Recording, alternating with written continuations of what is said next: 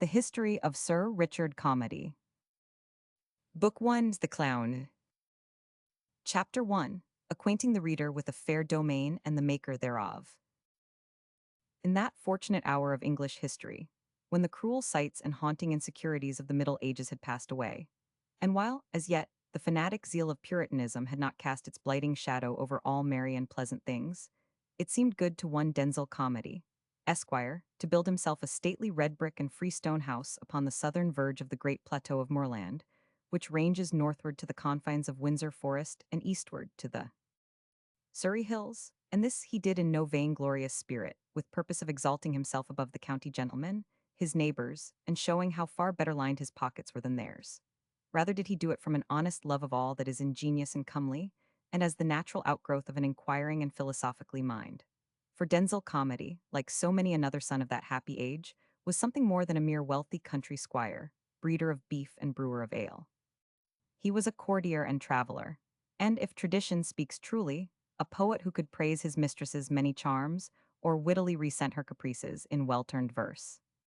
He was a patron of art, having brought back ivories and bronzes from Italy, pictures and china from the Low Countries, and enamels from France. He was a student and collected the many rare and handsome leather-bound volumes telling of curious arts, obscure speculations, half-fabulous histories, voyages, and adventures, which still constitute the almost unique value of the Brockhurst Library. He might claim to be a man of science, moreover off that delectable old-world science which has no narrow-minded quarrel with miracle or prodigy, wherein angel and demon mingle freely, lending a hand unchallenged to complicate the operations both of nature and of gracious science which, even yet in perfect good faith, busied itself with the mysteries of the rosy cross, mixed strange ingredients into a possible elixir of life, ran far afield in search for the philosopher's stone, gathered herbs for the confection of simples during auspicious phases of the moon, and beheld in comet and meteor awful forewarnings of public calamity or of divine wrath. From all of which it may be premised that when, like the wise king of old in Jerusalem, Denzil Calmady builded him houses, made him gardens and orchards, and planted trees in them of all kind of fruits, when he made him pools of water to water therewith the wood that bringeth forth trees, when he gathered silver and gold and the treasure of provinces, and got him singers and players of musical instruments, and the delights of the sons of men, he did so that, having tried and sifted all these things, he might, by the exercise of a ripe and untrammeled judgment, decide what amongst them is illusory, and but as a passing show, and what but never so small a remnant is in it the promise of eternal subsistence, and therefore of vital worth, and that, having so decided and thus gained an even mind, he might prepare serenely to take leave of the life he had dared so largely to live. Commencing his labors at Brockhurst during the closing years of the reign of Queen Elizabeth, Denzil Calmady completed them in 1611 with a royal housewarming. For the space of a week during the autumn of that year, the last autumn, as it unhappily proved, that graceful and scholarly prince was fated to see, Henry, Prince of Wales, condescended to be his guest. He was entertained at Brockhurst's contemporary records, inform the curious with much feastin, and many joyous masques and gallant pastimes, including a great slaying of deer, and divers beasts and fowl in the woods and coverts thereunto adjacent. It is added, with unconscious irony, that his host, being a true lover of all wild creatures, had caused a fine bear pit to be digged beyond the outer garden wall to the west, and that, on the Sunday afternoon of the prince's visit, there was held a most mighty baitinge, to witness which many noble gentlemen of the neighborhood did visit Brockhurst and lay there 2 nights. Later it is reported of Denzil Calmady, who was an excellent churchman, suspected even, notwithstanding his little turn for philosophy, of a greater leaning towards the old Mass book than towards the modern Book of Common Prayer, that he notably assisted Laud, then Bishop of St. David's, in respect of certain delicate diplomacies. Laud proved not ungrateful to his friend, who, in due time, was honored with one of King James's newly instituted baronetcies, not to mention some few score seedling Scotchfirs, which, taking kindly to the light moorland soil, increased and multiplied exceedingly, and sowed themselves broadcast over the face of the surrounding country. And, save for the vigorous upgrowth of those same fir trees, and for the fact that bears and bear-pit had long given place to racehorses, and to a great square of stable buildings in the hollow lying back from the main road across the park, Brockhurst was substantially the same in the year of grace 1842, when this truthful history actually opens, as it had been when Sir Denzel's workmen set the last tier of bricks of the last twisted chimney stack in its place. The grand, simple masses of the house Gothic in its main lines, but with much of Renaissance work in its detail still, lent themselves to the same broad effects of light and shadow, as it crowned the southern and western sloping hillside amid its red-walled gardens and pepper-pot summerhouses, its gleaming ponds and watercourses, its hawthorn-dotted paddocks, its ancient avenues of elm, of lime, and oak. The same panelings and tapestries clothed the walls of its spacious rooms and passages. The same quaint treasures adorned its fine Italian cabinets. The same air of large and generous comfort pervaded it. As the child of true lovers is said to bear through life, in a certain glad beauty of person and of nature, witness to the glad hour of its conception, so Brockhurst, on through the accumulating years, still bore witness to the fortunate historic hour in which it was planned. Yet, since in all things material and mortal there is always a little spot of darkness, a germ of canker, at least the echo of a cry of fearless life being too sweet, man should grow proud to the point of forgetting he is, after all, but a pawn upon the board, but the sport and plaything of destiny, and the vast purposes of Godal was not quite well with Brockhurst. At a given moment of time, the diabolic element had of necessity obtruded itself. And, in the chronicles of this delightful dwelling place, even as in those of Eden itself, the angels are proven not to have had things altogether their own gracious way. The pierced stone parapet, which runs round three sides of the house, and constitutes, architecturally, one of its most noteworthy features, is broken in the center of the north front by a tall, stepped and sharply pointed gable, flanked on either hand by slender, four-sided pinnacles. From the niche in the said gable, arrayed in sugarloaf hat, full doublet and trunk hose, his head a trifle bent so that the tip of his pointed beard rests on the pleatings of his marble ruff, a carpenter's rule in his right hand, Sir Denzel Calmady gazes meditatively down. Delicate, coral-like tendrils of the Virginian creeper, which covers the house walls and strays over the bay windows of the long gallery below, twine themselves yearly about his ankles and his square-toed shoes. The swallows yearly attempt to fix their gray, mud nests against the flutings of the scallop-shell canopy sheltering his bowed head, and are yearly ejected by cautious gardeners armed with imposing array of ladders, and conscious of no little inward reluctance to face the dangers of so aerial a height. And here, it may not be unfitting to make further mention of that same little spot of darkness, germ of canker, echo of the cry of fear, that had come to mar the fair records of Brockhurst, for very certain it was that, among the varying scenes, moving merry or majestic, upon which Sir Denzel had looked down during the 2.25 centuries of his sojourn in the lofty niche of the northern gable, there was one his eyes had never yet rested up and on matter, and that a very vital one, to which had he applied his carpenter's rule, the measure of it must have proved persistently and grievously short. Along the straight walks, across the smooth lawns, and beside the brilliant flower borders of the formal gardens, he had seen generations of babies toddle and stagger, with gurglings of delight, as they clutched at glancing bird or butterfly far out of reach. He had seen healthy, clean-limbed, boisterous lads and dainty, little maidens laugh and play, quarrel, kiss, and be friends again. He had seen ardent lovison glowing June twilights, while the nightingales shouted from the laurels, or from the coppices in the park below driven to the most desperate straits, to visions of cold poison, of horse pistols, of immediate enlistment, or the consoling arms of Betty the housemaid, by the coquetries of some young lady captivating in powder and patches, or arrayed in the high-waisted, agreeably revealing costume which our grandmothers judged it not improper to wear in their youth. He had seen husband and wife, too, wandering hand in hand at first, tenderly hopeful and elate. And then, sometimes, as the years lengthened, they growing somewhat sated with the ease of their high estate, he had seen them hand in hand no longer, waxing cold and indifferent, debating even at moments, reproachfully whether they might not have invested the capital of their affections to better advantage elsewhere. All this and much more Sir Denzel had seen, and doubtless measured, for all that he appears so immovably calm and apart. But that which he had never yet seen was a man of his name and race, full of years and honors, come slowly forth from the stately house to sun himself, morning or evening, in the comfortable shelter of the high, red-brick, rose-grown garden walls, looking the while with the pensive resignation of old age at the goodly, wide-spreading prospect. Smiling again over old jokes, warming again over old stories of prowess with horse and hound, or rod and gun. Feeling the eyes moisten again at the memory of old loves, and of those far away first embraces which seemed to open the gates of paradise and create the world anew. At remembrances of old hopes, too, which proved stillborn, and of old distresses, which often enough proved stillborn likewise. The whole of these simplified now, sanctified, the tumult of them stilled, along with the hot, young blood which went to make them, by the kindly torpor of increasing age and the approaching footsteps of greatly reconciling death. For Sir Denzil's male descendants, one and all, so says tradition, so say too the written and printed family records, the fine monuments in the chancel of Sandifield Church, and more than one tombstone in the yew-shaded churchyard, have displayed a disquieting incapacity for living. To the permitted 70 and 10, let alone 80, and dying decently, in ordinary, commonplace fashion in their beds. Mention is made of casualties surprising in number and variety, and not always, it must be owned, to the moral credit of those who suffered them. It is told how Sir Thomas, grandson of Sir Denzil, died miserably of gangrene, caused by a tear in the arm from the antler of a wounded buck. How his nephew Zachary, who succeeded him, was stabbed during a drunken brawl in an eating-house in the Strand.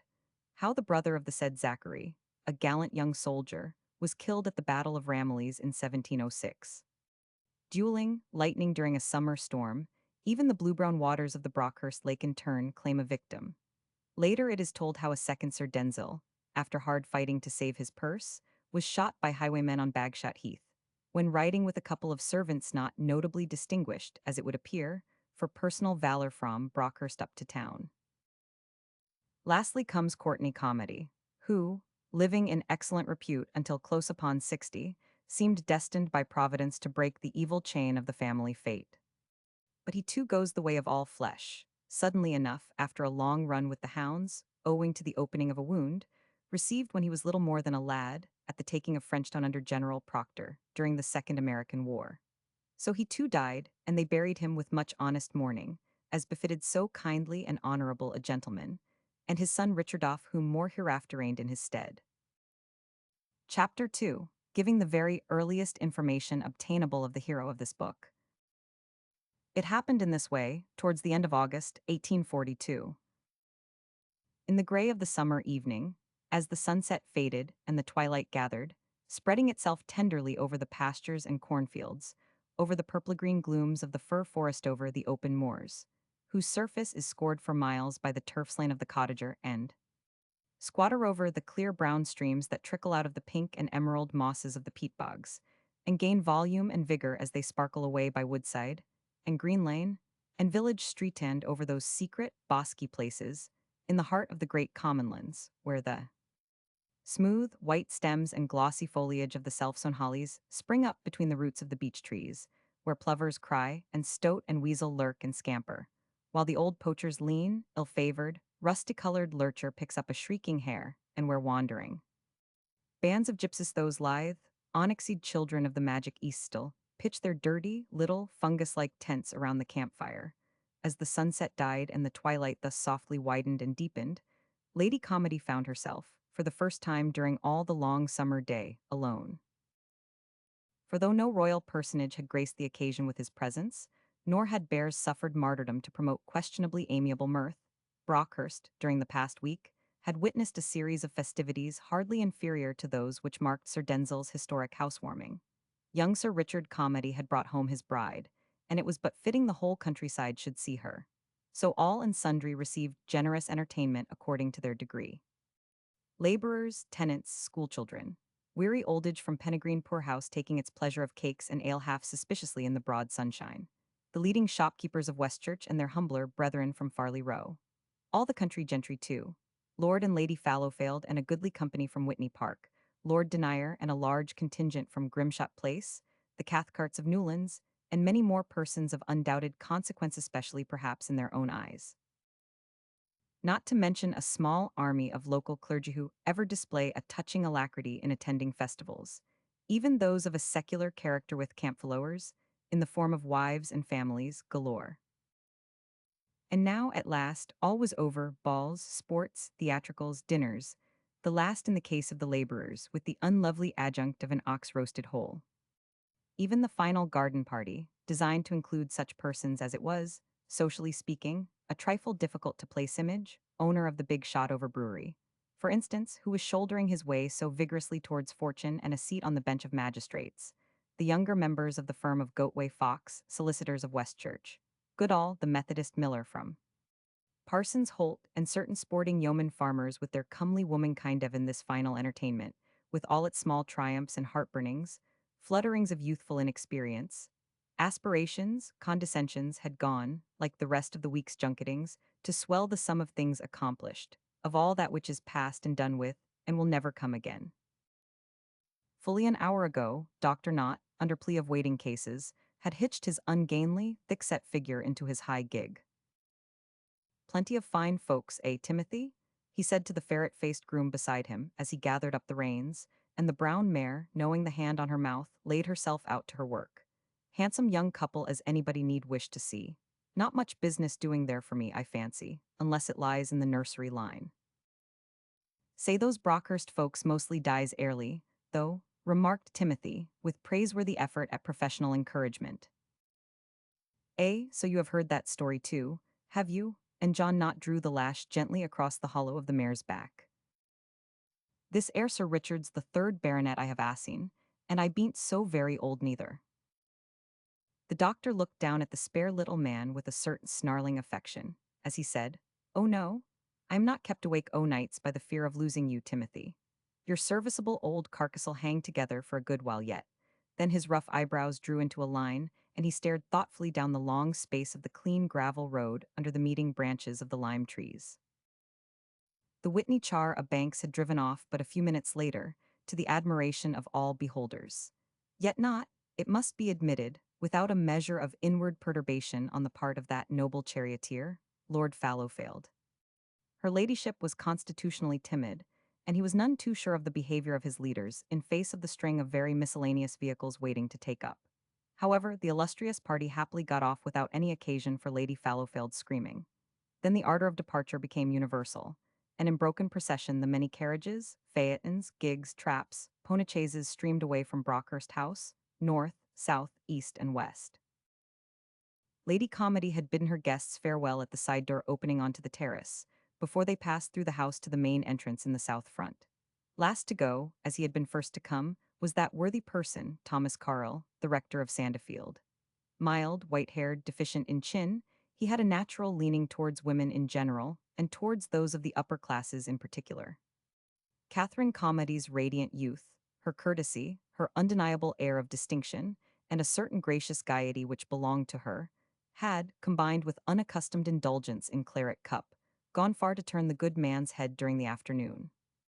Regardless of the slightly flustered remonstrances of his wife and daughters, he lingered, expending himself in innocently confused compliment, supplemented by prophecies regarding the blessings destined to descend upon Brockhurst and the mother parish of Sandifield, in virtue of Lady Calmady's advent.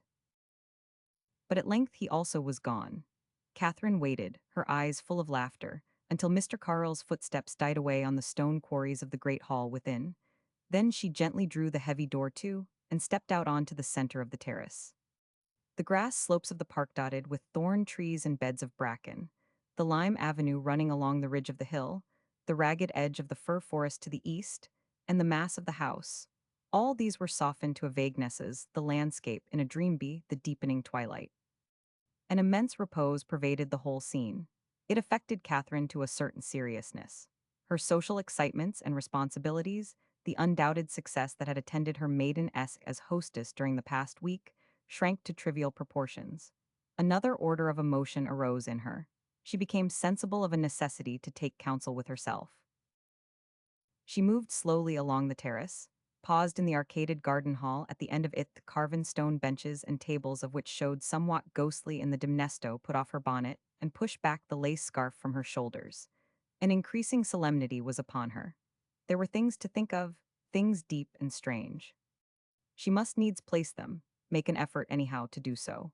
And, in face of this necessity, came an instinct to rid herself of all small impeding conventionalities, even in the matter of dress. For there was in Catherine that inherent desire of harmony with her surroundings, that natural sense of fitness, which given certain technical aptitudescos to make a great dramatic artist.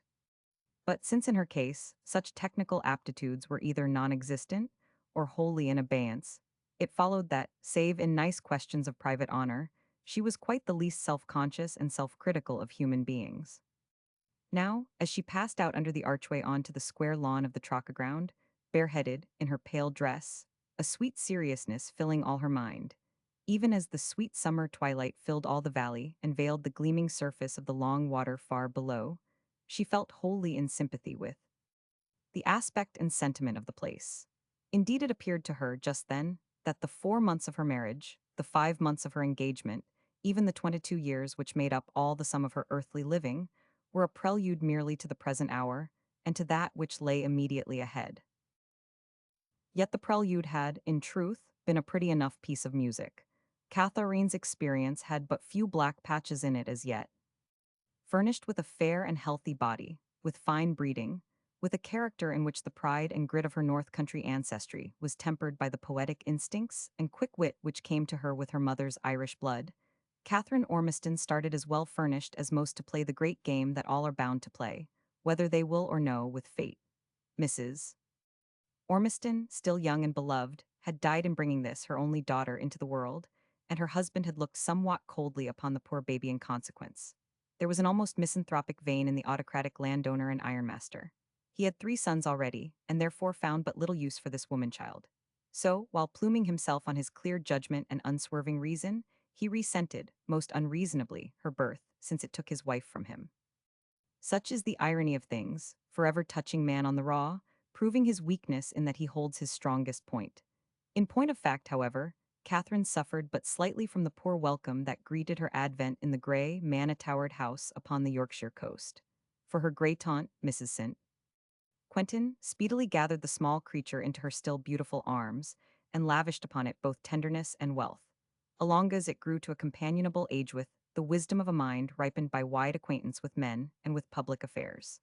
Mrs. St. Quentin, famous in Dublin, London, Paris, as a beauty and a withad, passed her early womanhood amid the tumult of great events. She had witnessed the horrors of the Terror, the splendid amazements of the First Empire, and could still count among her friends and correspondents politicians and literary men of no mean standing. A legend obtains that Lord Byron sighed for Harand in vain. For, as Catherine came to know later, this woman had loved once, daringly, finally, yet without scandal, though the name of him whom she loved and who loved her was not, it must be owned, St. Quentin.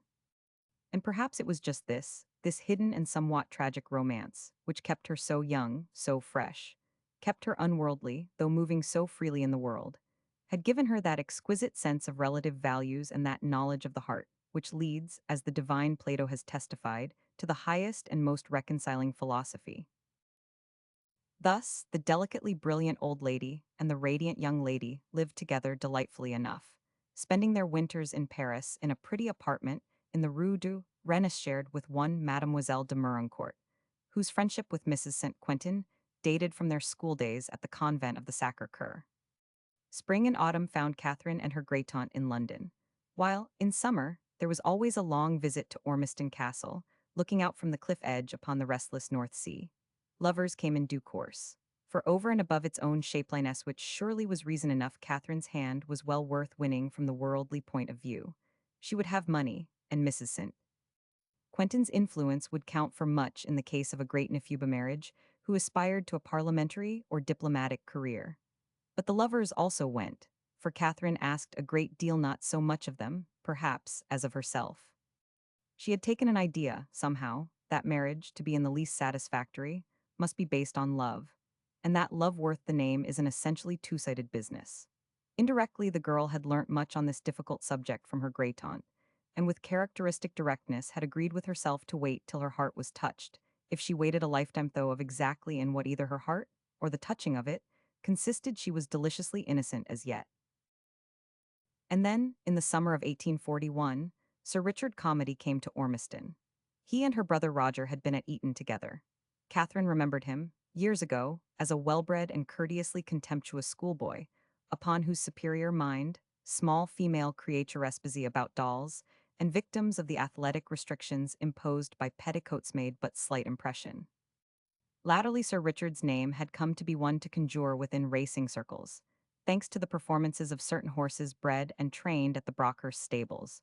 Though some critics, it is true, deplored his tendency to neglect the older and more legitimate sport of flat racing in favor of steeplechasing. It was said he aspired to rival the long list of victories achieved by Mr. Elmore's Gaylad and Lottery and the successes of Peter Simple, the famous Grey. This much Catherine had heard of him from her brother. And having her haughty turnces, what charming woman has not? Set him down as probably a rough sort of person, notwithstanding his wealth and good connections, a kind of gentleman jockey, upon whom it would be easy to take a measure of pretty revenge for his boyish indifference to her existence. But the meeting, and the young man alike, turned out quite other than she had anticipated. For she found a person as well furnished in all polite and social arts as herself, with no flavor of the stable about him.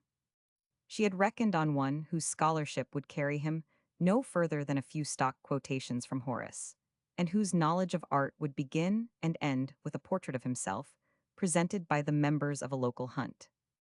And it was a little surprising, possibly a little mortifying to her to hear him talking over obscure passages in Spenser's Fry Queen with Mrs. St.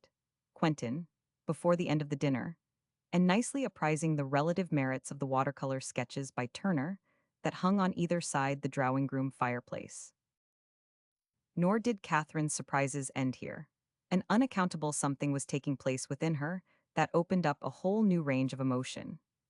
She, the least moody of young women, had strange fluctuations of temper, finding herself buoyantly happy one hour, the next pensive, filled with timidity and self-distrust, not to mention the little fits of gusty anger and purposeless jealousy which took her, hurting her pride shrewdly. She grew anxiously solicitous as to her personal appearance. This dress would not please her nor that. The image of her charming oval face and well-set head ceased to satisfy her. Surely a woman's hair should be either positively blonde or black, not this indeterminate brown, with warm lights in it? She feared her mouth was not small enough, the lips too full and curved for prettiness. She wished her eyes less given to change, under their dark lashes, from clear gray blue to a nameless color like the gloom of the pools of a woodland stream, as her feelings changed from gladness to distress. She feared her complexion was too bright, and then not bright enough. And all the while, a certain shame possessed her that she should care at all about such trivial matters, for life had grown suddenly larger and more august. Books she had read, faces she had watched 100 times, the vast horizon looking eastward over the unquiet sea, all these gained a new value and meaning which at once enthralled and agitated her thought. Sir Richard Calmady stayed a fortnight at Ormiston, and the two ladies crossed to Paris earlier, that autumn, than was their custom. Catherine was not in her usual good health, and Mrs. St. Quentin desired change of air and scene on her account.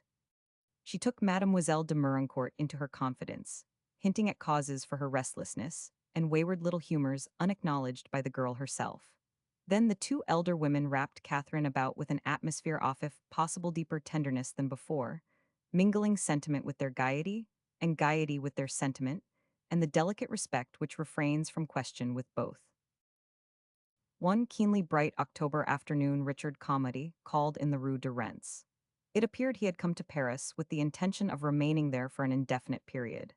He called again, and yet again, making himself charming, a touch of deference, tempering his natural suavity alike to his hostesses and to such of their guests as he happened to meet. It was the fashion of 50 years ago to conduct affairs, even those of the heart, with a dignified absence of precipitation.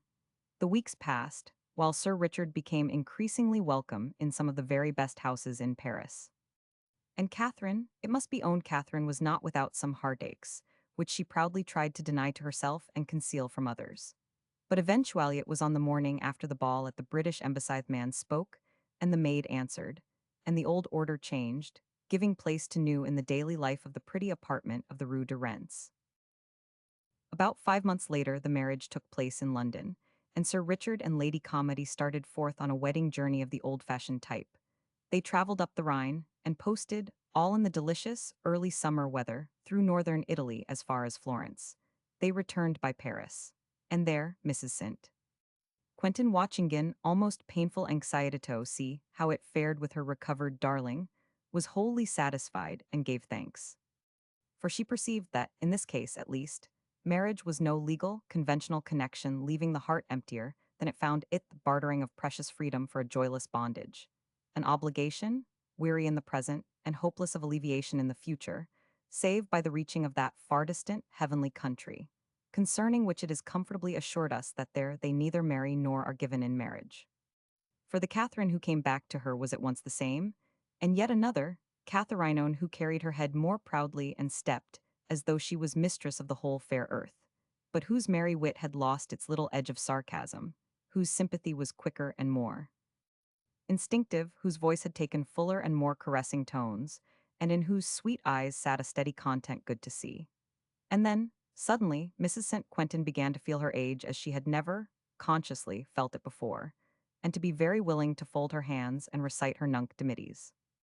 For, in looking on the faces of the bride and bridegroom, she had looked once again on the face of love itself, and had stood within the court of the temple of that Uranian Venus, whose unsullied glory is secure here and hereafter, since to her it is given to discover to her worshippers the innermost secret of existence, thereby fencing them forever against the plagues of change, delusion, and decay.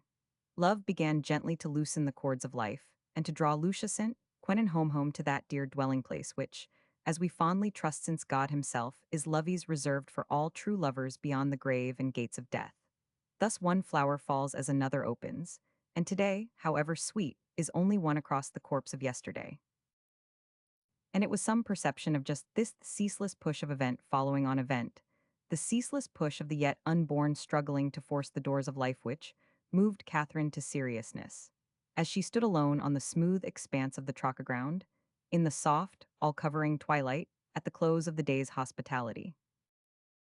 On her right the house and its delicate twisted chimneys showed dark against the fading rose of the western sky. The air, rich with the fragrance of the red-walled gardens behind her, with the scent of jasmine, heliotrope and clove carnations, lattice lilies and mignonette, was stirred, now and again, by wandering winds cool from the spaces of the open moors. While, as the last roll of departing wheels died out along the avenues, the voices of the woodland began to reassert themselves. Wildfowl called from the alder-fringed long water. Nighthawks chirred as they beat on noiseless wings above the beds of bramble and bracken. A cock pheasant made a most admired stir and keckling in seeing his wife and brood to roost on the branches of one of King James's age-old Scotch firs. And this sense of nature coming back to claim her own, to make known her eternal supremacy, now that the fret of man's little pleasuring had passed, was very grateful to Catherine Calmady.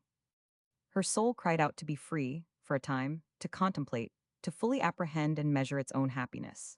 It needed to stand aside so that the love given, and all given with that love of in these matters of house and gardens, of manservants and maidservants of broad acres, all the poetry, in short, of great possessions might be seen in perspective. For Catherine had that necessity in part intellectual, in part practical, and common to all who possess a gift for rulto, resist the confusing importunity of detail, and to grasp intelligently the whole, which alone gives to detail coherence and purpose. Her mind was not one perhaps unhappily which is contented to merely play with bricks, but demands the plan of the building into which those bricks should grow. And she wanted just now to lay hold of the plan of the fair building of her own life. And to this end the solitude, the evening quiet, the restful unrest of the forest and its wild creatures should surely have ministered. She moved forward and sat on the broad stone balustrade which, topping the buttressed masonry that supports it above the long downward grass slope of the park, encloses the Troca ground on the south.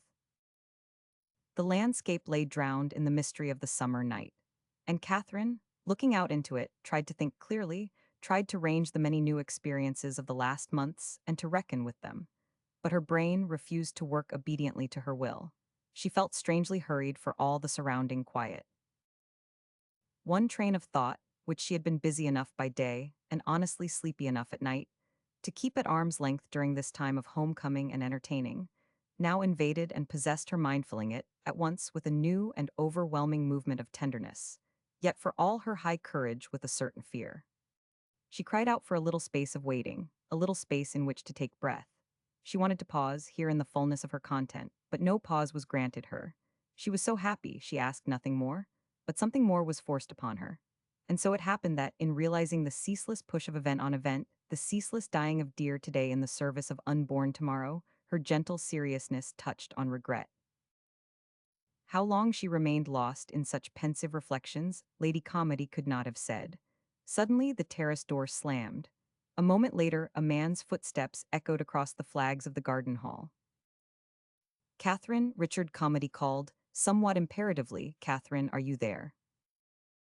She turned and stood watching him as he came rapidly across the turf. Yes, I am here, she cried. Do you want me? Do I want you? He answered curtly. Do not I always want you? A little sob rose in her throat, she knew not whyfer. Hearing the tone of his voice, her sadness was strangely assuaged.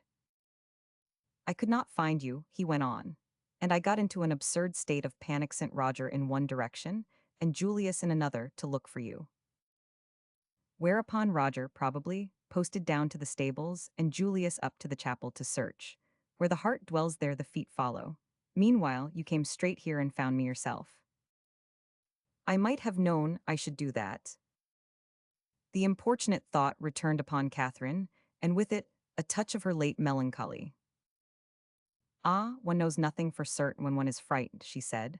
She moved closer to him, holding out her hand. Here, she continued, you are a little too shadowy, too unsubstantial in this light, Dick. I would rather make more sure of your presence. Richard Calmady laughed very gently. Then the two stood silent, looking out over the dim valley, hand in hand. The scent of the gardens was about them. Moving lights showed through the many windows of the great house. The waterfowl called sleepily. The chirring of the nighthawks was continuous, soothing as the hum of a spinning wheel. Somewhere, away in the warren, a fox barked. In the eastern sky, the young moon began to climb above the ragged edge of the firs. When they spoke again, it was very simply, in broken sentences, as children speak. The poetry of their relation to one another and the scene about them were too full of meaning, too lovely, to call for polish of rhetoric or pointing by epigram. Tell me, Catherine said, were you satisfied?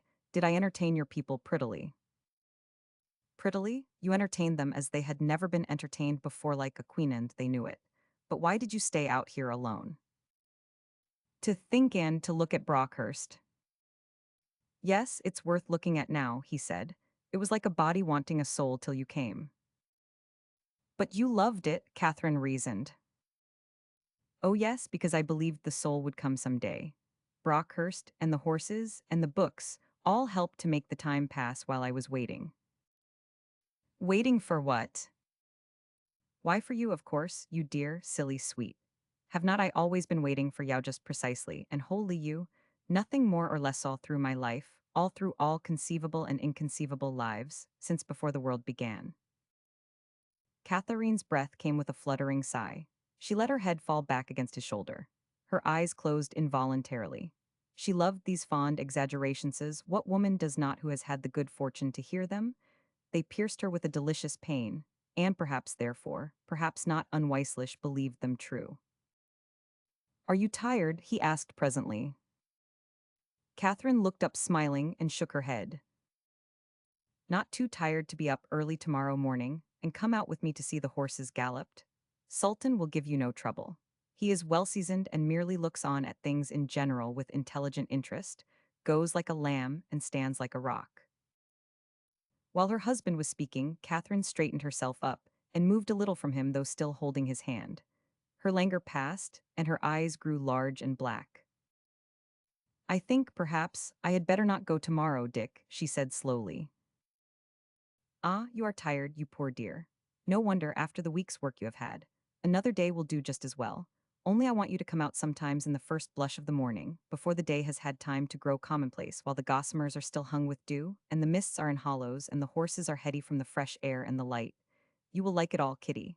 It is rather inspiring, but it will keep. Tomorrow I will let you rest in peace. Oh no, it is not that, Catherine said quickly. The importunate thought was upon her again, clamoring, not only to be recognized, but fairly owned to and permitted to pass the doors of speech. And a certain modesty made her shrink from this. To know something in the secret of your own heart, or to tell it, thereby making it a hard concrete fact, outside yourself, over which, in a sense, you cease to have control, are two such very different matters. Catherine trembled on the edge of her confession, though that to be confessed was, after all, but the natural crown of her love. I think I ought not to ride no for a time, Dick. All the blood rushed into her face and throat, and then ebbed, leaving her very white in the growing darkness. You have given me a child, she said. Chapter 3, Touching Matters Clerical and Controversial. Brockhurst had rarely appeared more blessed by spacious sunshine and stately cheerfulness than during the remaining weeks of that summer.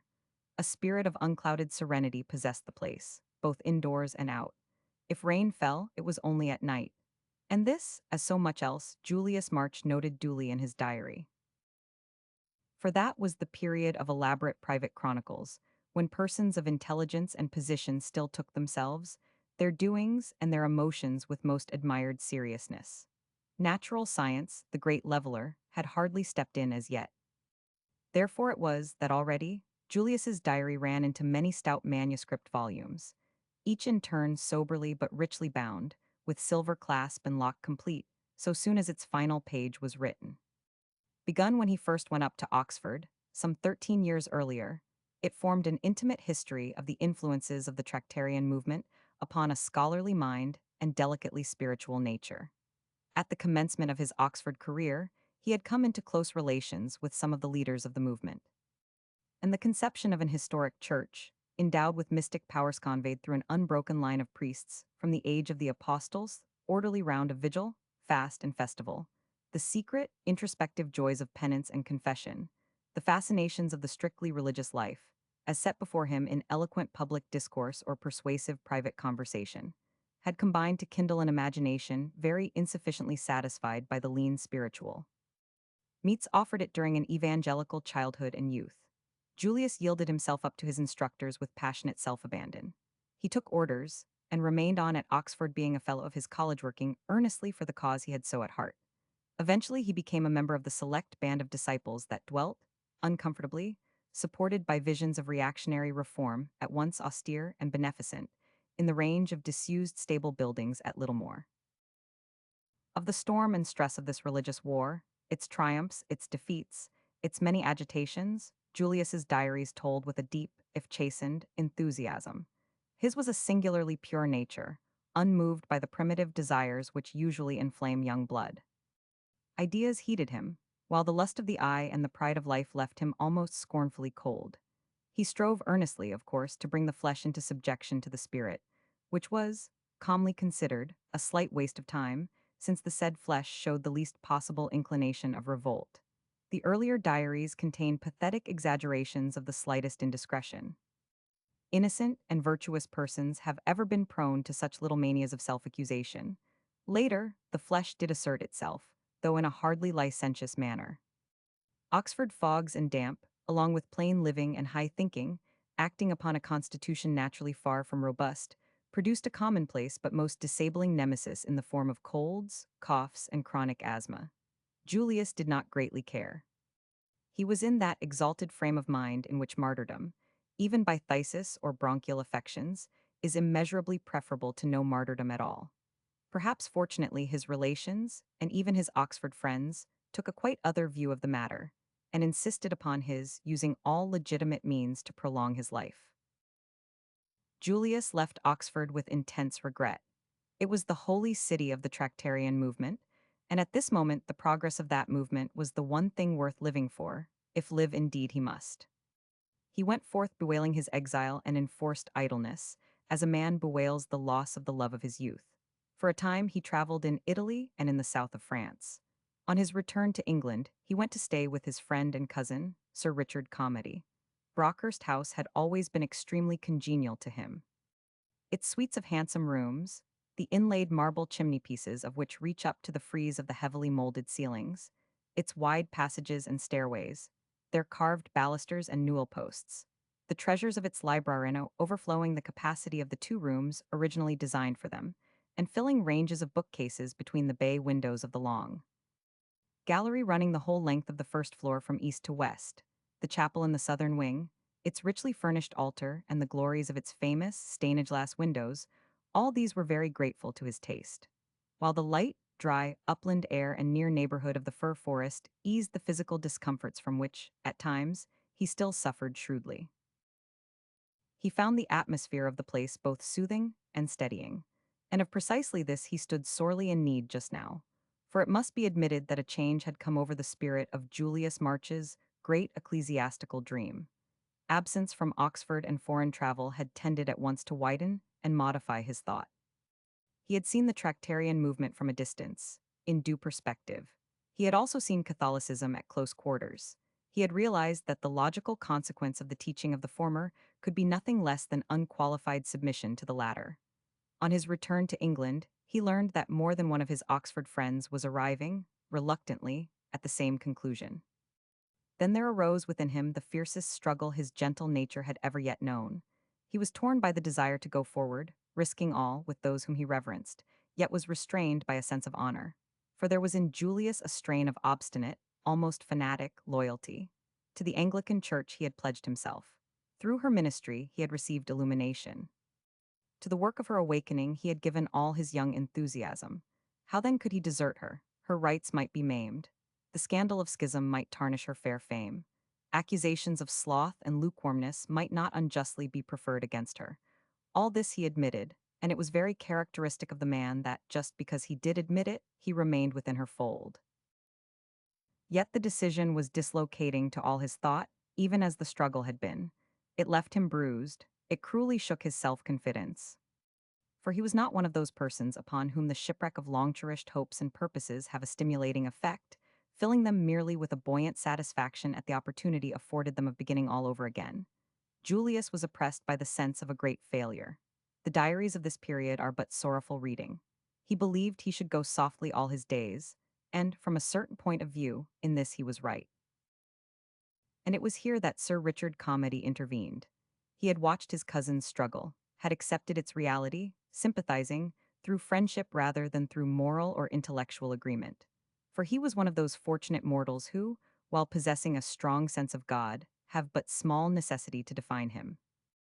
Many of Julius's keenest agonies appeared to him subjective, a matter of words and phrases. Yet he respected them, out of the sincere regard he bore the man who suffered them. He did more. He tried a practical remedy. Modestly, as one asking rather than conferring a favor, he invited Julius to remain at Brockhurst, on a fair stipend, as domestic chaplain and librarian. In the fullness of your generosity towards me you are creating a costly sinecure, Julius had remonstrated. Not in the least. I am selfishly trying to secure myself a most welcome companion by asking you to undertake a very modest cure of souls and to catalogue my books, when you might be filling some important post and qualifying for a bishopric. Julius had shaken his head sadly enough. The high places of the church are not for me, he said, neither are her great adventures. Thus did Julius March, somewhat broken both in health and spirit, become a carpet priest. The trumpet blasts of controversy reached him as echoes merely, while his days passed in peaceful, if pensive, monotony. He read prayers morning and evening to the assembled household in the chapel, reduced the confusion of the library shelves, doing a fair amount of study, both secular and theological, during the process, rode with his cousin on fine afternoons to distant farms, by high-banked lanes in the lowland, or across the open moors, visited the lodges or the keepers' and gardeners' cottages within the limits of the park, on foot. Now and again he took a service or preached a sermon for good Mr. Carl of Sandefield, in whose amiable mind instinctive admiration of those, even distantly, related to persons of wealth and position, jostled an equally instinctive terror of Mr. March's well-known Romanizing tendencies. And in that there was, surely, a touch of the irony of fate. Lastly, Julius did his utmost to exercise an influence for good over the 20 and odd boys at the racing Stableson unpromising generation at best, the majority of whom, he feared, accepted his efforts for their moral and spiritual welfare with the same somewhat brutish philosophy with which they accepted Tom Chifney, the trainer's rough and ready system of discipline, and the 1,001 vagaries of the fine-limbed, queer-tempered horses which were at once the glory and torment of their young lives. Things had gone on thus for rather more than a year when Richard Calmady married. Julius was perhaps inclined, beforehand, to underrate the importance of that event. He was singularly innocent, so far, of the whole question of woman. He had no sisters. At Oxford he had lived exclusively among men, while the Tractarian movement had offered a sufficient outlet to all his emotion. The severe and exquisite verses of the Lyra Apostolica fitly expressed the passions of his heart. To the church, at once his mother and his mistress, he had wholly given his first love. He had gone so far, indeed, in a rapture of devotion one Easter day, during the celebration of the Holy Eucharist, as to impose upon himself a vow of livelong chastity. This he did let it be added without either the sanction or knowledge of his spiritual advisers. The vow, therefore, remained unwitnessed and unratified, but he held it inviolable nevertheless. And it lay but lightly upon him, joyfully almost rather as a ridding of himself of possible perturbations and obsessions, than as an act of most austere self-renunciation. In his ignorance he merely went forward with an increased freedom of spirit, all of which is set down, not without underlying pathos, in the diary of that date. And that freedom of spirit remained by him, notwithstanding his altered circumstances. It even served indirectly, since none knew the fact of his self-dedication save himself as a basis of pleasant intercourse with the women of his own social standing whom he now met. It served him thus in respect of Lady Calmady, who accepted him as a member of her new household with charming kindliness, treating him with a gentle solicitude born of pity for his far from robust health, and for the mental struggles which she understood him to have passed through. Many persons, it must be owned, described Julius as remarkably ugly, but he did not strike Catherine thus. His heavy black hair, beardless face and sallow skin rendered dull and colorless, his features thickened, though not actually scarred, by smallpox, which he had had as a child. His sensitive mouth and the questioning expression of his short-sighted brown eyes reminded her of a 15th century Florentine portrait that had always challenged her attention when she passed it in the vestibule of a certain obscure, yet aristocratic, Parisian hotel, on the left bank well understood off the Seine. The man of the portrait was narrow-chested, clothed in black. So was Julius March. He had long-fingered, finely shaped hands. So had Julius. He gave her the impression of a person endowed with a capacity of prolonged and silent self-sacrifice. So did Julius. She wondered about his story. For Julius, at least little as she or he then suspected it, the deepest places of the story still lay ahead. Chapter 4. Raising problems which it is the purpose of this history to resolve. It was not without a movement of inward thanksgiving that, the festivities connected with Sir Richard and Lady Calmady's homecoming being over, Julius March returned to his labors in the Brockhurst Library. Humanity at first hand, whatever its social standing or its pursuits, was, in truth, always slightly agitating to him.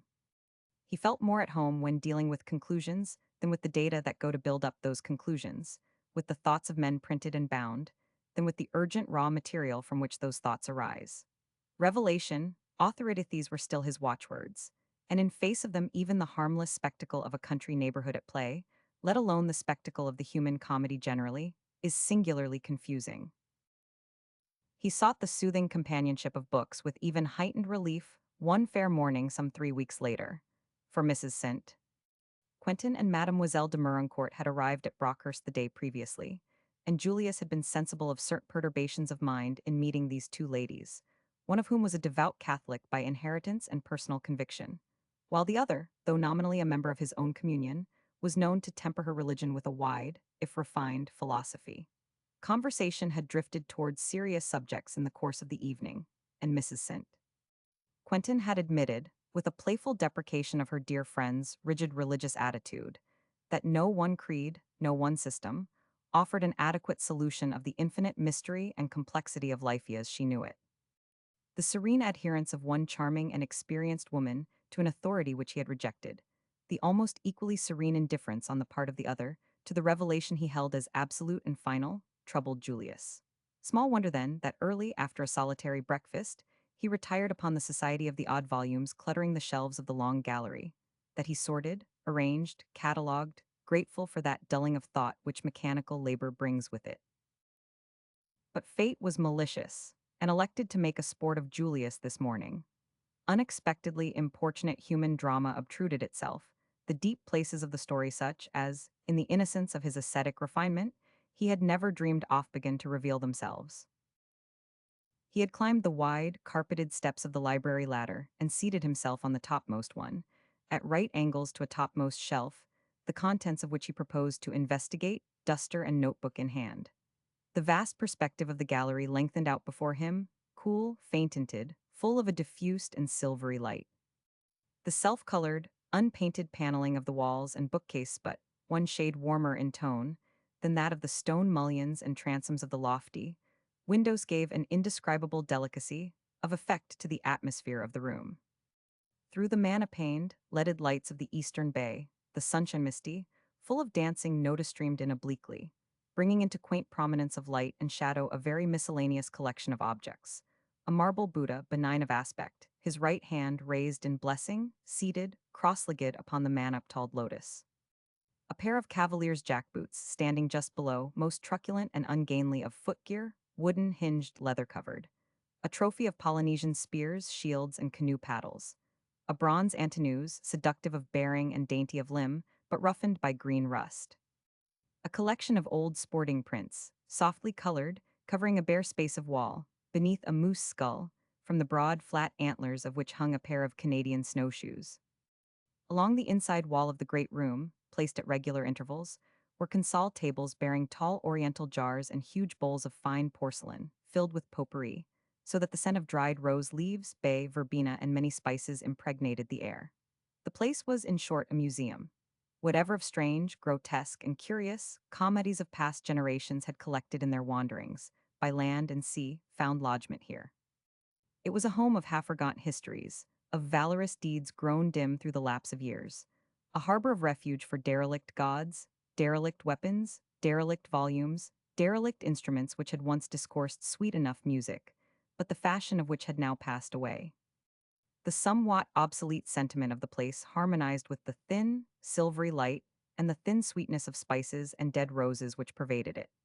It seemed to smile, as with the pitying tolerance of the benign image of Buddha, at the heat and flame, the untempered scarlet and purple of the fleeting procession of individual lives that had ministered to its furnishing. For how much vigorous endeavor, now over and done with, never to be recalled, had indeed gone to supply the furnishing of that room. And, after all, is not the most any human creature dare hope for the more or less dusty corner of some museum shelf at last? The passion of the heart testified to by some battered trinket, the sweat of the brain by some magotate manuscript, the agony of death, at best, by some round shot turned up by the plowshare. And how shall any one dare complain of this, since have not empires before now only been saved from oblivion by a few buried potsherds, and whole races of mankind by childish picturesque scratchings on a reindeer bone? Tout las, tout pass, tout cass. The individual his arts, his possessions, his religion, his civilization is always as an envelope merely, to be torn asunder and cast away.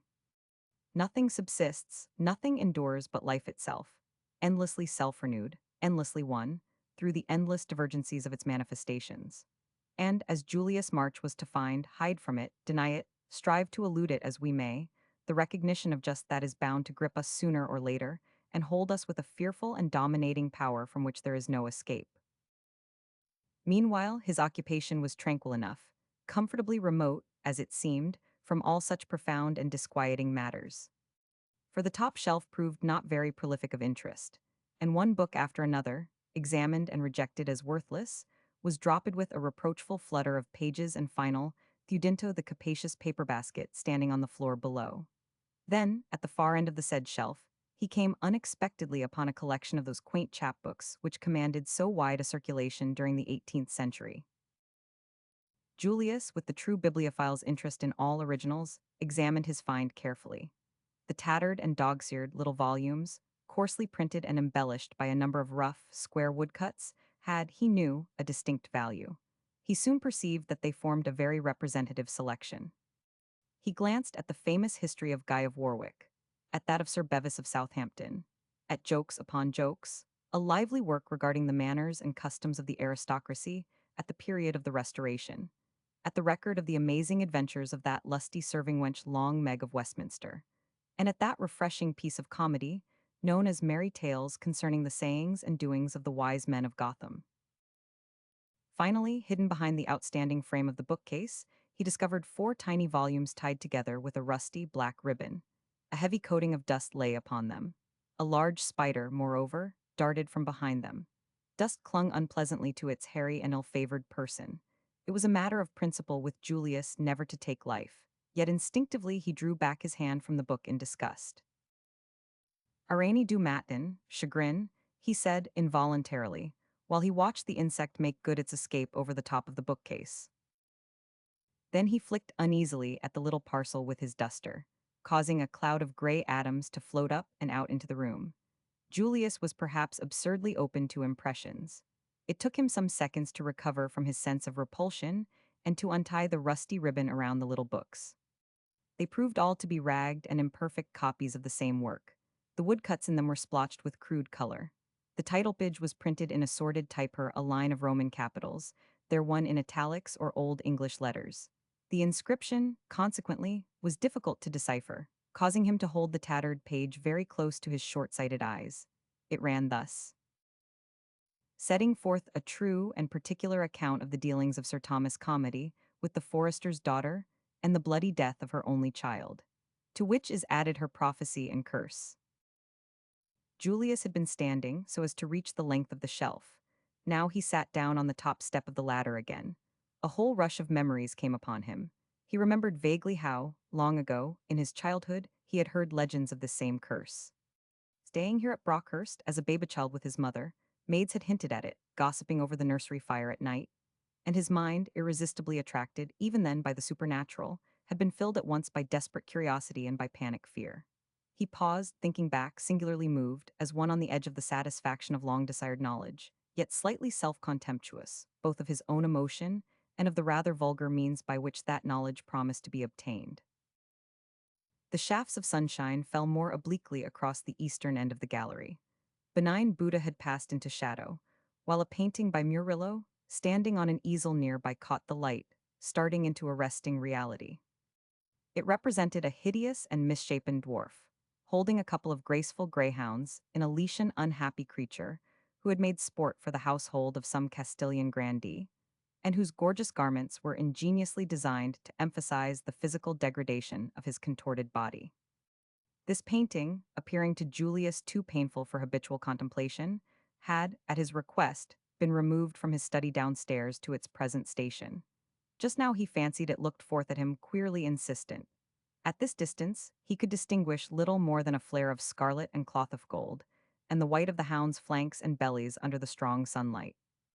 But he knew the picture in all its details, and was oppressed by the remembrance of tragic eyes in a brutal face, eyes that protested dumbly against cruelty inflicted by nature and by mankind alike.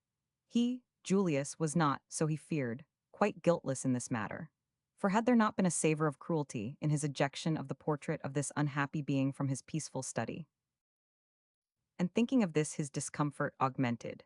He was assailed by an unreasoning nervousness of something malign, something sinister, about to befall or to become known to him. Araignée du matin, chagrin, he repeated involuntarily. He laid the four little chapbooks back hastily behind the outstanding woodwork of the bookshelf, descended the steps, walked the length of the gallery, and leaning against one of the stone mullions of the great, eastern bay window, looked out of the wide, open casement. The prospect was, indeed, reassuring enough. The softly green square of the trocca ground, the brilliant beds and borders of the brick-walled gardens, the gray flags of the great terracettes, rows of little orange trees, heavy with flower and fruit, set in blue-painted tubsleigh below him in a blaze of August sunshine. From the direction of the long water in the valley, Richard Calmady rode up, between the thorn trees and the beds of bracken, across the turf slopes of the park. It was a joy to see him ride. The rider and horse were one, in vigor and in the repose which comes of vigora, something classic in the natural beauty and sympathy of rider and of horse. Halfway up the slope Richard swerved, turned towards the house, sat looking up, hat in hand, while Catherine stood at the edge of the terrace looking down, speaking with him. The warm breeze fluttered her full muslin skirts, rose and white, and the white lace of her parasol. The rich tones of her voice and the ring of her laughter came up to Julius, as he leant against the stone mullion, along with the droning of innumerable bees, and the cooing of the pink-footed pigeons that bowed to one another, spreading their tails, drooping their wings amorously, upon the broad, gray string course running along the house front just beneath. Mademoiselle de Merincourt, a small, neat, gray and black figure, was beside Catherine, and now and again he heard the pretty staccato of her foreign speech. Then Richard Calmady rode onward, turning half round in the saddle, looking up for a moment at the woman he loved. His horse broke into a canter, bearing him swiftly in and out of the shadow of the glistening, domed oaks and ancient, stag-headed Spanish chestnuts which crowned the ascent, and on down the long, softly shaded vista of the lime avenue. While Camp, the bulldog, who had lain panting in the bracken, streaked like a white flash up the hillside in pursuit of his well-beloved master. And Julius March moved away from the open window with a sigh. Yet what, after all, of malign or sinister was perceptible, conceivable even, in respect of this glorious morning and these happy peeploonless? As he reflected, something of pathos is of necessity ever resident in all beauty, all happiness, the world being sinful, and existence so prolific of pain and melancholy happenings?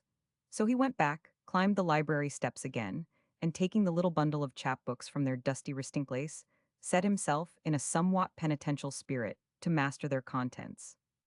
If the occupation was distasteful to him, the more wholesome to pursue it. So, supplying the deficiencies of torn or defaced pages by reference to another of the copies, he arrived by degrees at a clear understanding of the whole matter. The story was set forth in rhyming doggerel. The poet was not blessed with a gift of melody or of style. Absence of scansion tortured the ear. Coarseness of diction offended the taste. And yet, as he read on, Julius reluctantly admitted that the cruel tale gained credibility and moral force from the very homeliness of the language in which it was chronicled. Thus Julius learned how, during the closing years of the Commonwealth, the young royalist gentleman, Sir Thomas Calmady, dwelling in enforced seclusion at Brockhurst, relieved the tedium of country life by indulgence in divers amours. He was large-hearted, apparently, and could not see a comely face without attempting intimate acquaintance with the possessor of it. Among other damsels distinguished by his attentions was his head forester's handsome daughter, whom, under reiterated promise of marriage, he seduced. In due time she bore him a child, ideally beautiful, according to the poet of the chapbook, blessed with red gold hair and eyes of blue, and many charms of infantile healthfulness. And yet, notwithstanding the noble looks of her little son, the forester's daughter still remained unwed. For just now came the Restoration, and along with it a notable change in the outlook of Sir Thomas Calmady and many another lusty young gallant. Since the event in question not only restored Charles II to the arms of his devoted subjects, but restored such loyal gentlemen to the by no means too straight-laced society of town and court. Thence, some few years later, Sir Thomas amiably willing in all things to oblige his royal master brought home a bride, whose rank and wealth, according to the censorious chapbook, were extensively in excess of her youth and virtue. Julius lingered a little in contemplation of the quaint woodcut, representing the arrival of this lady at Brockhurst. Clothed in a bottle-green bodicery generously décolleté, her head adorned by a portentous erection of coronet and feathers, a sanguine dab of color on her cheek, she craned a skinny neck out of the window of the family coach. Apparently she was engaged in directing the movements of persons presumably footman-clad in canary-colored coats and armed with long staves. With these last, they treated a female figure in blue too, as it seemed, sadly rough usage.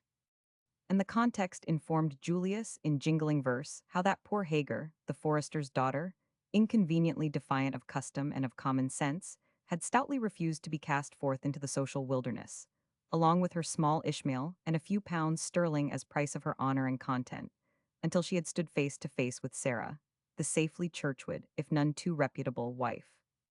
It informed him further how the said small Ishmael, whether alarmed by the violence of my lady's manservants, or wanting merely, childlike, to welcome his returning father into the coach door, and clambered on the step.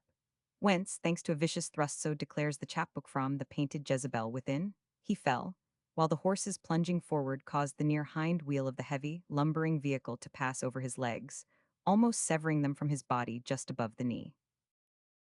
There up and here the homely language of the gutter poet rose to a level of rude eloquence of outraged mother. Holding the mangled and dying child in her arms, cursed the man who had brought this ruin upon her. Cursed him and his descendants to the 6th and 7th generations, good and bad alike. Declaring, moreover, that as judgment on his perfidy and lust, no owner of Brockhurst should reach the life limit set by the psalmist and die quiet and Christianly in his bed, until a somewhat portentous event should have taken place, namely, until, as the jingling rhyme set forth, a fatherless babe to the birth shall have come. Of brother or sister shall he have none, but red gold hair and eyes of blue, and a foot that will never know stocking or shoe. If he opens his purse to the lamenter's cry, then the woe shall lift and be laid for aye.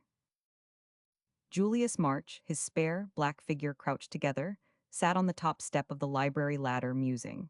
His first movement had been one of refined and contemptuous disgust. Sensuality and the tragedies engendered by it were so wholly foreign to his nature and mental outlook that it was difficult to him to reckon with them seriously and admit the very actual and permanent part which they play and always have played in the great drama of human life. It distressed, it in a sense, annoyed him that the legend of Brockhurst, which had caused him elaborate imaginative terrors during his childhood, should belong to this gross and vulgar order of history. Yet indubitably as he reluctantly admitted each owner of Brockhurst had very certainly found death in the midst of life, and that according to some rather brutal and bloody pattern. This might, of course, be judged the result of merest coincidence. Had he leisure and opportunity to search them out, he could find, no doubt, plausible explanation of the majority of cases. Only that fact of persistent violence, persistent accident, did remain. It stared him in the face, so to speak, defiant of denial. And the deduction, consequent upon it, stared him in the face likewise. He was constrained to confess that the first clause of the deeply wronged mother's prediction had found ample fulfillment. Julius paused, shifted his position uneasily, somewhat fearful of the conclusions of his own reasoning. For how about the second clause of that same prediction? How about the advent of that strange child of promise, who preordained in his own flesh to bear the last and heaviest stroke at the hands of retributive justice, should rightly bearing it, bring salvation both to himself and to his race? Behind the coarse and illiterate presentiment of the chapbook, Julius began dimly to apprehend a somewhat majestic moral and spiritual tragedy, a tragedy of vicarious suffering, crowned by triumphant emancipation. Thus has God, as he reflected with a self-condemnatory emotion of humility, chosen the base things of the world and those which are despised, and the things which are not, to bring to naught the things which are. His heart, hungry of all martyrdom, all saintly doings, went forth to welcome the idea. But then, he asked himself almost awed, in this skeptical, rationalistic age, are such semi-miraculous moral examples still possible? And answered, with strong exultation as one finding practical justification of a long, though silently, cherished conviction that even now, 19 centuries after the death of that divine saving victim to whose service he had devoted his life and the joys of his manhood, such nobly sad and strange happenings may still be. And even while he thus answered, his eyes were drawn involuntarily to the portrait of the unsightly dwarf, painted by Velázquez. The broad shaft of sunlight had crept backward, away from it, leaving the canvas unobtrusive, no longer harshly evident either in violence of color or grotesqueness of form. It had become part of the great whole, merely modulated to gracious harmony with the divers objects surrounding it, and like them softly overlaid by a diffused and silvery light. Chapter 5, in which Julius March beholds the vision of the new life. He was aroused from these austere, yet, to him, inspiring reflections by the click of an opening door and the sound of women's voices. Mademoiselle de Merincourt paused on the threshold, one hand raised in quick admiration, the other resting on Lady Calmady's arm. "But this is superb," she cried gaily. "Your charming King Richard, Coeur d'Or, has given you a veritable palace to inhabit." "Ah, yes, King Richard has indeed given me a palace to live in. But better still, he has given me his dear heart of gold in which to hide the life of my heart forever and a day." Catherine's words came triumphantly, more as song than as speech. She caught the elder woman's upraised hand gently and kissed it, looking her, meanwhile, full in the face. "I am happy, very, very happy, best and dearest," she said, "and it is so delicious to be happy." "Ah, my child, my beautiful child," Mademoiselle de Merincourt cried. There were tears in her pretty, patient eyes. For if youth finds age pathetic with the obvious pathos of spent body and of tired mind which has ceased to greatly hope, how far more deeply pathetic does age, from out its sad and settled wisdom, find poor gallant youth and all its still unbroken trust in the beneficence of destiny, its unbroken faith in the enchantments of earth. Meanwhile, Julius Marchproduct, as he was of an arbitrary system of thought and training, and by so much divorced from the natural instincts of youth and age alike, the confident joy of the one, the mature acquiescence of the other in, overhearing this brief conversation, suffered embarrassment amounting almost to shame. For not only Catherine's words, but the vital gladness of her voice, the sweet exuberance of her manner as she bent, in all her spotless bravery of white and rose, above the elder woman's hand and kissed it, came to him as a revelation before which he shrank with a certain fearful modesty. Julius had read of love in the poets, of course, but in actual fact he had never wooed a woman, nor heard from any woman's lips the language of intimate devotion. The cold embraces of the church at church, as he too often feared, rendered barren by schism and heresy, were the only embraces he had ever suffered. Things read of and things seen, moreover, are singularly different in power. And so he trembled now at the mystery of human love, actual and concrete, here close beside him. He was, indeed, moved to the point of losing his habitual suavity of demeanor. He rose hastily and descended the library steps, forgetful of the handful of chapbooks, which fell in tattered and dusty confusion upon the floor. Catherine looked round. Until now she had been unobservant of his presence, innocent of other audience than the old friend, to whom it was fitting enough to confide dear secrets. For an instant she hesitated, embarrassed too, her pride touched to annoyance, at having laid bare the treasures of her heart thus unwittingly. She was tempted to retreat through the still open door, into the library, and leave the review of the long gallery and its many relics to a more convenient season. But it was not Catherine's habit to run away, least of all from the consequences of her own actions. And her sense of justice compelled her to admit that, in this case, the indiscretion, if indiscretion indeed there was, lay with her, in not having seen poor Julius, rather than with him, in having overheard her little outburst. So she called to him in friendly greeting, and came swiftly towards him down the length of the great room. And Julius stood waiting for her, leaning against the frame of the library ladder, a spare, black figure, notably at variance with the broad glory of sunshine and color reigning out of doors. His usually quick instinct of courtesy was in abeyance, shaken, as he still was, and confused by the revelation that had just come to him. He looked at Lady Calmady with a new and agitated understanding. She made so fair a picture that he could only gaze dumbly at it. Tall, in fact, Catherine was rendered taller by the manner careless of passing fashion in which her hair was dressed. The warm, brown mass of it, rolled up and back from her forehead, showed all the perfect oval of her face. Tender, lovely, smiling, her blue-brown eyes soft and lustrous, with a certain wondering serenity in their depths, there was yet something majestic about Catherine Calmady. No poor or unworthy line marred the nobility of her face or figure. The dark, arched eyebrows, the well-chiseled and slightly aquiline nose, the firm chin and throat, the shapely hands, all denoted harmony and completeness of development, and promised a reserve of strength, ready to encounter and overcome if danger were to be met. Years afterwards, the remembrance of Catherine as he just then saw her would return upon Julius, as prophetic of much. Quailing in spirit, still reluctant, in his asceticism, to comprehend and reckon with her personality in the fullness of its present manifestation, he answered her at random, and with none of the pause and playful evasiveness usual to his speech.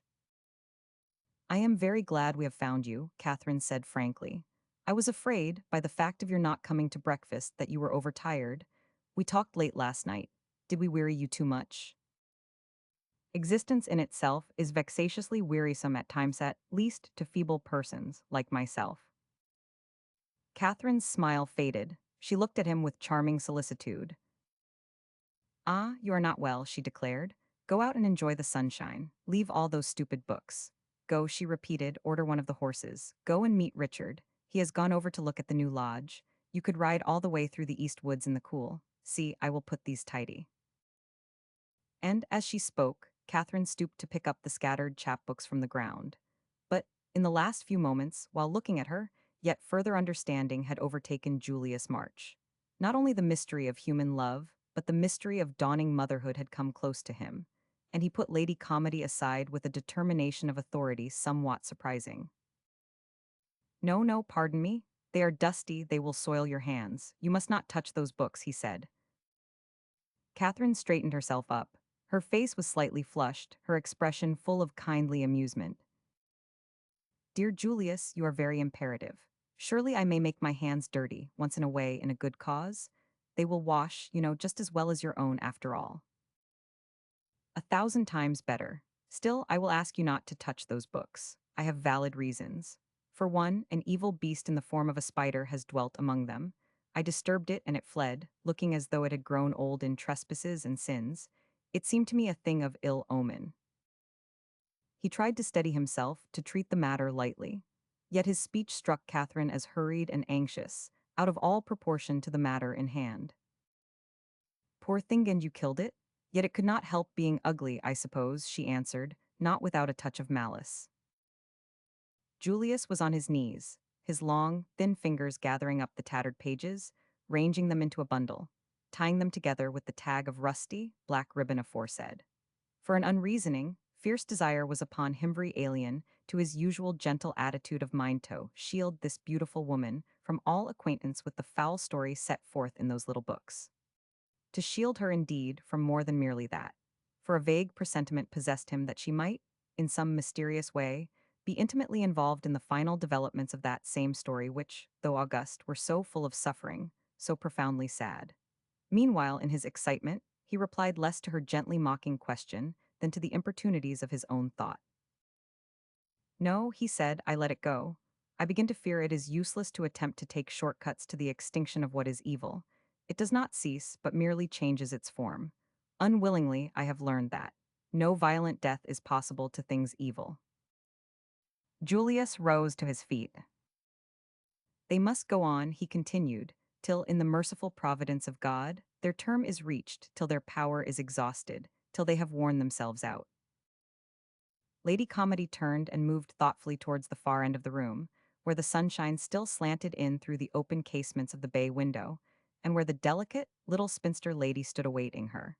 Amorous pigeons cooed below on the string course. Bees droned sleepily against the glass. But she said, in gentle remonstrance, that is a rather terrible doctrine, Julius. Surely it is not quite just, for it would seem to leave us almost hopelessly at the mercy of the wrongdoing of others. Yes, but are we not just that, all of us at the mercy of the wrongdoing of others? The courageous forever suffering for the cowardly, the wise for the ignorant and brutish, the just for the unjust? Is not this, perhaps, the very deepest lesson of our religion? Oh, no, no, Catherine cried incredulously. There is something at once deeper and more comforting than that. Remember, in the beginning, when God created all things and reviewed his handiwork, he pronounced it very good. Julius was recovering his suavity. The little packet of chapbooks rested safely in the pocket of his coat. But that was a long time ago, he said, smiling. They reached the bay window. Catherine took her old friend's hand once again and laid it caressingly upon her arm. Pardon me for keeping you waiting, dearest, she said. Julius is in fault. He will argue with me about the date of the creation, and that takes time. He declares it was so long ago that everything has had time to grow very old and go very wrong. But indeed, he is mistaken. Agree with me, tell him he is mistaken. The world is deliciously young yet. It was only made a little over 22 years ago. I must know, for I came into it then. And I found it all as new as I was myself, and 1,000 times prettier, quite adorably gay, adorably fresh. Catherine's voice sank, grew fuller in tone. She gazed out over the brilliant garden to the woodland shimmering in the noontide heat. Then she looked at Julius March, her eyes and lips eloquent with joyous conviction. Indeed, I think God makes his whole creation over again for each one of us. It is so beautiful. As in the beginning, so now, she said. Behold, it is very good, a yes. Who can doubt that it is very good? Amen, to you may it ever so continue, Julius murmured, bowing his head. That evening there was a dinner party at Brockhurst. Lord Denier brought his handsome second wife. She was a Hellard and took the Judge Fought Demia, so said the wicked world, rather late in life. The Cathcarts of Newlands and their daughter Mary came, and Roger Ormiston too, who, being off duty, had run down from London for a few days' partridge shooting, bringing with him his cousin Colonel St. Quentin, invalided home, to his own immense chagrin, in the midst of the Afghan war. On the terrace, after dinner, for the night was warm enough for the whole company to take coffee out of doors, Lady Calmady, incited thereunto by her brother, had persuaded Mary Cathcart to sing, accompanying herself on her guitar. The girl's musical gifts were of no extraordinary order, but her young contralto was true and sweet. The charm of the hour and the place, moreover, was calculated to heighten the effect of the Jacobite songs and old-world love ditties which she selected. Roger Ormiston unquestionably found her performance sufficiently moving. But then the girl's frank manner, her warm, gypsy-like coloring, and the way in which she could sit a horse moved him also. Had done so, indeed, ever since he first saw her, as quite a child, some 8 or 9 years ago, on one of his earliest visits to Brockhurst, fighting a half-broken Welsh pony that refused at a grip by the roadside. The little maiden, her face pale for once from concentration of purpose, had forced the pony over the grip. Then, slipping out of the saddle, she coaxed and kissed the rough, unruly little beast with tears of apology for the hard usage to which she had been obliged to subject it. So stout, yet so tender, a heart, struck Roger as an excellent thing in woman. And now, listening to the full, rounded notes and thrumming of the guitar strings, in the evening quiet under the stars, he wished remorsefully that he had never been guilty of any pleasant sins, that his record was cleaner, his tastes less expensive, that he was a better fellow all round, in short, than he was because then perhaps. And Julius March, too, found the singing somewhat agitating, though to him the personality of the singer was of small account. Another personality, and a train of feeling evoked by certain new aspects of it, had pursued him all the day long. Catherine, mindful of her somewhat outspoken divergence of opinion from his, in the morning, had been particularly thoughtful of his pleasure and entertainment. At dinner, she directed the conversation upon subjects interesting to him, and had thereby made him talk more unreservedly than was his wont. Not even the most saintly of human beings is wholly indifferent to social success. Julius was conscious of a stirring of the blood, of a subdued excitement. These sensations were pleasurable, but his training had taught him to distrust pleasurable sensations as too often the offspring of very questionable parentage. And, while Mary Cathcart's voice still breathed upon the fragrant night air, he, standing on the outskirts of the listening company, slipped away unperceived. His study, a long narrow room occupying, with his bedroom, the ground floor of the chapel wing of the house, struck chill as he entered it. Above the range of pigeonholes and little drawers, forming the back of the reading table, two candles burned on either side of a bronze pieta, which Julius had brought back with him from Rome. On the broad slab of the table below were the many quires of foolscap forming the library catalogue, neatly numbered and lettered, while his diary lay open upon the blotting pad, ready for the chronicle of the past day. Beside it was the packet of chapbooks, still tied together with their tag of rusty ribbon. It was Julius March's habit to exchange his coat for a cassock in the privacy of his study. He did so now, and knotted a black cord about his waist. Let no one underrate the sustaining power of costume, whether it take the form of ballet skirt or monk's frock. Human nature is but a weak thing at best, and needs outward and visible signs, not only to support its faith in its deity, but even its faith in its own poor self. Of persons of sensitive temperament and limited experience, such as Julius, this is particularly true. Putting off his secular garment, as a rule, he could put off secular thoughts as well. Beneath the severe and scanty folds of the cassock, there was small space for remembrance of the pomp and glory of this perishing world. At least he hoped so. Tonight, importuned as he had been by scenes and emotions quite other than ecclesiastical, Julius literally sought refuge in his cassock. It represented port after stormy seashore, after travel in lands altogether foreign. He took St. Augustine's De Civitate Dei from its place in the bookshelves lining one side of the room. There should be peace in the soul, surely, emancipation from questioning of transitory things in reading of the city of God. But alas, his attention strayed. That sense of subdued excitement was upon him yet. He thought of the conversation at dinner, of brilliant speeches he might have made, of the encouragement of Catherine's smiling eyes and sympathetic speech, of the scene in the gallery that morning, of Mary Cathcart's old-time love ditties. The city of God was far off. All these were things very near at hand. Notwithstanding the scanty folds of the cassock, they importuned him still. Pained at his own lack of poise and seriousness, Julius returned the volume of St. Augustine to its place, and, sitting down at the reading table, prepared to chronicle the day's events. Perhaps by putting a statement of them on paper he could rid himself of their all too potent influence. But his thought was tumultuous, words refused to come in proper order and sequence, and Julius abhorred that erasures should mar the symmetry of his pages. Impatiently he pushed the diary from him. Clearly it, like the city of God, was destined to wait. The guests had departed. He had heard the distant calling of voices in friendly farewell, the rumble of departing wheels. The night was very soft and 1449. He would go out and walk the gray flags of the terrace, till this unworthy restlessness gave place to reason and calm. Passing along the narrow passage, he opened the door on to the garden hall, and there paused. The hall itself and the inner side of the carven arches of the arcade were in dense shadow. Beyond stretched the terrace bathed in moonlight, which glittered on the polished leaves of the little orange trees, on the leaded panes of the many windows, and strangely transmuted the colors of the range of pot flowers massed beneath them along the base of the house. It was a fairy world upon which Julius looked forth, nor did it need suitable inhabitants. Pacing slowly down the center of the terrace came Richard and Catherine Calmady, hand in hand. Tall, graceful, strong in the perfection of their youth and their great devotion, amid that ethereal brightness, they seemed as two heroic figuresque immortal, fairy lovers moving through the lovely wonder of that fairyland. As they drew near, Catherine stopped, leant with a superb abandon back against her husband, resting her hand on his shoulder, drew his arm around her waist for support, drew his face down to her upturned face until their lips met, while the moonlight played upon the jewels on her bare arms and neck and gleamed softly on the surface of her white satin dress. To true lovers, the longest kiss is all too sadly short a thing brief, almost in proportion to its sweetness. But to Julius March, watching from the blackness of the doorway, it seemed a whole eternity before Richard Calmady raised his head. Then Julius turned and fled down the passage and back into the chill study, where the candles burned on either side the image of the Virgin Mother, cradling the dead Christ upon her knee. Gentle persons, breaking from the lines of self-restraint, run to a curious violence in emotion. All day long, shrink from it, ignore it, as he might, a moral storm had been brewing. Now it broke.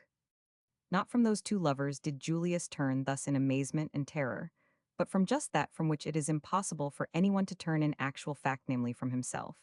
He was appalled by the narrowness of his own past outlook, appalled by the splendor of that heritage which, by his own act, he had forfeited.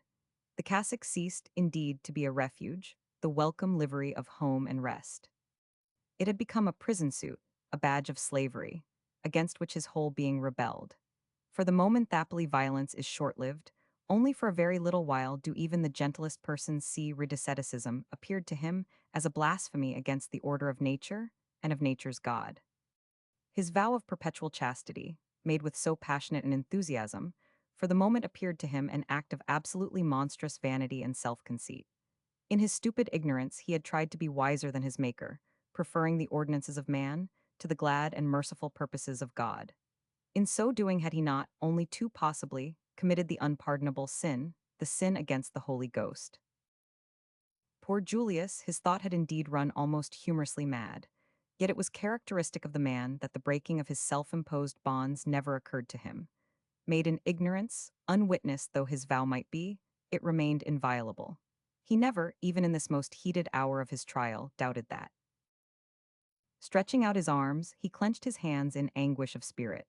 The sacerdotal pride, the subjective joys of self-consecration, the mental luxury of feeling himself different from others, singled out, set apart, all the Pharisee, in short, in Julius March, was sick to death.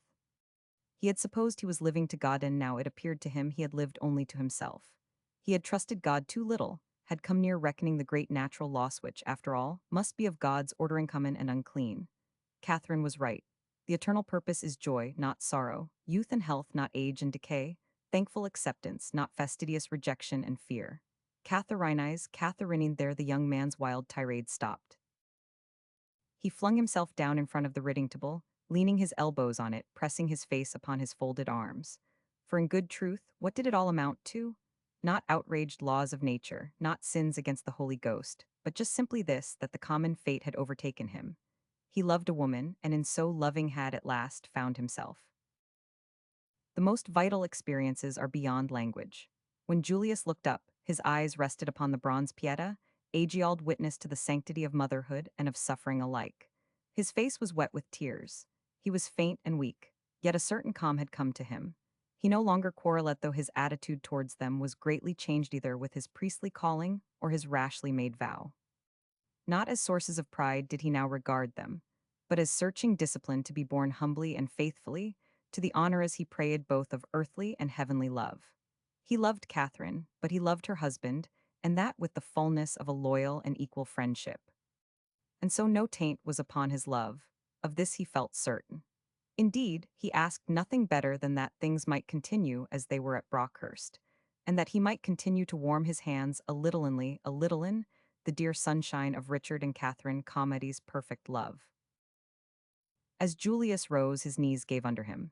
He rested both hands heavily on the table, looked down, saw the unsightly packet of dirty chapbooks. Again, and almost with a cry, he prayed that things might continue as they were at Brockhurst. "Give peace in my time, O Lord," he said. Then he wrapped up the little bundle carefully, sealed and labeled it, and locked it away in one of the table drawers. Thus, kneeling before the image of the stricken mother and the dead Christ, did Julius March behold the vision of the new life. But the page of his diary, on which surely a matter of so great importance should have been duly chronicled, remains to this day a blank. Chapter 6: Accident or Destiny, according to your humor. On the 18th of October that year, St. Luke's Day, a man died, and this was the manner of his passing. There was nothing more to be done. Dr. Knott had gone out of the red drawing room on the ground floor into the tapestry-hung dining room next door, which struck cold as the small hours drew on towards the dawn. And Julius March, after reciting the prayer in which the Anglican Church commends the souls of her departing children to the merciful keeping of the God who gave them, had followed him. The doctor was acutely distressed. He hated to lose a patient. He also hated to feel emotion. It made him angry. Moreover, he was intolerant of the presence of the clergy and of their ministrations in sick rooms. He greeted poor Julius rather snarlingly. "So your work's through as well as mine," he said. "No disrespect to your cloth, Mr. March, but I am not altogether sorry. I dare say I am a bit of a heathen, but I cannot help fancying the dying know more of death and the way to meet it than any of us can teach them." A group of manservants stood about the open door, at the further end of the room, with Isles, the steward, and Mr. Tom Chifney, the trainer from the racing stables. The latter advanced a little and, clearing his throat, inquired huskily, "No hope at all, doctor?" "Hope," he returned impatiently. The lamp on the great bare dining table burned low, and John Knott's wide mouth, conical skull, and thick, ungainly person looked ogreish, almost brutal in the uncertain light. There never was a grain of hope from the first, except in Sir Richard's fine constitution. He is as sound as only a clean-living man of 30 can be. I wish there were a few more like him, though your beastly diseases do put money into my pocket. That offered us a bare chance, and we were bound to act on that chance. His loose lips worked into a bitterly humorous smiling torture him. "Well, I have seen a good many men under the knife before now, and I tell you I never saw one who bore himself better. Men and horses alike, it's breeding that tells when it comes to the push. You know that, Chifney?" In the red drawing room, where the drama of this sad night centered, Roger Ormiston had dropped into a chair by the fireside, his head sunk on his chest and his hands thrust into his pockets. He was very tired, very miserable. A shocking thing had happened, and, in some degree, he held himself responsible for that happening. For was it not he who had been so besotted with the clown, and keen about its training? Therefore the young man cursed himself, after the manner of his kind, and cursed his luck, in that, if this thing was to happen, it had not happened to him instead of to Richard Calmady. Mrs. Denny, the housekeeper, had retired to a straight-backed chair stationed against the wall. She sat there, waiting till the next call should come for her skillful nursing, upright, her hands folded upon her silk apron, her attitude a model of discreet and self-respecting repose. Mrs. Denny knew her place and had a considerable capacity for letting other persons know theirs. She ruled the large household with unruffled calm. But tonight, even her powers of self-control were heavily taxed, and though she carried her head high, she could not help tears coursing slowly down her cheeks and falling sadly to the detriment of the goffered frills of her white, lawn crossover. And Richard Calmady, meanwhile, lay still and very fairly peaceful upon the narrow camped in the middle of the room.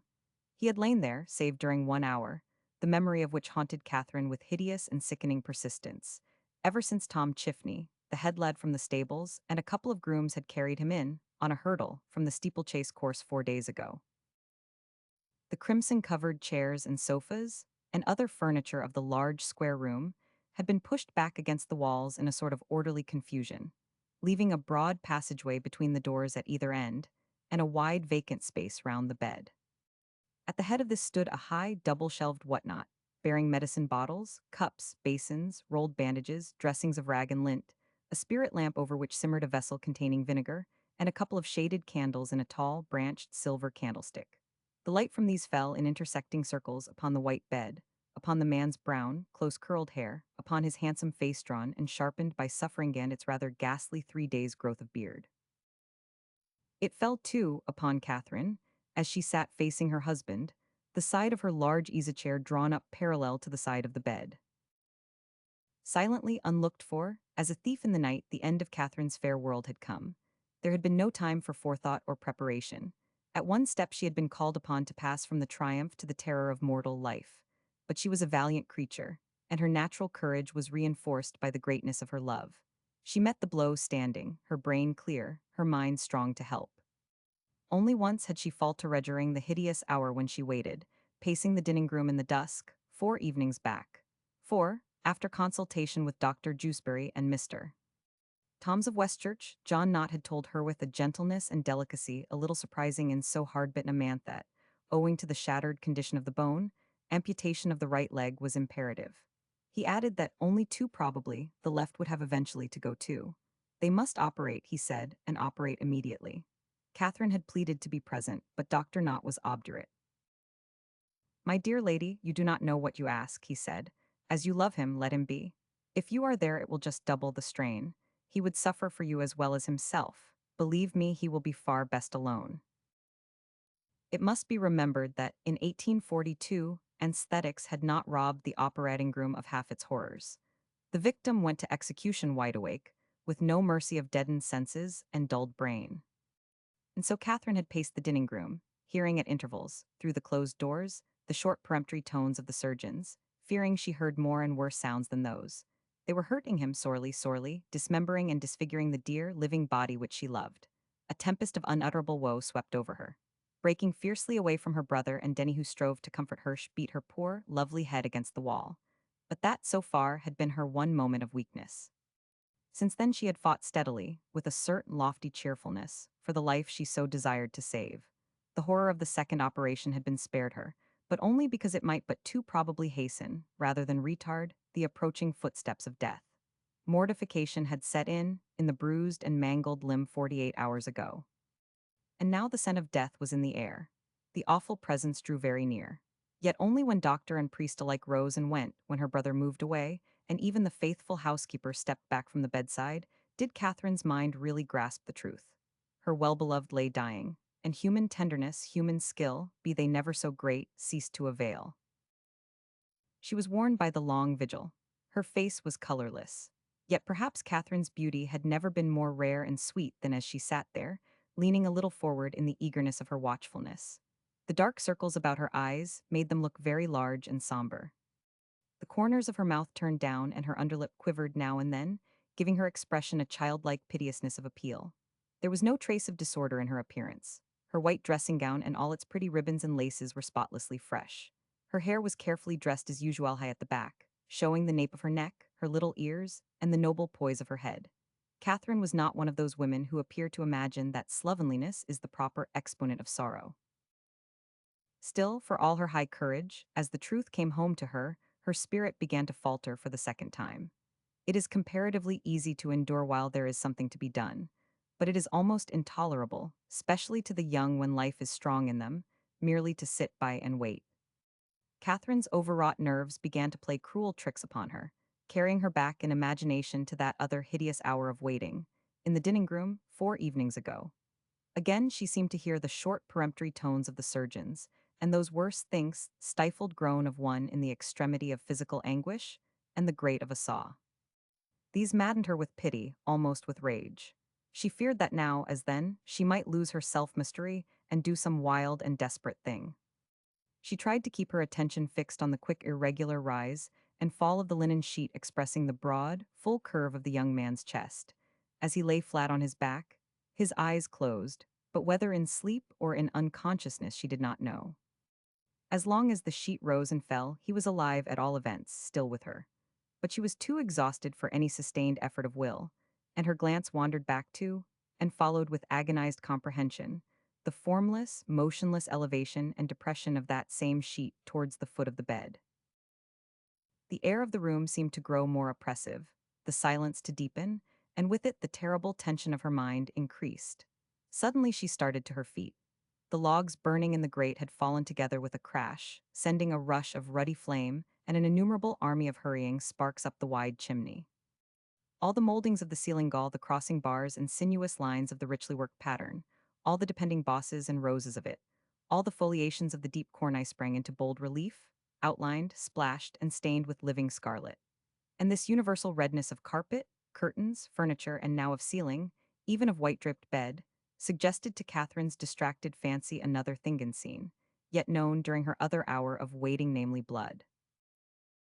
Roused by the crash of the falling logs and the rustle of Catherine's garments as she sprang up, Richard Calmady opened his eyes. For a few seconds his glance wavered in vague distress and perplexity. Then, as fuller consciousness returned of how it all was with him, with a slight lifting of the eyebrows his glance steadied upon Catherine, and he smiled.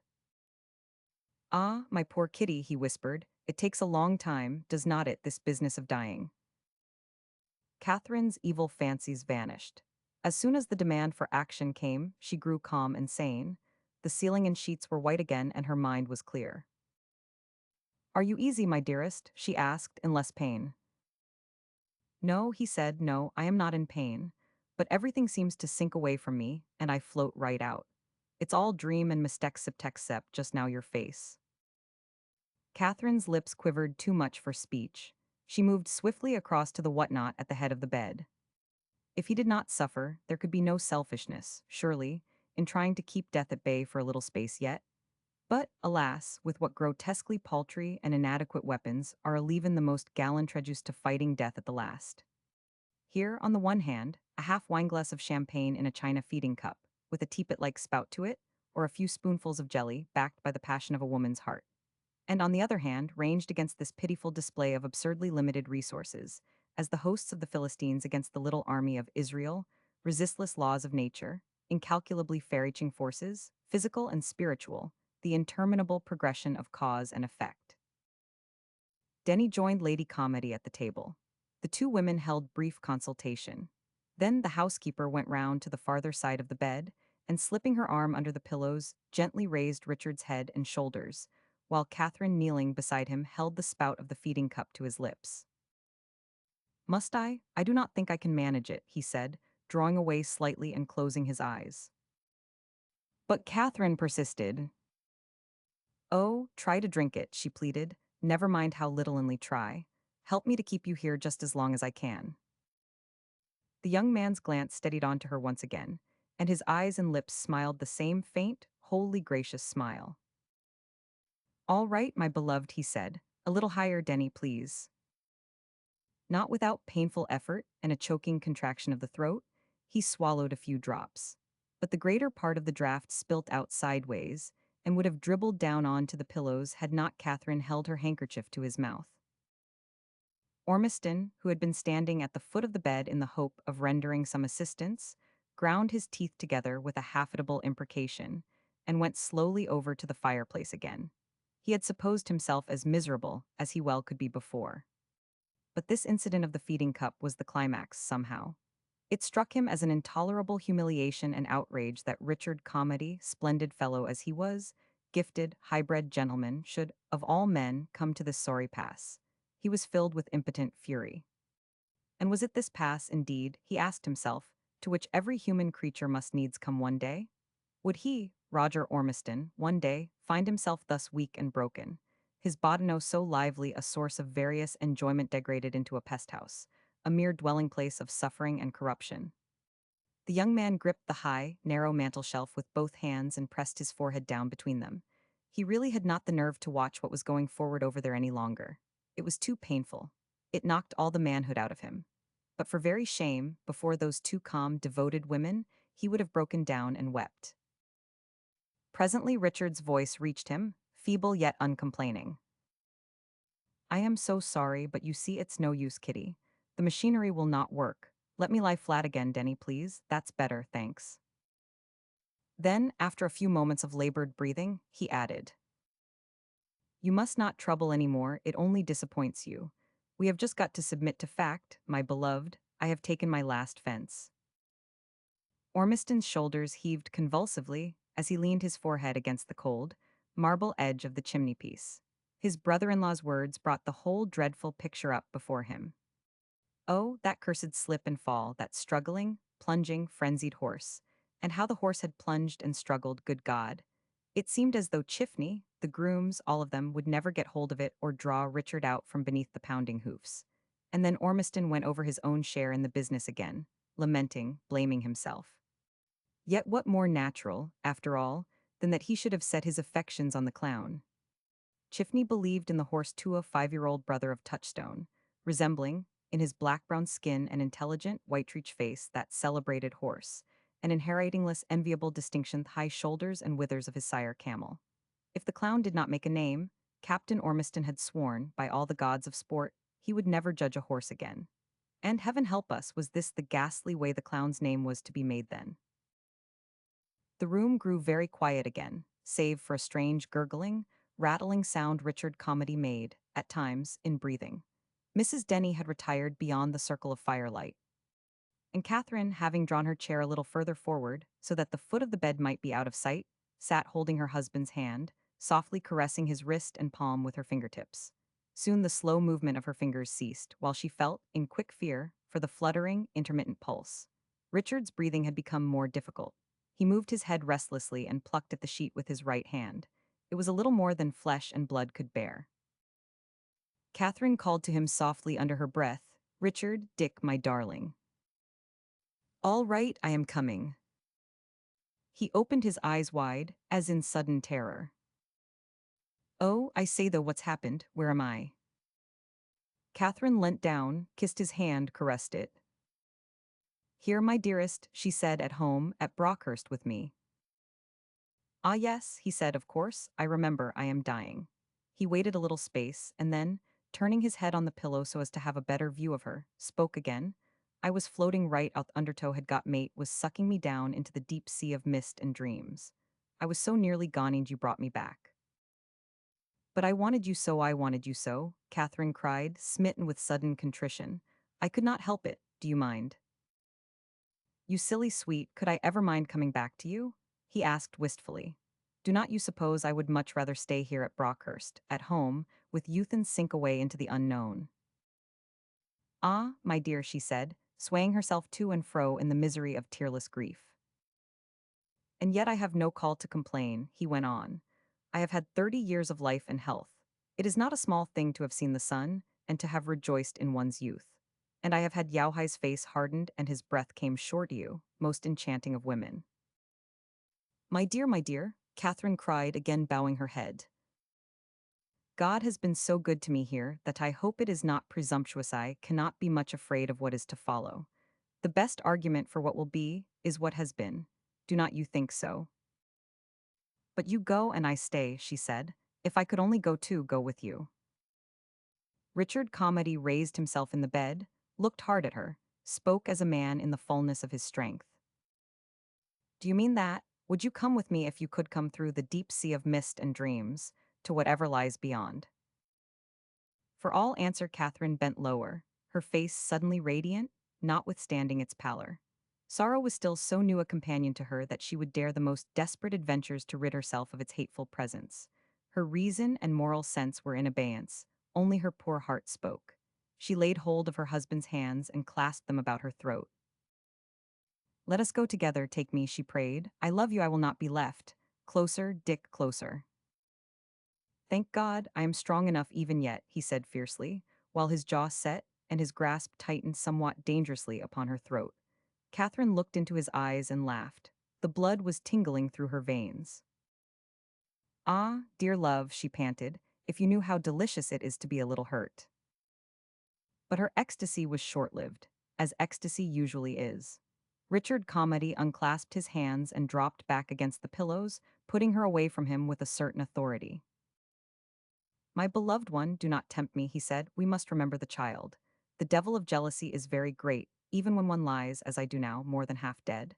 He turned his head away and his voice shook. 10 years hence, 20 years hence, you will be as beautiful, more so, very likely than ever. Other men will see you, and I. You will be just what you were and always have been to me," Catherine interrupted.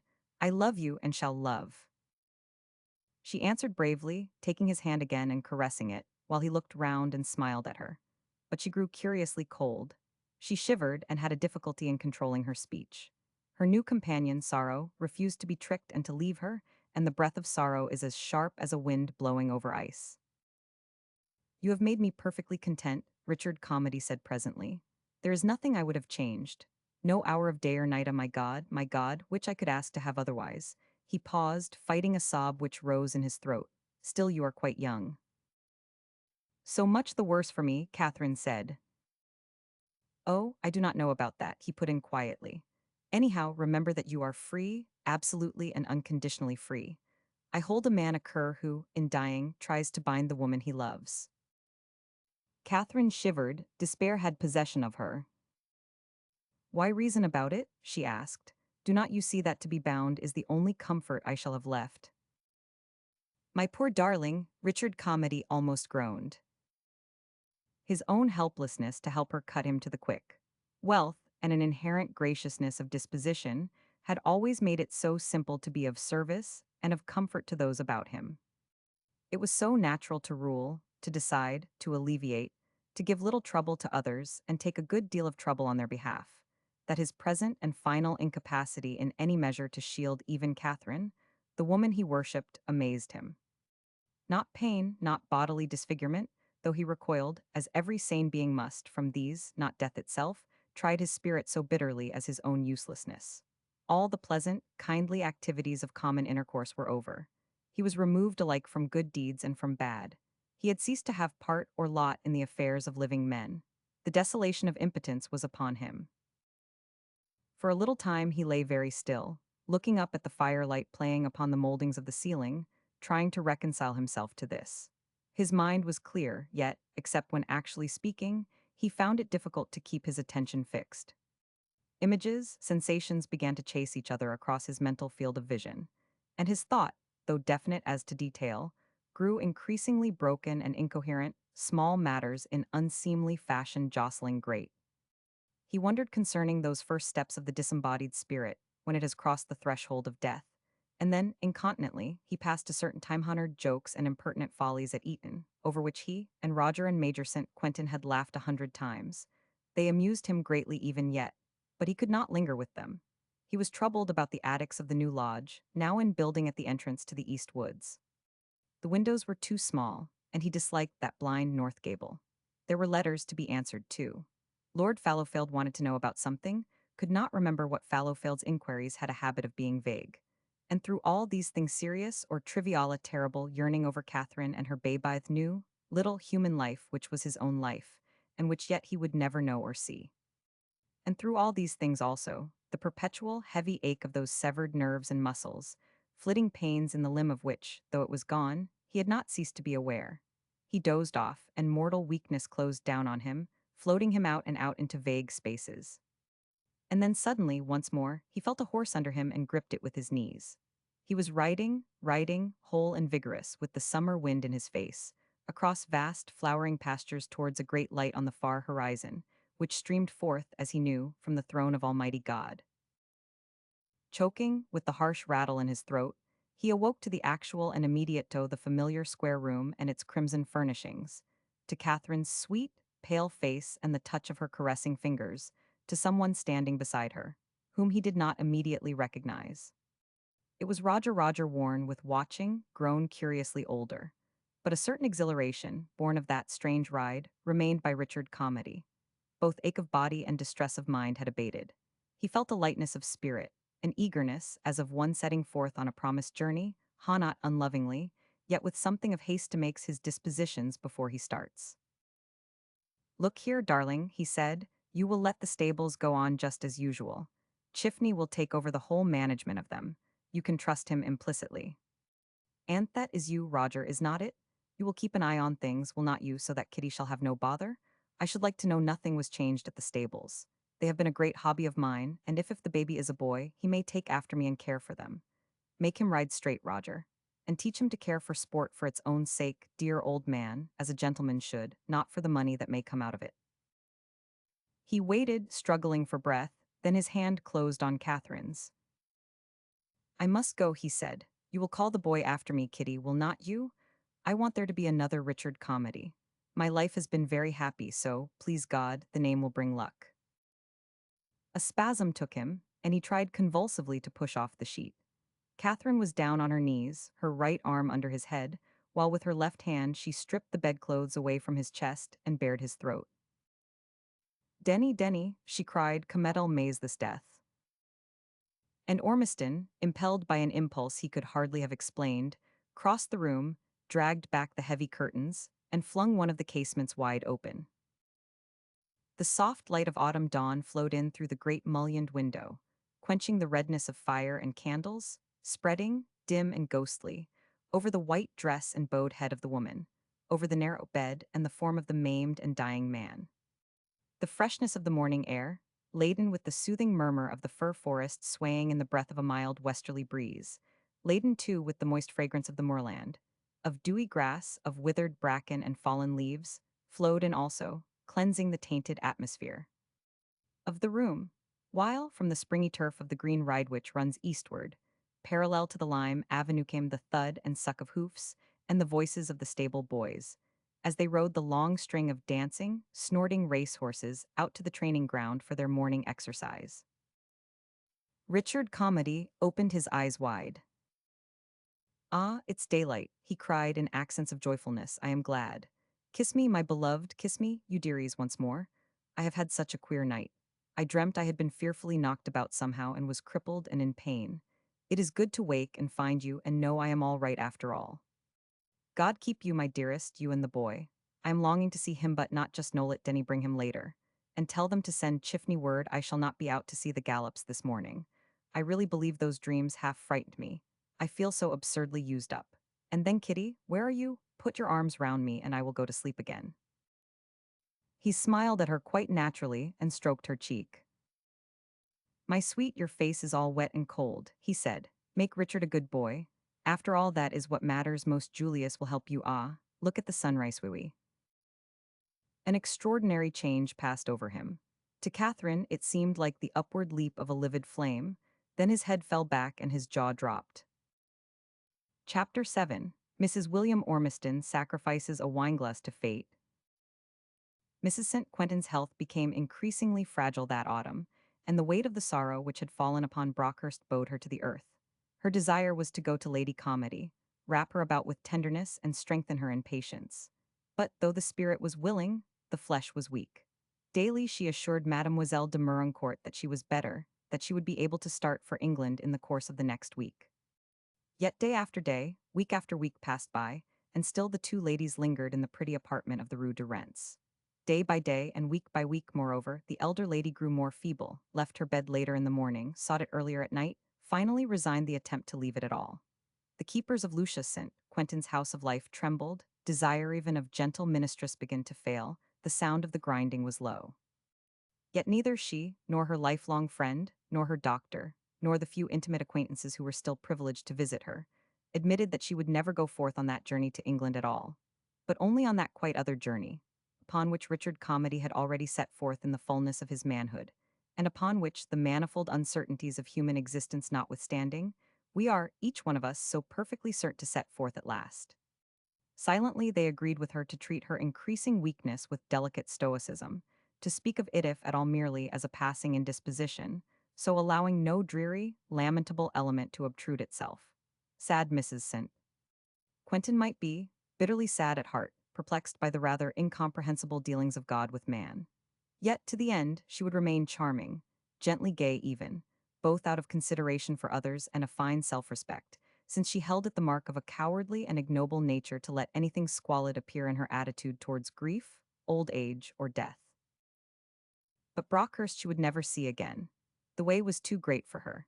And so it came about that when Lady Calmady's child was born, towards the end of the following March, no more staid and responsible woman creature of her family was at hand to support her than that lively young lady, her brother, William Ormiston's wife.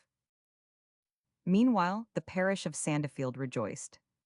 Thomas Carrel, the rector, had caused the church bells to be rung immediately on receipt of the good news, while he selected, as text for his Sunday morning sermon, those words, usually reserved to another and somewhat greater advent: for unto us a child is born, unto us a son is given.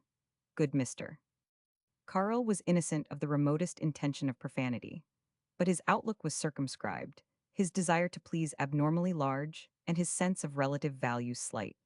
While that Lady Calmady should give birth to a son and heir was, after all, a matter of no small moment, locally considered at all events.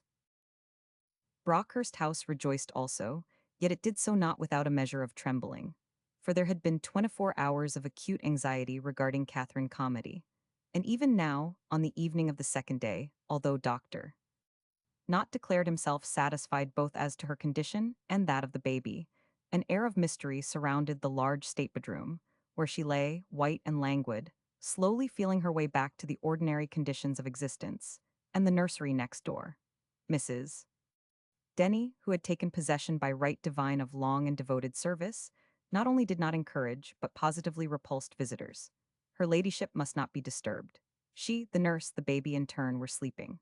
According to Denny, the god of sleep reigned supreme in those stately, white-paneled chambers, looking away, across the valley and the long lines of the elm avenue, to the faint blue of the chalk downs rising against the southern sky. John Knott had driven over, for the second time that day, in the windy March sunset. He fell in very readily with Mrs. Ormiston's suggestion that he should remain to dinner. That young lady's spirits were sensibly on the rise. It is true that she had wept copiously at intervals, while her sister-in-law's life appeared to be in danger-keeping at the same time, as far from the sick room as the ample limits of Brockhurst House allowed, and wishing herself 1,001 times safe back in Paris, where her devoted and obedient husband occupied a subordinate post at the English embassy. But Mrs. Ormiston's tears were as easily staunched as set flowing. And now, in her capacity of hostess, with 3 gentlemen or rather 2.5, for you cannot, as she remarked, count a brother-in-law for a whole one as audience, she felt remarkably cheerful. She had been over to Newlands during the afternoon, and insisted on Mary Cathcart returning with her Mrs. Ormiston was a Desmoulins. The Cathcarts are distantly connected with that family. And when the girl had protested that this was hardly a suitable moment for a visit to Brockhurst, Charlotte Ormiston had replied, with that hint of a brogue which gave her ready speech its almost rollicking character. But my dear child, propriety demands it. I depart myself tomorrow. And now that we are recovering our tone, I daren't be left with such a houseful of men on my hands any longer. While we were tearing our hair over poor Kitty's possible demise, and agonizing as to the uncertain sex of the baby, it did not matter. But now even that dear creature, St. Julius, is beginning to pick up, and looks less as if his diet was moldy peas and his favorite plaything a cat and ninetails. Scourge? Yes, of course, but it's all the same in the application of the instrument, you know. And then in your secret soul, Mary dear, she added, not unkindly, there's no denying it's far from obnoxious to you to spend a trifle of time in the society of Roger. Mrs. Ormiston carried her point. It may be stated in passing that this sprightly young matron was brilliantly pretty, though her facial angle might be deemed too acute, leaving somewhat to be desired in the matter of forehead and of chin. She was plump, graceful, and neat-waisted. Her skin was exquisitely white and fine, and a charming color flushed her cheeks under excitement. Her hair was always untidy, her hairpins displaying abnormal activity in respect of escape and independent action. Her eyes were round and very prominent, suggestive of hylipolist brown agates. She was not the least shy or averse to attracting attention. She laughed much, and practiced, as prelude to her laughter, an impudently coquettish little stare. And finally, as he sat on her right at dinner, her rattling talk and lightness of caliber generally struck John Knott as rather cynically inadequate to the demands made by her present position. Not that he underrated her good nature, or was insensible to her personal attractions. But the doctor was in search of an able coadjutor just then, blessed with a steady brain and a tongue skilled in tender diplomacies. For there were trying things to be said and done, and he needed a woman of a fine spirit to do and say them aright. Head like an eft, he said to himself, as course followed course, and, while bandying compliments with her, he watched and listened. As soon said a harlequin to lead a forlorn hope. Well, it's to be trusted her husband's some use for her, that's more than I have anyhow, so the sooner we see her off the premises the better. Suppose I shall have to fall back on Ormiston. Bit of a rake, I expect, though in looks he is so curiously like that beautiful, innocent young thing upstairs. Wonder how he will take it? No mistake, it's a facer. Dr. Knott settled himself back squarely in his chair and pushed his cheese plate away from him, while his shaggy eyebrows drew together as he fixed his eyes on the young man at the head of the table. A facer, he repeated to himself. Yes, the ancients knew what they were about in these awkward matters. The modern conscience is disastrously amic. Although it looks onto the terrace, The dining room at Brockhurst is among the least cheerful of the living rooms. The tapestry with which it is hung representing French hunting scenes, each panel set in a broad border pattern of birds, fruits, and leaves, interspersed with classic urns and medalliances worked in neutral tints of brown, blue, and gray. The chimney-piece, reaching the whole height of the wall, is of liver-colored marble. At the period in question, it was still the fashion to dine at the modestly early hour of 6, and the spring evenings being long, the curtains had been left undrawn, so that the dying daylight without and the lamplight within contended rather mournfully for mastery, while a wild, southeasterly wind, breaking in gusts against the house front, sobbed at the casements and made a loose pane, here and there, click and rattle. And it was in the midst of a notably heavy gust, when dessert had been served and the servants had left the room, that Captain Ormiston leaned across the table and addressed his sister-in-law. The young soldier had been somewhat gloomy and silent during dinner. He was vaguely anxious about Lady Calmady.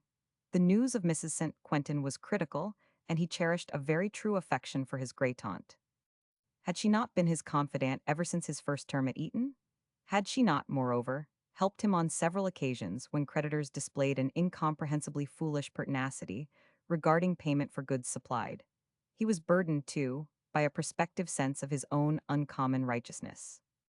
For, during the past 5 months, while he had been on leave at Brockhurst, assisting Catherine to master the details of the very various business of the estate, Ormiston had revised his position and decided on heroic measures of reform.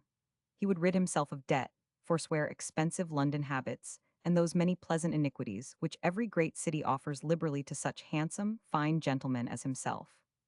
He actually proposed, just so soon as Catherine could conveniently spare him, to decline from the splendid inactivity of the Guards, upon the hard work of some line regiment under orders for foreign service.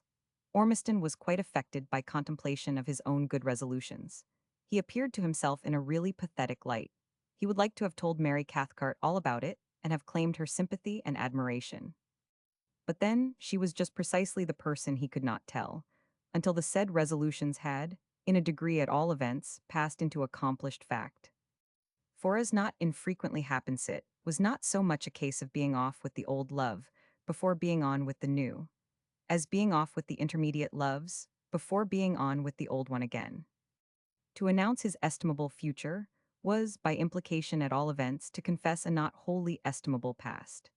And so Roger Ormiston, sitting that night at dinner beside the object of his best and most honest affections, proved but poor company, and roused himself, not without effort, to say to his sister-in-law, "It's about time to perform the ceremony of the evening, is not it, Ella, and drink that small boy's health? By all manner of means. I am all for the observance of ancient forms and ceremonies. You can never be sure how much mayn't lie at the bottom of them, and it's best to be on the safe side of the unseen powers. You will agree to that now, Mr. March, will not you?" She took a grape skin from between her neat teeth and flicked it out onto her plate. "So, for myself," she went on, "I curtsy 9 times to the new moon, though the repeated genuflection is perniciously likely to give me the backache. Touch my hat in passing to the magpies, wish when I behold a piebald, and bless my neighbor devoutly if he sneezes." At the commencement of this harangue, she met her brother-in-law's rather depreciative scrutiny with her bold, little stare. In his present mood Ormiston found her vivacity tedious. Though he was usually willing enough to laugh at her extravagances then, she whipped Julius in with a side glance, and concluded with her round eyes set on Dr. Knott's rough-hewn and weather-beaten countenance. "I am afraid you are disgracefully superstitious, Mrs. Ormiston," the latter remarked. She was a feather-headed chatterbox, he reflected, but her chatter served to occupy the time, and the doctor was by no means anxious the time should pass too rapidly. He felt slightly self-contemptuous, but in good truth he would be glad to put away some few glasses of sound port before administering the aforementioned facer to Captain Ormiston. "Superstitious?" she returned. "Well, I trust my superstition is not chronic, but nicely intermittent like all the rest of my many virtues. Charity begins at home, you know, and I would not like to keep any of the poor, dear creatures on guard too long for fear of tiring them out. But I give every one of them a turn, Dr. Knott, I assure you." "And that's more than most of us do," he said, smiling rather savagely. "The majority of my acquaintance have a handsome power of self-restraint in the practice of virtue. And I am the happy exception. Well, now that's an altogether pretty speech, Mrs. Ormiston cried, laughing. But to return to the matter in hand, to this hero of a baby I dote on babies, Dr. Knott. I have one of my own of 6 months old, and she's a charming child, I assure you. I do not doubt that for an instant, having the honor of knowing her mother. Could not be otherwise than charming if she tried, the doctor said, reaching out his hand again to the decanter. Mrs. Ormiston treated him to her little stare, and then looked round the table, putting up one plump, bare arm as she pushed in a couple of hairpins. Ah, but she's a real jewel of a child, she said audaciously. She's the comfort of my social existence. For she does not resemble me in the least, and therefore my reputation's everlastingly safe, thanks to her. Why, before the calumniating thought has had time to arise in your mind, one look in that child's face will dissipate it. She's so entirely the image of her father. There was a momentary silence, but for the sobbing of the gale and rattling of the casements. Then Captain Ormiston broke into a rather loud laugh. Even if they sail near the wind, you must stand by the women of your family. Come, that will do, I think, Ella, he said. You will not beat that triumphant bull in a hurry.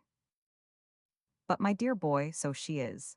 Even at her present tender age, she's the living picture of your brother William. Oh, poor William, Roger said hastily. He turned to Mary Cathcart. The girl had blushed up to the roots of her crisp, black hair. She did not clearly understand the other woman's speech, nor did she wish to do so.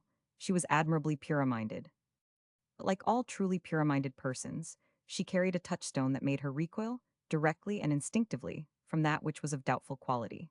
The twinkle in Dr. Knott's gray eyes, as he sipped his port, still more the tone of Roger Ormiston's laugh, she did understand somehow. And this last jarred upon her cruelly. It opened the floodgates of doubt which Mary, like so many another woman in respect of the man she loved, had striven very valiantly to keep shut. All manner of hints as to his indiscretions, all manner of half-told tales as to his debts, his extravagance, which rumor had conveyed to her unwilling ears, seemed suddenly to gather weight and probability, viewed in the moral light, so to speak, off that laugh. Great loves mature and deepen under the action of sorrow and the necessity to forgive. Yet it is a shrewdly bitter moment, when the heart of either man or woman first admits that the god of its idolatry has, after all, feet of but very common clay. Her head erect, her eyes moist, Mary turned to Julius March and asked him of the welfare of a certain laborer's family that had lately migrated from Newlands to Sandifield.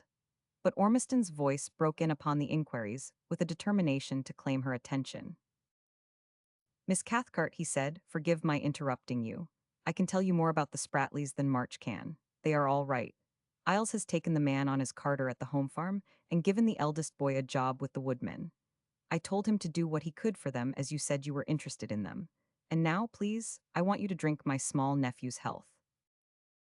The girl pushed forward her wineglass without speaking, and as he filled it, Ormiston added in a lower tone. He, at all events, unlike some of his relations, is guiltless of foolish words or foolish actions. I do not pretend to share Ella's superstitions, but some people's good wishes are very well worth having. Unwillingly, Mary Cathcart raised her eyes. Her head was still carried a little high, and her cheeks were still glowing. Her god might not be of pure gold through such gods rarely or unfortunately it, she was aware she still found him a very worshipful kind of deity. Very well worth having, he repeated. And so I should like that poor little chap to have your good wishes, Miss Cathcart. Wish him all manner of nice things, for his mother's sake as well as his own. There's been a pretty bad run of luck here lately, and it's time it changed. Wish him better fortune than his forefathers. I am not superstitious, as I say, but Richard Calmady's death scared one a little. 5 minutes beforehand it seemed so utterly improbable, and then one began to wonder if there could be any truth in the old legend. And that was ugly, you know.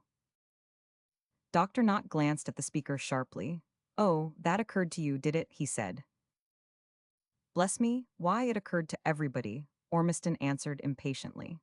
Some idiot raked the story up, and it was canvassed from one end of the county to the other last autumn till it made me fairly sick.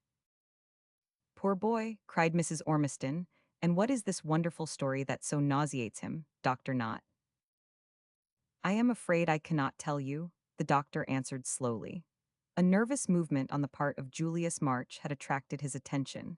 I have never managed to get hold of the story as a whole, but I should like to do so uncommonly." Julius pushed back his chair and groped hurriedly for the dinner napkin, which had slipped to the ground from his knees. The subject of the conversation agitated him. The untidy little chapbooks, tied together with the tag of rusty ribbon, had lain undisturbed in the drawer of his library table ever since Theto Himvery memorable evening, when, kneeling before the image of the stricken mother and the dead Christ, he had found the man's heart under the priest's cassock and awakened to newness of life. Much had happened since then, and Julius had ranged himself, accepting, open-eyed, the sorrows and alleviations of the fate he had created for himself. But tonight he was tired. The mental and emotional strain of the last few days had been considerable. Moreover, John Knott's presence always affected him. The two men stood, indeed, at opposing poles of thought, the one spiritual and ideal, the other material and realistic. And though he struggled against the influence, the doctor's rather brutal common sense and large knowledge of physical causes gained a painful ascendancy over his mind at close quarters. Knott, it must be owned, was slightly merciless to his clerical acquaintances. He loved to bait them, to impale them on the horns of some moral or theological dilemma. And it was partly with this purpose of harrying and worrying that he continued now. "Yes, Mrs. Ormiston, I should like to hear the story just as much as you would. And it strikes me, if he pleased, Mr. March could tell it to us. Suppose you ask him to." Promptly the young lady fell upon Julius, regardless of Ormiston's hardly concealed displeasure. "Oh, you bad man, what are you doing?" she cried, trying to conceal thrilling family legends from the nearest relatives. "Tell us all about it if you know, as Dr. Knott declares you do. I dote on terrifying stories, don't you, Mary, that send the cold shivers all down my back. And if they deal with the history of my nearest and dearest, why, there's an added charm to them. Now, Mr. March, we are all attention. Stand and deliver and make it all just as bad as you can." "I am afraid I am not an effective improvisator," he replied, "and the subject, if you will pardon my saying so, seems to me too intimate for mirth. A curse is supposed to rest on this place. The owners of Brockhurst die young and by violent means." "We know that already, and look to you to tell us something more, Mr. March," Dr. Knott said dryly. Julius was slightly nettled at the elder man's tone and manner. He answered with an accentuation of his usual refinement of enunciation and suavity of manner. "There is a term to the curse, a savior who, according to the old prediction, has the power, should he also have the will, to remove it altogether." "Oh, really, is that so? And when does this savior put in an appearance?" the doctor asked again. "That is not revealed." Julius would very gladly have said nothing further, but Dr. Knott's expression was curiously intent and compelling as he sat fingering the stem of his wineglass. All the ideality of Julius's nature rose in protest against the half-sneering rationalism he seemed to read in that expression. Mrs. Ormiston, who had an hereditary racial appreciation of anything approaching a fight, turned her round eyes first on one speaker and then on the other provokingly, inciting them to more declared hostilities, while she bit her lips in her effort to avoid spoiling sport by untimely laughter or speech. "But unhappily," Julius proceeded, yielding under protest to these opposing forces, "the Savior comes in so questionable a shape that I fear, whenever the appointed time may be, his appearance will only be welcomed by the discerning few." "That's a pity," Dr. Knott said. He paused a minute, passed his hand across his mouth. "Still, if we are to believe the Bible and other so-called sacred histories, it's been the way of saviors from the beginning to try the faith of ordinary mortals by presenting themselves under rather queer disguises." He paused again, drawing in his wide lips, moistening them with his tongue. "But since you evidently know all about it, Mr. March, may I make bold to inquire in what special form of fancy dress the savior in question is reported as likely to present himself?" "He comes as a child of the house," Julius answered, with dignity. "A child who in personif I understand the wording of the prophecy Aredes, half angel, half monster." John Knott opened his mouth as though to give passage to some very forcible exclamation, thought better of it, and brought his jaws together with a kind of grind. His heavy figure seemed to hunch itself up as in the recoil from a blow. "Curious," he said quietly. Yet Julius, looking at him, could have fancied that his weather-beaten face went a trifle pale. But Mrs. Ormiston, in the interests of a possible fight, had contained herself just as long as was possible. Now she clapped her hands and broke into a little scream of laughter. "That's just the most magnificently romantic thing I ever heard," she cried. "Come now, this requires further investigation. What's our baby like, Dr. Knott? I have seen nothing but an indistinguishable mass of shawls and flannels. Have we, by chance, got an angelic monstrosity upstairs without being aware of it?" "Charlotte," Roger Ormiston called out sternly. The young man looked positively dangerous. "This conversation has gone quite far enough. I agree with March, it may all be stuff and nonsense, not worth a second thought, still it is not a thing to joke about." "Very well, dear boy, be soothed then," she returned, making a little grimace and putting her head on one side coquettishly. "I will be as solemn as 9 owls. But you must excuse a momentary excitement. It's all news to me, you know. I would no notion Catherine had married into such a remarkable family. I am bound to learn a little more. Do you believe it's possible at all, Dr. Knott, now tell me?" "The fulfillment of prophecy is rather a wide and burning question to embark on," he said. "With Captain Ormiston's leave, I think we would better go back to the point we started from and drink the little gentleman's health. I have my patient to see again, and it is getting rather late." The lady addressed, laughed, held up her glass, and stared round the table with a fine air of bravado, looking remarkably pretty. "Fire away, Roger, dear fellow," she said. "We are loaded and ready." Thus admonished, Ormiston raised his glass too, but his temper was not of the sweetest just then. He spoke forcedly. "Here's to the boy," he said. "Good luck and good health," and he added hastily, "Please God he will be a comfort to his mother." "Amen," Julius said softly. Dr. Knott contemplated the contents of his glass. For a moment, whether critically or absently, it would have been difficult to decide. But all the harshness had gone out of his face, and his loose lips worked into a smile pathetic in quality. "To the baby, and I venture to add a clause to your invocation of that heartless jade, Dame Fortune. May he never lack good courage and good friends. He will need both." Julius March set down his wine untasted. He had received a very disagreeable impression. "Come, come, it appears to me we are paying these honors in a most lugubrious spirit," Mrs. Ormiston broke in. "I wish the baby a long life and a merry one, in defiance of all prophecies and traditions belonging to his paternal ancestry. Go on, Mr. March, you are shamefully neglecting your duty. No heel taps." She threw back her head showing the whole of her white throat, drained her glass and then flung it over her shoulder. It fell on the black, polished boards, beyond the edge of the carpet, shivered into 100 pieces that lay glittering like scattered diamonds in the lamplight. For the day had died altogether. Fleets of dark, straggling cloud chased each other across spaces of pallid sky, against the earthward edge of which dusky treetops strained and writhed in the force of the tearing gale. Ella Ormiston rose laughing from her place at table. "That's the correct form," she said. "It ensures the fulfillment of the wish. You ought all to have cast away your glasses regardless of expense. Come, Mary, we will remove ourselves. Mind and bid me goodbye before you go, Dr. Knott, and report on Lady Calmady. It's probably the last time you will have the felicity of seeing me. I am off at cockcrow tomorrow morning." Chapter 8. Enter a Child of Promise. After closing the door behind the two ladies, Ormiston paused by the near window and gazed out into the night. The dinner had been, in his opinion, far from a success. He feared his relation to Mary Cathcart had retrograded rather than progressed. He wished his sister-in-law would be more correct in speech and behavior. Then he held the conversation had been in bad taste. The doctor should have abstained from pressing Julius with questions. He assured himself again that the story was not worth a moment's serious consideration, yet he resented its discussion. Such discussion seemed to him to tread hard on the heels of impertinence to his sister, to her husband's memory, and to this boy, born to so excellent a position and so great wealth. And the worst of it was that, like a fool, he had started the subject himself. "The wind's rising," he remarked at last. "You will have a rough drive home, not?" "It will not be the first one, and my beauty's of the kind which takes a lot of spoiling." The answer did not please the young man. He sauntered across the room and dropped into his chair with a slightly insolent demeanor. "All the same, do not let me detain you," he said, "if you prefer seeing Lady Calmady at once and getting off."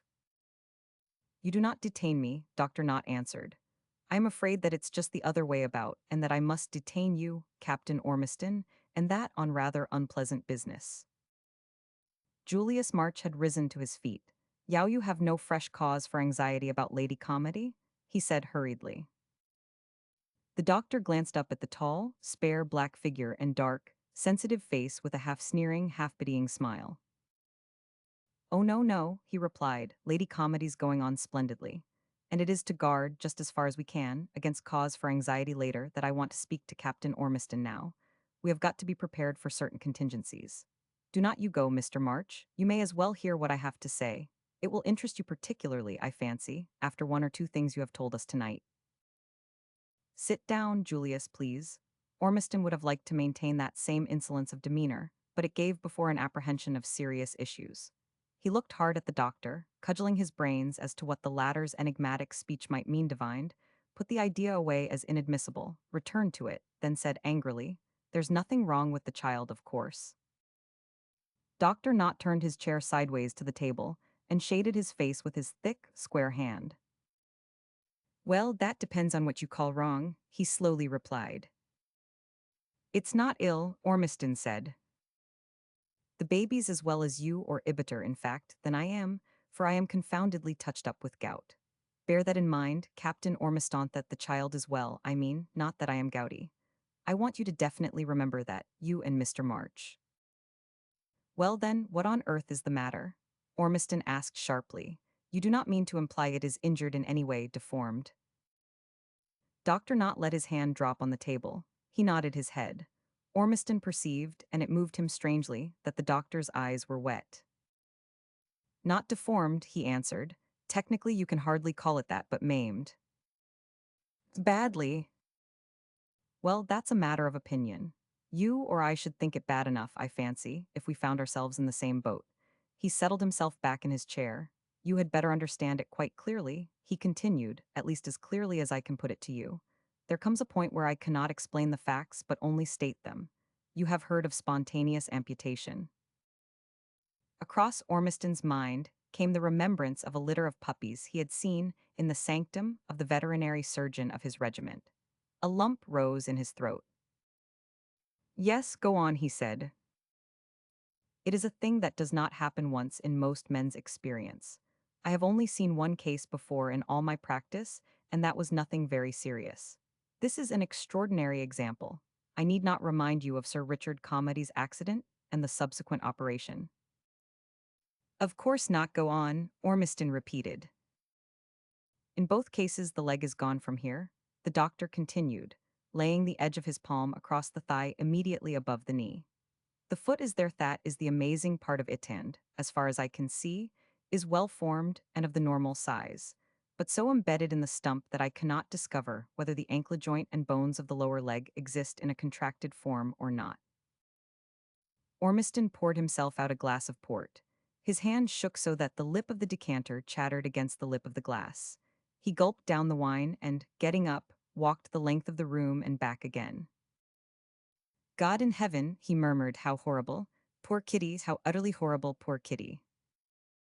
For the baby, in his own fine completeness, he had as yet no feeling but one of repulsion. Can nothing be done? Not, he asked at last. Obviously nothing. And it will live. Oh, bless you, yes. It will live fast enough if I know a healthy infant when I see one. And I ought to know M by now. I have brought them into the world by dozens for my sins. Will it be able to walk? Will shuffle, the doctor answered, smiling sadly to keep back the tears. The young man leaned his elbows on the table and rested his head on his hands. All this shocked him, inexpressibly shocked him, almost to the point of physical illness. Strong as he was, he could have fainted, just then, had he yielded by ever so little.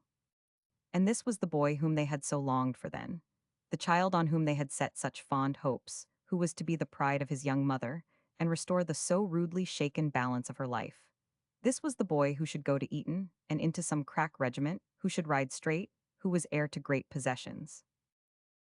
The Savior has come, you see, Mr. March, in as thorough-paced a disguise as ever Savior did yet, John Knott said cynically.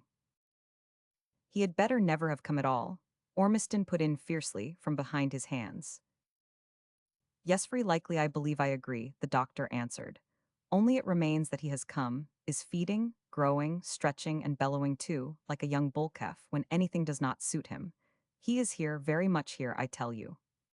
And so we have just got to consider how to make the best of him, both for his own sake and for Lady Comedy's. And you must understand he is a splendid little animal, clean-skinned and strong, as you would expect, being the child of two such fine young people. He is beautiful. I am old-fashioned enough, perhaps scientific enough, to put a good deal of faith in that notion. Beautiful as a child only can be who is born of the passion of true lovers. He paused, looking somewhat mockingly at Julius. Yes, love is an incalculably great, natural force, he continued. It comes uncommonly near working miracles at times, unconscious and rather deplorable miracles. In this case, it has worked strangely against Itzelfat once for irreparable injury and for perfection. For the child is perfect, is superb, but for the one thing. Does my sister know? Ormiston asked hoarsely. Not yet, and, as long as we can keep the truth from her, she had better not know. We must get her a little stronger if we can first. That woman, Mrs. Denny, is worth her weight in gold, and her weight's not inconsiderable. She has her wits about her, and has contrived to meet all difficulties so far. Ormiston sat in the same dejected attitude. But my sister is bound to know before long. Of course, when she is a bit better, she will want to have the baby to play with, dress and undress it, and see what the queer little being is made of. It's a way young mothers have, and a very pretty way, too. If we keep the child from her, she will grow suspicious and take means to find out for herself, and that will not do. It must not be. I will not be responsible for the consequences. So as soon as she asks a definite question, she must have a definite answer. The young man looked up quickly. And who is to give the answer? He said. Well, it rests chiefly with you to decide that. Clearly, she ought not to hear this thing from a servant. It is too serious. It needs to be well told, the whole kept at a high level, if you understand me. Give Lady Comedy a great part, and she will play it nobly. Let this come upon her from a mean, wet nurse, hospitalward sort of level, and it may break her. What we have to do is to keep up her pluck. Remember, we are only at the beginning of this business yet. In all probability, there are many years ahead. Therefore, this announcement must come to Lady Comedy from an educated person, from an equal, from somebody who can see all round it. Mrs. Ormiston tells me she leaves here tomorrow morning. Mrs. Ormiston is out of the question anyhow, Roger exclaimed rather bitterly. Here Julius March, who had so far been silent, spoke, and in speaking showed what manner of spirit he was of. The doctor agitated him, treated him, moreover, with scant courtesy. But Julius put this aside. He could afford to forget himself in his desire for any possible mitigation of the blow which must fall on Catherine Comedy. And listening to his talk, he had, in the last quarter of an hour, gained conviction not only of this man's ability, but of his humanity, of his possession of the peculiar gentleness which so often, mercifully, goes along with unusual strength. As the coarse-looking hand could soothe, touching delicately, so the hard intellect and rough tongue could, he believed, modulate themselves to very consoling and inspiring tenderness of thought and speech. We have you, Dr. Knott, he said. No one, I think, could better break this terrible sorrow to Lady Comedy than yourself. Thank you are generous, Mr. March, the other answered cordially, adding to himself, got to revise my opinion of the black coat.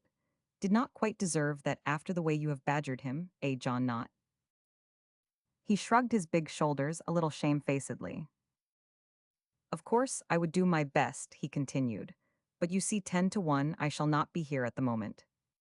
As it is, I have neglected lingering sicknesses and sudden deaths, hysterical girls, croupy children, broken legs, and all the other pretty little amusements of a rather large practice, waiting for me.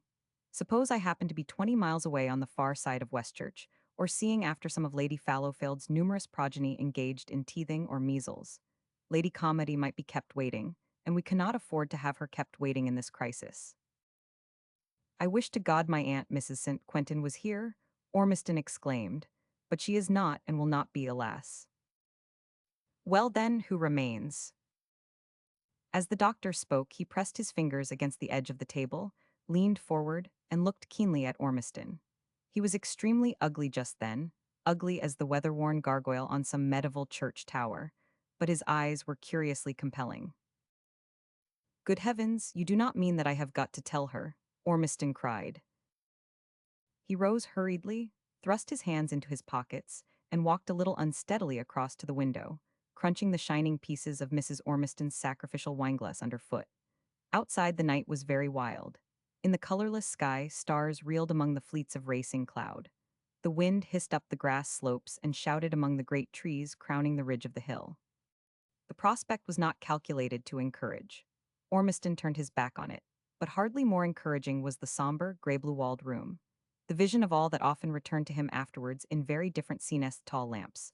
The two men, so strangely dissimilar in appearance and temperament, sitting on either side the dinner table with its fine linen and silver, wines and fruits, waiting silently for him to speak. I cannot tell her, he said, I cannot. Damn it all, I tell you not, I daren't. Think what it will be to her. Think of being told that about your own child. Ormiston lost control of himself. He spoke violently. I am so awfully fond of her and proud of her, he went on. She's behaved so splendidly ever since Richard's death, laid hold of all the business, never spared herself, been so able and so just. And now the baby coming and being a boy seemed to be a sort of let up, a reward to her for all her goodness. To tell her this horrible thing will be like doing her some hideous wrong. If her heart has to be broken, in common charity do not ask me to break it. There was a pause. He came back to the table and stood behind Julius March's chair. It's asking me to be hangman to my own sister, he said. Yes, I know it is a confoundedly nasty piece of work. And it's rough on you, very rough. Only, you see, this hanging has to be put through there's the nuisance. And it is just a question whether your hand will not be the lightest after all. Again silence obtained, but for the rush and sob of the gale against the great house. What do you say, Julius? Ormiston demanded at last. I suppose our only thought is for Catherine for Lady Calmady, he said, and in that case I agree with Dr. Knott. Roger took another turn to the window, stood there a while struggling with his natural desire to escape from so painful an embassy. Very well, if you are not here, Knott, I undertake to tell her, he said at last. Please God, she mayn't turn against me altogether for bringing her such news. I will be on hand for the next few days, and you must explain to Denny that I am to be sent for whenever I am wanted. That's all. I suppose we may as well go now, mayn't we? Julius knelt at the faldstool, without the altar rails of the chapel, till the light showed faintly through the grisaille of the stained-glass windows and outlined the spires and carven canopies of the stalls. At first his prayers were definite, petitions for mercy and grace to be outpoured on the fair, young mother and her, seemingly so cruelly afflicted child, on himself, too, that he might be permitted to stay here and serve her through the difficult future. If she had been sacred before, Catherine was rendered doubly sacred to him now. He bowed himself in reverential awe before the thought of her martyrdom. How would her proud and naturally joyous spirit bear the bitter pains of it? Would it make, eventually, for evil or for good? And then the ascetic within him asserting itself, notwithstanding the widening of outlook produced by the awakening of his hearth, was overtaken by a great horror of that which we call matter, by a revolt against the body, and those torments and shames, mental, moral, and physical, which the body brings along with it. Surely the dualists were right. It was unregenerate, a thing, if made by God, yet wholly fallen away from him and given over to evil, this fleshly envelope wherein the human soul is seated, and which, even in the womb, may be infected by disease or rendered hideous by mutilation. Then, as the languor of his long vigil overcame him, he passed into an ecstatic contemplation of the state of that same soul after death, clothed with a garment of incorruptible and enduring beauty, dwelling in clear, luminous spaces, worshipping among the ranks of the redeemed, beholding its Lord God face to face. John Knott, meanwhile, after driving home beneath the reeling stars, through the roar of the forest and shriek of the wind across the open moors, found an urgent summons awaiting him. He spent the remainder of that night, not in dreams of paradise and of spirits redeemed from the thraldom of the flesh, but in increasing the population of this astonishing planet, by assisting to deliver a scrofulous, half-witted shrieking servant girl of twinselegitimating the fusty atmosphere of a cottage garret, right up under the radiant thatch. Chapter 9, in which Catherine Calmady looks on her son. More than a week elapsed before Ormiston was called upon to redeem his promise, for Lady Calmady's convalescence was slow. An apathy held her, which was tranquilizing rather than tedious. She was glad to lie still and rest. She found it very soothing to be shut away from the many obligations of active life for a while, to watch the sunlight, on fair days, shift from east by south to west, across the warm, fragrant room, to see the changing clouds in the delicate spring sky, and the slow-dying crimson and violet of the sunset, to hear the sudden hurry of falling rain, the subdued voices of the women in the adjoining nursery, and sometimes the lusty protestations of her baby Weena's John not had put it things did not suit him. She felt a little jealous of the comely, young wet nurse, a little desirous to be more intimately acquainted with this small, new Richard Calmady, on whom all her hopes for the future were set. But immediately she was very submissive to the restrictions laid by Denny and the doctor upon her intercourse with the child. She only stood on the threshold of motherhood as yet, while the inevitable exhaustion, following on the excitement of her spring and summer of joy, her autumn of bitter sorrow, and her winter of hard work, asserted itself now that she had time and opportunity for rest.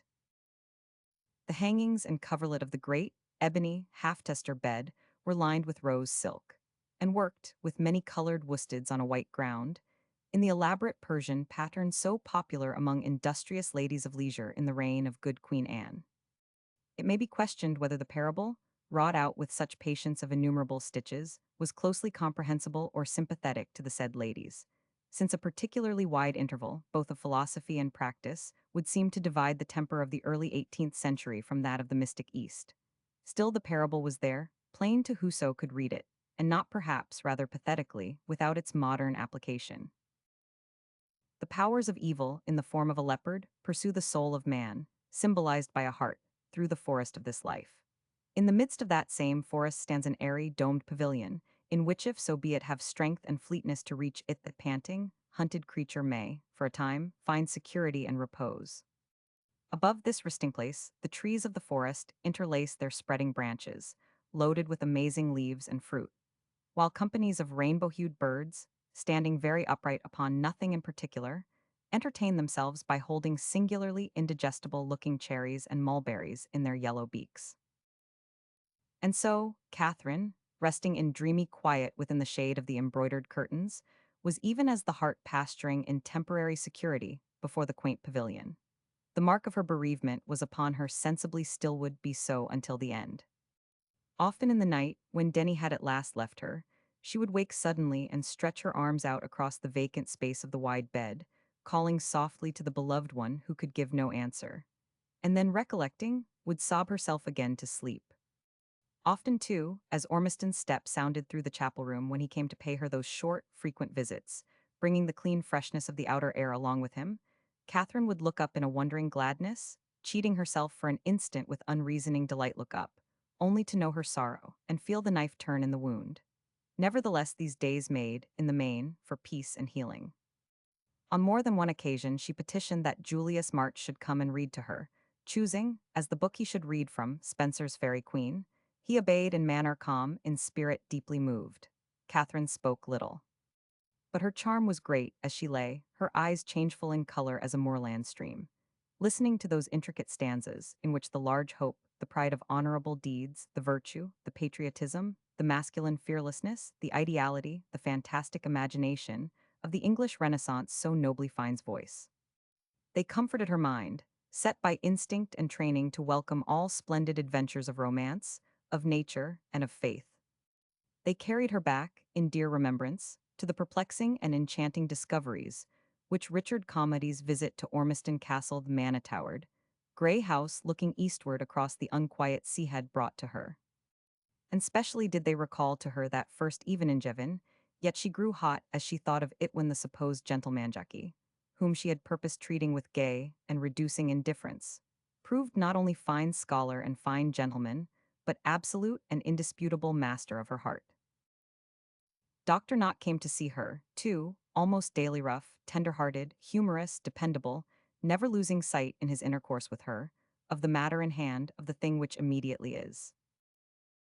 Thus did these three men, each according to his nature and capacity, strive to guard the poor heart, pasturing before the quaint pavilion, set for its passing refreshment in the midst of the forest of this life, and to keep, just so long as was possible, the pursuing leopard at bay. Nevertheless the leopard gained, despite of their faithful guardianship which was inevitable, the case standing as it 999. For one bright afternoon, about 3 o'clock, Mrs. Denny arrived in the gun room, where Ormiston sat smoking, while talking over with Julius the turf-cutting claims of certain squatters on Spendle Flatsrived, not to summon the latter to further readings of the great Elizabethan poet, but to say to the former, "Will you please come at once, sir? Her ladyship is sitting up. She is a little difficult about the babyonly, you know, sir, if I can say it with all respect in her pretty, teasing way, but I am afraid she must be told." And Roger rose and went sick at heart. He would rather have faced an enemy's battery, vomiting out shot and shell, than gone up the broad, stately staircase, and by the silent, sunny passageways to that fragrant, white-paneled room. On the stands and tables were bowls full of clear-colored spring, flower-cereally primrose, jonquil, and narcissus. A wood fire burned upon the blue and white tiled hearth.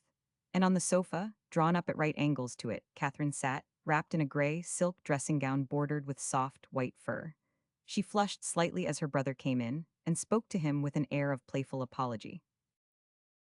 "I really do not know why you should have been dragged up here, just now, dear old man," she said. "It is some fancy of Denny's. I am afraid in the excess of her devotion she makes me rather a nuisance to you. And now, not contented with fussing about me, she has taken to being absurdly mysterious about the baby." She stopped abruptly. Something in the young man's expression and bearing impressed her, causing her to stretch out her hands to him in swift fear and entreaty. "Oh, Roger," she cried, "Roger, what is it?" And he told her, repeating, with but a few omissions, the statement made to him by the doctor 10 days ago. He dared not look at her while he spoke, lest seeing her should unnerve him altogether. Catherine was very still. She made no outcry, yet her very stillness seemed to him the more ominous, and the horror of the recital grew upon him. His voice sounded to him unnaturally loud and harsh in the surrounding quiet. Once her silken draperies gave a shuddering rustle, that was all. At last it was over. At last he dared to look at her. The color and youthful roundness had gone out of her face. It was gray as her dress, fixed and rigid as a marble mask. Ormiston was overcome with a consuming pity for her and with a violence of self-hatred. Hangman, and to his own sister in truth, it seemed to him to have come to that. He knelt down in front of her, laying hold of both her knees. "Kitty, can you ever forgive me for telling you this?" he asked hoarsely. Even in this extremity, Catherine's inherent sweetness asserted itself. She would have smiled, but her frozen lips refused. Her eyelids quivered a little and closed. "I have nothing to forgive you, dear," she said. "Indeed, it is good of you to tell me, since so it is." She put her hands upon his shoulders, gripping them fast, and bowed her head. The little flames crackled, dancing among the pine logs, and the silk of her dress rustled as her bosom rose and fell. "It will not make you ill again?" Roger asked anxiously. Catherine shook her head. "Oh no," she said, "I have no more time for illness. This is a thing to cure, as a cautery curesto burn away all idleness and self-indulgent, sick-room fancies. See, I am strong, I am well." She stood up, her hands slipping down from Ormiston's shoulders and steadying themselves on his hands as he too rose. Her face was still ashen, but purpose and decision had come into her eyes. "Do this for me," she said, almost imperiously. "Go to Denny, tell her to bring me the baby. She is to leave him with me, and tell her, as she loves both him and me, as she values her place here at Brockhurst, she is not to speak." As he looked at her, Ormiston turned cold. She was terrible just then. "Catherine," he said quickly, "what on earth are you going to do?" "No harm to my baby in any case, you need not be alarmed. I am quite to be trusted. Only I cannot be reasoned with or opposed, still less condoled with or comforted yet. I want my baby, and I must have him here alone, the doors shut-locked if I please." Her lips gave, the corners of her mouth dropped, and watching her, Ormiston swore a little under his breath. "We have something to say to each other, the baby and I," she went on, "which no one else may hear. So do what I ask you, Roger. And come back, I may want you in about an hour, if I do not send for you before." Alone with her child, Lady Calmady moved slowly across and bolted both the nursery and the chaperoom doors. Then she drew a low stool up in front of the fire and sat down, laying the infant upon her lap. It was a delicious, dimpled creature, with a quantity of silky golden-brown hair that curled in a tiny crest along the top of its head. It was but half awake yet, the rounded cheeks pink with the comfort of food and slumber. And as the beautiful young mother, bending that set, ashen face of hers above it, laid the child upon her knees. It stretched, clenching soft baby fists and rubbing them into its blue eyes. Catherine unwrapped the shawls and took off one small garment after another delicate gossamer-like things of fine flannel, lawn, and lace, such as women's fingers linger over in the making with tender joy. Once her resolution failed her. She wrapped the half-dressed child in its white shawls again, rose from her place and walked over to the sunny window, carrying it in the hollow of her arm, it staring up, meanwhile, with the strange wonder of baby eyes, and cooing, as though holding communication with gracious presences haunting the molded ceiling above. Catherine gazed at it for a few seconds, but the little creature's serene content, its absolute unconsciousness of its own evil fortune, pained her too greatly. She went back, sat down on the stool again, and completed the task she had set herself. Then, the baby lying stark naked on her lap, she studied the fair, little face, the penciled eyebrows and fringed eyelids dark like her own. The firm, rounded arms, the rose-palmed hands, their dainty fingers and fingernails, the well-proportioned and well-nourished body, without smallest mark or blemish upon it, sound, wholesome, and complete. All these she studied long and carefully, while the dancing glow of the firelight played over the child's delicate flesh, and it extended its little arms in the pleasant warmth, holding them up, as in act of adoration, towards those gracious unseen presences, still, apparently, hovering above the flood of in-streaming sunshine against the ceiling overhead. Lastly, she turned her eyes, with almost dreadful courage, upon the mutilated, malformed limbs, upon the feet set right up where the knee should have been, thus dwarfing the child by a fourth of his height. She observed them, handled, felt them. And as she did so, her mother love, which, until now, had been but a part and consequence since the child was his gift, the crown and outcome of their passion, his and Herself, the great love she bore her husband, became distinct from that, an emotion by itself. Heretofore unimagined, pervasive of all her being. It had none of the sweet self-abandon, the dear enchantments, the harmonizing sense of safety and repose which that earlier passion had. This was altogether different in character, and made quite other demands on mind and heart. For it was fierce, watchful, anxious, violent with primitive instinct. The roots of it planted far back in that unthinkable remoteness of time, when the fertile womb of the great Earth Mother began to bring forth the first blind, simple forms of those countless generations of living creatures which, slowly differentiating themselves, slowly developing, have peopled this planet from that immeasurable past to the present hour. Love between man and woman must be forever young, even as Eros, Cupid, Krishna are forever youthful gods. But mother love is of necessity mature, majestic, ancient from the stamp of primal experience which is upon it. And so, at this juncture, realizing that which her motherhood meant, her immaturity, her girlhood fell away from Catherine Calmady. Her life and the purpose of it moved forward on another plane. She bent down and solemnly kissed the unlovely, shortened limbs, not once or twice, but many times, yielding herself up with an almost voluptuous intensity to her own emotion. She clasped her hands about her knees, so that the child might be enclosed, overshadowed, embraced on all sides by the living defenses of its mother's love. Alone there, with no witnesses, she brooded over it, crooned to it, caressed it with an insatiable hunger of tenderness. And yet, my poor pretty, if we had both died, you and I, 10 days ago, she murmured, how far better. For what will you say to me when you grow older, to me who have brought you, without any asking or will of yours, into a world in which you must always be at so cruel a disadvantage? How will you bear it all when you come to face it for yourself, and I can no longer shield you and hide you away as I can do now?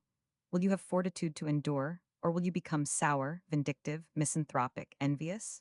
Will you curse the hour of your birth? Catherine bowed her proud head still lower. Ah, do not do that, my darling, she prayed in piteous entreaty, do not do that. For I will share all your trouble, do share it even now beforehand, foreseeing it, while you still lie smiling unknowing of your own distress.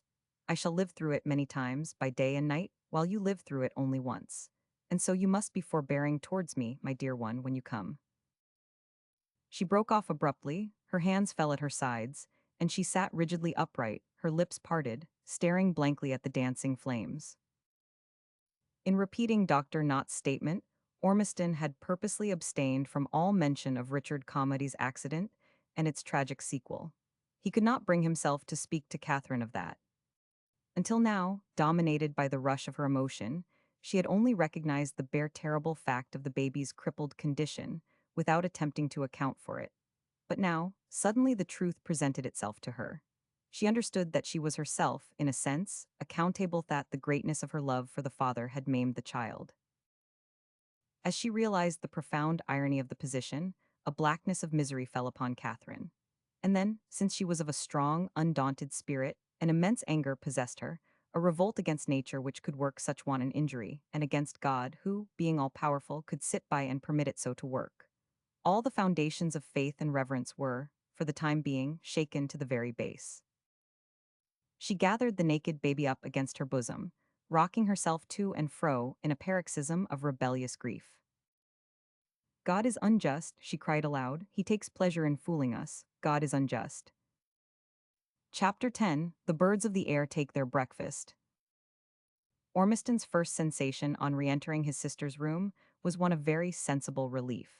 For Catherine leaned back against the pink brocade cushions in the corner of the sofa, with the baby sleeping peacefully in her arms. Her color was more normal too, her features less mask-like and set. The cloud which had shadowed the young man's mind for nearly a fortnight lifted. She knew, therefore he argued the worst must be over. It was an immense gain that this thing was fairly said. Yet, as he came nearer and sat down on the sofa beside her, Ormiston, who was a keen observer, both of horses and women, became aware of a subtle change in Catherine. He was struck had never noticed it before be her likeness to Herend his father, whose stern, high-bred, clean-shaven face and rather inaccessible bearing and manner impressed his son, even to this day, as somewhat alarming. People were careful not to trifle with old Mr. Ormiston. His will was absolute in his own house, with his tenants, and in the great ironworks almost a town in itself which fed his fine fortune. While from his equal seven from his fellow members of that not over-reverent or easily impressible body, the House of Commons required and received a degree of deference, such as men yield only to an unusually powerful character. And there was now just such underlying energy in Catherine's expression. Her eyes were dark, as a clear midnight sky is dark, her beautiful lips compressed, but with concentration of purpose, not with weakness of sorrow. The force of her motherhood had awakened in Catherine a latent titanic element. Like Prometheus bound, chained to the rock, torn, her spirit remained unquelled. For good or evil as the event should provish defied the gods. And something of all this, though, he would have worded it very differently in the vernacular of passing fashion Ormiston perceived. She was unbroken by that which had occurred, and for this he was thankful. But she was another woman to her who had greeted him in pretty apology an hour ago. Yet, even recognizing this, her first words produced in him a shock of surprise. "Is that horse the clown still at the stables?" she asked. Ormiston thrust his hands into his pockets, and sitting on the edge of the sofa with his knees apart, stared down at the carpet. The mention of the clown always cut him and raised in him a remorseful anger. Yes, she was like his father, going straight to the point, he thought. And in this case, the point was acutely painful to him personally. Ormiston's moral courage had been severely taxed, and he had a fair share of the selfishness common to man. It was all very well, but he wished to goodness she had chosen some other subject than this. Yet he must answer. "Yes," he said, "Willie Taylor has been leading the gallops for the 2-year-olds on him for the last month." He paused. "What about the clown?" "Only that I should be glad if you would tell Chiffney he must find some other horse to lead the gallops." Ormiston turned his head. "I see you wish the horse sold," he said, over his shoulder. Catherine looked down at the sleeping baby, its round head, crowned by that delicious crest of silky hair, cuddled in against her breast. Then she looked in her brother's eyes full and steadily. "No," she answered, "I do not want it sold, I want it shot by you here tonight." "By Jove!" the young man exclaimed, rising hastily and standing in front of her. Catherine gazed up at him and held the child a little closer to her breast. "I have been alone with my baby. Do not you suppose I see how it has come about?" she asked.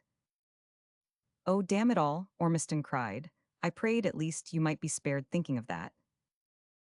He flung himself down on the sofa agonwhile, the baby clenching its tiny fist, stretched and murmured in its sleep and bowed himself together, resting his elbows on his knees and his chin in his hands. "I am at the bottom of it. It's all my fault," he said. "I am haunted by the thought of that day and night, for if ever one man loved another I loved Richard. And yet if I had not been so cursedly keen about the horse, all this might never have happened. Oh, if you only knew how often I have wished myself dead since that ghastly morning. You must hate me, Kitty, you have cause enough. Yet how the deuce could I foresee what would come about? For the moment Catherine's expression softened. She laid her left hand very gently on his bowed head. I could never hate you, dear old man, she said. You are innocent of Richard's death, but this last thing is different. Her voice became fuller and deeper in tone. And whether I am equally innocent of his child's disfigurement, God only knows if there is a God, which perhaps, just now, I had better doubt, lest I should blaspheme too loudly, hoping my bitter words might reach his hearing. Yet further disturbed in the completeness of its comfort, as it would seem, by the seriousness of her voice, the baby's mouth puckered. It began to fret. Catherine rose and stood rocking it, soothing Ida queenly young figure in her clinging gray and white draperies, which the in-streaming sunshine touched as she moved to a delicate warmth of color. Hush, my pretty lamb, she crooned and then softly yet fiercely to Ormiston, you understand, I wish it. The clown is to be shot. Very well, he answered. Sleep what troubles you, my precious, she went on. I want it done now at once. Hush, baby, hush. The sun shall not go down upon my wrath, because my wrath shall be somewhat appeased before the sunset. Catherine swayed with a rhythmic motion, holding the baby a little away from her in her outstretched arms. Tell Chiffney to bring the horse up to the square lawn here, right in front of the house. Hush, my kitty sweet, he is to bring the horse himself. None of the stable boys or helpers are to come. It is not to be an entertainment, but an execution. I wish it done quietly. Very well, Ormiston repeated. He hesitated, strong protest rising to his lips, which he could not quite bring himself to utter. Catherine, the courage and tragedy of her anger, dominated him as she moved to and fro in the sunshine soothing her child. You know it's a valuable horse, he remarked at last tentatively. So much the better. You do not suppose I should care to take that which costs me nothing? I am quite willing to pay. Sleep, my pet, so is that better? I do not propose to defraud Hush, baby darling, Hush Richard's son of any part of his inheritance. Tell Chiffney to name a price for the clown, an outside price. He shall have a check tomorrow, which he is to enter with the rest of the stable accounts. Now go, please. We understand each other clearly, and it is growing late. Poor honey love, what vexes you? You will shoot the clown here before sunset. And Roger, it must lie where it falls tonight. Let some of the men come early tomorrow with a float. It is to go to the kennels. Ormiston got up, shaking his shoulders as though to rid himself of some encumbering weight. He crossed to the fireplace and kicked the logs together. I do not half like it, he said. I tell you I do not. It seems such a cold-blooded butchery. I cannot tell if it's wrong or right. It seems merciless. And it is so unlike you, Kitty, to be merciless. He turned to her as he spoke, and Catherine her head erect, her eyes full of the somber fire of her profound alienation, and revolt drew her hand slowly down over the fine lawn and lace of the baby's long white robe, and held it flat against the soles of the child's hidden feet. Look at this, she said. Remember, too, that the delight of my life has gone from me, and that I am young yet.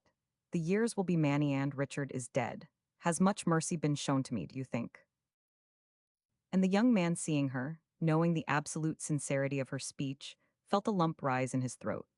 After all, when you have acted hangman to your own sister, as he reasoned, it is but a small matter to act slaughterman to a horse.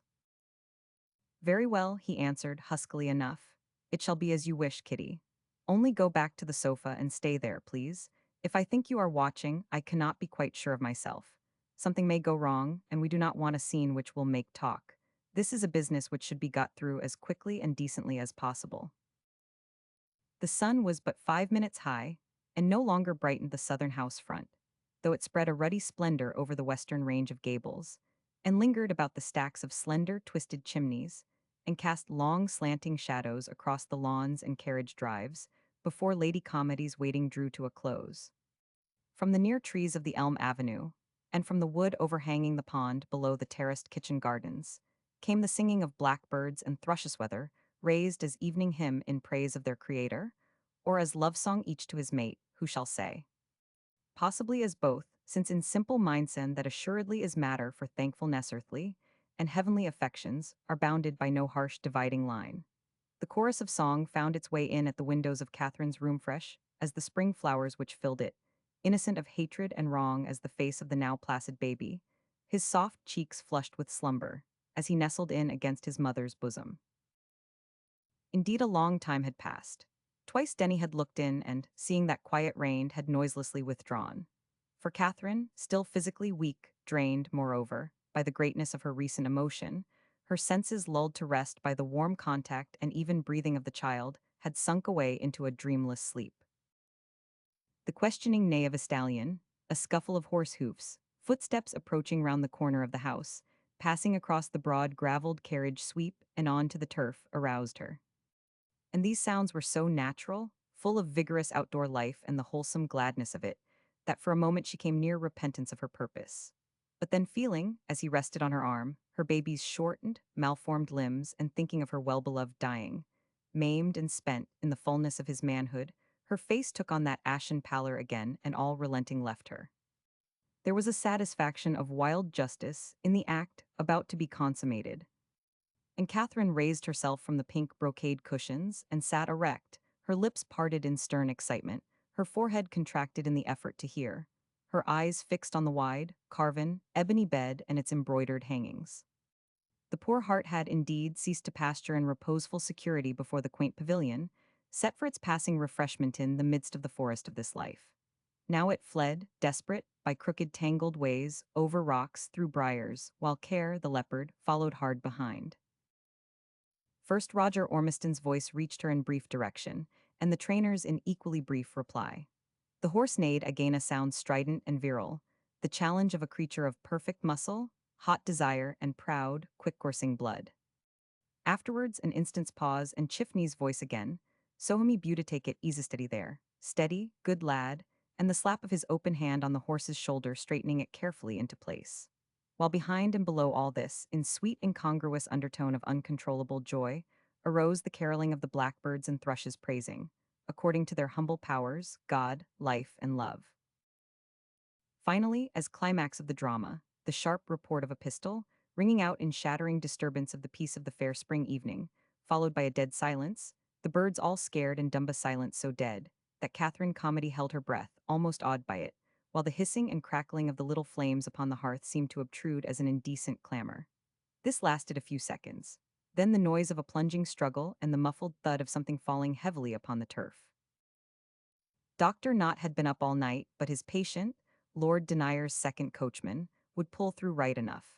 So he started on his homeward journey in a complacent frame of mind.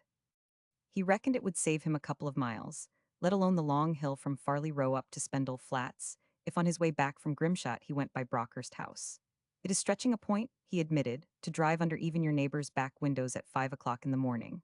But the doctor, being himself in an unusually amiable attitude, was inclined to accredit others with a like share of good temper. Moreover, the natural man in him cried increasingly loudly for food and bed. John Knott was not given to sentimental rhapsodies over the beauties of nature. Like other beauties, she had her dirty enough moods, he thought.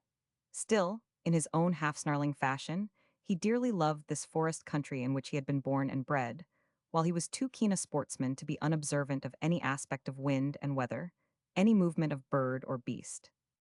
With the collar of his long drab driving coat turned up about his ears, and the stem of a well-colored meerschaum pipe between his teeth, he sat huddled together in the high, swinging gig, with Timothy, the weasel-faced old groom, by his side, while the drama of the opening day unfolded itself before his somewhat critical gaze. He noted that it would be fine, though windy. In the valley, over the long water, spread beds of close, white mist.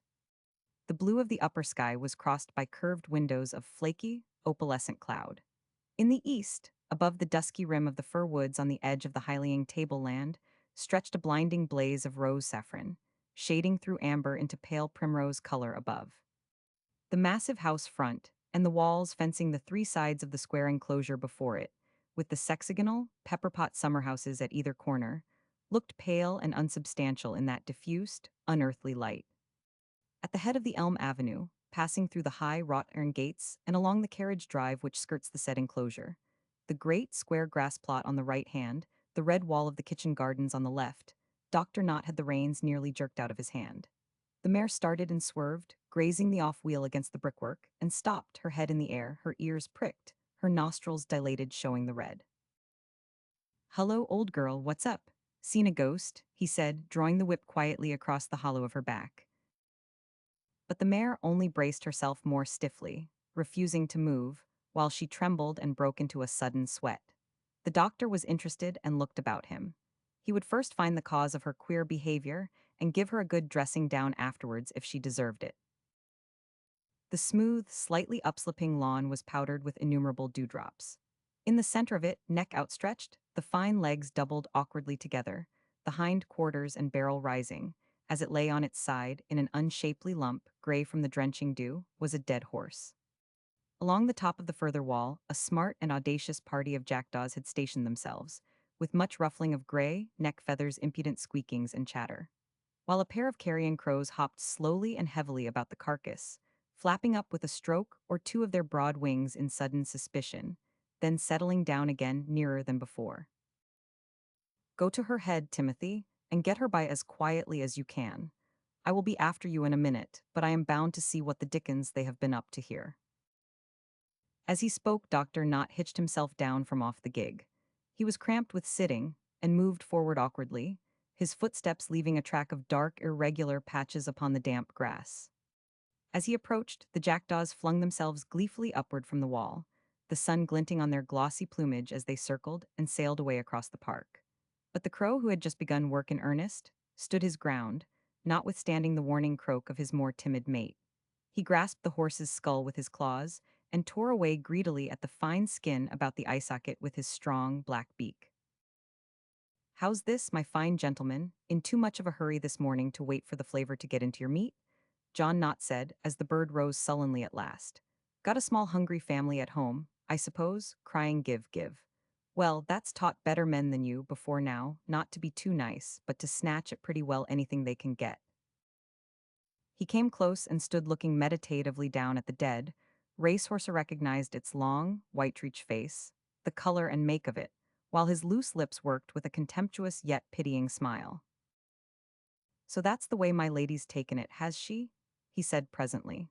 "On the whole, I do not know that I am sorry. In some cases, much benefit unquestionably is derivable from letting blood. This shows she does not mean to go under if I know her, and that's a mercy for that poor little beggar, the baby's sake." He turned and contemplated the stately facade of the house. The ranges of windows, blind with closed shutters and drawn curtains, in the early sunshine gave off their many panes a broad dazzle of white light. "Poor little beggar," he repeated, "with his 40,000 a year and all the rest of it. Such a race to run and yet so badly handicapped." He stooped down, examined the horse, found the mark of the bullet. "Contradictory beings, though, these dear women," he went on. "So fanciful and delicate, so sensitive you are afraid to lay a finger on them. So unselfish, too, some of them, they seem too good for this old rough and tumble of a world. And yet touch 'em home, and they will show an unscrupulous savagery of which we coarse brutes of men should be more than half ashamed. God Almighty made a little more than he bargained for when he made woman. She must have surprised him pretty shrewdly, one would think, now and then since the days of the apple and the snake." He moved away up the carriage drive, following Timothy, the sweating, straining mare and swinging gig. The carrion crow flapped back with a croak and dropped on the horse's skull again. Hearing that bodeful sound, the doctor paused a moment, knocking the ashes out of his pipe and looking round at the bird at its ugly work, set his foreground to that pure glory of the sunrise, and the vast noble landscape, misty valley, dewy grassland, far-ranging hillside crowned with wood. "The old story," he muttered, "always repeating itself, and it strikes one as rather a wasteful, clumsy contrivance at times. Life forever feeding on death, death forever breeding life." Thus ended the clown, own brother to Touchstone, of merry name and mournful memory, paying the penalty of wholly involuntary transgressions, from which ending another era dated at Brockhurst, the most notable events of which it is the purpose of the ensuing pages duly to set forth. Book 2, The Breaking of Dreams.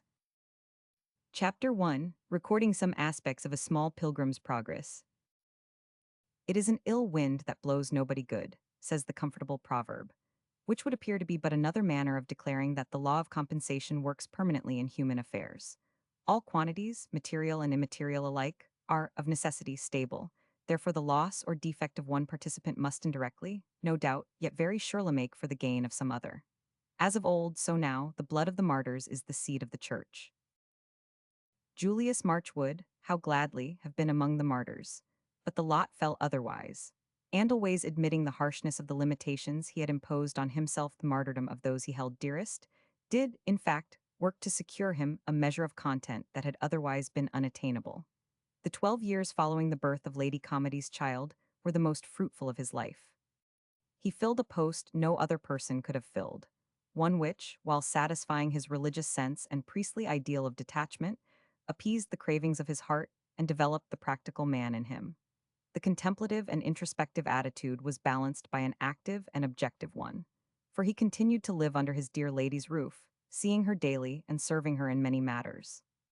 He watched her, admiring her clear yet charitable judgment and her prudence in business. He bowed in reverence before her perfect singleness of purpose.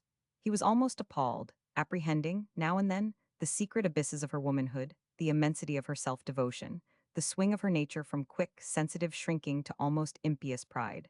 Man is the outcome of the eternal common sense, woman that of some moment of divine folly. Meanwhile, the ways of true love are many.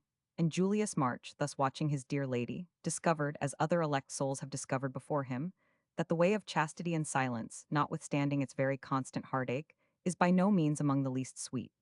The entries in his diaries of this period are intermittent, concise, and brief naturally enough, since the central figure of Julius's mental picture had ceased, happily for him, to be himself.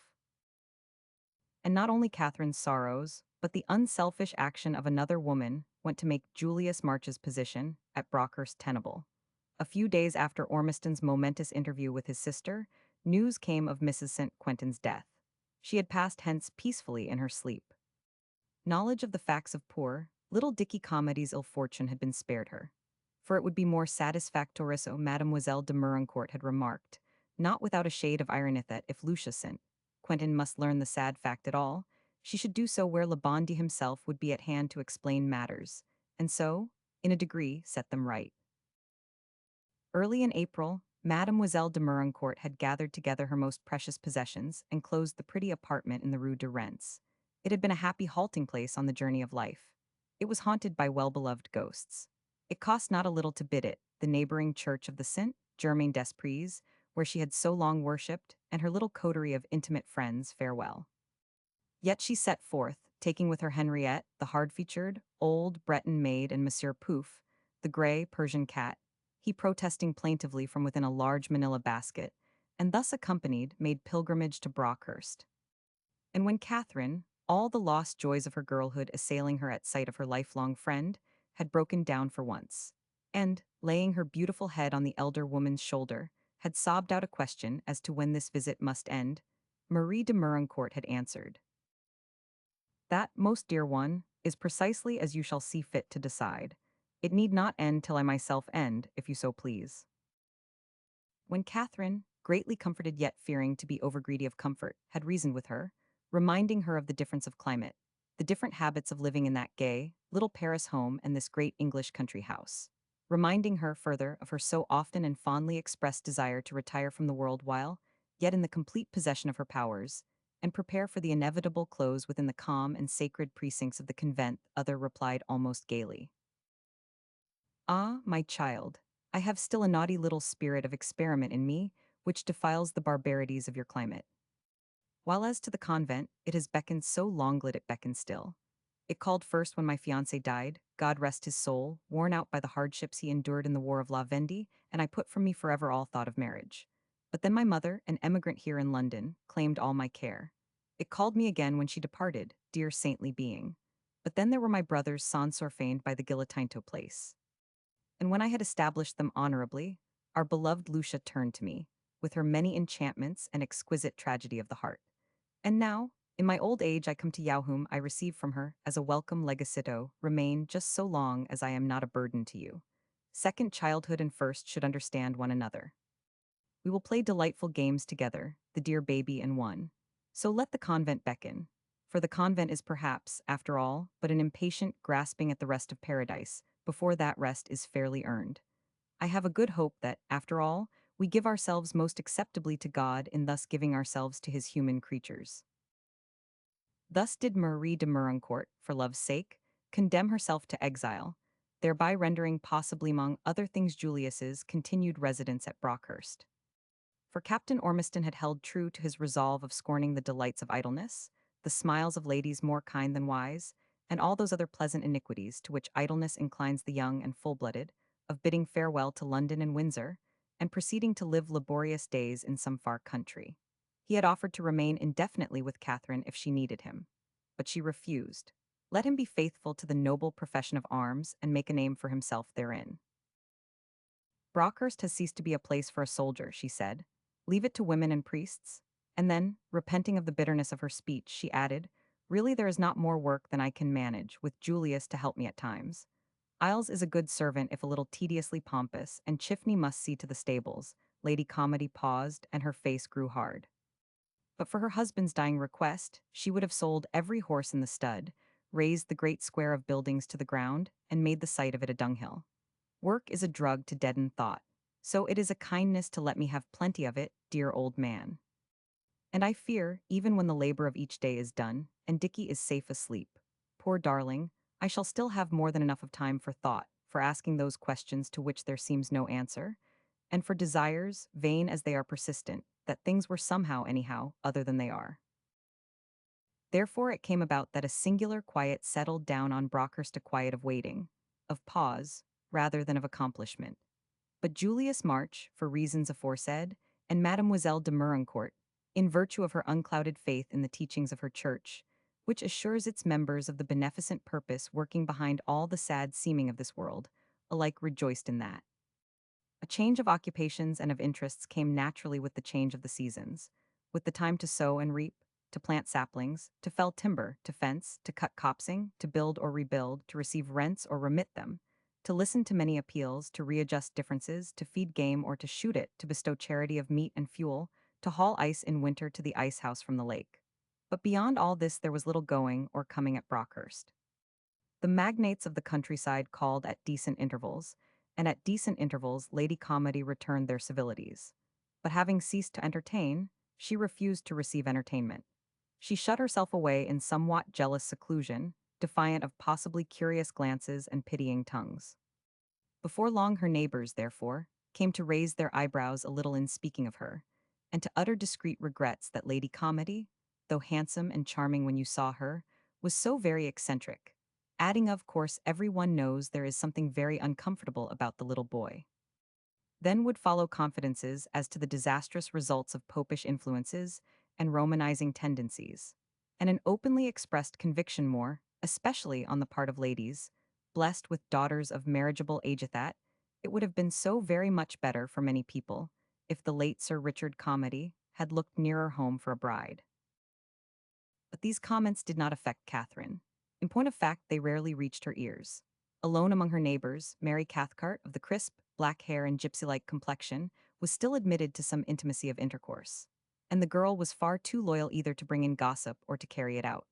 Brockhurst held the romance of her heart. And notwithstanding the earnest wooing as the years went on off more than one very eligible gentleman, Brockhurst continued to hold it.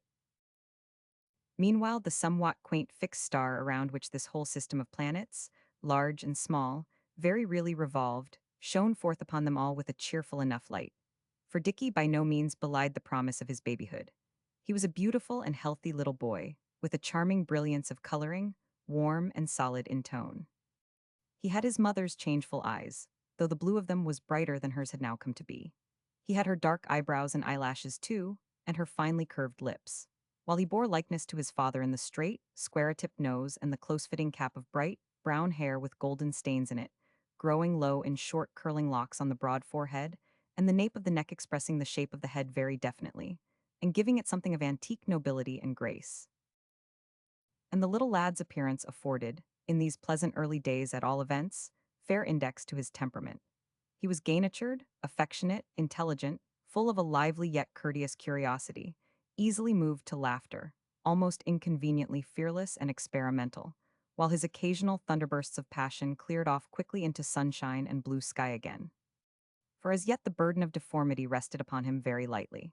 He associated hardly at all with other children, and had but scant occasion to measure his poor powers of locomotion against their normal ones. Lady Fallowfield, it is true, in obedience to suggestions on the part of her kindly lord and master, offered tentatively to import a carriage load. Little Ludovic Keel was just the same age as Dickie from the Whitney nurseries to spend the day. Goodfellow comedy, I liked comedy, Lord Fallowfield had said to her. His conversation, it may be observed, was nothing if not interjectional. Pretty woman, lady comeditable thing for her being left as she is, always shall regret comedy, very sorry for her, always have been sorry for a pretty woman in trouble, ought to see something of her, my dear. The two estates join, and as I always have said, it's a duty to support your own class. Cannot expect the masses to respect you unless you show them you are prepared to stand by your own class. Just take some of the children over to see Lady Comedy. Pretty children do her good to see them. Rode uncommonly straight did Comedy. Terribly upsetting thing his funeral. Never shall forget it. Always did like Comedy Goodfellow Comedy. Nasty thing his death. But Catherine's pen was fertile in excuses to avoid the invasion from Whitney. Lady Fallowfield's small brains and large domestic complacency were too trying to her. And that noble lady, it must be owned, was secretly not a little glad to have her advances thus firmly, though gently, repulsed. For she was alarmed at Lady Comedy's reported acquaintance with foreign lands and with books, added to which her simple mind harbored much grisly though vague terror concerning the Roman Church. Picture all her brood of little Keels incontinently converted into little monks and nuns with shaven heads. How such sudden conversion could be accomplished, Lady Fallowfield did not presume to explain. It sufficed her that everybody always said papists were so dreadfully clever and unscrupulous you never could tell what they might not do next. Once, when Dickie was about 6 years old, Colonel St. Quentin brought his young wife and two little girls to stay at Brockhurst. Catherine had a great regard for her cousin, yet the visit was never repeated. On the flat poor Dick could manage fairly well, his strangely shod feet traveling laboriously along in effort after rapidity, his hands hastily outstretched now and again to lay hold of doorjamb or table edge, since his balance was none of the securest. But in that delightfully varied journey from the nursery, by way of his mother's bedroom, the chapel room next door, the broad stairhead with its carven balusters, shiny oak flooring, and fine landscapes by Claude and Hobbema, the state drawing-room and libraries to that America of his. Childish dreams, that country of magnificent distances and large possibility of discovery, the long gallery, he was speedily distanced by the 3-year-old Betty, let alone her 6-year-old sister Honoria, a tall, slim, little maiden, daintily hybrid of face and fleet of foot as a hind. This was bad enough, but the stairways afforded yet more afflicting experiences, descent, of even the widest and shallowest flights, presented matter of insuperable difficulty, while the ascent was only to be achieved by recourse to all fours, against the ignominy of which mode of progression Dickie's soul revolted, and so the little boy concluded that he did not care much about little girls, and confided to his devoted playfellow Clara Mrs. Denny's niece and sometimes second still-room maid, now promoted, on account of her many engaging qualities, to be Dickie's special attendant that. They went so quick, they always left him behind, and it was not nice to be left behind, and it was very rude of them to do it. Did not Clara think so? And Clara, as in duty and affection bound, not without additional testimony in a certain dimness of her pretty, honest, brown eyes, did indeed very much think so. It followed, therefore, that Dickie saw the St. Quentin family drive away, nurses and luggage complete, quite unmoved, and returned with satisfaction and renewed self-confidence to the exclusive society of all those dear grown-up people. Gentle and Simpluho were never guilty of leaving him behind. To that of Camp, the old, white bulldog, and young Camp, his son and heir, who, if they so far forgot themselves as to run away, invariably ran back again and apologized, fawning upon him and pushing their broad, ugly, kindly muzzles into his hands, and to that of Monsieur Pouf, the gray Persian cat, who, far from going too quickly, displayed such majestic deliberation of movement and admirable dignity of waving fluffed tail, that it required much patient coaxing on Dickie's part ever to make him leave his cushion by the fire and go at all. But with the above-mentioned exception, the little boy's self-content suffered but slight disturbance. He took himself very much for granted. He was very curious of outside things, very much amused.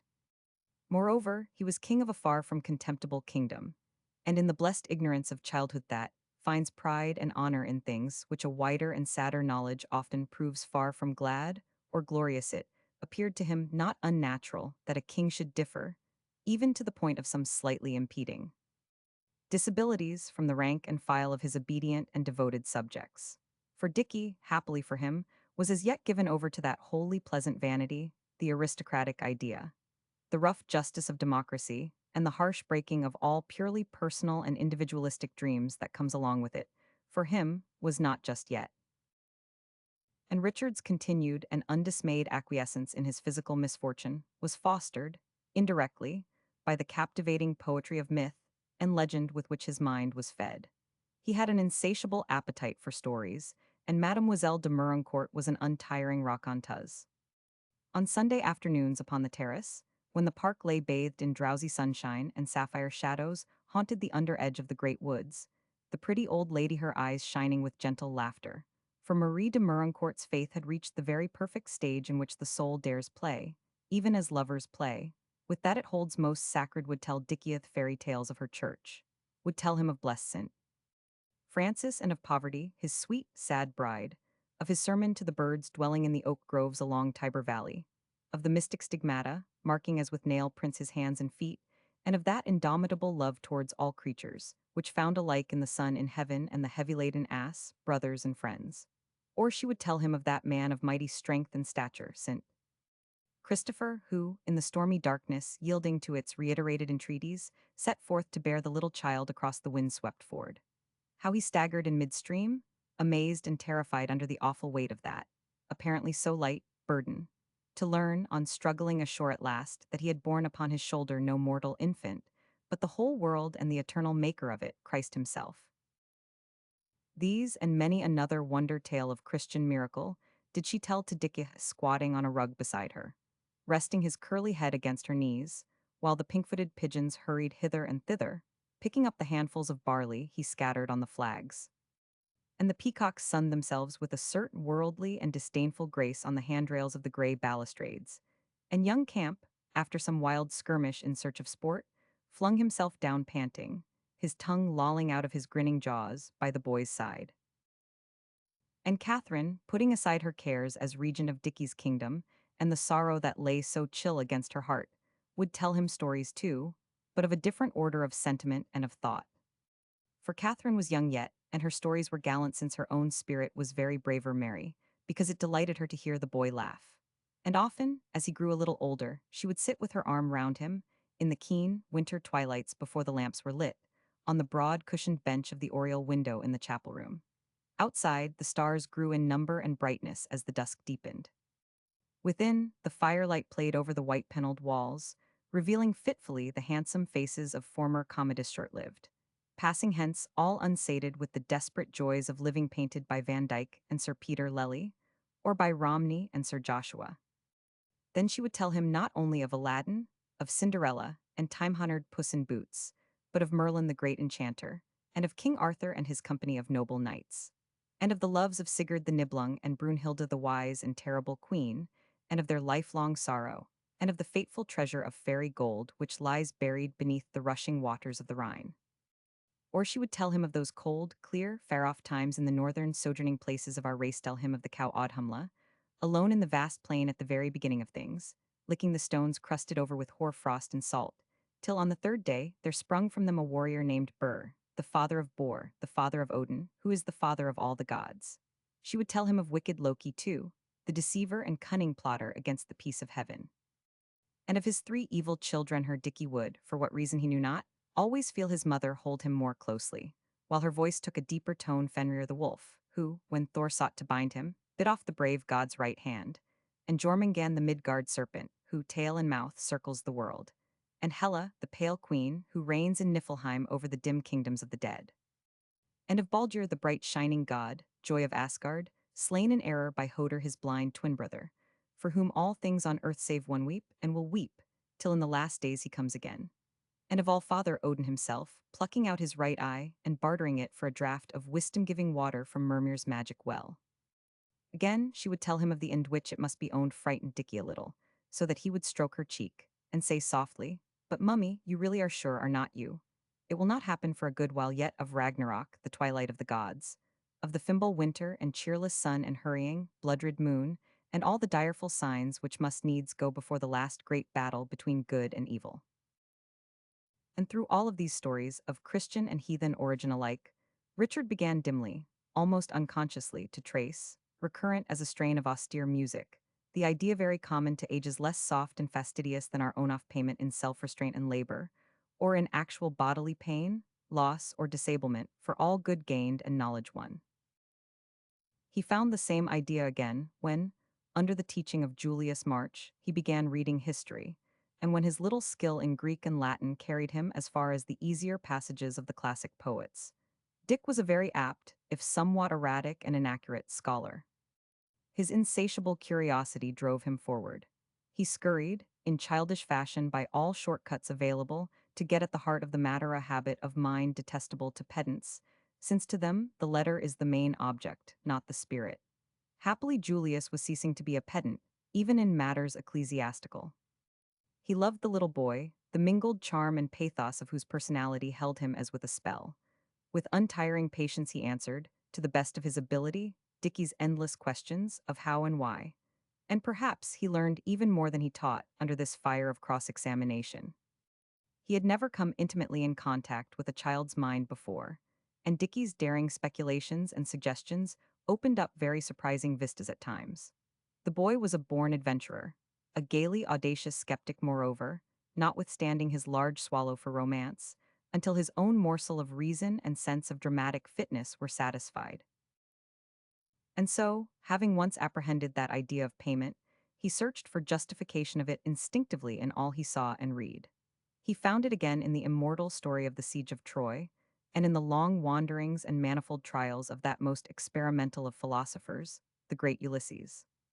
He found it too in more modern and more authentic history in The Lives of Galileo and Columbus, of Sir Walter Raleigh and many another hero and heroine, of whom, because of some unusual excellence of spirit or attainment, their fellow men, and, as it would seem, the very gods themselves have grown jealous, not enduring to witness a beauty rivaling or surpassing their own.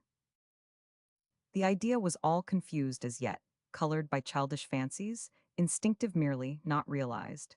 Yet it occupied a very actual place in the little boy's mind. He lingered over it silently, caressing it, returning to it again and again in half-frightened delight. It lent a fascination, somewhat morbid perhaps, to all ill-favored and unsightly creatures to blind worms and slow-moving toads, to trapped cats and dusty, disabled winter flies, to a winged seagull, property of Bushnell, one of the under-gardeners that paced, picking up loathsome living in the matter of slugs and snails, about the cabbage beds, all the tragedy of its lost power of flight and of the freedom of the sea in its wild, pale eyes. It further provoked Dickey to expend all his not inconsiderable gift of draftsmanship in the production of long processions of half-human monsters of a grotesque and essentially uncomfortable character. He scribbled these upon all available pieces of paper, including the flyleaves of Todhunter's arithmetic and of his Latin and Greek primers. In an evil hour, for the tidiness of his schoolbooks, he came across the Ballad of Achindrum, with its rather terrible mixture of humor, realism, and the supernatural.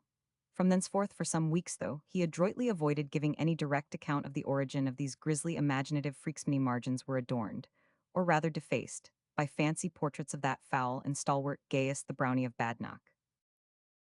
So did Dickey dwell, through all his childhood and the early years of youth, in the dear land of dreams, petted, considered, sheltered with perhaps almost cruel kindness, from the keen winds of truth that blow forever across the world, which winds, while causing all to suffer and bringing death to the weak and fearful, to the lovers of lies and the makers of them, go in the end to strengthen the strong who dare face them, and fortify these in the acceptance of the only knowledge really worth having, namely, the knowledge that romance is no exclusive property of the past, or eternal life of the future, but that both these are here immediately and actually for whoso has eyes to see and courage to possess.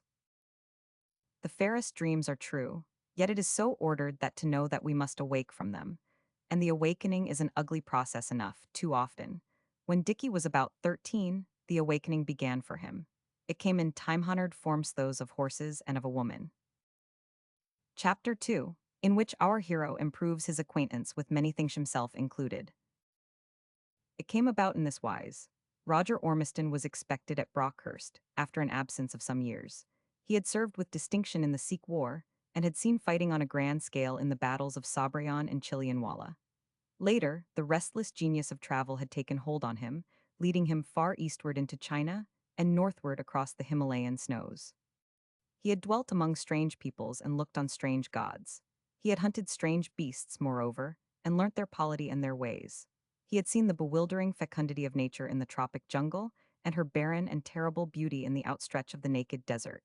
And the thought of all this set Dickie's imagination on fire. The return of Roger Ormiston was, to him, as the return of the mighty Ulysses himself. For a change was coming over the boy. He began to weary of fable and cry out for fact. He had just entered his 14th year. He was growing fast, and, but for that dwarfing deformity, would have been unusually tall, graceful, and well-proportioned. But along with this increase of stature had come a listlessness and languor which troubled Lady Calmady. The boy was sweet-tempered enough, had his hours, indeed, of overflowing fun and high spirits. Still, he was restless and tired easily of each occupation in turn. He developed a disquieting relish for solitude, and took to camping out on one of the broad window-zats of the long gallery, in company with volumes of Captain Cook's and Hakluyt's voyages, old-time histories of sport and natural history, not to mention Robinson Crusoe and the merry but doubtfully decent pages of Geoffrey Gambado. And his mother noted, not without a sinking of the heart, that the window-zat, which in his solitary moods Dickie most frequented, was precisely that one of the eastern bay which commanded beyond the smooth, green expanse and red walls of the Trockaground a good view of the grass ride, running parallel with the lime avenue, along which the horses from the racing stables were taken out and back, morning and evening, to the galloping ground. Then fears began to assail Catherine that the boy's childhood, the content and repose of it, were nearly past. Small wonder that her heart should sink. On the day of her brother's return, Catherine, after rather anxious search, so found Richard. He was standing on the book-strewn window-zat. He had pushed open the tall, narrow casement and leaned out. The April afternoon was fitfully bright. A rainbow spanned the landscape, from the long water in the valley to the edge of the forest crowning the tableland. Here and there showers of rain fell, showing white against huge masses of purple cloud piled up along the horizon. And as Catherine drew near, threading her way carefully between the Chinese cabinets, oriental jars, and many quaint treasures furnishing the end of the great room, she saw that, along the grass ride, some 20 racehorses came streeling homeward in single file a long line of brown, chestnut, black, and of the raw yellows and scarlets of horse clothing against the delicate green of springing turf and opening leaves. Beside them, clad in pepper and salt mixture, breeches and gaiters complete, Mr. Chiffney pricked forward soberly on his handsome gray cob. The boys called to one another now and then, admonished a fretful horse breaking away from the string. One of them whistled shrilly a few bars of that then popular but undistinguished tune, Pop Goes the Weasel. And Richard craned far out, steadying himself against the stone mullion on either side with uplifted hands, heedless alike of his mother's presence, and of the heavy drops of rain which splattered in at the open casement. "Dickie, Dickie," Catherine called in swift anxiety, "be careful, you will fall." She came close, putting her arm round him.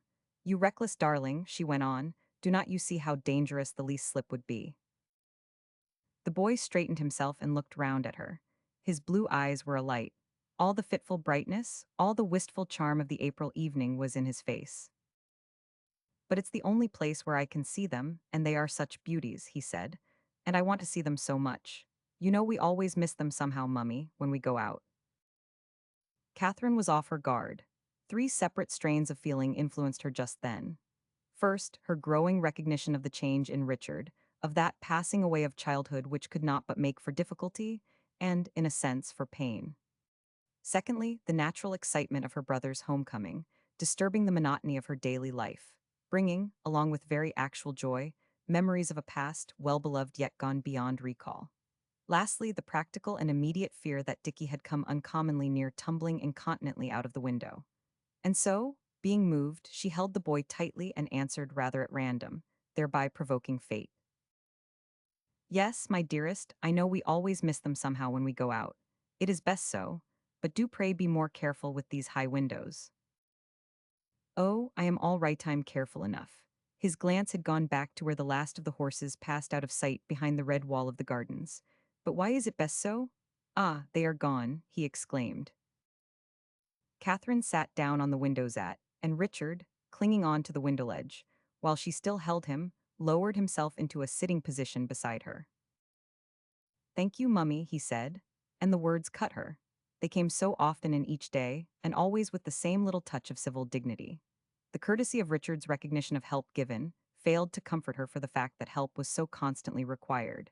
Lady Calmady's sense of rebellion arose and waxed strong whenever she heard those thanks.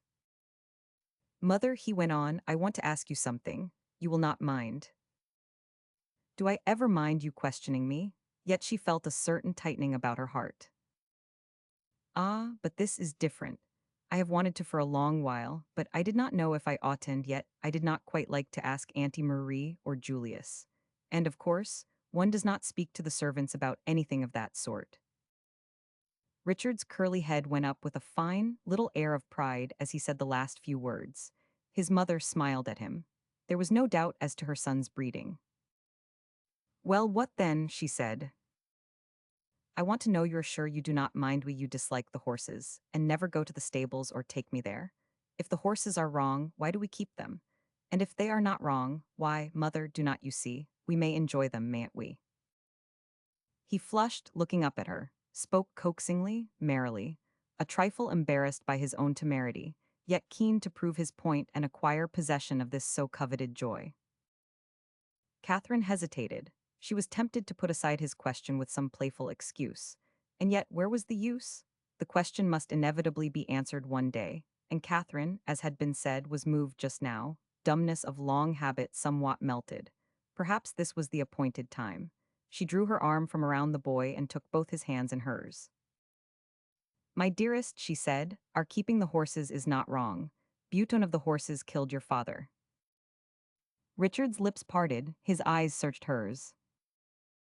"But how?" he asked presently. "He was trying it at a fence, and it came down with him and trampled him."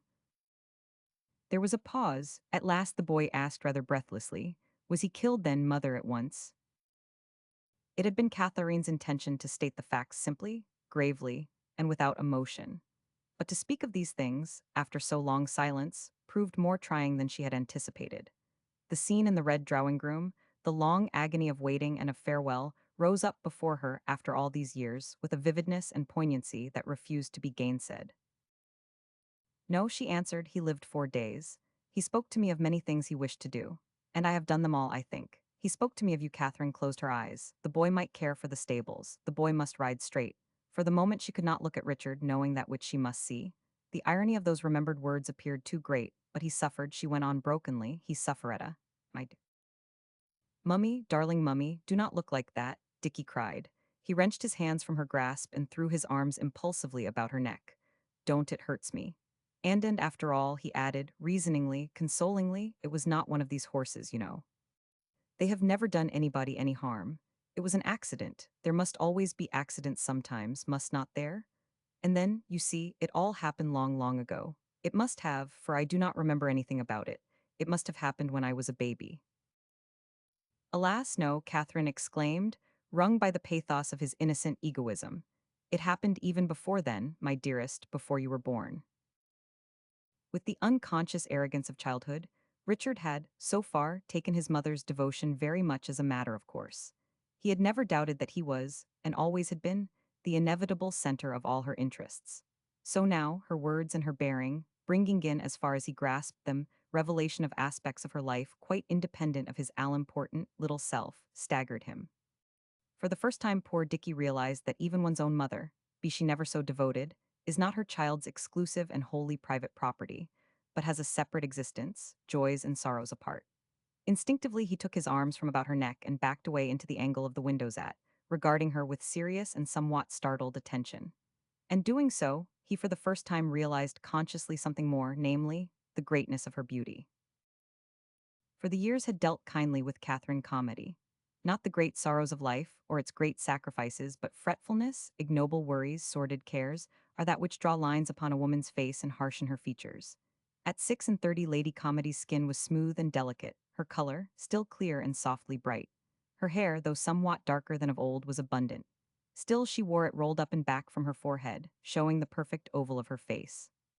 Her eyes, too, were darker. and the expression of them had become profound, eyes of one who has looked on things which may not be told and has chosen her part. Her bosom had become a little fuller, but the long, inward curve of her figure below it to the round and shapely waist, and the poise of her rather small hips, was lithe and free as ever. While there was that enchanting freshness about her which is more than the mere freshness of youth or of physical health, which would seem, indeed, to be the peculiar dowry of those women who, having once known love in all its completeness and its strength, of choice live ever afterwards in perfect chastity of act and thought. And a perception not only of the grace of her person, as she sat sideways on the window-seat in her close-fitting, gray gown, with its frilled lace collar and ruffles at the wrists, came to Richard now. He perceived something of this more intimate and subtle charm which belonged to her. He was enthralled by the clear sweetness, as of dewy grass newly turned by the scythe, which always clung about her, and by the whispering of her silken garments when she moved. A sudden reverence for her came upon him, as though, behind her gracious and so familiar figure, he apprehended that which belonged to a region superior, almost divine. And then he was seized. It is too often the fate of worshippers with jealousy of that past of hers of which he had been, until now, ignorant. And yet another emotion shook him, for in thus realizing and differentiating her personality, he had grown vividly, almost painfully, conscious of his own. He turned away, laying his cheek against the stone window ledge, while the drops of a passing scud of rain beat in on his hot face. Then my father never saw me, he exclaimed vehemently, and after a moment's pause, added, I am glad of that, very glad. Ah, but my dearest, Lady Calmady cried, bewildered and aghast, you do not know what you are saying, think. Richard kept his face to the splashing rain. I do not want to say anything wrong, but he repeated, I am glad. He turned to her, his lips quivering a little, and a desolate expression in his eyes, which told Catherine, with only too bitter assurance, that his childhood and the repose of it were indeed over and gone. She held out her arms to him in silent invitation, and drew the dear curly head on to her bosom. You are not displeased with me, mummy. Does this seem as if I was displeased? She asked.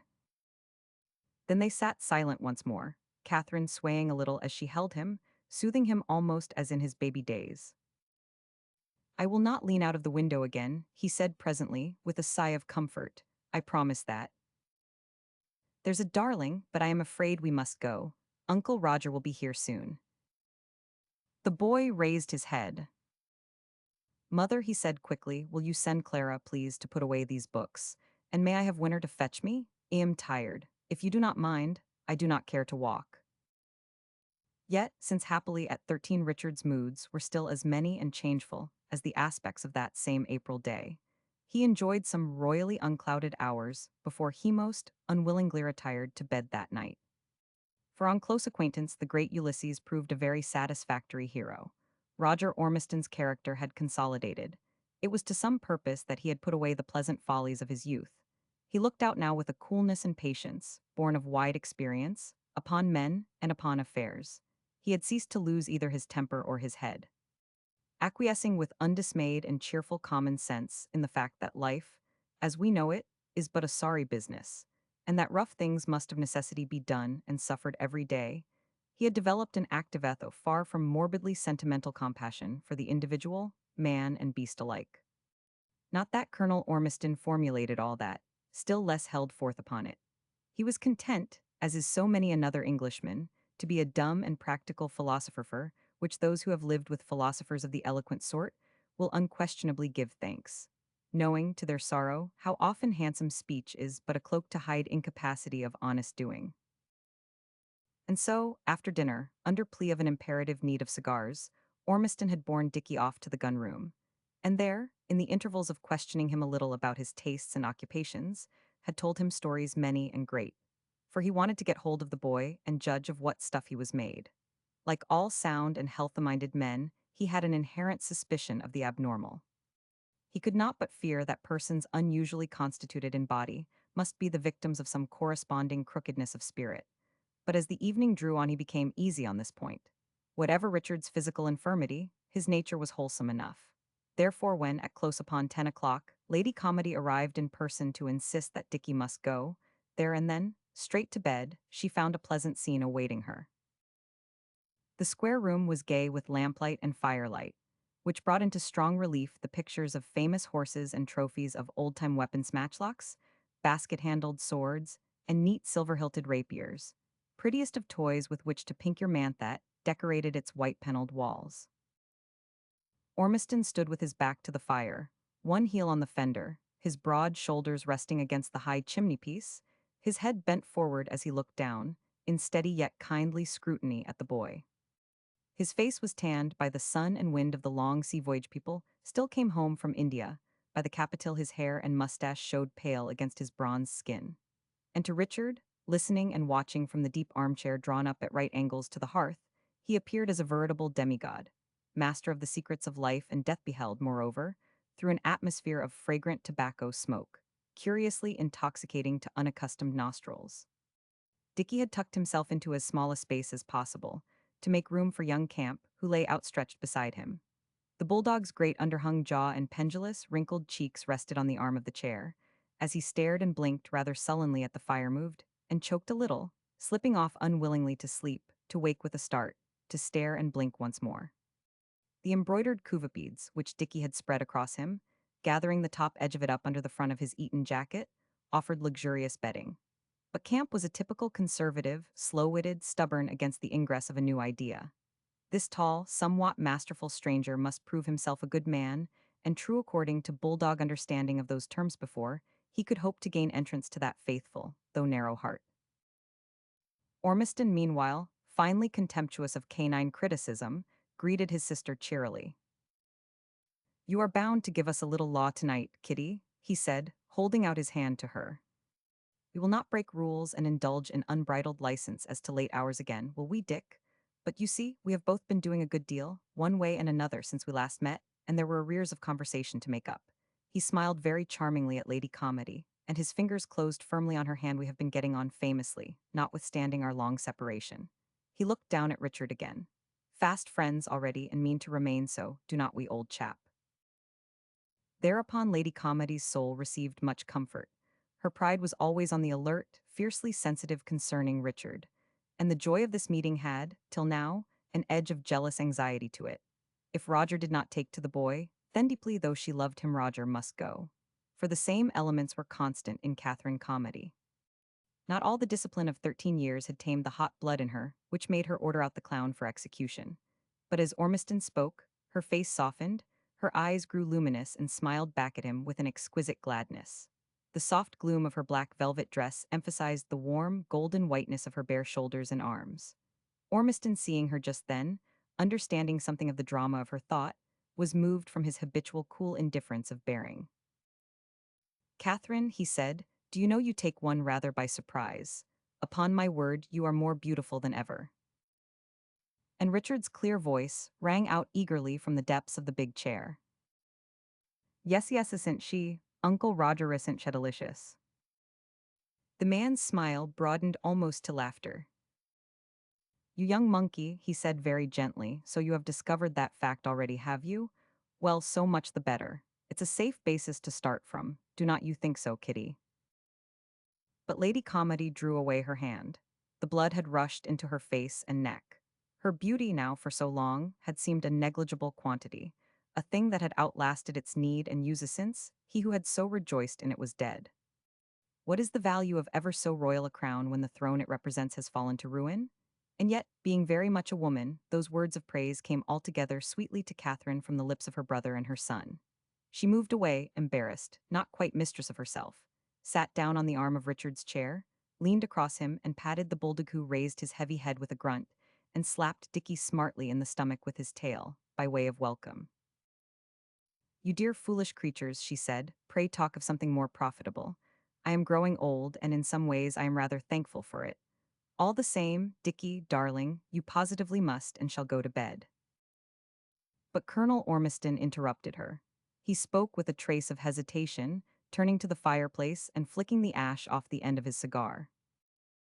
"By the by, Catherine, how's Mary Cathcart? Have you seen her lately?" "Yes, last week." "Then she's not gone the way of all flesh and married." "No," Lady Calmady answered. She bent a little lower, tracing out the lines on the dog's wrinkled forehead with her finger. "Several men have asked her to marry. but there is only one man in the world, I fancy, whom Mary would ever care to Maripur camp. Did I tickle you? And he, I believe, has not asked her yet. Ah, there, Ormiston exclaimed quickly, you are mistaken. Am I? Catherine said. I have great faith in Mary. I suppose she was too wise to accept even him, being not wholly convinced of his love. Lady Calmady raised her eyes. Ormiston looked very keenly at her. And Richard, watching them, felt his breath come rather short with excitement, for he understood that his mother was speaking in riddles. He observed, moreover, that Colonel Ormiston's face had grown pale for all its sunburn. And so, Catherine went on, I think the man in question had better be quite sure of his own heart before he offers it to Mary Cathcart again. Ormiston flung his half-smoked cigar into the fire. He came and stood in front of Richard. Look here, old chap, he said, what do you say to our driving over to Newlands tomorrow? You can set me right if I have forgotten any of the turns in the road, you know. And you and Miss Cathcart are great chums, are not you? Mother, may I go? The boy asked. Lady Calmady kissed his forehead. Yes, my dearest, she said. I will trust you and Uncle Roger to take care of each other for once. You may go. The immediate consequence of all which was that Richard went to bed that night with a brain rather dangerously active and eyes rather dangerously bright, so that when sleep at last visited him, it came burdened with dreams, in which the many impressions and emotions of the day took altogether too lively a part, causing him to turn restlessly to and fro, and throw his arms out wide over the cool linen sheets and pillow. For there was new element in Dicky's dreams tonight, namely, a recurrent distress of helplessness and incapacity of movement, and therefore of escape, in the presence of some oncoming multitudinous terror. He was haunted, moreover, by a certain stanza of the ballad of Chevy Chase. It had given him a peculiar feeling, sickening yet fascinating, ever since he could remember first to have read it, a feeling which caused him to dread reading it beforehand, yet made him turn back to it again and again. And tonight, sometimes Richard was himself, sometimes his personality seemed merged in that of Witherington, the crippled fightingman, of whose maiming and deadly courage that stanza tells.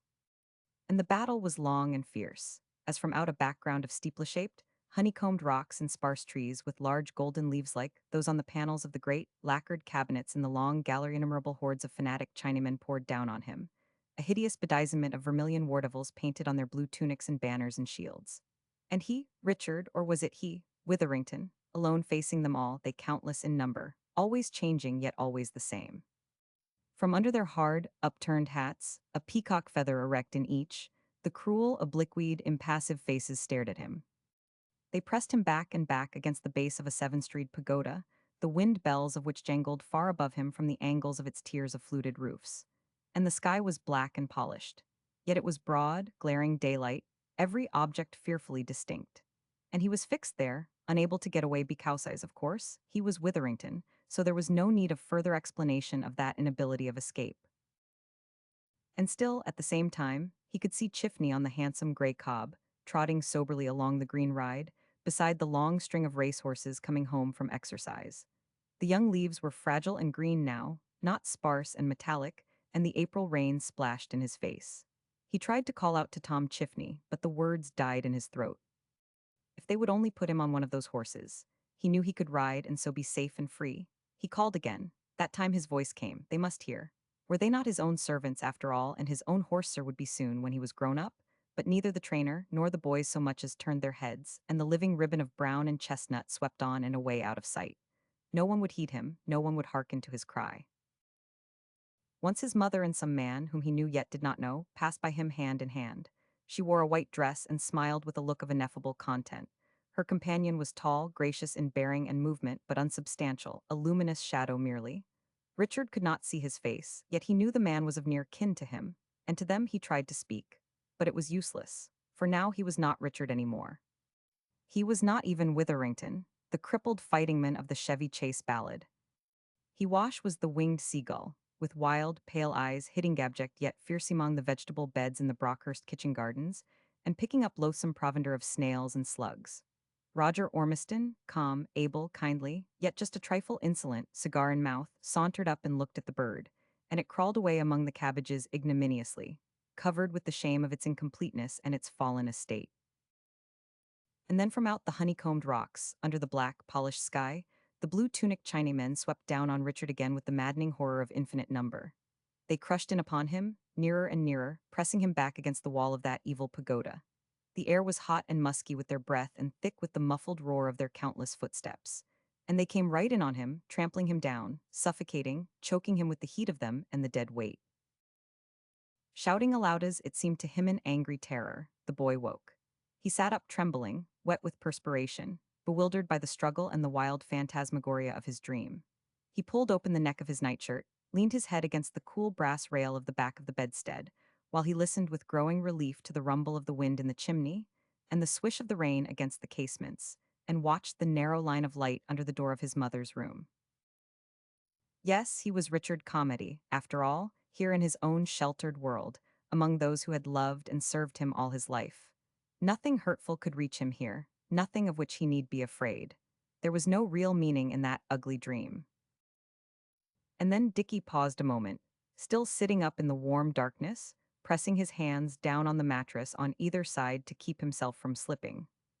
For involuntarily, he recalled the feeling which had prompted his declaration that he was glad his father had never seen him, recalled his unwillingness to walk, lest he should meet Ormiston unexpectedly, recalled the instinct which, even during that glorious time in the gun-room, had impelled him to keep the embroidered cuvipeds carefully over his legs and feet.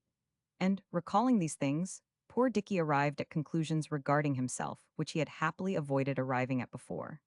For they were harsh conclusions, causing him to cower down in the bed and bury his face in the pillows to stifle the sound of the tearing sobs which would come. Alas! Was there not only too real a meaning in that same ugly dream and that shifting of personality? He understood, while his body quivered with the anguish of it, that he had more in common with, and was nearer, far nearer, to the maimed fighting-men of the old ballad, even to the poor seagull robbed of its power of flight, than to all those dear people whose business in life it seemed to pet and amuse him and to minister to his every wanto, the handsome soldier uncle, whose homecoming had so excited him, to Julius March, his indulgent tutor, to Mademoiselle de Merincourt, his delightful companion, to Clara, his obedient playfellow, to brownied Mary Cathcart, and even to his lovely mother herself. Thus did the bitter winds of truth, which blow forever across the world, first touch Richard Calmady, cutting his poor boyish pride as with a whip. But he was very young, and the young, mercifully, know no such word as the inevitable, so that the wind of truth is ever tempered for them the first smart of it over by the sunshine of ignorant and unlimited hope. Chapter 3, concerning that which, thank God, happens almost every day. The merry spring sky was clear, save in the south where a vast perspective of dappled cloud lay against it, leaving winding rivers of blue here and there, as does ribbed sand for the incoming tide. As the white gate of the inner park, the gray unpainted palings, ranging far away to right and left, swung to behind them, and Henry the groom, after a smart run, clambered up into his place again beside camp on the back seat of the double dog cart, Richard's spirits rose. Straight ahead stretched out the long vista of that peculiar glory of Brockhurst, its avenue of Scotch firs. The trunks of them, rough-barked and purple below, red, smooth and glistering above, shot up some 30-odd feet straight as the pillars of an ancient temple before the branches, sweeping outward and downward, met, making a whispering, living canopy overhead, through which the sunshine fell in tremulous shafts, upon the shining coats and gleaming harness of the horses, upon Ormiston's clear-cut, bronzed face and upright figure, and upon the even, straw-colored gravel of the road. The said road is raised by about 3 feet above the level of the land on either side. On the left, the self-sown firs grow in close ranks. The ground below them is bare, but for tussocks of coarse grass and ruddy beds of fallen fir needles. On the right, the fir wood is broken by coppices of silver-stemmed birches, and spaces of heather thatch shows a purple-brown against the gray of the reindeer moss out of which it springs. Tits swung and frolicked among the tree-tops, and a jay flew off noisily with a flash of azure wing-coverts and volley of harsh discordant cries. The rapid movement, the moist, pungent odor of the woodland, the rhythmical trot of the horses, the rattle of the splinter bar chains as the traces slackened going downhill, above all the presence of the man beside him, were pleasantly stimulating to Richard Calmady. The boy was still a prey to much innocent enthusiasm. It appeared to him, watching Ormiston's handling of the reins and whip, There was nothing this man could not do, and do skillfully, yet all with the same easy unconcern.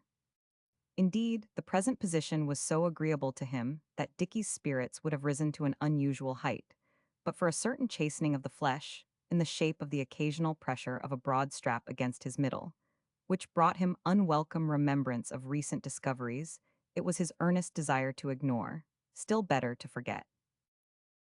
For just at starting there had been a rather bad moment.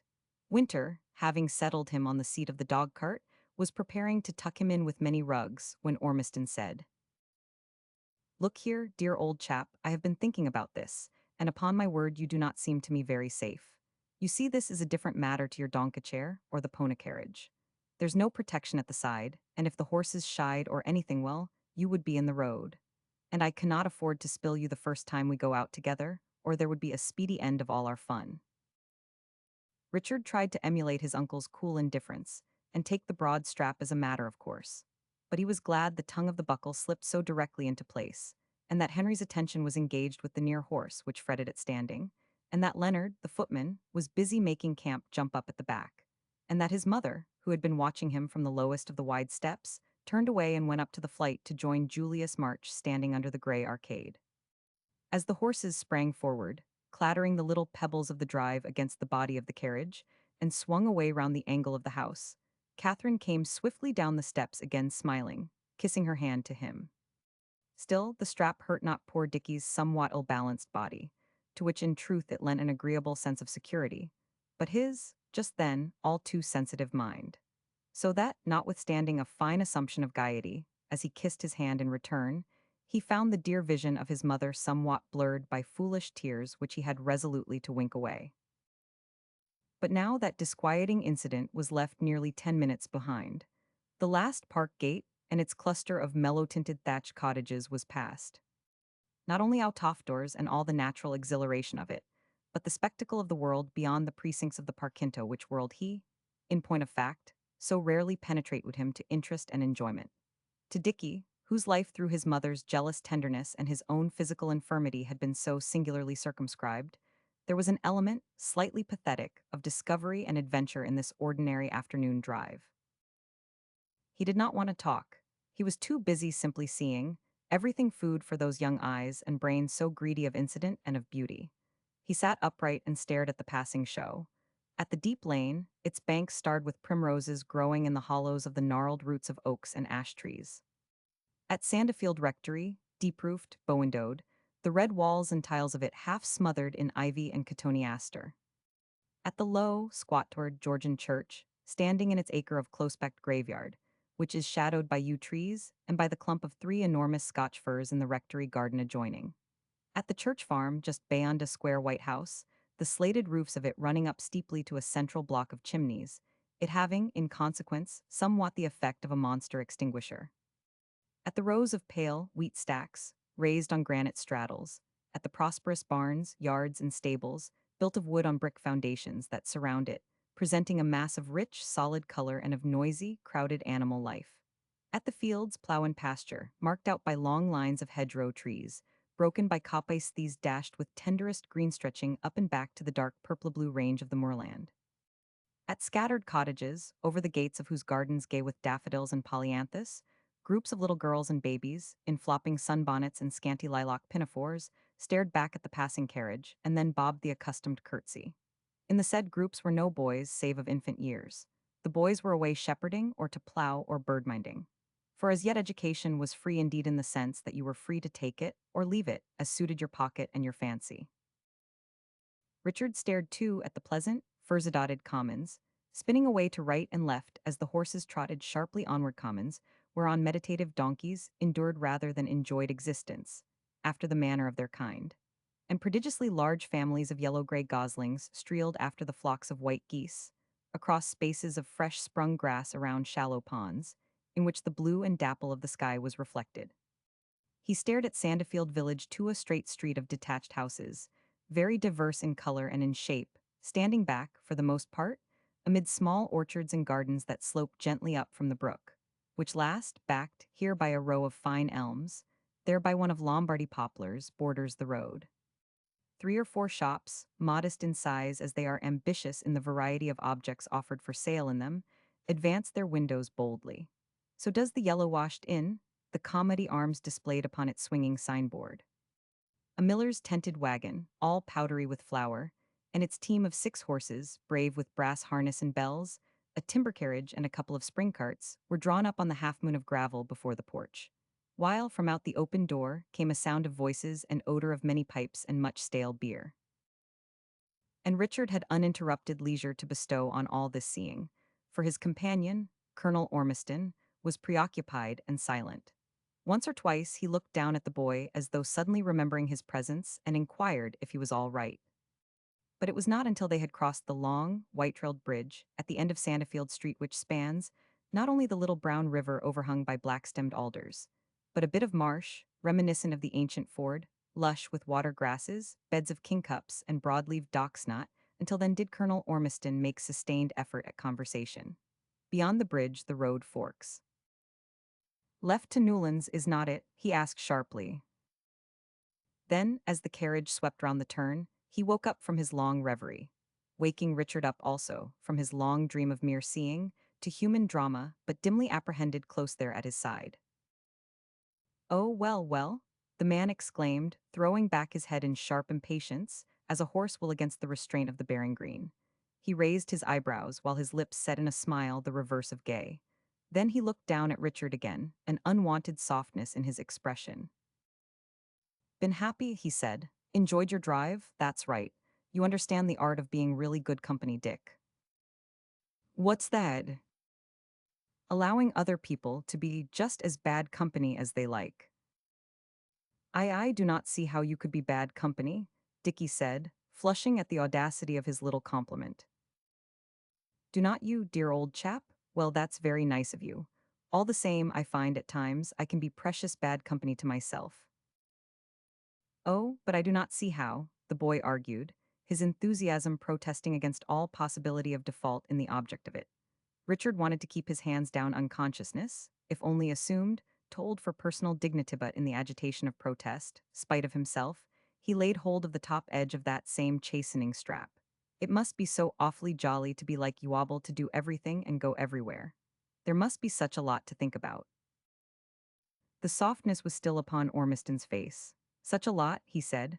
"A jolly lot too much, believe me, very often, Dick." He looked away up the copse-bordered road, over the ears of the trotting horses. "You have read the story of Bluebeard and that unpleasant locked-up room of his, where the poor little wives hung all of a row? Well, I am sorry to say, Dick, most men when they come to my age have a room of that sort. It's an inhospitable place. One does not invite one's friends to dine and smoke there. At least no gentleman does. I have met 1 or 2 persons who set the door open, and rather gloried in inviting inspection, but they were blackguards and cads. They do not count. Still each of us is obliged to go in there sometimes himself. I tell you it's anything but lively. I have been in there just now." The dappled cloud creeping upward from the southern horizon veiled the sun, the light of which grew pale and thin. The scent of the larch wood, on the right, hung in the air. Richard's eyes were wide with inquiry. His mind suffered growing pains, as young minds of any intellectual and poetic worth needs must. The possibility of moral experience, incalculable in extent as that golden gray outspread of creeping, increasing vapor overhead, presented itself to him. The vastness of life touched him to fear. He struggled to find a limit, clothing his effort in childish realism of statement. "But in that locked-up room, Uncle Roger, you cannot have dead women, dead wives." Ormiston laughed quietly. "You hit out pretty straight from the shoulder, Master Dick," he said. "Happily I can reassure you on one point. All manner of things are hung up in there, some ugly, almost all ugly, now, to my eyes, though some of them had charming ways with them once upon a time. But I give you my word, neither ugly nor charming, dead nor alive, are there any wives." The boy considered a moment, then said stoutly, "I would not go in there again. I would lock the door and throw away the key." "Wait till your time comes. You will find that is precisely what you cannot do. Then I would fetch them out, once and for all, and bury them." The carriage had turned in at the lodge gate. Soon, a long, low, white house and range of domed conservatories came into view. "Heroic remedies, Ormiston remarked, amused at the boy's vehemence. But no doubt they do succeed now and then. To tell you the truth, Dick, I have been thinking of something of the kind myself. Only I am afraid I shall need somebody to help me in carrying out so extensive a funeral. Anybody would be glad enough to help you, Richard declared, with a strong emphasis on the pronoun. Ah, but the bother is anybody cannot help one. Only one person in all this great rough and tumble of a world can really help one, and often one finds out who that person is a little bit too late. However, here we are. Perhaps we shall know more about it all in the next half hour, if these good people are at home. In point of fact, the good people in question were not at home. Ormiston, holding reins and whip in one hand, felt for his card case. "So we have had our journey for nothing, you see, Dick," he said. And to Richard the words sounded regretful. Moreover, the drama of this expedition seemed to him shorn of its climax. He knew there should be something more, and pushed for it. "You have not asked for Mary," he said, "and I thought we came on purpose to see Mary. She will not like us to go away like this. Do ask." Colonel Ormiston's expression altered, hardened, and Richard, in his present hypersensitive state, remembered the cool scrutiny bestowed on the winged seagull of his dream last night. This man had seemed so near him just now while they talked. Suddenly he became remote again, all understanding of him shut away by that slight insolence of bearing. Still he did as Richard prayed him. Miss Cathcart was at home. She had just come in from riding. "Tell her Sir Richard Calmady is here, and would like, if he may, to see her." Without waiting for a reply, Ormiston unbuckled that same chastening strap silently, quickly. He got down and, coming round to the farther side of the carriage, lifted Richard out, while Camp, who had jumped off the back seat, stood yawning, whining a little, shaking his heavy head and wagging his tail in welcome on the doorstep. With the bulldog close at his heels, Ormiston carried the boy into the house. The inner doors were open, and, up the long, narrow, pleasantly fresh-tinted drawing-room, Mary Cathcart came to meet them. The folds of her habit were gathered up in one hand. In the other she carried a bunch of long-stalked, yellow and scarlet tulips. Her strong, supple figure stood out against the young green of the lawns and shrubberies, seen through the French windows behind her. She walked carefully, with a certain deliberation, thanks to her narrow habit and top boots. The young lady carried her 31 years bravely. Her irregular features and large mouth had always been open to criticism. But her teeth, when her lips parted, were white and even, and her brown eyes frankly honest as ever. "Why, Dickie dear, it is simply glorious to have you in camp paying visits on your own account." Her speech broke into a little cry, while her fingers closed so tightly on the tulips that the brittle stalks snapped, and the gay-colored bells of them hung limply, some falling onto the carpet about her feet. "Roger Colonel Ormiston, I did not know you were home or here." Her voice was uncontrollably glad. Still carrying the boy, Ormiston stood before her, observing her keenly. But he was no longer remote. His insolence, which, after all, may have been chiefly self-protective, had vanished. "I am very sorry, I mean, for those poor tulips. I came to pay my respects to Mr. and Mrs. Cathcart, and not finding them was preparing to drive humbly home again. But certainly she carried her years well. She looked absurdly young. The brown and rosard of her complexion was clear as that of the little maiden who had fought with, and overcome, and kissed the rough Welsh pony, refusing the grip, by the roadside long ago. The hint of a mustache emphasized the upturned corners of her mouth, but that was rather captivating. Her eyes danced under eyelids which fluttered for the moment. She was not beautiful, not a woman to make men run mad. Yet the comeliness of her body, and the spirit to which that body served as index, was so unmistakably healthful, so sincere, that surely no sane man, once gathering her into his arms, need ask a better blessing. But Ormiston went on, still watching her. "Nothing would satisfy Dick but he must see you." With many injunctions regarding his safety, Catherine made him over to me for the afternoon. "I am on duty, you see. Where he goes, I am bound to go also, even to the destruction of your poor tulips." Miss Cathcart made no direct answer. "Sit here, Dickie," she said, pointing to a sofa. "But you do not really mind our coming in, do you?" he asked rather anxiously. The young lady placed herself beside him, drew his hand onto her knee, patted it gently. "Mind? No, on the whole, I do not think I do mind very much. In fact, I think I should probably have minded very much more if you had gone away without asking for me." "There, I told you so, Uncle Roger," the boy said triumphantly. Camp had jumped up onto the sofa too. He put his arm comfortably around the dog's neck. It was as well to acquire support on both sides, for the surface of the glazed chintz was slippery, inconveniently unsustaining to his equilibrium. It's an awfully long time since I have seen Mary, he continued, more than 3 weeks. Yes, an awfully long time, Ormiston echoed, more than 6 years. Dear Dickie, she said, how pretty of you. Do you always keep count of my visits? Of course I do. They were about the best things that ever happened, till Uncle Roger came home. Forgetting herself, Mary Cathcart raised her eyes to Ormiston's in appeal. The boy's little declaration stirred all the latent motherhood in her. His fortunes at once passed so very far beyond, and fell so far short of, the ordinary lot. She wondered whether, and could not but trust that, this old friend and newcomer was not too self-centered, too hardened by ability and success to appreciate the intimate pathos of the position. Ormiston read and answered her thought. Oh, we are going to do something to change all that, he said confidently. We are going to enlarge our borders a bit, are not we, Dick? Only, I think, we should manage matters much better if Miss Cathcart would help us, do not you?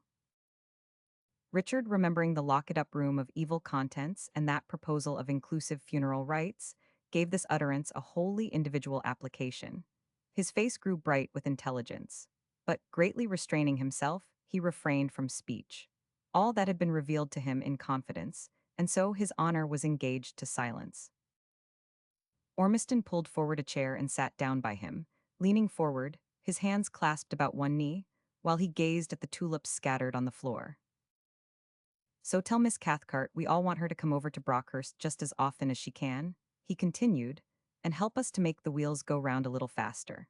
Tell her we have grown very old and discreet and respectable, and that we are absolutely incapable of doing or saying anything foolish or naughty, which she would object toned. But Richard could restrain himself no longer. Why do not you tell her yourself, Uncle Roger? Because, my dear old chap, a burnt child fears the fire. I tried to tell Miss Cathcart something once long ago. She mayn't remember. She does remember, Mary said quietly, looking down at Richard's hand and patting it as it lay on her lap. But she stopped me dead, Ormiston went on. It was quite right of her. She gave the most admirable reasons for stopping me. Would you care to hear them? Oh, do not, pray do not, Mary murmured. It is not generous. Pardon me, your reasons were absolutely just true in substance, and in fact.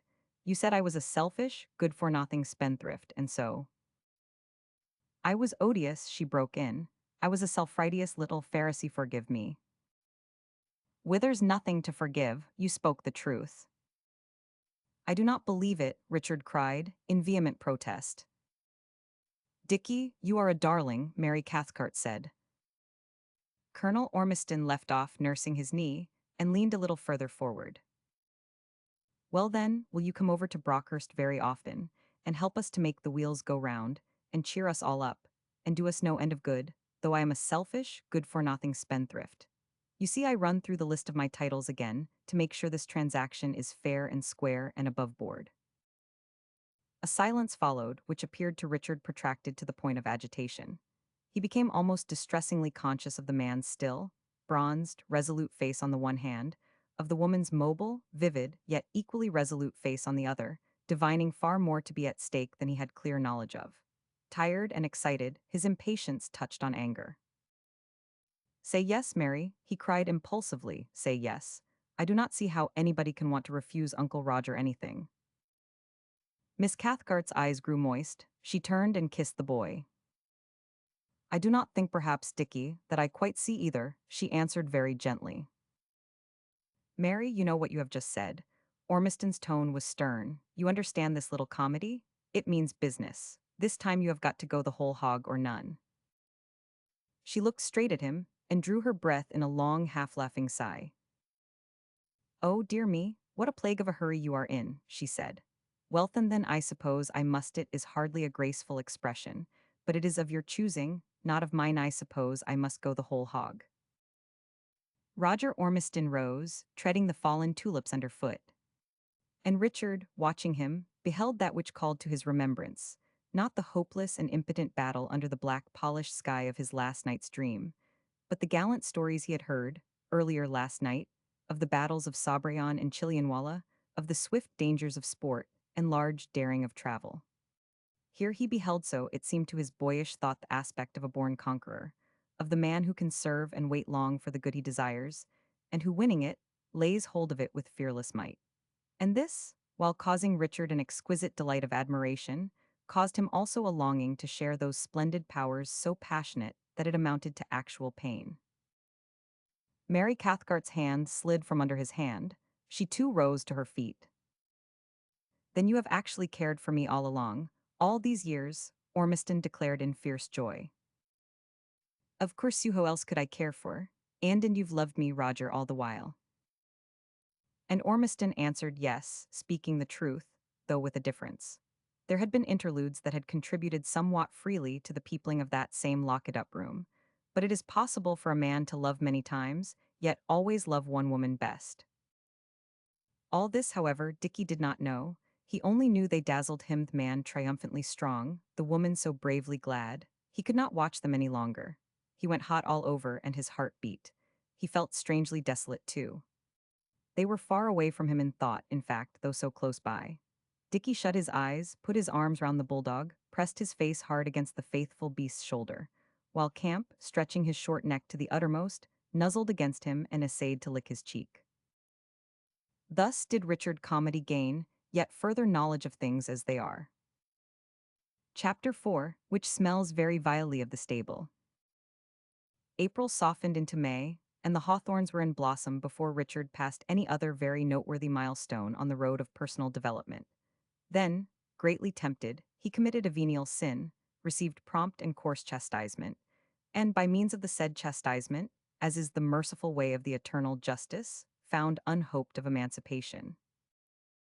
It happened thus: as the spring days grew warm, Mademoiselle de Meuroncourt failed somewhat. The darkness and penetrating chill of the English winter tried her, and this year her recuperative powers seemed sadly deficient. A fuller tide of life had pulsed through Brockhurst since Colonel Ormiston's arrival. The old stillness was departing, the old order changing. With that change, Mademoiselle de Meuroncourt had no quarrel, since, to her serene faith, all that came must, of necessity, come through a divine ordering and in conformity to a divine plan. Yet this more of activity and of movement strained her. The weekly drive over to Westchurch, to hear Mass at the humble Catholic chapel tucked away in a side street, sorely taxed her strength. She returned fortified, her soul ravished by that heavenly love which, in pure and innocent natures, bears such gracious kinship to earthly love. Yet in body she was outworn and weary. On such occasions she would rally Julius March, not without a touch of malice, saying, "Ah, très cher ami, had you only followed the ever-blessed footsteps of those dear Oxford friends of yours, and entered the fold of the true church, what fatigue might you not now spare Malet alone the incalculable advantages to your own poor, charming, fatally darkened soul?"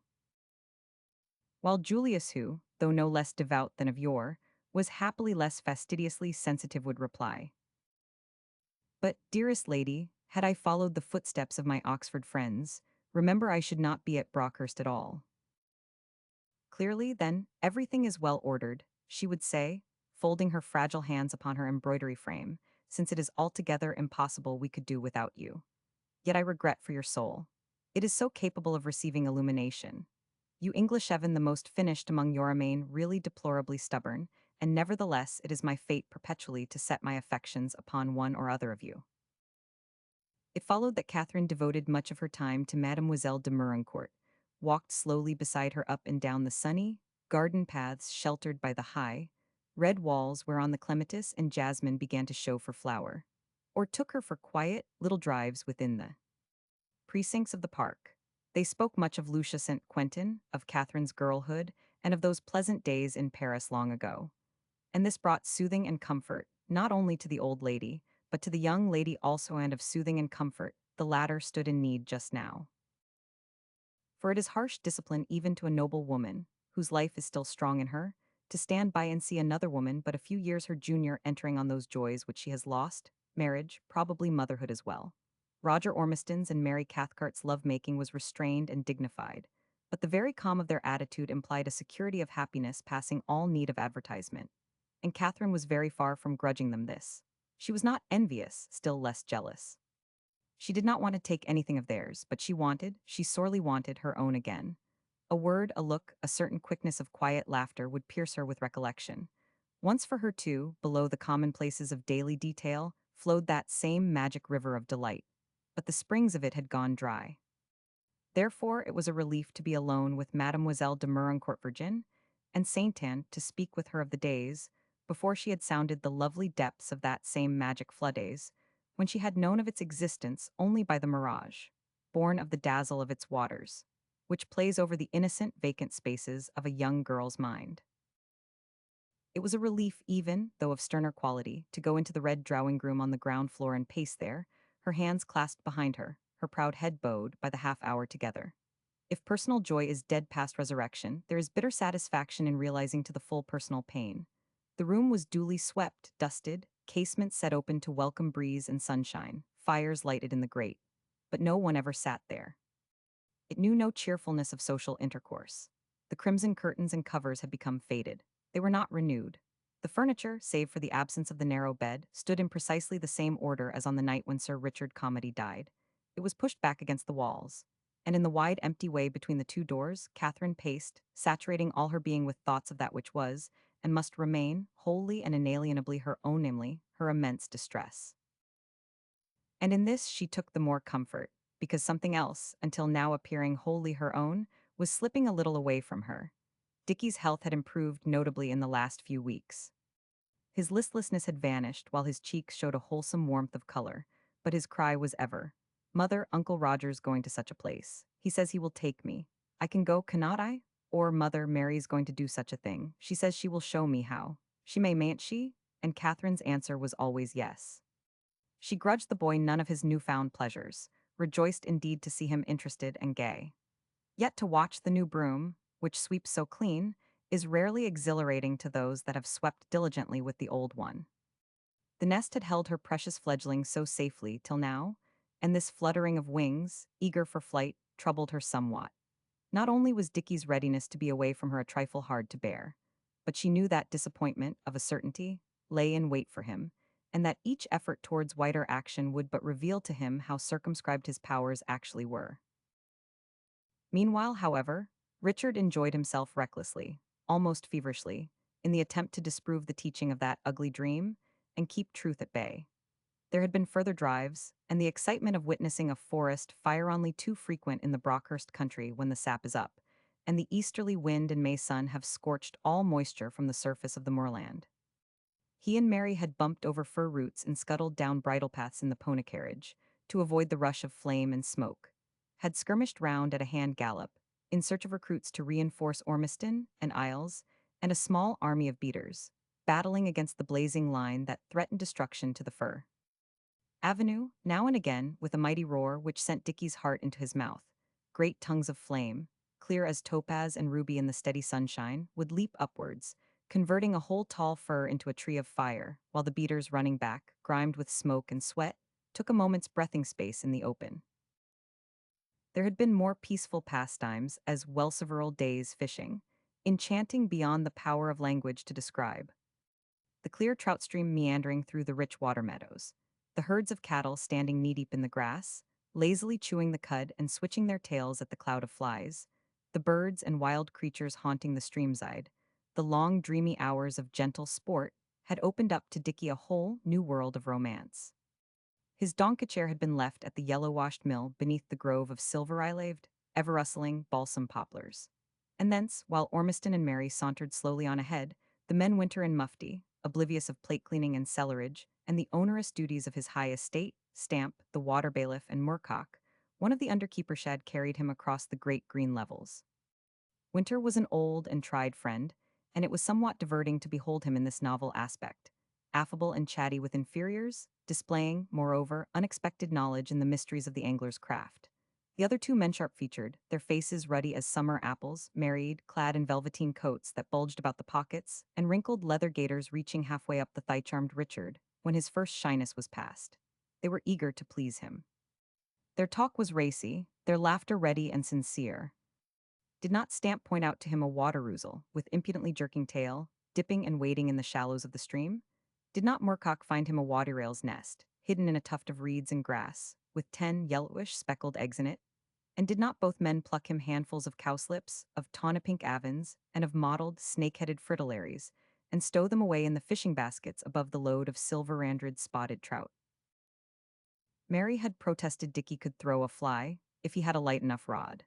And not only did he throw a fly, but at the fourth or fifth cast a fish rose, and he played it with skirling reel and much advice, and most complimentary excitement on the part of the whole good company and brought it skillfully within range of Stamp's landing net.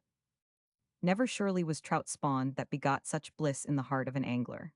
As, with panting sides and open gills, this three-quarter-pound treasure of treasures flopped about on the sunny stream bank, all the hereditary instinct of sport spoke up clearly in Dicky. The boy such is youthful masculine human nature believed, he understood at last why the world was made. At dressing time he had his sacred fish carried on a plate up to his room to show Clara, and, but for strong remonstrance on the part of that devoted handmaiden, would have kept it by his bedside all night, so as to assure himself at intervals, by sense of touchlet alone that of smell off, the adorable fact of its veritable existence. But all this, inspiring though it was, served but as prelude to a more profoundly coveted acquaintance at that with the Racingstable. For it was after this last that Dicky still supremely longed the more so, it is to be feared, because it was, if not explicitly, yet implicitly forbidden. A spirit of defiance had entered into him. Being granted the inch, he was disposed to take the ell. And this, not in conscious opposition to his mother's will, but in protest, not uncourageous, against the limitations imposed on him by physical misfortune. The boy's blood was up, and consequently, with greater pluck than discretion, he struggled against the intimate, inalienable enemy that so marred his fate. And it was this not ignoble effort which culminated in disobedience.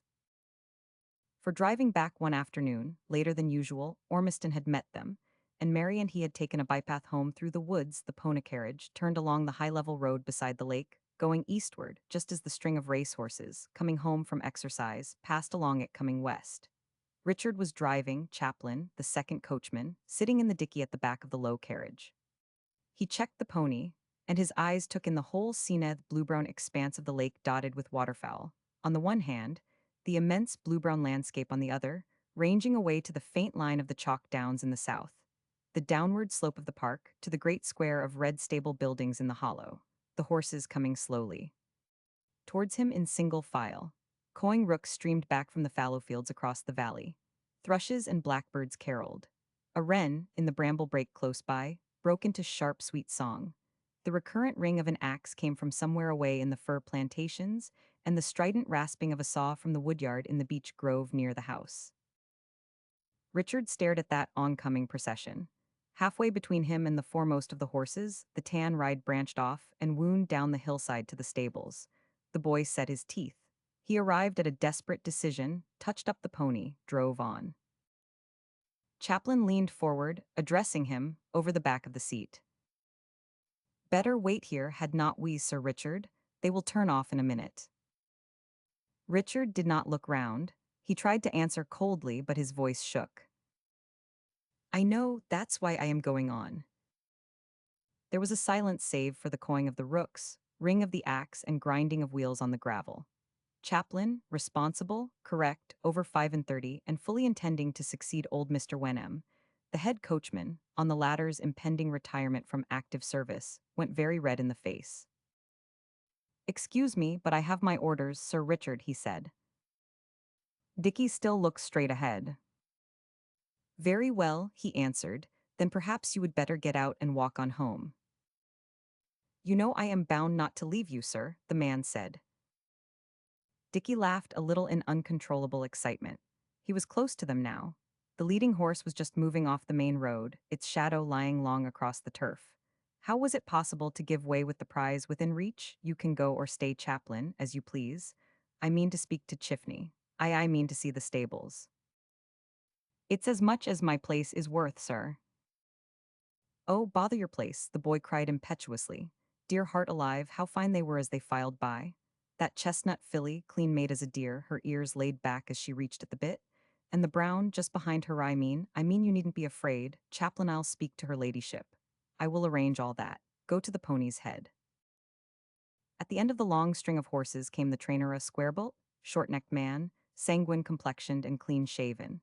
Of hair indeed, Mr. Chifney could only boast a rim of carrot-gray stubble under the rim of the back of his hard hat. His right eye had suffered damage, and the pupil of it was white and viscous.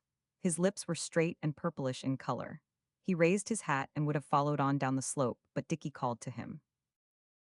As he rode up, an unwanted expression came over Mr. Chifney's shrewd, hard-favored face. He took off his hat and sat there, bareheaded in the sunshine, looking down at the boy, his hand on his hip.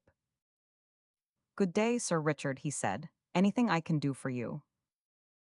"Yes, yes," Dickie stammered, all his soul in his eyes, his cheeks aflame. "You can do just what I want most. Take me down, Chifney, and show me the horses." Here Chaplin coughed discreetly behind his hand. But that proved of small avail, save possibly in the way of provocation.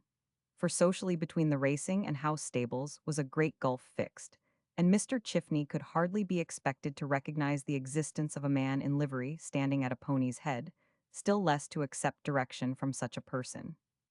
Servants must be kept in their place impudent, lazy enough lot anyhow, bless you. On his feet the trainer had been known to decline to moments of weakness. But in the saddle, a good horse under him, he possessed unlimited belief in his own judgment, fearing neither man, devil, nor even his own meek-faced wife with pink ribbons in her cap. Moreover, he felt such heart as he'd go out strangely to the beautiful, eager boy gazing up at him. "Nothing 'ud give me greater pleasure in life, Sir Richard," he said, "if you are free to come. We have waited a long time, a precious long time, sir, for you to come down and take a look at your horses. I would have been to see them sooner. I would have given anything to see them. I have never had the chance somehow." Chifney pursed up his lips and surveyed the distant landscape with a very meaning glance. "I dare say not, Sir Richard. But better late than never, you know. And so, if you are free to come." Again Chaplin coughed. "Free to come? Of course I am free to come," Dickie asserted, his pride touched to arrogance. And Mr. Chifney looked at him, an approving twinkle in his sound eye. "I agree, Sir Richard. Quite right, sir, you are free, of course. Stolen waters are sweet," says the proverb. And to Richard Calmady, his not wholly legitimate experience of the next hour was sweet indeed. For there remains rich harvest of poetry in all sport worth the name, let squeamish and sentimental persons declaim against it as they may. Strength and endurance, disregard of suffering have a permanent appeal and value, even in their coarsest manifestations. No doubt the noble gentlemen of the neighborhood, who lay at Brockhurst 2 nights on the occasion of Sir Denzil's historic housewarming, to witness the mighty bear-baiting, were sensible of something more in that somewhat disgusting exhibition than the mere gratification of brutal instincts, the mere savage relish for wounds and pain and blood. And to Sir Denzil's latest descendant, the first sight of the training stable as the pony carriage came to a standstill alongside the grass plot in the center of the great, graveled square offered very definite and stirring poetry of a kind. On 3 sides the quadrangle was shut in by one-storied brick buildings, the woodwork of doors and windows immaculate with white paint. Behind, over the wide archway, closed fortress-like by heavy doors at night, were the headlads and helpers' quarters. On either side, forge and weighing groom, saddlers and doctor's shop. To right and left a range of stable doors with round swing lights between each, and above these the windows of hay and straw lofts and of the boys' dormitories.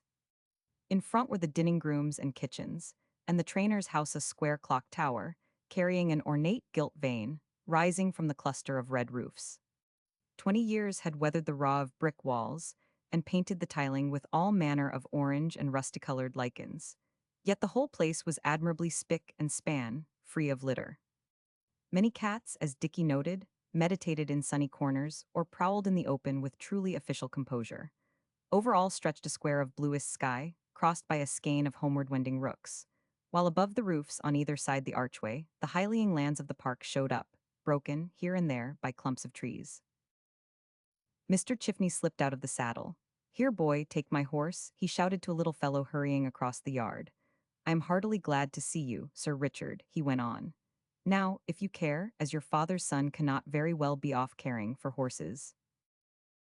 "If I care," echoed Dickie, his eyes following the graceful chestnut filly as she was led in over the threshold of her stable.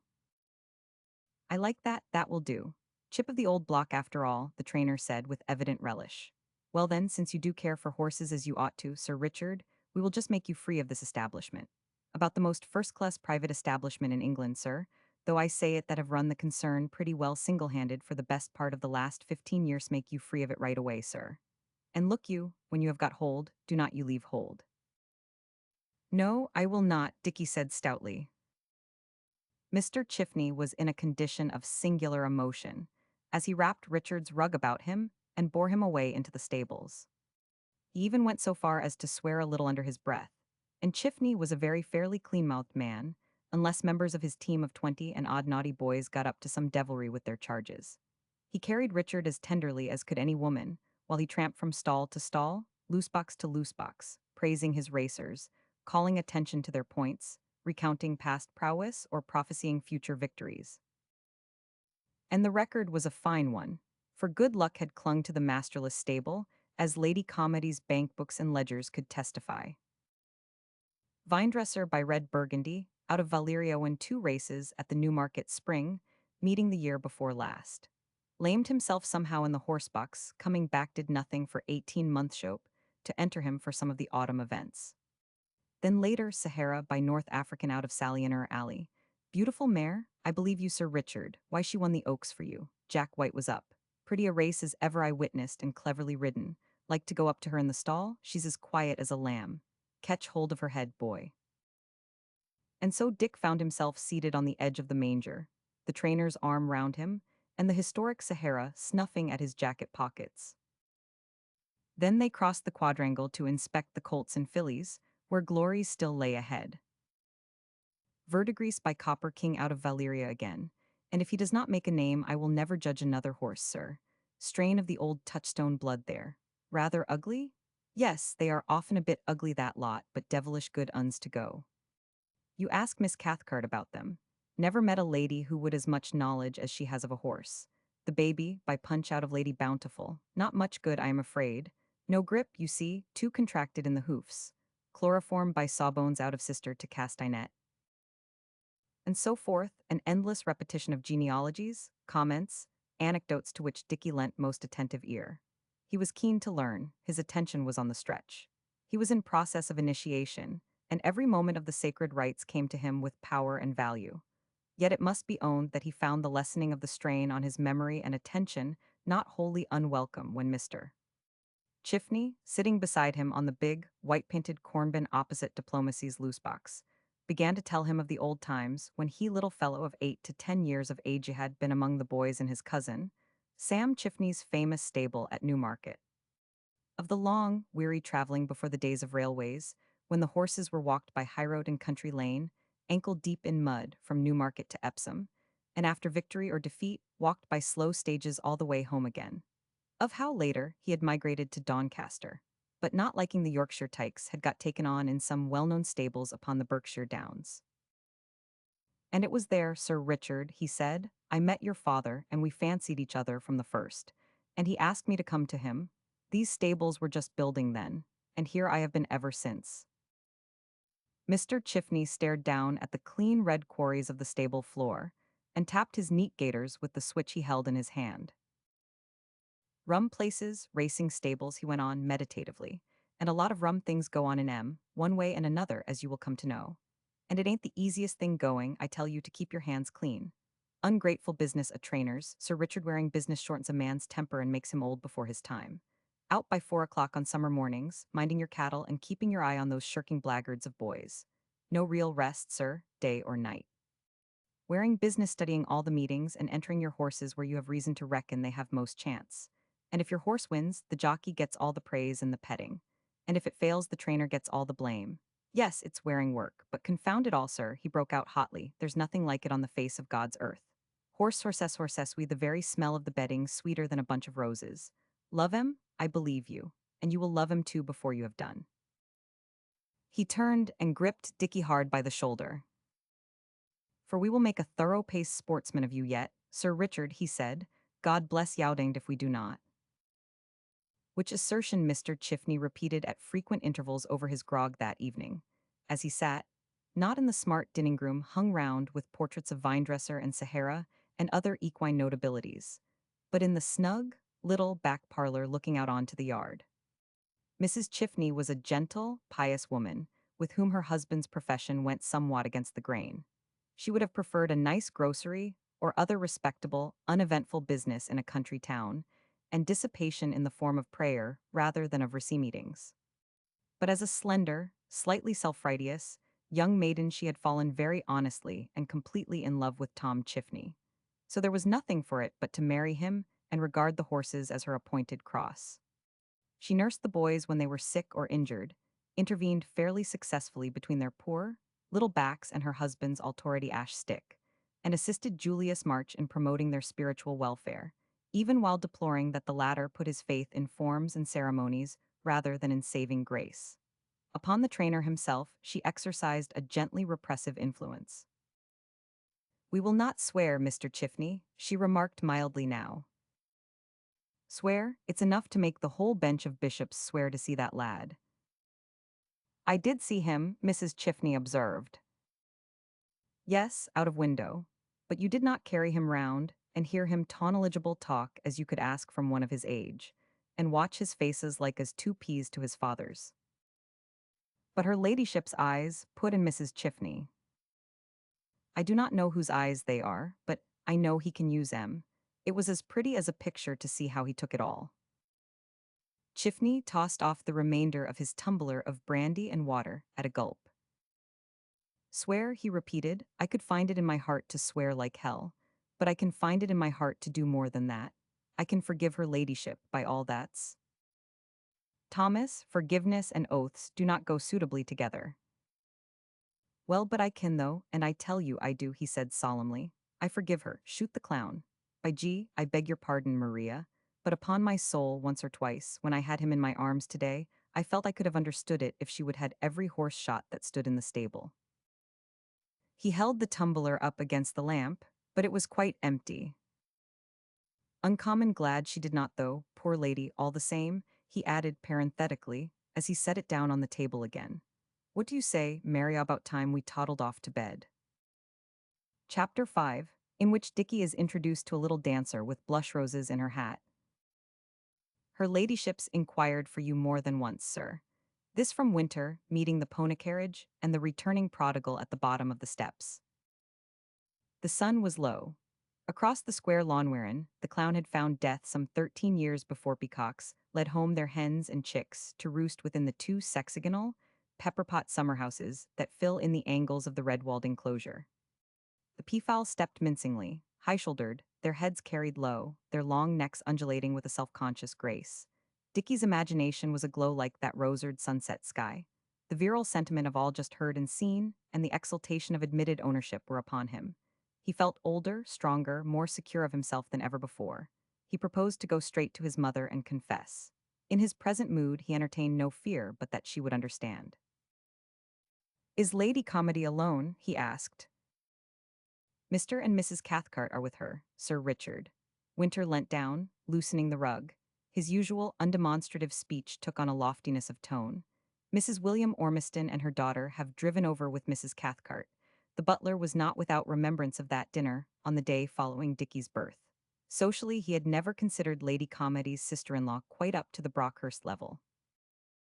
Richard leaned back, watching the mincing peacocks. It was so fair here out of doors. The scent of the May hung in the air.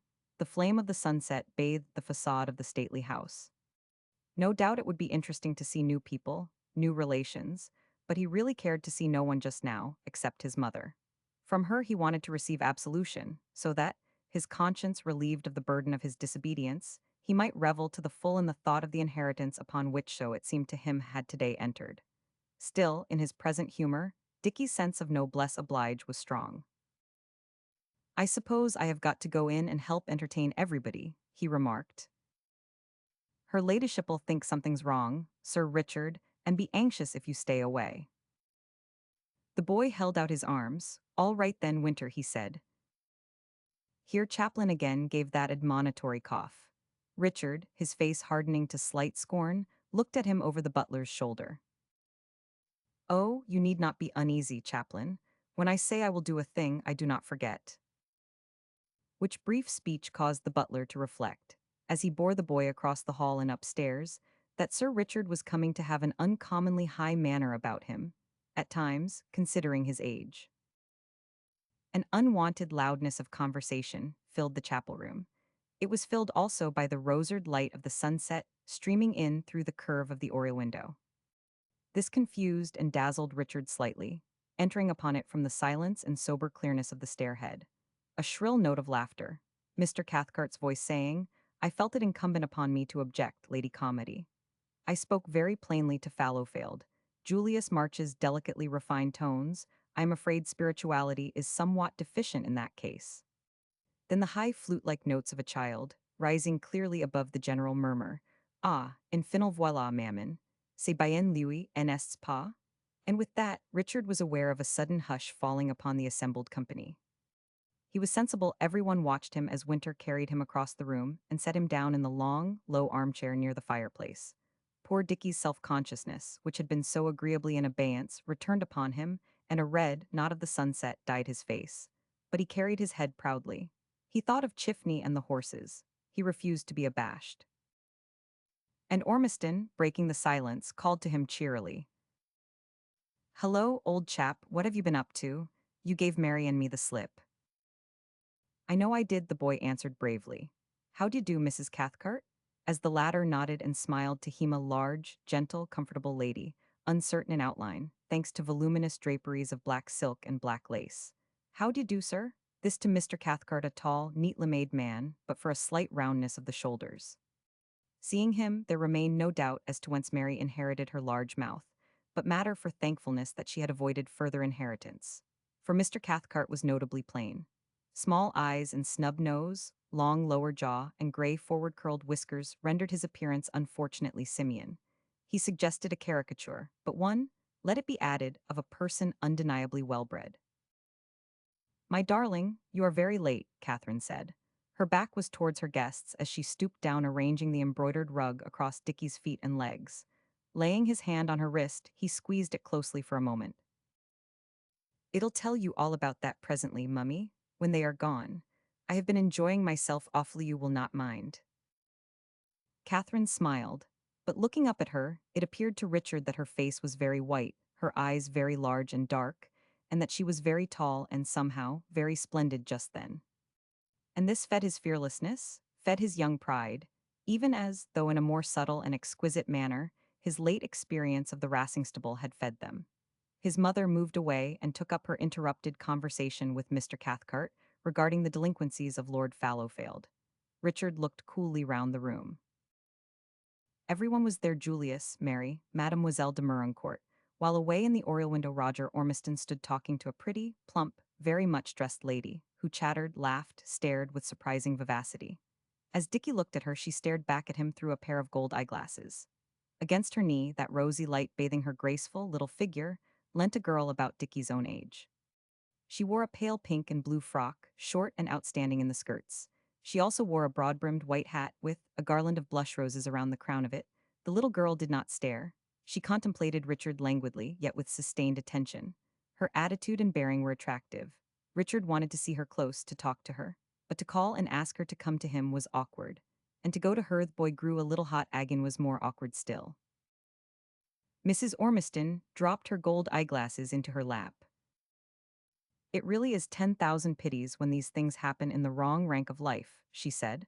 "Rightly placed, they might be so profitable." "For goodness' sake, be careful, Ella," Ormiston put in quickly. "Oh, my dear creature, do not be nervous. Everybody's attending to everybody else, and if they did hear, they would not understand. I am one of the fortunate persons who are supposed never to talk sense, and so I can say what I like." Mrs. Ormiston gave her shrill little laugh.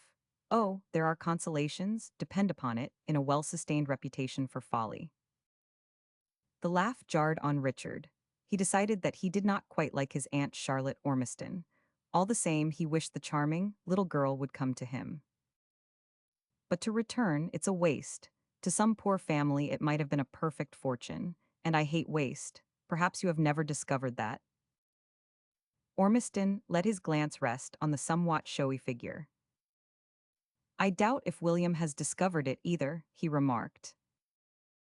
"Oh, as to your poor brother William, heaven only knows what he has or has not discovered. Now, Helen, this conversation becomes undesirable. You have asked innumerable questions about your cousin. Go and make acquaintance with him.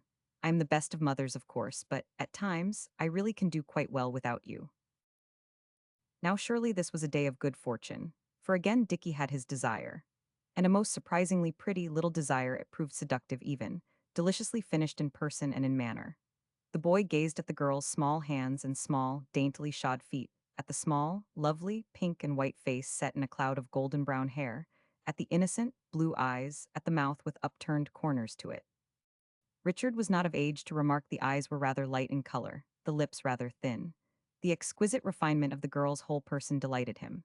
She was delicate as a miniature, as a figure carved in ivory. She was like his Uncle Roger when she was silent and still. She was like, oh, poor Dick, some bright, glancing, small, saucy bird when she spoke and her voice had those clear, flute tones in it. Since you did not come to me, I had to come to you, she said. I have wanted so much to see you. I had heard about you at home, in Paris. Heard about me? Dicky repeated, flattered and surprised. But will not you sit down? Look that little chair, I can reach it. And leaning sideways, he stretched out his hand. But his fingertips barely touched the top rail. Richard flushed. I am awfully sorry, he said, but I am afraid it is not heavy. I must let you get it yourself.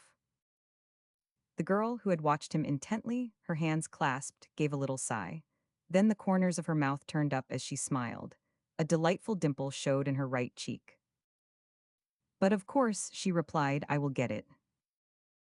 She settled herself beside him, folded her hands, crossed her feet, exposing a long length of fine, open-work silk stocking. I desired enormously to see you, she continued, but when you came in I grew shy. It is so with one sometimes. You should use your influence, Lady Calmady, Mr. Cathcart was saying. Unquestionably, the condition of the workhouse is far from satisfactory, and Fallowfield is too lenient. That laceroller policy of his threatens to land us in serious difficulties. The place is insanitary, and the food is unnecessarily poor. I am not an advocate for extravagance, but I cannot bear to see discomfort which might be avoided. Fallowfield is the most kind-hearted of men, but he has a fatal habit of believing what people tell him, and those workhouse officials have got round him. The whole matter ought to be subjected to the strictest investigation. It is very nice of you to have wanted so much to see me, Dicky said. His eyes were softly bright. Oh, but one always wants to see those who are talked about. It is a privilege to have them for one's relations. But I'm not talked about, the boy put in somewhat startled. But certainly, you are so rich. You have this superb chateau. Uaresh put her head on one side with a pretty, saucy, bird-like movement in fin, she said. I had the greatest curiosity to make your acquaintance. I shall tell all my young friends at the convent about this visit. I promised them that as soon as Mamma said we should probably come here. The good sisters also are interested. I shall recount a whole history of this beautiful castle, and of you and your.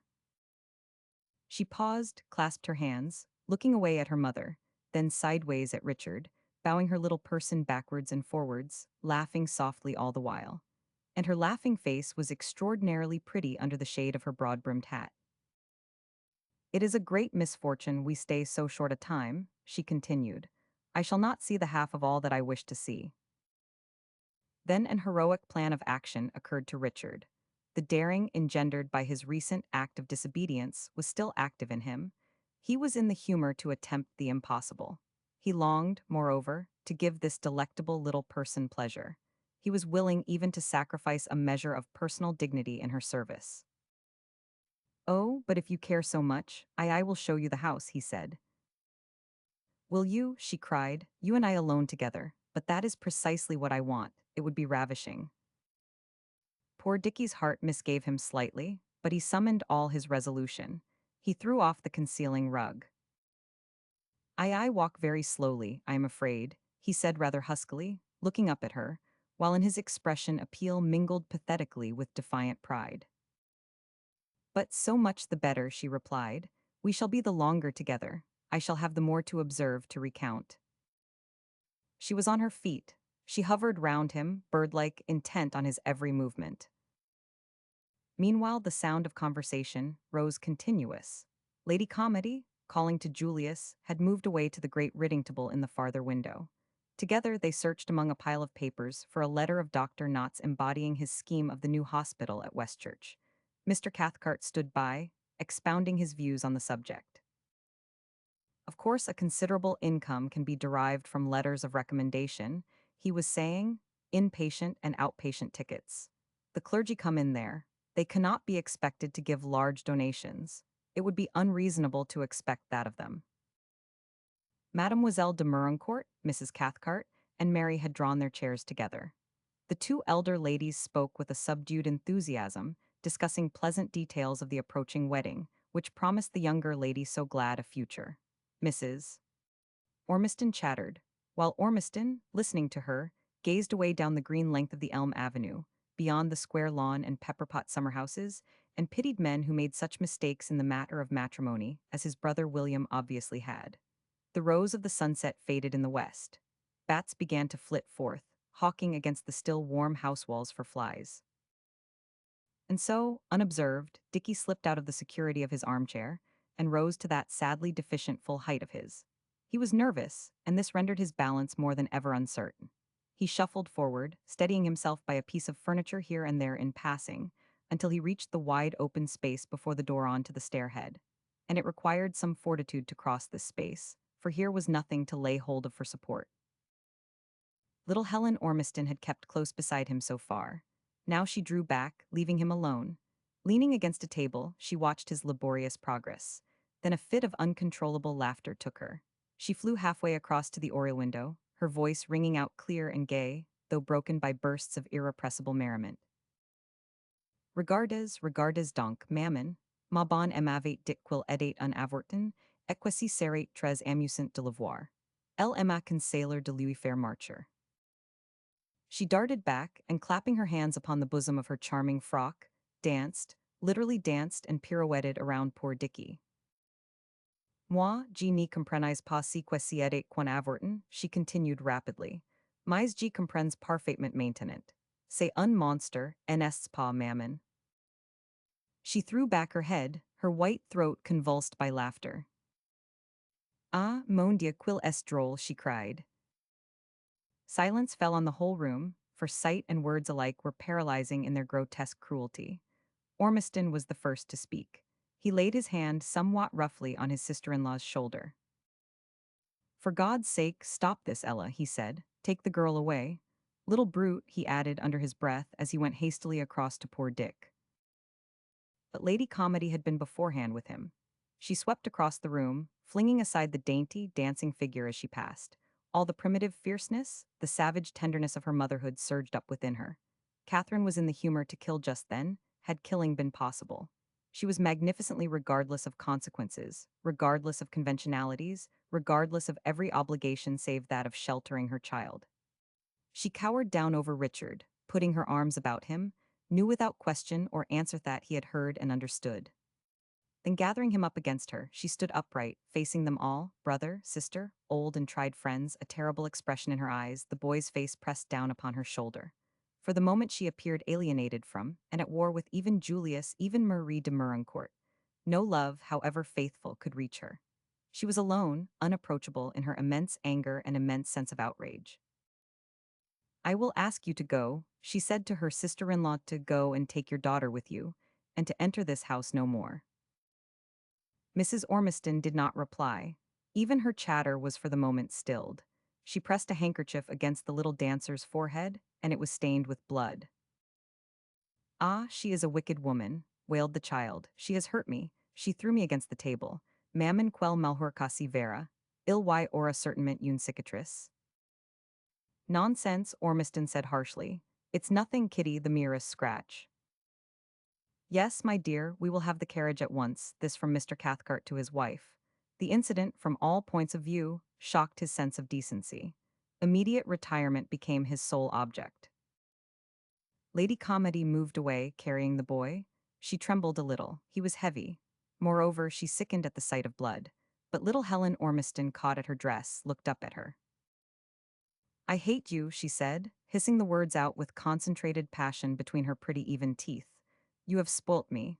I will hate you always when I grow up. I will never forget. Alone in the great state bedroom next door, a long time elapsed before either Richard or Catherine spoke. The boy leaned back against the sofa cushions, holding his mother's hand. The casement stood wide open. and little winds laden with the scent of the hawthorns in the park wandered in, gently stirring the curtains of the ebony bed, so that the trees of the forest of this life thereon embroidered appeared somewhat mournfully to wave. Their branches, while the hart fled forward and the leopard, relentless in perpetual pursuit, followed close behind. There was a crunching of wheels on the gravel, a sound of hurried farewells. Then in a minute or two more the evening quiet held its own again. Suddenly, Dicky flung himself down across Catherine's lap, his poor body shaken by a tempest of weeping. "Mother, I cannot bear it, I cannot bear it," he sobbed. "Tell me, does everybody do that?" "Do what, my own precious?" she said, calm from very excess of sorrow. Later she would weep too in the dark, lying lonely in the cold comfort of that stately bed. "Laugh at me, mother, mock at me?" And his voice, for all that he tried to control it, tore at his throat and rose almost to a shriek. Chapter 6: Dealing with a Physician of the Body and a Physician of the Soul.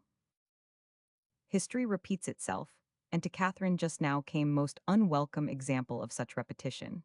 She had foreseen that some such crisis must arise as had arisen. Yet when it arose, the crisis proved none the less agonizing because of that foreknowledge. Two strains of feeling struggled within her: a blinding sorrow for her child, a fear of and shame at her own violence of anger. Catherine's mind was of an uncompromising honesty. She knew that her instinct had, for a space at least, been murderous. She knew that, given equal provocation, it would be murderous again. And this was, after all, but the active, objective aspect of the matter. The passive and subjective aspect showed danger also. In her extremity, Catherine's soul cried out for God for the sure resting place, only to be found by conscious union of the individual with the eternal will. But such repose was denied her. For her anger against God, even while thus earnestly desiring him, was even more profound than her anger against man. The passion of those terrible early days when her child's evil fortune first became known to her held in abeyance all these years by constant employment, and the many duties incident to her position returned upon her in its first force. To believe God is not, leaves the poor human soul homeless, sadly desolate, barren in labor as is a slave. But the sorrow of such belief is as a trifle beside the hideous fear that God is careless and unjust, that virtue is but a fond imagination of all tunable human hearts, that the everlasting purpose is not good but evil continually. And haunted by such fears, Catherine once again sat in outer darkness. All gracious things appeared to her as illusions, all gentle delights but as passing anodynes with which, in his misery, man weakly tries to deaden the pain of existence for a little space. She suffered a profound discouragement. And so it seemed to her but as part of the cruel whole when history repeated itself yet further, and Dr. Knott, pausing at the door of Richard's bedroom, turned and said to her, "It will be better, you know, Lady Calmady, to let him face it alone. He will feel it less without you. Winter can give me all the assistance I want." Then he added, a queer smile playing about his loose lips, "Do not be afraid. I will handle him very gently. Probably I shall not hurt him at all, certainly not much." "Ah," Catherine said under her breath. "You see it is done by his own wish," John Knott went on. "I know," she answered. She respected and trusted this man, entertained for him, notwithstanding his harsh speech and uncouth exterior, something akin to affection. Yet remembering the part he had played in the fate of the father, it was very dreadful to her that he should touch the child. And Dr. Knott read her thought. He did not resent it, it was all natural enough. From his heart he was sorry for her, and would have spared her had that been possible. But he discriminated very clearly between primary and secondary issues, never sacrificing, as do feeble and sentimental persons, the former to the latter. In this case the boy had a right to the stage, and so the mother must stand in the wings. John Knott possessed a keen sense of values in the human drama, which the exigencies of his profession so perpetually presented to him. He waited quietly, his hand on the door handle, looking at Catherine from under his rough eyebrows, silently opposing his will to hers. Suddenly, she turned away with an impatient gesture. "I will not come with you," she said. "You are right. But do you think you can really do anything to help him, to make him happier?" Catherine asked, a desperation in the tones of her voice. "Happier? Yes, in the long run, because certainty of whatever kind, even certainty of failure, makes eventually for peace of mind." That is a hard saying. This is a hard world. Dr. Knott looked down at the floor, shrugging his unwieldy shoulders. The sooner we learn to accept that fact, the better, Lady Calmady. I know it is sharp discipline, but it saves time and money, let alone disappointment. Now, as to all these elaborate contrivances I have brought down from London, they are the very best of their kind. But I am bound to own the most ingenious of such arrangements are but clumsy remedies for natural deficiency. Man has not discovered how to make over his own body yet, and never will. The Almighty will always have the whiff end of us when it comes to dealing with flesh and blood. All the same, we have got to try these legs and things. Catherine winced, pressing her lips together. It was brutal, surely, to speak so plainly, but John Knott went on quietly, commiserating her inwardly, yet unswerving in common sense. Try him, everyone, and so convince Sir Richard one way or the other. This is a turning point. So far his general health has been remarkably good, and we have just got to set our minds to keeping it good. He must not fret if we can help it. If he frets instead of developing into the sane, manly fellow he should, he may turn peevish, Lady Calmady, and grow up a morbid, neurotic lad, the victim of all manner of brainsick fancies, become envious, spiteful, a misery to others and to himself. It is necessary to say all this? Catherine asked loftily. Dr. Knott's eyes looked very straight into hers, and there were tears in them. Indeed, I believe it is, he replied, or trust me, I would not say it. I take no pleasure in giving pain at this time of day, whether mental or physical. All I want is to spare pain. But one must sacrifice the present to the future. At times, you nose the knife to save the limb. Now I must go to my patient. It is not fair to keep him waiting any longer. I will be as quick as I can. I suppose I shall find you here when I have finished. As he opened the door, Dr. Knott's heavy person showed in all its ungainliness against the brightness of sunlight flooding Dickie's room. And to Catherine, he seemed hideous, just the inexorable in his great common sense, in the dead weight of his personality and of his will, as some power of nature. He was to her the incarnation of things as they are, not things as they should be, not things as she so passionately desired they might be. He represented rationalism as against miracle, intellect as against imagination, the bitter philosophy of experience as against that for which all mortals so persistently cry out, namely, the all-consoling promise of extravagant hope. As with chains he bound her down to fact. Right home on her he pressed the utter futility of juggling with the actual. From the harsh truth that, neither in matters practical nor spiritual, is any redemption without shedding of blood, he permitted her no escape. And all this Catherine's clear brain recognized and admitted, even while her poor heart only rebelled the more madly. To be convinced is not to be reconciled.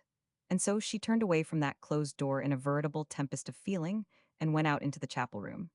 It was safer, her mind and heart thus working, to put a space between herself and that closed door.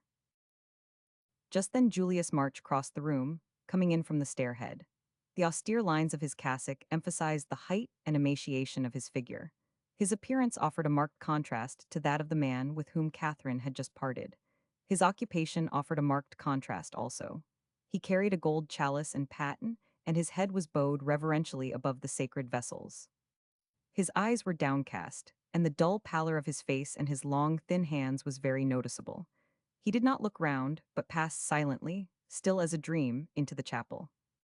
Catherine paced the width of the great room, turned and paced back and forth again some half-dozen times, before he emerged from the chapel door. In her present humor she did not want him, yet she resented his abstraction. The physician of the soul, like the physician of the body, appeared to her lamentably devoid of power to sustain and give comfort at the present juncture. This, it so happened, was one of those days when the mystic joy of his priestly office held Julius March forcibly. He administered to others, and his own soul was satisfied. His expression was exalted, his short-sighted eyes were alive with inward light. Tired and worn, there was still a remarkable suavity in his bearing. He had come forth from the Holy of Holies, and the vision beheld there dwelt with him yet. Meanwhile, brooding storm sat on Catherine's brow, on her lips, dwelt in her every movement. And something of this Julius perceived, for his devotion to her was intact, as was his self-abnegation. Throughout all these years he had never sought to approach her more closely.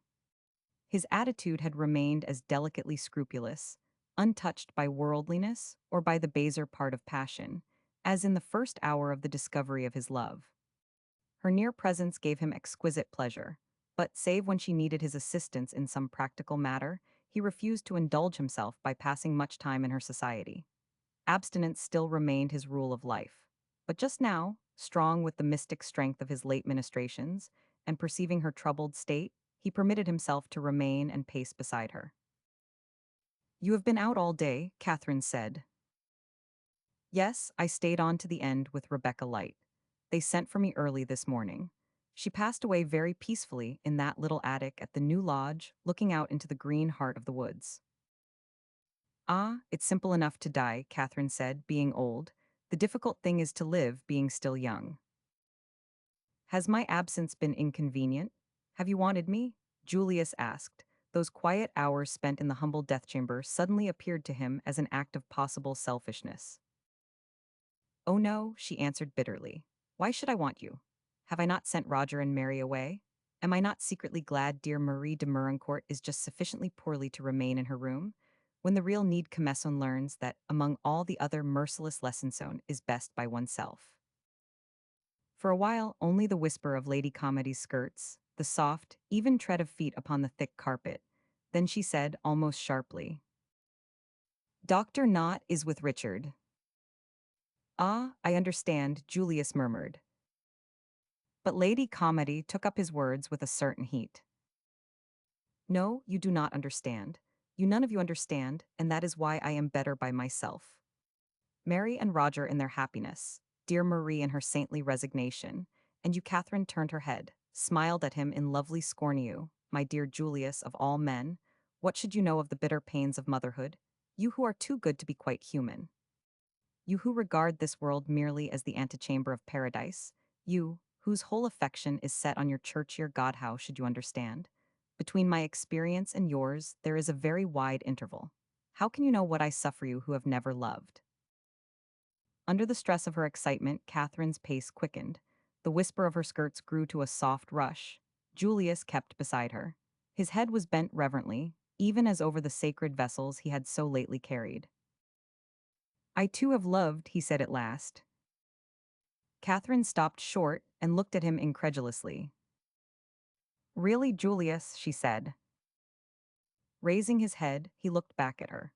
This avowal gave him a strange sense of completeness and mastery. So he allowed his eyes to meet Catherine's, he allowed himself to reckon with her grace and beauty. "Very really," he answered. "But when?" "Long ago and always." "Ah," she said. Her expression had changed. Brooding storm no longer sat on her brow and lips. She was touched.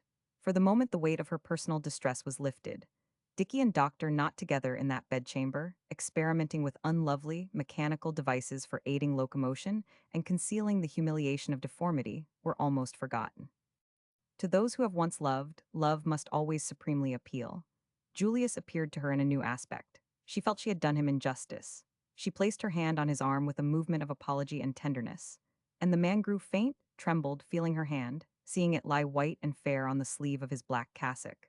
Since childhood it was the first, the solitary caress he had received. "Pardon me, dear Julius," she said. "I must have pained you at times, but I did not know this. I always supposed you coldly indifferent to those histories of the heart which mean so much to some of us. Supposed your religion held you holy, and that you pitied us as the wise pity the foolish, standing above them, looking down. Richard told me many things about you, before he brought me home here, but he never told me this." Richard never knew it, he answered, smiling. Her perfect unconsciousness at once calmed and pained him. He had kept his secret, all these years, only too well. Catherine turned and began to pace again, her hands clasped behind her back. "But tell me," she said. "You can trust me, you know, I will never speak of this unless you speak. But if I knew, it would bring us nearer together, and that would be comforting, perhaps, to us both. Tell me what happened. Did she know and did she love you? She must have loved you, I think. Then what separated you? Did she die?" "No, thank God, she did not die," Julius said. He paused. He longed to gain the relief of fuller confession, yet feared to betray himself. "I believe she loved me truly as a friend, and that was sufficient." "Oh no, no," Catherine cried. "Do not decline upon sophistries. That is never sufficient." "In one sense, yes, in another sense, no," Julius said. "It was thus. I loved her exactly as she was. Had she loved me as I loved her, she would have become other than she was." Ah, but surely you are too ingenious, too fastidious. Catherine's voice took tones of delicate remonstrance and pleading. That would be your danger in such a case. La mia est el enemy du bien, and you would always risk sacrificing the real to the ideal. I am sorry. I would like you to have tasted the fullness of life. Even though the days of perfect joy are very few, it is well to have had them. She threw back her head, her eyebrows drew together, and her face darkened somewhat. Yes, it is well to have had them, though the memory of them cuts one to the very quick. Then her manner changed again, gaining a touch of gaiety. Really, I am very unselfish in wishing all this otherwise, she said, for it would have been a sore trial to part with you. I cannot imagine Brockhurst without you. I should have been in great straits deprived of my friend and counselor. And yet, I would like you to have been very happy, dear Julius. Their pacing had just brought them to the arched doorway of the chapel. Catherine stopped, and raising her arm leaned her hand against the stone jamb of it above her head. See, she went on, I want to be truly unselfish. I know how generous you are. Perhaps you remain here out of all too great kindness towards my poor Dick and me. You must not do that, Julius. You say she is still living. Consider us it too late. Was it indeed too late? All the frustrated manhood cried aloud in Julius March. He covered his face with his hands. His carefully restrained imagination ran riot, presenting enchantments. And Catherine, watching him, found herself strangely moved. For it was very startling to see this so familiar figure under so unfamiliar an aspecto see Julius March, her everyday companion and assistant, his reticence, his priestly aloofness, his mild and courtly calm, swept under by a tide of personal emotion. Lady Calmady was drawn to him by deepened sympathy. Yet regret arose in her that this man proved to be, after all, but as other men. She was vaguely disappointed, having derived more security than she had quite realized from his apparent detachment and impassibility.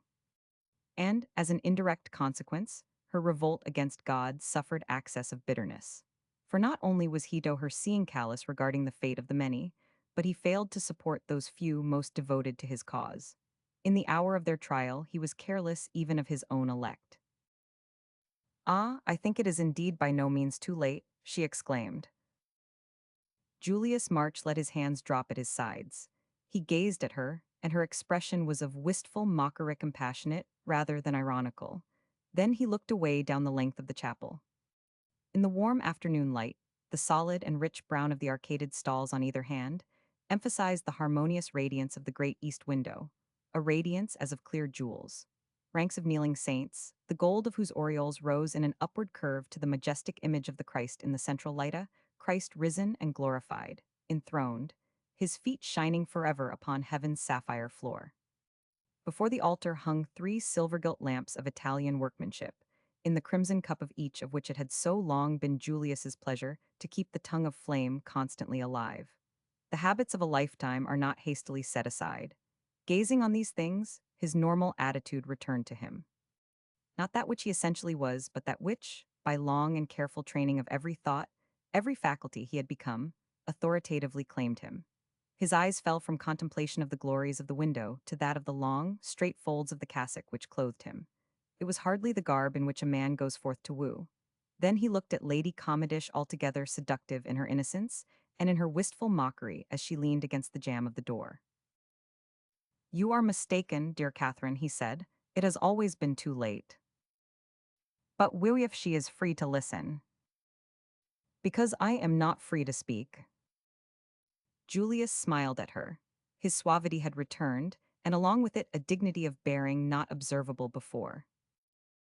Let us walk, he said, and then, after all I have given you a very mutilated account of this matter. Soon after I took orders, before I had ever seen the very noble, to me perfect, woman who unconsciously revealed to me the glory of human love, I had dedicated my life and all my power spur enough, I fear off mind and body to the service of the church. I was ambitious in those days. Ambition is dead, killed by the knowledge of my own shortcomings. I have proved an unprofitable servant for which may God in his great mercy forgive me. But, while my faith in myself has withered, my faith in him has come to maturity. I have learned to think very differently on many subjects, and to perceive that our Heavenly Father's purposes regarding us are more generous, more far-reaching, more august than in my youthful ignorance I had ever dreamed. All things are lawful in his sight. Nothing is common or unclean if we have once rightly apprehended him, and he dwells in us. And yet a vow once made is binding. We may not do evil to gain however great a good. Catherine listened in silence. The words came with the power of immutable conviction. She could not believe, yet she was glad to have him believe. And that vow precludes marriage, she said at last. It does, Julius answered. For a time they paced again in silence. Then Lady Calmady spoke, a delicate intimacy and affection in her manner, while once more, for a moment, she let her hand rest on his arm. So Brockhurst keeps you, I keep you, dear Julius, to the last. Yes, if you will, to the very last. I am thankful for that, she said. You must forgive me if in the past I have been inconsiderate at times. I am afraid the constant struggle, which certain circumstances of necessity create, tends to make me harsh and imperious. I carry a trouble which calls aloud for redress, forever in my arms. They ache with the burden of it, and there is no redress. And the trouble grows stronger, alas. Its voice so dear, yet so dreaded, grows louder, till it deafens me to all other sounds. The music of this once beautiful world becomes faint. Only angry discord remains, and I become selfish. I am the victim of a fixed idea. I become heedless of the suffering of those about me, and you, my poor Julius, must have suffered very much. Now less than ever before, he answered. But even as he spoke, Catherine was struck by his pallor, by the drawn look of his features and languor of his bearing. "Ah, you have fasted all day," she cried. "What matter?" he said, smiling. "The body surely can sustain a trifle of hunger if the soul and spirit are fed. I have feasted royally today in that respect. I am strangely at ease. As to baser sort of food, what wonder if I forgot?" The door of Dickie's bedchamber opened, letting in long shafts of sunlight, and Dr. Knott came slowly forward. His aspect was savage. Even his philosophy had been not wholly proof against the pathos of his patient's case. It irritated him to fall from his usual relentlessness of common sense into a melting mood. He took refuge in sarcasm, desirous to detect weakness in others, since he was, unwillingly, so disagreeably conscious of it in himself. "Well, we are through with our business, Lady Calmady," he said. Mr. March, what's wrong with you? Putty-colored skin and shortness of breath. A little less prayer and a little more physical exercise is what you want." Successful, Lady Calmady, I'm afraid the less said about that the better. Sir Richard will talk it out with you himself. Upset? Yes, I do not deny he is a little upset, and, like a fool, I am upset too.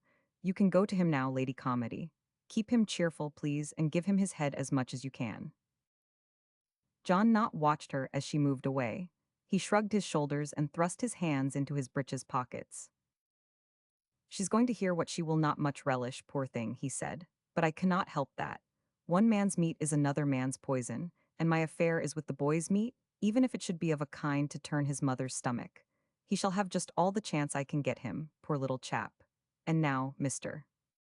March, I propose to prescribe for you look uncommonly like taking a shortcut to heaven, and if I know anything about this house, you have got your work cut out for you here below for a long time to come. Through with this business? Pooh, we have only taken a preliminary canter as yet. That boy's out of the common in more ways than one, and cripple or no cripple, he's bound to lead you all a pretty lively dance before he's done." Chapter 7, An Attempt to Make the Best of It. The day had been hot, though the summer was but young. A wealth of steady sunlight bathed the western front of the house. All was notably still, save for a droning of bees, a sound of wood chopping, voices now and again, and the squeak of a wheelbarrow away in the gardens. Richard lay on his back upon the bed.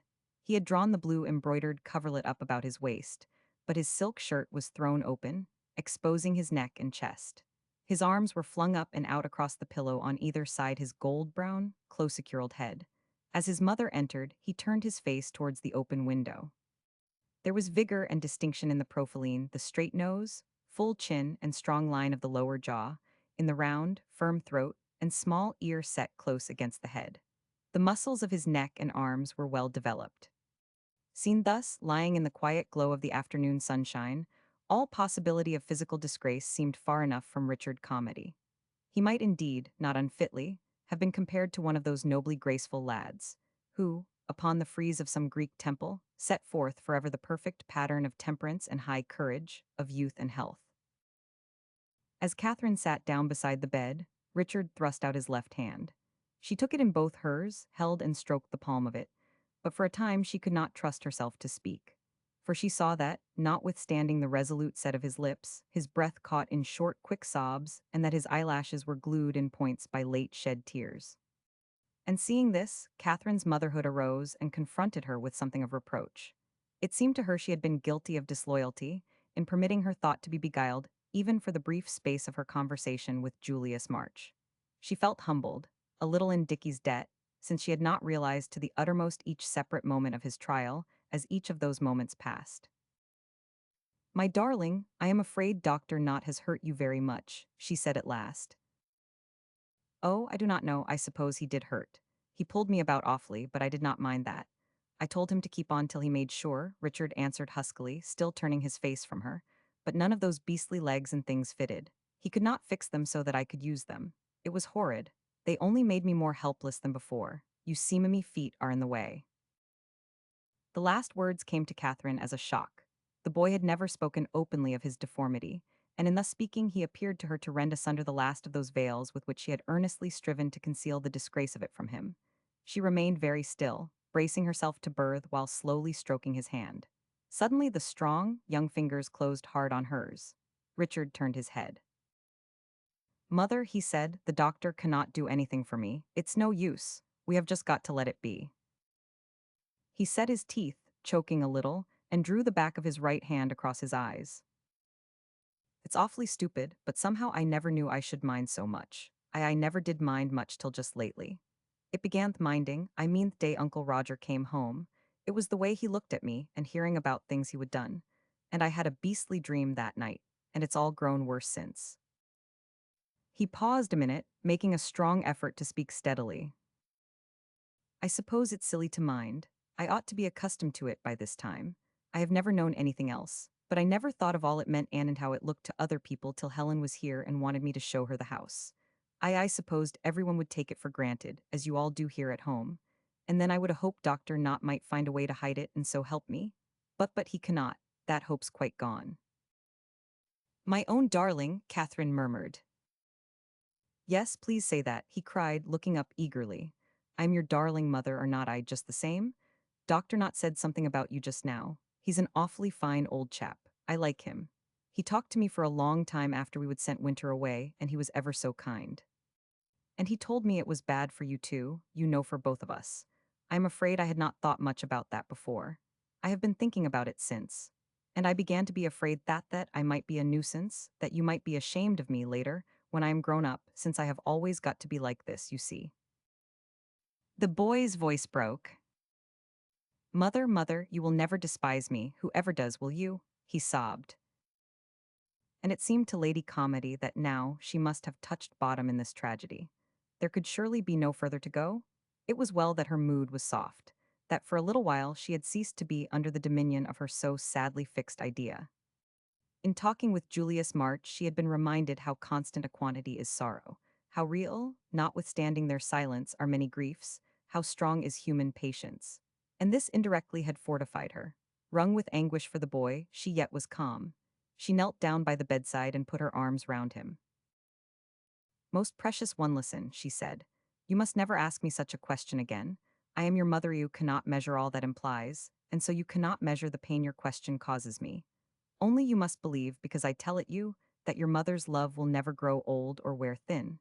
It is always there, always fresh, always ready. In utter security you can come back to it again and again. It is like one of those clear springs in the secret places of the deep woods, you know them, which bubble up forever. Drink, often as you may, however heavy the drought or shrunken the streams elsewhere, those springs remain full to the very lip." Her tone changed, taking a tender playfulness. "Why, my Dicky, you are the light of my eyes, my darling, the one thing which makes me still care to live. You are your father's gift to me. And so every kiss you give me, every pretty word you say to me, is treasured up for his, as well as for your own, dear sake."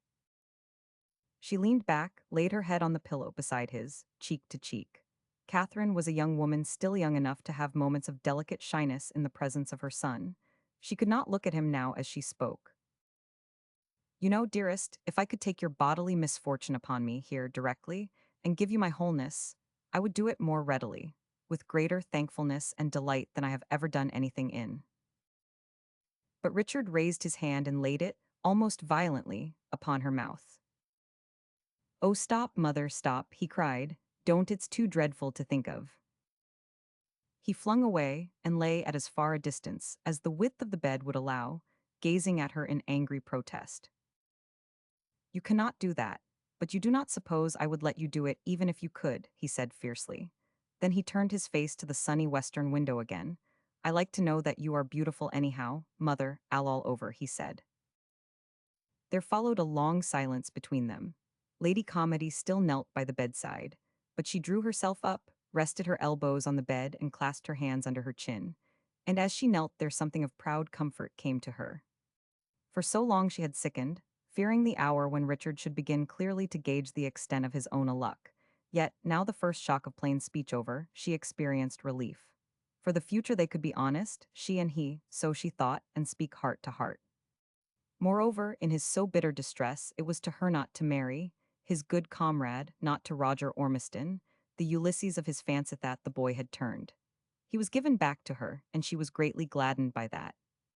She was gladdened, too, by Richard's last speech, by his angry and immediate repudiation of the bare mention of any personal gain which should touch her with loss.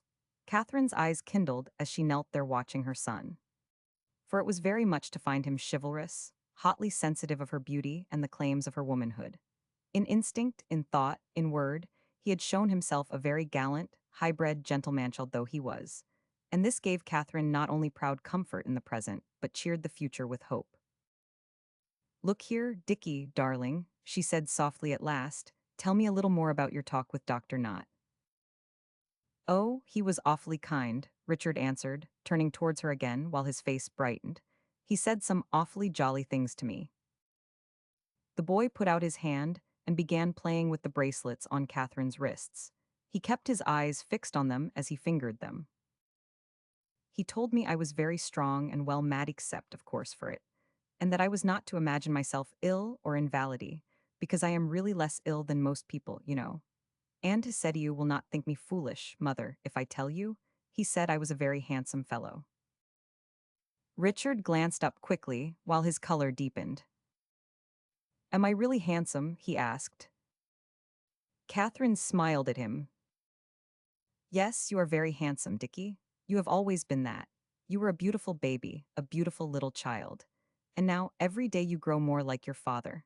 I cannot quite talk about him, my dear, but ask Uncle Roger, ask Marie de Meuroncourt what he was when she knew him first.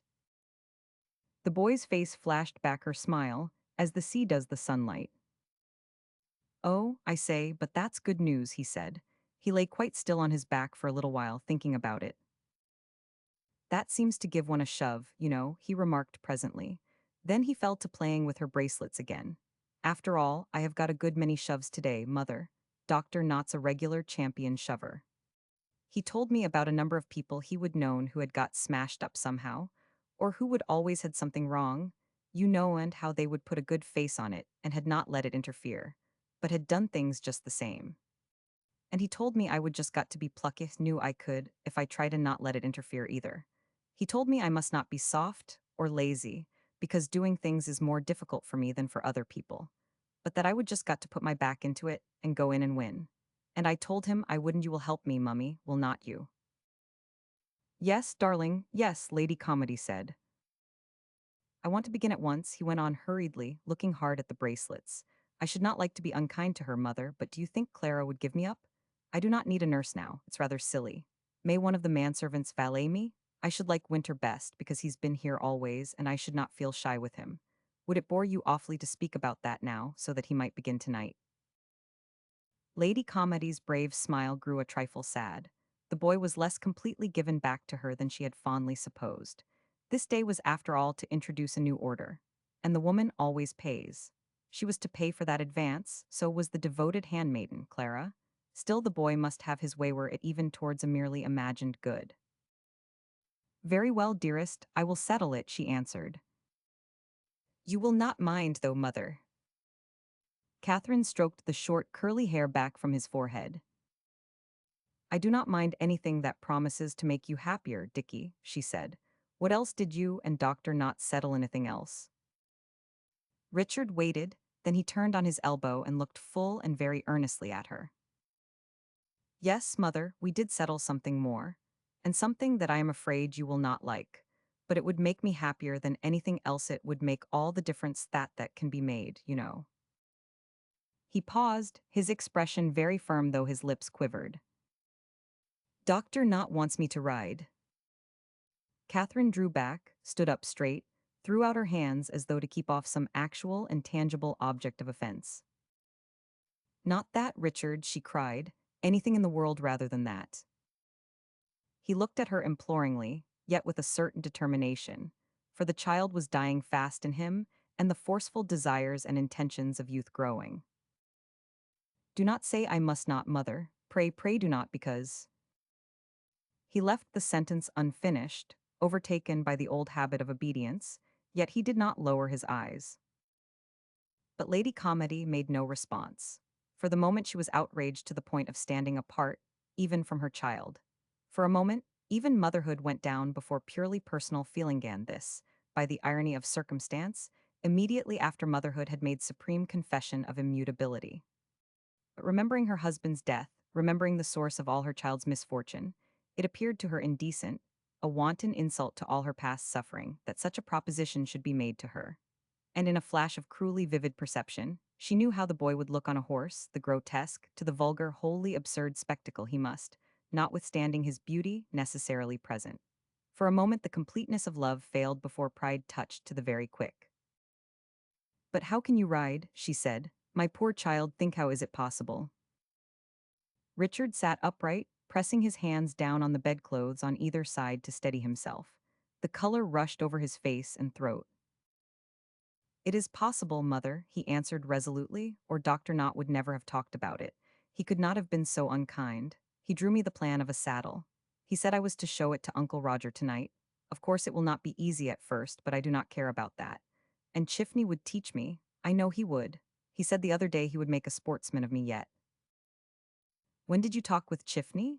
Lady Calmady spoke very quietly, but there was that in her tone which came near frightening the boy. It required all his daring to answer honestly and at once. I talked to him the day Aunt Ella and Helen were here. I went down to the stables with him and saw all the horses. Then either you or he did very wrong, Lady Calmady remarked. It was my fault, mother, all my fault. Chiffney would have ridden on, but I stopped him. Chaplain tried to prevent me. I told him to mind his own business. I meant to go. I saw all the horses, and they were splendid, he added, enthusiasm gaining over fear. I saw the stables and the weighing groom and everything. I never enjoyed myself so much before. I told Chaplain I would tell you because he ought not to be blamed, you know. I did mean to tell you directly I came in, but all those people were here. Richard's face darkened. And you remember what happened? That put everything else out of my head. A pause, then he said, Are you very angry? Catherine made no reply. She moved away round the foot of the bed and stood at the sunny window in silence. Bitterness of hot humiliation possessed her. Heretofore, whatever her trial, she had been mistress of the situation. She had reigned a queen mother, her authority undisputed. And now it appeared her kingdom was in revolt, conspiracy was rife. Richard's will and hers were in conflict, and Richard's will must eventually obtain, since he would eventually be master. Already courtiers bowed to that will. All this was in her mind. And a wounding of feeling, far deeper and more intimate than this. Since Catherine's nobility of character was great and the worldly aspect, the greed of personal power and undisputed rule, could not affect her for long. It wounded her, as a slight upon the memory of the man she had so wholly loved, that this first conflict between Richard and herself should turn on the question of horses and the racing stable. The irony of the position appeared unpardonable. And then, the vision of poor Richard, her darling, whom she had striven so jealously to shield ever since the day, over 13 years ago, when undressing her baby she had first looked upon its malformed limbs, Richard riding forth for all the staring, mocking world to see, again arose before her.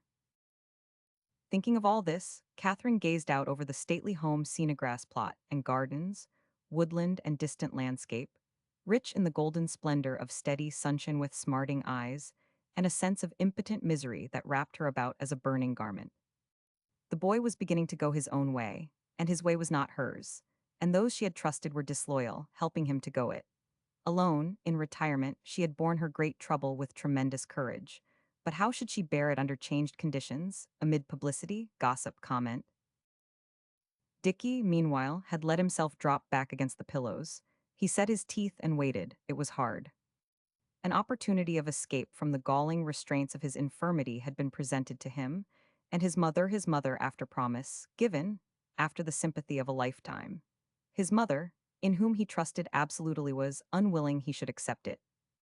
As he lay there, all the desperate longing for freedom and activity that had developed in him of late, all the passion for sport, for that primitive, half-savage manner of life, that intimate, if somewhat brutal, relation to nature, to wild creatures, and to the beasts whom man by centuries of usage has broken to his service, which is the special heritage of Englishmen of gentle blood, sprang up in Richard, strong, all-compelling. He must have his part in all this. He would not be denied. He cried out to her imperiously. "Mother, speak to me. I have not done anything really wrong. I have a right to do what any other boy has as far as I can get it. Do not you see writing is just the one thing Toto make a man of me? Do not you see that?" He sat bolt upright, stretching out his arms to her in fierce appeal, while the level sunshine touched his bright hair and wildly eager face. "Mummy, mummy darling, do not you see? Try to see. You cannot want to take away my one chance." Catherine turned at that reiterated cry, and her heart melted within her. The boy was her own, bone of her bone, flesh of her flesh. From her he had life. From her he had also lifelong disgrace and deprivation. Was there anything then, which, he asking, she could refuse to give? She cast herself on her knees beside the bed again and buried her face in the sheet. "My precious one," she sobbed, "forgive me. I am ashamed, for I have been both harsh and weak. I said I would help you, and then directly I fail you. Forgive me." And the boy was amazed, speechless at first, seeing her broken thus, shamed in his turn by the humility of her attitude. To his young chivalry, it was as an impiety to look upon her tears.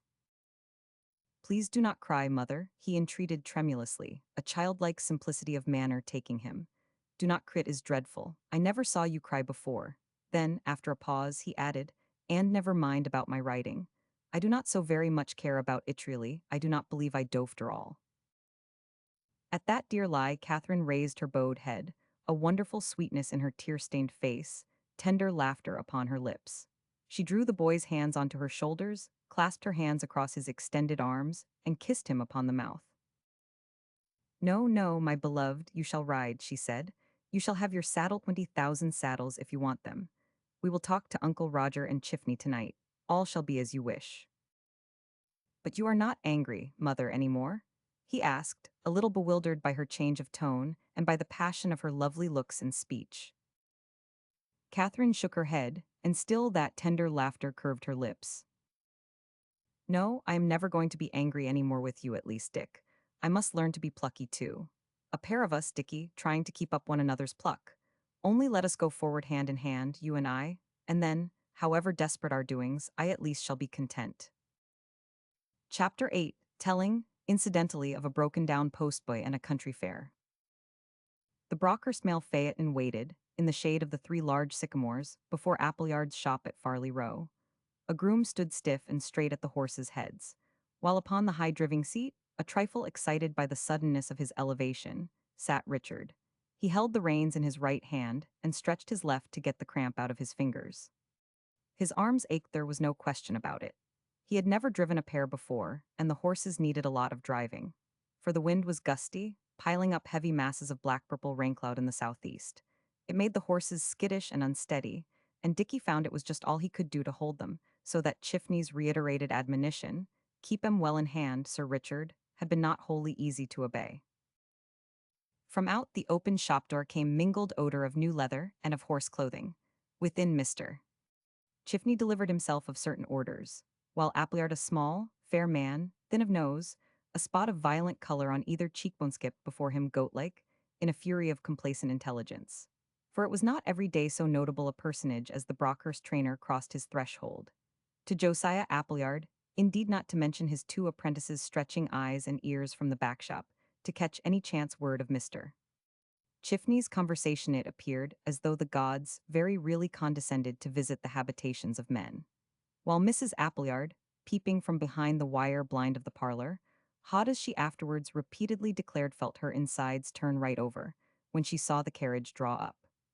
The conversation was prolonged and low-toned, for the order was of a peculiar and confidential character, demanding much explanation on the one part, much application on the other.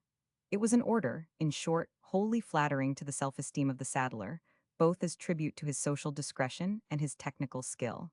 Thus did Josiah skip goat-like, being glad. Meanwhile, Richard Calmady waited without, resting his aching arms, gazing down the wide, dusty street, his senses lulled by the flutter of the sycamore leaves overhead. The said street offered but small matter of interest.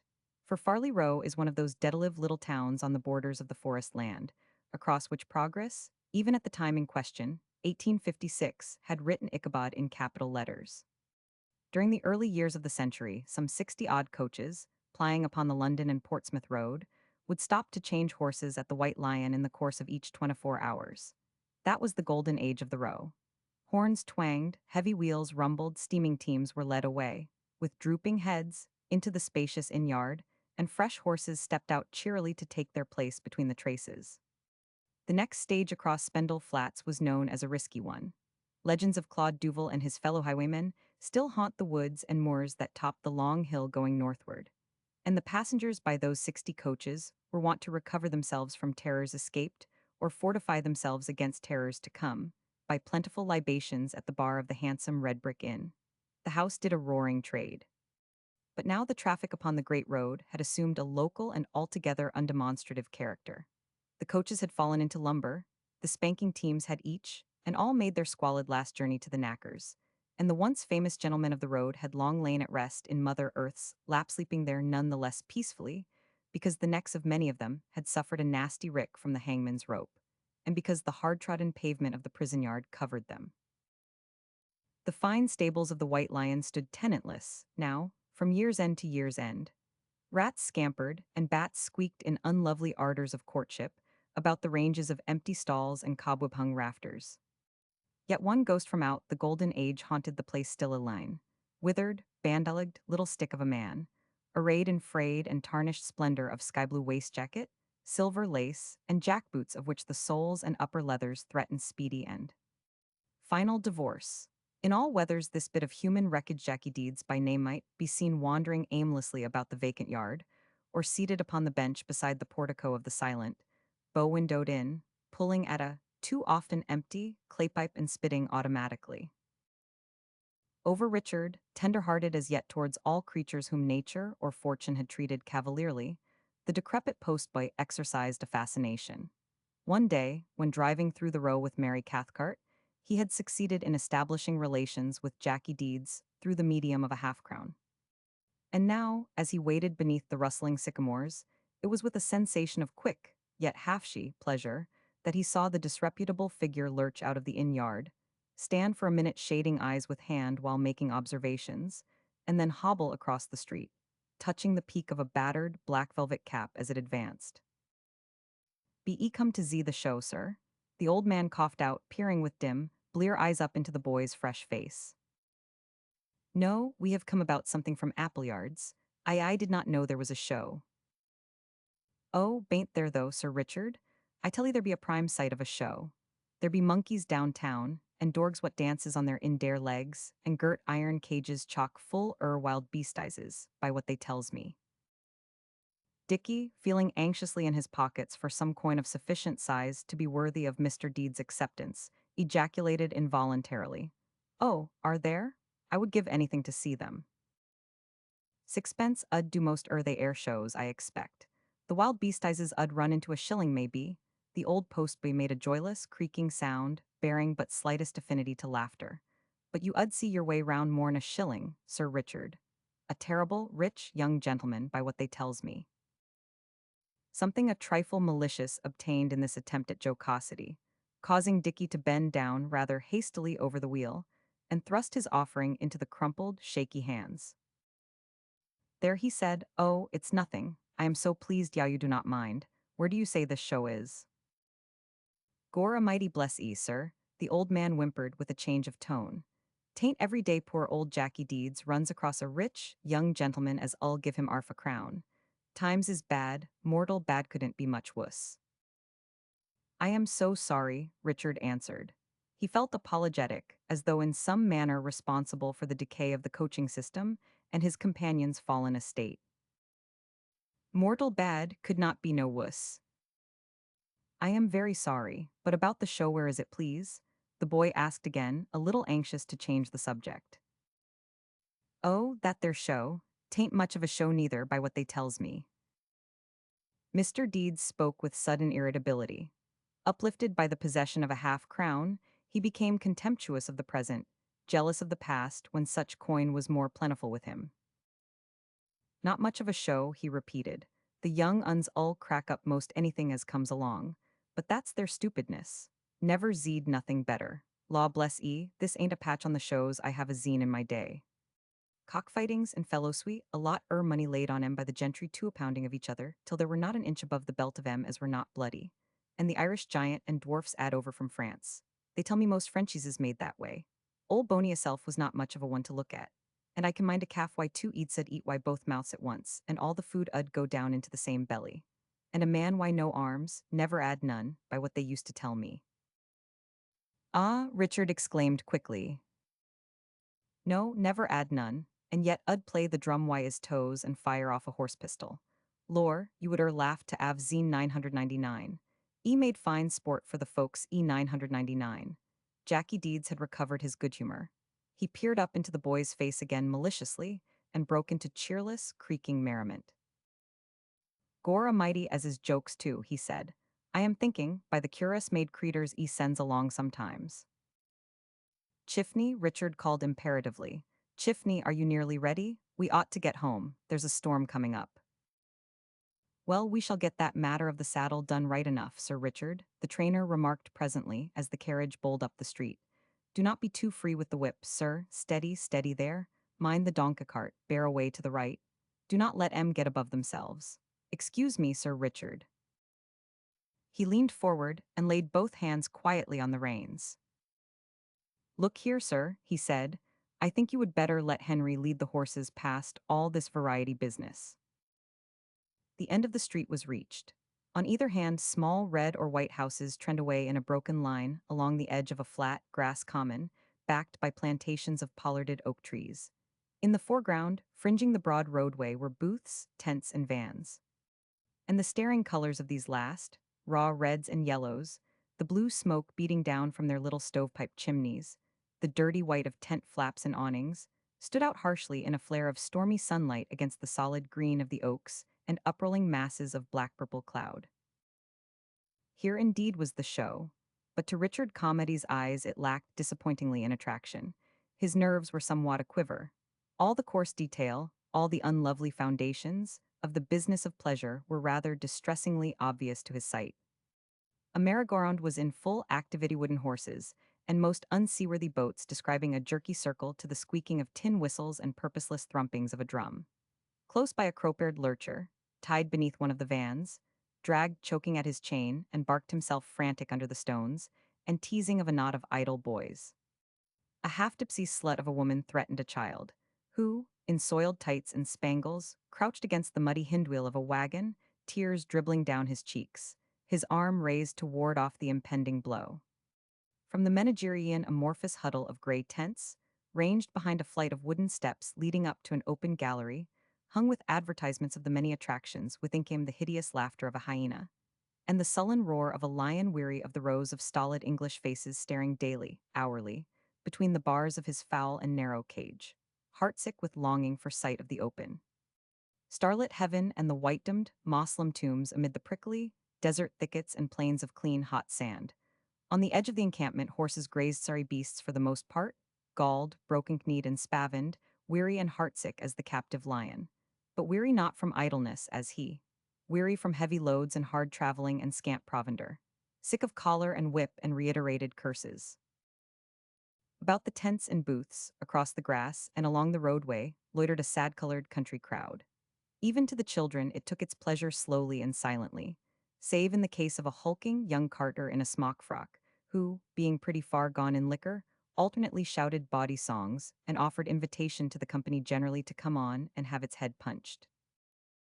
Such were the pictures that impressed themselves upon Richard's brain as Henry led the dancing carriage horses up the road. And it must be owned that from this first sight of life, as the common populations live it, his soul revolted. Delicately nurtured, finely bred, his sensibility accentuated by the prickings of that thorn in the flesh, which was so intimate a part of his otherwise noble heritage. The grossness and brutality of much which most boys of his age have already learnt to take for granted, affected him to the point of loathing. And more especially did he loathe the last picture presented to him on the outskirts of the common. At the door of a gaudily painted van, somewhat apart from the rest, stood a strapping lass, tambourine in one hand, tin mug for the holding of pennies in the other. She wore a black velvet bodice, rusty with age, and a blue silk skirt of doubtful cleanliness, looped up over a widely distended scarlet petticoat. Rows of amber beads encircled her brown throat. She laughed and leered, boldied and coarsely alluring, at a couple of sheepish country lads on the green below. She called to them, pointing over her shoulder with the tin cup to the signboard of her show. At the painting on that board Richard Calmady gave one glance. His lips grew thin and his face white. He jerked at the reins, causing the horses to start and swerve. Was it possible that, as old Jackie Deed said, God Almighty had his jokes too, jokes at the expense of his own creation? That in cynical abuse of human impotence as a wanton pastime, he sent human beings forth into the world thus ludicrously defective. The thought was unformulated. It amounted hardly to a thought indeed, was but a blind terror of insecurity, which, coursing through the boy's mind, filled him with agonized and angry pity towards all disgraced fellow beings, all enslaved and captive beasts. Dimly he recognized his kinship to all such. Meanwhile the carriage bowled along the smooth road and up the long hill, bordered by fir and beech plantations, which leads to Spendle Flats. And there, in the open, the storm came down, in rolling thunder and lashing rain. Tall, shifting, white columns chased each other madly across the bronze expanse of the moorland. Chiffney, mindful of his charge, hurried Dicky into a greatcoat, buttoned it carefully round him, offered to drive, almost insisted on doing so. But the boy refused curtly. He welcomed the stinging rain, the swirling wind, the swift glare of lightning, the ache and strain of holding the pulling horses. The violence of it all heated his blood as with the stern passion of battle. And under the influence of that passion his humor changed from agonized pity to a fierce determination of conquest. He would fight, he would come through, he would win, he would slay dragons. Prometheus-like he would defy the gods.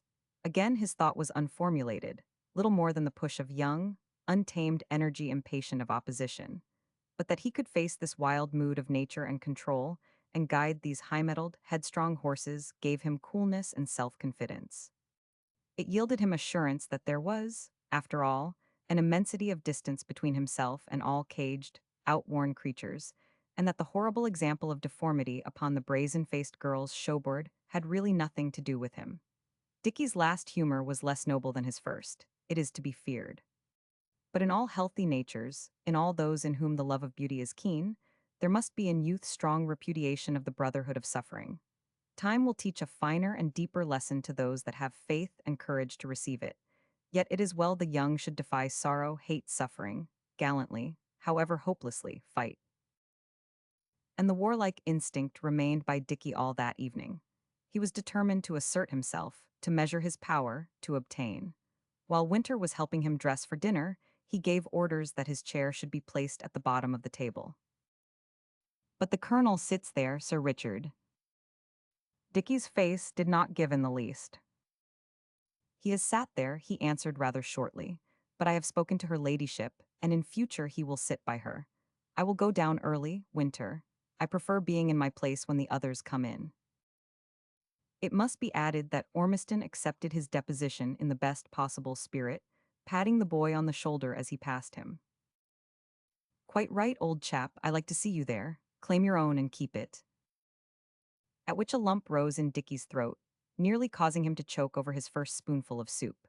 But Mary Cathcart, whose kind eyes saw most things, smiled first upon her lover and then upon him, and began talking to him of horses, as one sportsman to another. And so Dicky speedily recovered himself and grew eager, playing host very prettily at his own table.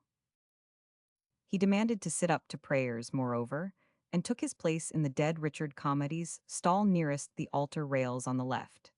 Next him was Dr. Knott, who had come in unexpectedly just before dinner. He had the boy a little on his mind, and, while contemptuous of his own weakness in the matter, wanted badly to know just how he was. Lady Calmady had begged him to stay.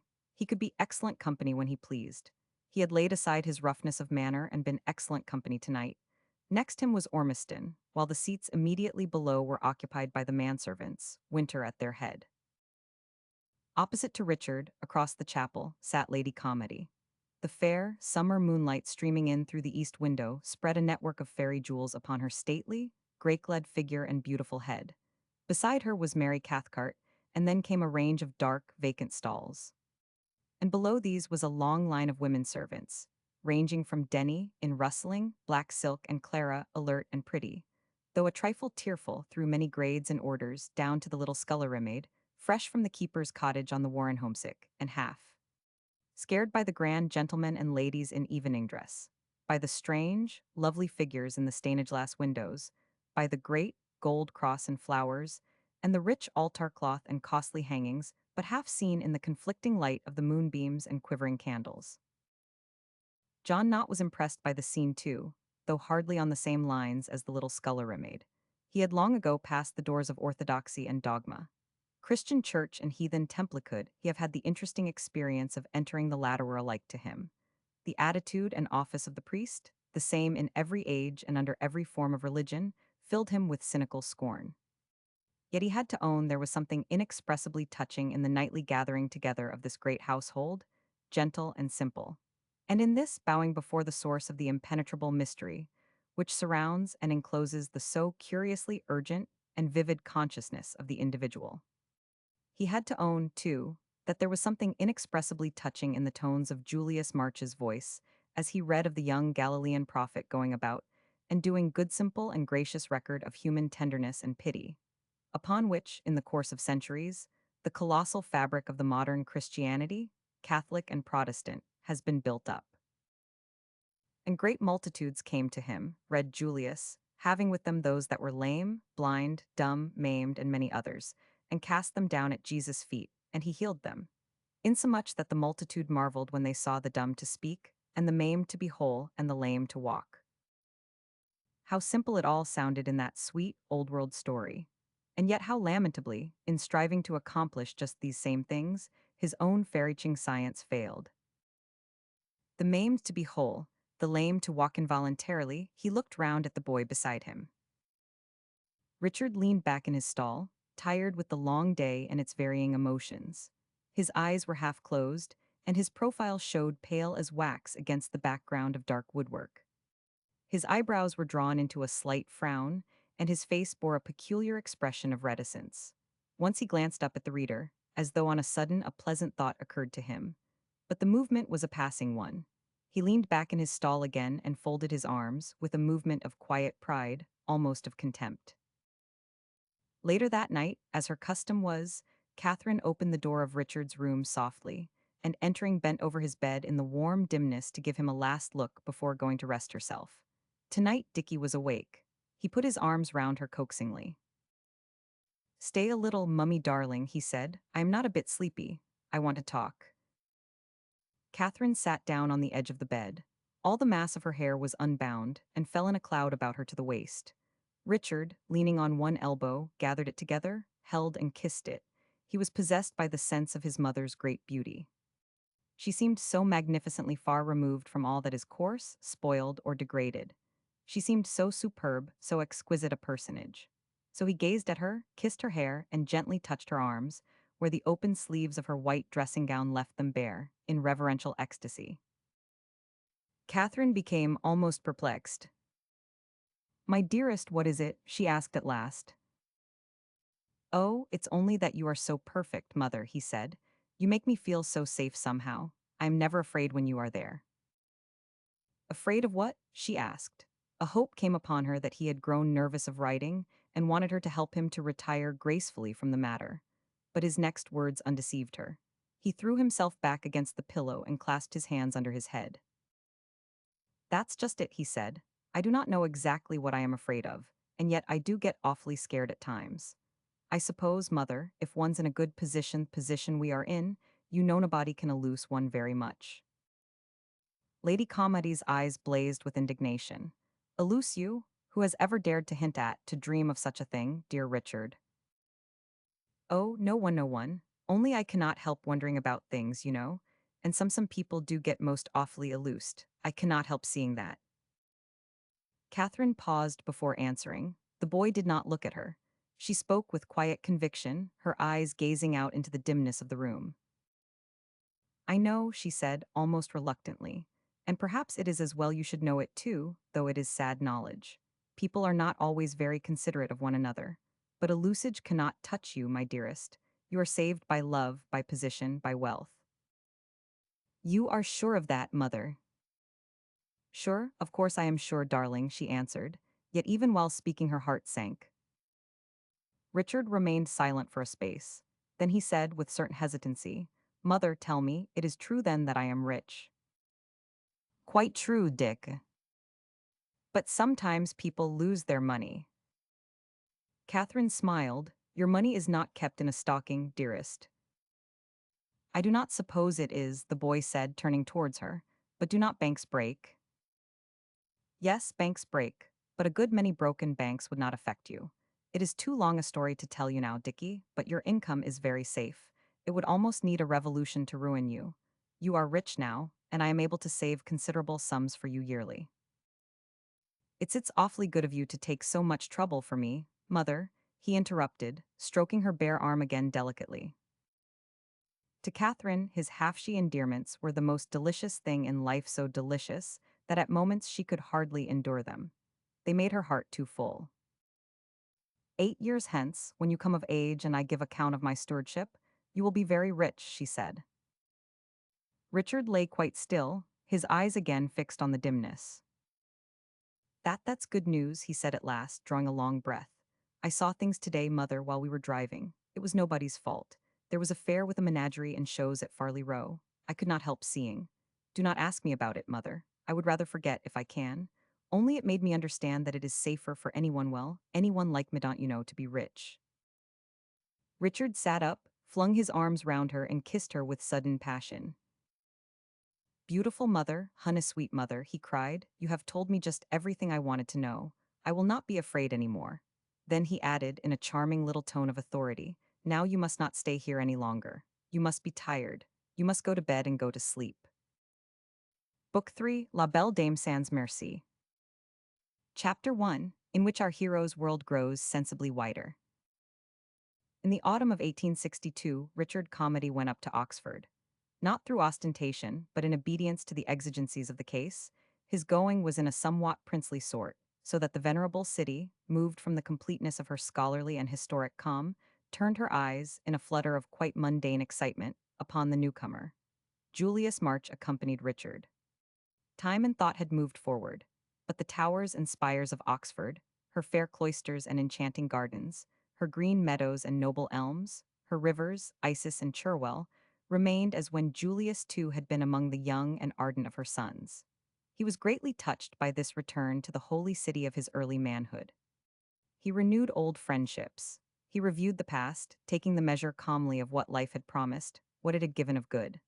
A pleasant house had been secured in St. Giles Street, and a contingent of the Brockhurst household, headed by Winter, went with the two gentlemen, while Chaplain and a couple of grooms preceded them, in charge of a goodly number of horse-boxes.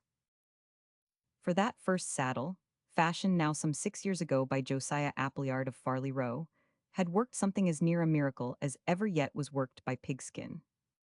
It was a singularly ugly saddle, running up into a peak front and back, furnished with a complicated system of straps and buckles and in place of stirrups and stirrup leathers with, a pair of contrivances resembling old-fashioned holsters. Mary Cathcart's brown eyes had grown moist on first beholding it. And Colonel Ormiston had exclaimed, Good God! Oh, well, poor dear little chap, I suppose it's the best we can do for him. An ugly saddle yet had Josiah Appleyard ample reason to skip, goat-like, being glad. For, ugly or not, it fulfilled its purpose, bringing custom to the maker and happiness and health to the owner of it. The boy rode fearlessly, while exercise and exertion begot in him a certain lightheartedness and audacity good to see. The windows of the long gallery, the bookshelves of the library, knew him but seldom now. He was no less courteous, no less devoted to his mother, no less in admiration of her beauty. But the young barbarian was well awake in Dicky, and drove him out of doors, onto the moorland, or into the merry greenwood, with dog and horse and gun. On his well-broken pony he shot over the golden stubble fields in autumn, brought down his pheasants, stationed at the edge of the great coverts, went out for long afternoons, rabbiting in the warrens and field banks, escorted by spaniels and retrievers, and keepers carrying lithe, lemon-colored ferrets tied up in a bag. Later, when he was older, but this tried Catherine somewhat, reminding her too keenly of another Richard Calmady and days long dead. Winter, a trifle reluctant at such shortening of his own virtuous slumbers, would call Dicky and dress him, all in the grey of the summer. Morning, while at the little arched doorway in the west front, Chiffney and a groom with a led horse would await his coming, and the boy would mount and ride away from the great, sleeping house. At such times a charm of dewy freshness lay on grass and woodland, on hill and vale. The morning star grew pale and vanished in the clear flashing delight of sunrise, as Richard rode forth to meet the string of racers. As he noted the varying form and fortune of Rattle Pate or Sweet Rosemary, of Yellow Jacket, Morion or Light O' Love, over the short, fragrant turf of the gallop. As he felt the virile joy which the strength of the horses and the pounding rush of them as they swept past him ever aroused.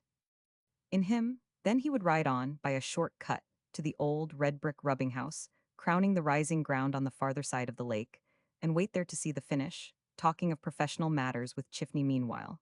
Or, turning his horse's head towards the wide, distant view, sit silent, drawing near to nature and worshipping with the innocent gladness of a still virgin heart in the temple of the dawn. Life at Oxford was set in a different key.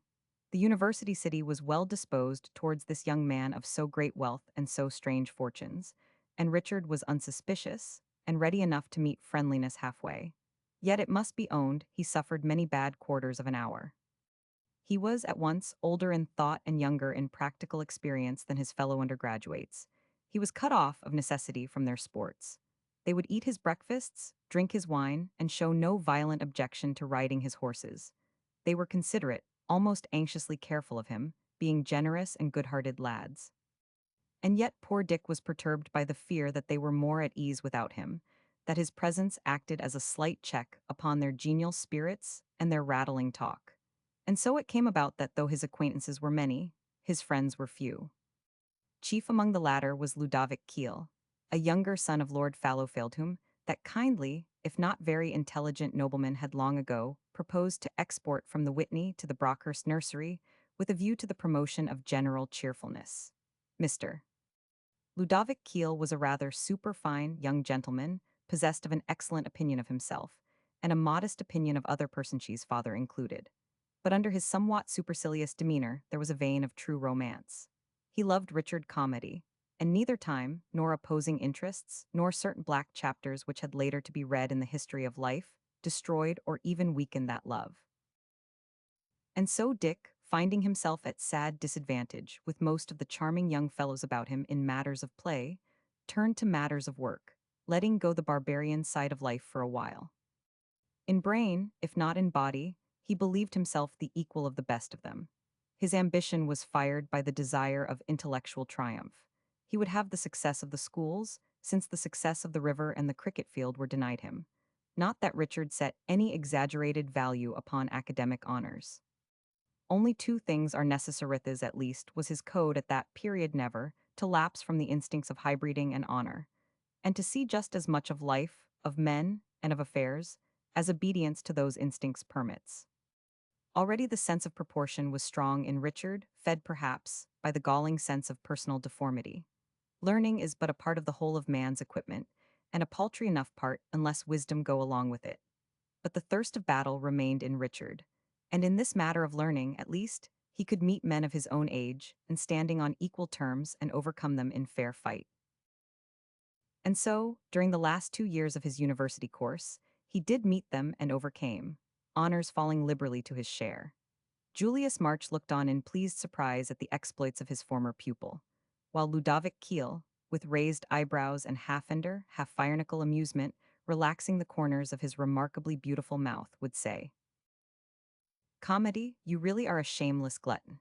How many more immortal glories, any one of which would satisfy an ordinary man, do you propose to swallow?" "I suppose it's a bad year," Richard would answer. The others cannot amount to very much, or, needless to say, I should not walk over the course. A charming little touch of modesty, as far as you yourself are concerned, Ludovic answered, but not strikingly flattering to the others. I would rather suppose you abnormally clever than all the rest abnormally stupid for, after all, am I, my great self, not among the rest? At which Dicky would laugh rather shamefacedly, and say, Oh, why you know well enough you could do anything you liked if you were not so confoundedly lazy. And meanwhile, at Brockhurst, as news arrived of these successes, Lady Comedy's soul received comfort. Her step was light, her eyes full of clear shining as she moved to and fro ordering the great house and great estate. She felt repaid for the bitter pain of parting with her darling, and sending him forth to face the curious, possibly scornful world of the university city. He had proved himself and won his spurs. And this solaced her in the solitude and loneliness of her present life. For her dear friend and companion Marie de Meuroncourt had found the final repose, before seeking that of the convent. Early one February morning, in the second year of Richard's sojourn at Oxford, fortified by the rites of the church, she had passed the gates of death peacefully, blessing and blessed. Catherine mourned for her, and would continue to mourn with still and faithful sorrow, even while welcoming home her young scholar, hearing the details of his past achievements and hopes for the future, or entertaining with all gracious hospitality such of his Oxford friends as he elected to invite to Brockhurst. It was on one of these last occasions, the young men having gone down to the gun-room to smoke and discuss the day's pheasant shooting, that Catherine had kept Julius March standing before the chapel-room fire, and had looked at him, a certain wistfulness in her face. "He is happy, you think, Julius?" she said. "He seems to me really happier, more contented than I have ever seen him since his childhood." "Yes, I also think that," Julius answered. "He has reason to be contented. He has measured himself against other men and is satisfied of his own powers. Every one admires him at Oxford. Yes, they admire and envy him. He has been brilliantly successful." Catherine drew herself up, clasping her hands behind her, and smiling proudly as she mused, gazing into the crimson heart of the burning logs. Then, after a silence, she turned suddenly to her companion. "It is very sweet to have you here at home again, Julius," she said gently. "I have missed you sorely since dearest Marie de Meuroncourt died. Live a little longer than I do, please. Ah, I am afraid it is no small thing that I ask you to do for my sake, for I foresee that I shall survive to a lamentably old age. But sacrifice yourself, Julius, in the matter of living. Less than ever, when the shadows fall, shall I be able to spare you." For which words of his dear lady's, though spoken lightly, half in jest, Julius March gave God great thanks that night. It was about this period that two pieces of news, each proving eventually to have much personal significance, reached Lady Comedy from the outside world. The first took the form of a letter, a rather pensive and tired letter from her brother, William Ormiston, telling her that his daughter Helen was about to marry the Comte de Valorbes, a young gentleman very well known both to Parisian and Neapolitan society. The second took the form of an announcement in the Morning Post, to the effect that Lady Tobermory, whose lamented death that paper had already chronicled, had left the bulk of her not inconsiderable fortune to her goddaughter Honoria, eldest child of that distinguished officer General St. Quentin. In both cases, Lady Comedy wrote letters of congratulation, in the latter with very sincere and lively pleasure. She held her cousin, General St. Quentin, in affection for old sake's sake. Honoria she remembered as a singularly graceful, high-bred, little maiden, fleet of foot as a hind too fleet of foot indeed for little Dicky's comfort of mind, and therefore banished from the Brockhurst nursery. In the former case, her congratulations being somewhat conventional, she added in her own name and that of Richard a necklace of pearls, with a diamond clasp and bars to it, of no mean value. In the spring of 1865, Richard left Oxford for good, and took up his residence once more at Brockhurst. But it was not until the autumn of the following year, when he had reached the age of 23, and had already for some 6 months served his queen and country in the capacity of Justice of the Peace for the county of Southampton, that any event occurred greatly affecting his fortunes, and therefore worthy to set forth at large in this history. Chapter 2, telling how Dicky's soul was somewhat sick, and how he met fair women on the confines of a wood. Richard Comedy rode homeward through the autumn woods, and the aspect of them was very lovely. But their loveliness was hectic, a loveliness as it seemed, at all events at first sight, of death and burial, rather than of life and hope. The sky was overcast, and a chill clung to the stream side and haunted the hollows. The young man's humor, unfortunately, was only too much in harmony with the more melancholy suggestions of the scene. For Richard was by nature something of a poet, though he but rarely wrote verses, and usually burned them as soon as written, being scholar enough to know and feel impatient of the second best. And this inherent strain of poetry in him tempered the active and practical side of his character, making wealth and position, and all those things which the worldly-minded seek, seem of slight value to him at times. It induced in him many and very varying moods. It carried him back often, even now in the strength of his young manhood, to the fine fancies and exquisite unreason of the fairy world in which those so sadly ill-balanced footsteps of his had first been set. Today had proved, so far, an unlucky one, prolific of warfare between his clear brain and all too sensitive heart. For it was the burden of Richard's temperament, almost inevitable result of that ever-present thorn in the flesh that he shrunk as a poet, even as a woman, while as a man, and a strong one, he reasoned and fought. It fell out on this wise. He had attended the quarter sessions at Westchurch, and a certain restlessness, born of the changing seasons, being upon him, he had ridden. His habit, when passing outside the limits of his own property, was to drive.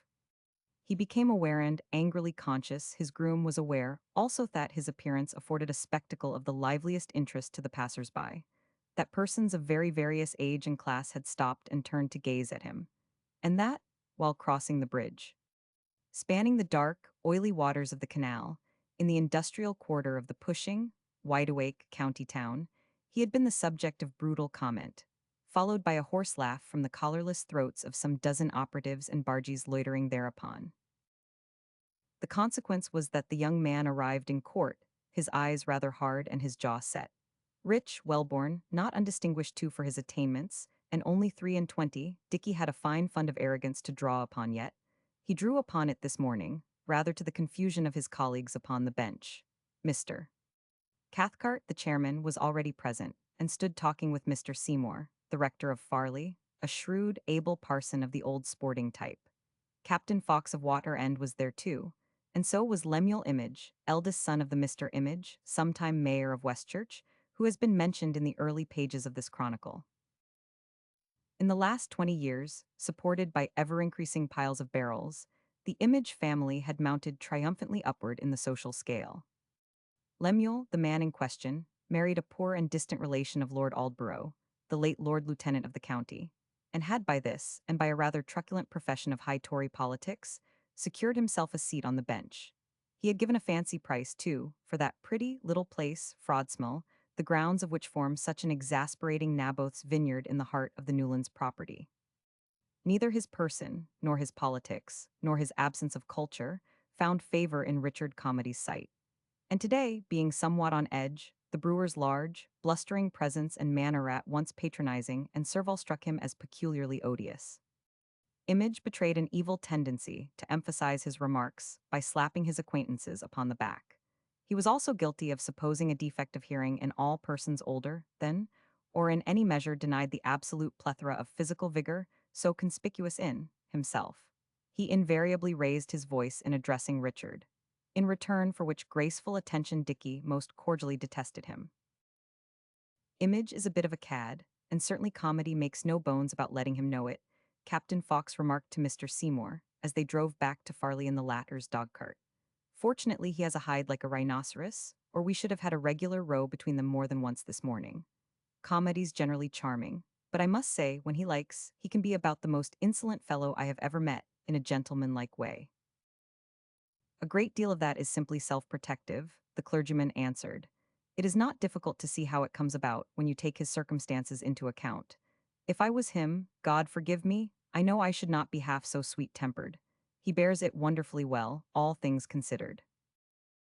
Nor did the disturbing incidents of the day end with the familiarities of the loud-voiced brewer. The principal case to be tried was a melancholy one enough, a miserable history, or wayward desire, shame and suffering, followed by a despairing course of lies and petty thieving to help support the poor baby whose advent seemed so wholly a curse. The young mother, a pretty, desperate creature, made no attempt at denial. She owned she had robbed her mistress of a shilling here and sixpence there, that she had taken now a bit of table silver, and then a garment to the pawn shop. How could she help it? Her wages were a trifle, since her character was damaged. Was not it a charity to employ a girl like her at all, so her mistress said. And yet the child must live. And Richard Calmady, sitting in judgment there, with those four other gentlemen of substantial means and excellent position, sickened as he listened to the sordid details, the relentless elementary arguments. For the girl, awed and frightened at first, grew eloquent in self-defense. She loved him being a smart young fellow, who, with excellent recommendations from Chiffney, had left the Brockhurst stables some 2 years before to take service in Westchurch. And he always spoke her fair, had told her he would marry her right enough, after a bit before God he would, but it would ruin his chance of first-class places if he married yet. The gentry would not take any but single men of his age. A wife would stand in his way. And she did not want to stand in his way, knew her better than that. Not but that he reckoned her just as much his wife as any woman could be. Of course he 999. What a silly she was to trouble about it. And then, when there was no hiding any longer how it was with her, he up and awayed to London, saying he would make a home for her there. And he kept on writing for a bit, but he never told her where to write to him in return, so she could not answer. And then his letters came seldom, and then stopped altogether, and then. The girl was rebuked for her much speaking, and so wasting the time of the court. There were other cases. And Richard Calmady sickened yet more, recognizing in that a parable of perpetual application. For are there not always other cases? The tragedy of the individual life reaching its climax seems, to the chief actor, worthy to claim and hold universal attention. Yet the sun never stands still in heaven, nor do the footsteps of men tarry upon earth. No one person may take up too much space, too much time. The movement of things is not stayed. The single cry, however bitter, is drowned in the roar of the pushing crowd. The individual, however keen his griefs, however heinous the offense done him, must make way for those same other cases. This is the everlasting law. And so pained, out of tune, troubled too by smoldering fires of anger, Richard left Westchurch and his fellow magistrates as early as he decently could. Avoiding the highroad leading by Newlands and through Sandifield village, he cut across country by field lanes and over waste lands to Farley Row. The wide quiet of the autumn afternoon, the slight chill in the air, were grateful to him after the noise and close atmosphere of the court. Yet the young man strove vainly to think of pleasant things and to regain his serenity. The girl's tear-blotted face, the tones of her voice, haunted him. 6 weeks' imprisonment. The sentence, after all, was a light one. Yet who was he, who were those four other well-to-do gentlemen, that they should judge her at all? How could they measure the strength of the temptation which had beset her? If temptation is strong enough, must not the tempted of necessity yield? If the tempted does not yield, is that not merely proof that the temptation was not strong enough? The whole thing appeared to him a matter of mathematics or mechanics. Given a greater weight than it can carry, the rope is bound to break.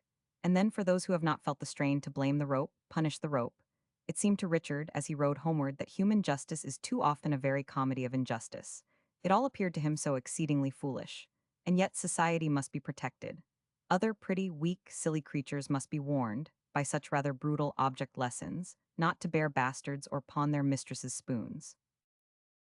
Genie sais pasique, seque la vie éternelle, mais celle-ci est une mauvaise plaisanterie, Dicky quoted to himself somewhat bitterly.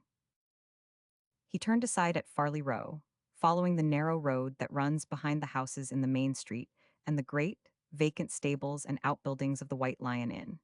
And here, as though the immediate displeasures of this ill-starred day were insufficient, memory arose and recalled other displeasures of long ago. Recalled old Jacky Deeds lurching out of that same inn-yard, empty pipe in mouth, greedy of alms. Recalled the old postboy's ugly morsel of profanity. God Almighty had his jokes too. And at that, the laughter of those loafers upon the canal bridge saluted Richard's ears once more, as did the loud, familiar phrases of Mr. Lemuel Image, the Westchurch brewer. Before him, the flat expanse of Clerk's Green opened out, and the turf of it beaded with dew which the frail sunshine of the early morning had failed to burn up was crossed by long tracks of darker green, where flocks of geese had wandered over its misty surface. Here the traveling menagerie and all the booths of the fair had been stationed. Memory rigged up the tents once more, painted the vans in crude, glaring colors, set drums beating and merry-go-rounds turning, pointed a malicious finger at the signboard of a certain show.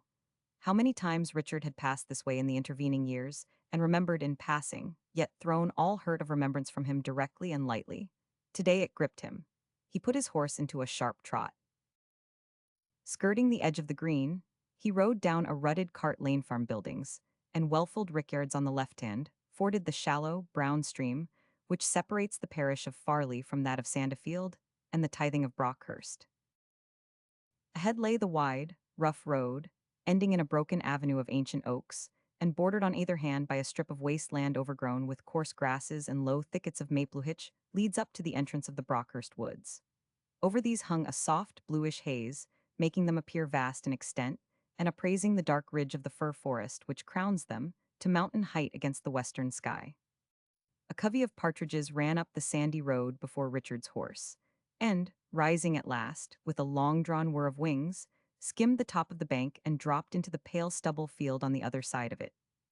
He paused at the head of the avenue while the keeper's wifing lilac apron and sunbonnet ran out to open the big, white gate. The dogs, meantime, from their kennels under the Spanish chestnuts upon the slope behind her gabled cottage, setting up a vociferous chorus. Thus heralded, Richard passed into the whispering, mysterious stillness of the autumn woods. The summer had been dry and fine, the foliage unusually rich and heavy, all the young wood ripening well. Consequently, the turn of the leaf was very brilliant that year. The sweetly, sober, English landscape seemed to have run mad and decked itself, as for a masquerade, in extravagant splendors of color. The smooth-stemmed beeches had taken on every tint from fiery brown, through orange and amber, to verdigris green touching latest July shoots. The round-headed oaks, practicing even in carnival time a measure of restraint, had arrayed themselves in 100 rich, finely gradated tones of russet and umber. While here and there, a tall bird-cherry, waxing wanton, had clothed itself like the woman of Babylon in rose-scarlet from crown to lowest black-barked twig. Higher up, the larch plantations rose in crowds of butter-colored spires. Amethystine and bloodred, white-spotted toadstools in little companies pushed through the light soil on either side the road. Trailing sprays of bramble glowed as flame. Rowan berries hung in heavy coral bunches, and the dogwood spread itself in sparse china-pink clusters. Only the undergrowth of crooked alders, in swampy, low-lying places, kept its dark, purplish green, and the light foliage of the ash waved in shadowy pallor against its knobbed and knotted branches, and the ranks of the encircling firs retained their solemn habit, as though in protest against the universal riot. The stream hidden away in the hazel coppice gurgled and murmured. Beechmests pattered down, startling the stillness as with a sudden dropping of thunder rain. Squirrels, disturbed in the ingathering of their winter store, whisked up the boles of the great trees and scolded merrily from the forks of the high branches. Shy wild things rustled and scampered unseen through the tangled undergrowth and beds of bracken. While that veil of bluish haze touched all the distance of the landscape with a delicate mystery, and softly blotted the vista of each wide shooting drive, or winding pathway, to left and right. And as Richard rode onward, leaves gay even in death fluttering down around him, his mood began to suffer change. He ceased to think and began to feel merely. First came a dreamy delight in the beauty of the scene about him. Then the sense of mystery grew upon him of mystery, not merely hanging in the delicate haze, but dwelling in the endless variety of form and color which met his eyes, of mystery inviting him in the soft, multitudinous voices of the woodland. And as the minutes passed, the sense grew increasingly provocative, became too increasingly elusive. The light leapt into Dickie's eyes. He smiled to himself. He was filled with unreasoning expectation. He seemed it was absurd, yet very charming to be playing hide-and-seek with some glad secret which at any instant might be revealed to him. It murmured to him in the brook. It scolded at him merrily with the scolding squirrels. It startled the surrounding stillness with the down-pattering beechmests and fluttering of leaves. It eluded him deftly, rustling away unseen through the green and gold of the bracken. Lastly, when, reaching the summit of the ridge of hill, he entered upon the levels of the great tableland, it hailed him in the long-drawn sighing of the fir forest. For a wind, suddenly awakened, swept towards him from some far distance, neared, broke overhead, as summer waves upon a shingly beach, died in delicious whispers, only to sweep up and break and die again. Meanwhile the gray pall of cloud parted in the west, disclosing spaces of faint yet clearest blue, and the declining sun, from behind dim islands of shifting vapor, sent forth immense rays of mild and misty light. Richard laughed involuntarily to himself. for there was a fantastic, curiously alluring influence in all this. It spoke to him as in delicate persuasion. His sense of expectation intensified. He would not ride homeward and shut himself within four walls just yet, but yield himself to the wooing of these fair sylvan divinities, to that of the spirit of the evening wind, of the softly shrouding haze, and of the broadening sunlight a little longer. A turf ride branches away to the left, leading along a narrow outstanding spur of tableland to a summer house, the prospect from which is among the noted beauties of Brockhurst. This summer house or temple, as it has come to be called, is an octagonal structure. Round-shafted pillars rise at each projecting angle. In the recesses between them are low stone benches, save in front where an open colonnade gives upon the view. The roof is leaded and surmounted by a wooden ball and tall, three-sided spike. These last, as well as the plastered, windowless walls, are painted white. Within, the hollow of the dome is decorated in fresco, with groups of gaily clad ladies and their attendant cavaliers, with errant cupids, garlands of flowers, trophies of rather impossible musical instruments, and cages full of imprisoned, and therefore doubtless very naughty, loves. The colors have grown faint by action of ensweeping wind and weather, but this lends a pathos to the light-hearted, highly artificial art, emphasizing the contrast between it and its immediate surroundings. For the temple stands on a platform of turf at the extreme point of the spur of tableland. The hillside, clothed with heather and bracken, fringed lower down with a coppice of delicate birches, falls steeply away in front and on either hand. Outstretched below, besides the panorama of the great woods, lies all the country about Farley, on to Westchurch, and beyond Agin pasture and cornlands, scattered hamlets and redroofed farms half hidden among trees, the glint of streams set in the vivid green of water meadows and soft blue. Range behind range of distance to that pale, uprising of chalk down in the far south.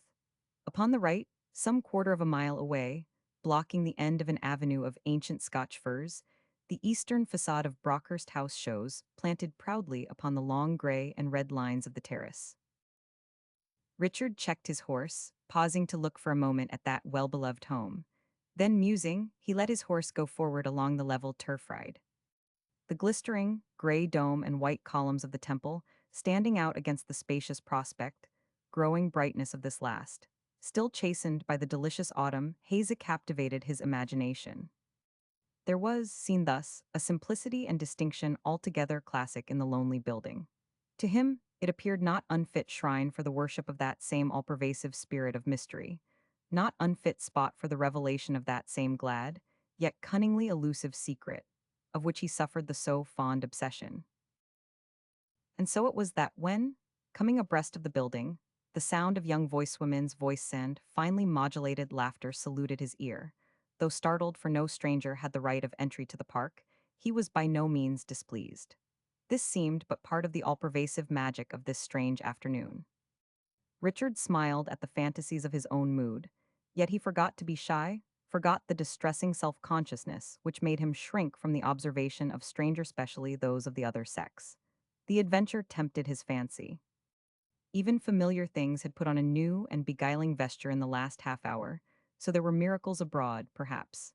Anyhow, he would satisfy himself as to the aspect of those sweet-voiced and, as yet, unseen trespassers. He let his horse go forward slowly across the platform of turf. Chapter 3, in which Richard confirms one judgment and reverses another. How magnificently your imagination gallops when it once gets a-going. Here you are bearing away the spoils, when the siege is not yet even begun ever will be, I venture to hope, for I doubt if this would be a very honorable. The speaker broke off abruptly, as the shadow of horse and rider lengthened upon the turf. And, during the silence which followed, Richard Calmady received an impression at once arresting and subtly disquieting. A young lady of about his own age leaned against one of the white pillars of the colonnade. Her attitude and costume were alike slightly unconventional. She was unusually tall, and there was a lazy, almost boyish indifference and grace in the pose of her supple figure and the gallant carriage of her small head. She wore a straight, pale gray-green jacket, into the pockets of which her hands were thrust. Her skirt, of the same color and material, hung in straight folds to her feet, being innocent alike of trimming and the then prevailing fashion of crinoline. Further, she wore a little round matador's hat, 3 black pompons planted audaciously upstanding above the left ear. Her eyes, long in shape and set under straight, observant brows, appeared at first sight of the same clear, light, warm brown as her hair. Her nose was straight, rather short and delicately square at the tip, while her face, unlined serenely, indeed triumphantly youthful, was quite colorless and sufficiently thin to disclose fine values of bone in the broad forehead and the cutting of jaw and cheek and chin. In that silence, as she and Richard Calmady looked full at one another, he apprehended in her a baffling element, a something untamed and remote, a freedom of soul that declared itself alike in the gallantries and severities of her dress, her attitude, and all the lines of her person. She bore relation to the glad mystery haunting the fair autumn evening. She also bore relation to the chill haunting the streamside and the deep places of the woods, and her immediate action emphasized this last likeness in his mind.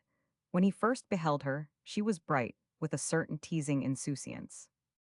Then for a minute, even more, she stood at gaze, as a hind does suddenly startled on the edge of the cover their head raised, her face keen with inquiry. Her expression changed, became serious, almost stern. She recoiled as in pain, as in an approach to Furthai's strong, nymph-like creature. Helen, she called aloud, in tones of mingled protest and warning. And thereupon, without more ado, she retired, nay, fled into the sheltering, sun-warmed interior of the temple. At this summons her companion, who until now had stood contemplating the wide view from the extreme verge of the platform, wheeled round. For an appreciable time she, too, looked at Richard Calmady, and that haughtily enough as though he, rather than she, was the intruder. Her glance traveled unflinchingly down from his bare head and broad shoulders to that pocket-like appendages of old-fashioned pistol holsterson, either side his saddle. Swiftly her bearing changed. She uttered an exclamation of unfeigned and unalloyed satisfaction, a little joyful outcry, such as a child will make on discovery of some lost treasure. "Ah, it is Yaoyu," she said, laughing softly, while she moved forward, both hands extended. Which hand, by the same token, she proposed to bestow on Dicky remained matter for conjecture, since in the one she carried a parasol with a staff-like gold and tortoise-shell handle to it, and in the other, between the first and second fingers, a cigarette, the blue smoke of which curled upward in transparent spirals upon the clear, still air. As the lady of the gray-green gown retired precipitately within the temple, a wave of hot blood passed over Richard's body. For notwithstanding his 23 years, his not contemptible mastery of many matters, and that same honorable appointment of Justice of the Peace for the county of Southampton, he was but a lad yet, with all a lad's quickness of sensitive shame and burning resentment. The girl's repulsion had been obvious, that instinctive repulsion, as poor Dicky's too acute sympathies assured him, of the whole for the maimed, of the free for the bound, of the artist for some jarring color or sound which mars an otherwise entrancing harmony. And the smart of all this was, to him, doubly salted by the fact that he, after all, was a man, his critic merely a woman. The bitter mood of the earlier hours of the day returned upon him. He cursed himself for a doting fool. Who was he, indeed, to seek revelation of glad secrets, cherish fair dreams, and tempt adventures? Consequently, it fell out when that other ladish of the cigarette advanced thus delightfully towards him. Richard's face was white with anger, and his lips rigid with pain, a rigidity begotten of the determination that they should not tremble in altogether too unmanly fashion. Sometimes it is very sad to be young. The flesh is still very tender, so that a scratch hurts more than a sword thrust later. Only, let it be remembered, the scratch heals readily, while of the sword thrust we die, even though at the moment of receiving it we seem not so greatly to suffer. And unquestionably, as Dicky sat there on his handsome horse, hat in hand, looking down at the lady of the cigarette, the hurt of that lately received scratch began quite sensibly to lessen. For her eyes, their first unsparing scrutiny accomplished, rested on his with a strangely flattering and engaging insistence. "But this is the very prettiest piece of good fortune," she exclaimed. "Had I arranged the whole matter to suit my own fancy, it could not have turned out more happily." Her tone was that of convincing sincerity, while, as she spoke, the soft color came and went in her cheeks, and her lips parting showed little, even teeth daintily precious as a row of pearls. The outline of her face was remarkably pure in shape and oval, a trifle wide in proportion to its length. Her eyebrows were arched, the eyelids arched also very thin, showing the movement of the eyeballs beneath them, drooping slightly, with a sweep of dark lashes at the outer corner. It struck Richard that she bore a certain resemblance to his mother, though smaller and slighter in build. Her mouth was less full, her hair fair, soft, glistening hair of all the many shades of heather honeycomb, broken wax and sweet, heady liquor alike. Her hands, he remarked, were very finished, the fingers pointed, the palms rosy. The set of her black velvet coat revealed the roundness of her bust. The broad brim of her large black hat, slightly upturned at the sides, and with sweeping ostrich plumes as trimming to it, threw the upper part of her charming face into soft shadow. Her heavy, dove-colored silk skirt stood out stiffly from her waist, declaring its slenderness. The few jewels she wore were of notable value. Her appearance, in fact, spoke the last word of contemporary fashion in its most refined application. She was a great lady who knew the world and the worth of it. And she was absolute mistress both of that knowledge and of herself, notwithstanding those outstretched hands and outcry of childlike pleasure. There perhaps lay the exquisite flattery of this last to her hearer. She was all this and something more than all this. Something for which Dicky, his heart still virgin, had no name as yet. It was new to his experience. A something clear, simple, and natural as the sunlight, and yet infinitely subtle. A something ravishing, so that you wanted to draw it very close, hold it, devour it. Yet something you so feared, you needs must put it from you, so that, faint with ecstasy, standing at a distance, you might bow yourself and humbly worship. But such extravagant exercises being, in the nature of his case, physically as well as socially inadmissible, the young man was constrained to remain seated squarely in the saddle, that singularly ungainly saddle, moreover, with holster-like appendages to it, while he watched her. Wholly charmed, curious and shy, carried indeed a little out of himself, waiting for her to make further disclosures, since he felt absurdly slow and unready of speech. Nor was he destined to wait in vain. The fair lady appeared agreeably ready to declare herself, and that with the finest turns of voice and manner, with the most coercive variety of appeal, pathos, caprice, and dignity. "I know on the face of it I have not the smallest right to have taken possession in this way," she continued. "It is the frankest impertinence. But if you realized how extremely I am enjoying myself, you could not fail to forgive me. All this park of yours, all this nature." She turned sideways, sketching out the great view with a broad gesture of the cigarette and graceful hand that held it. "All this is divinely lovely. It is wiser to possess oneself of it in an illicit manner, to defy the minor social proprieties and unblushingly to steal, than not to possess oneself of it at all. If you are really hungry, you learn not to be too nice as to the ways and means of acquiring sustenance." "And you were really hungry?" Richard found himself saying, as he feared rather blunderingly. But he wanted, so anxiously, the present to remain the present, wanted to continue to watch her, and to hear her. She turned his head. How then could he behave otherwise than with stupidity? La," she replied, laughing indulgently, and thereby enchanting him still more. "What must your experience of life be if you suppose one gets a full meal of divine loveliness every day in the week? For my part, I am not troubled with any such celestial plethora, believe me. I was ravening, I tell you, positively ravening." "And your hunger is satisfied?" he asked, still as he feared blunderingly, and with a queer inward movement of envy towards the wide view she looked upon, and the glory of the sunset which dared touch her hair. "Satisfied?" she exclaimed. "Is one's hunger for the divinely lovely ever satisfied? Just now I have stayed mine with the merest mouthful as one snatches a sandwich at a railway buffet. And directly I must get into the train again, and go on with my noisy, dusty, stifling journey. Ah, you're very fortunate to live in this adorable and restful place, to see it in all its fine drama of changing color and season, year in and year out." She dropped the end of her cigarette into a little sandy depression in the turf, and drawing aside her silken skirts, trod out the red heart of it neatly with her daintily shod foot.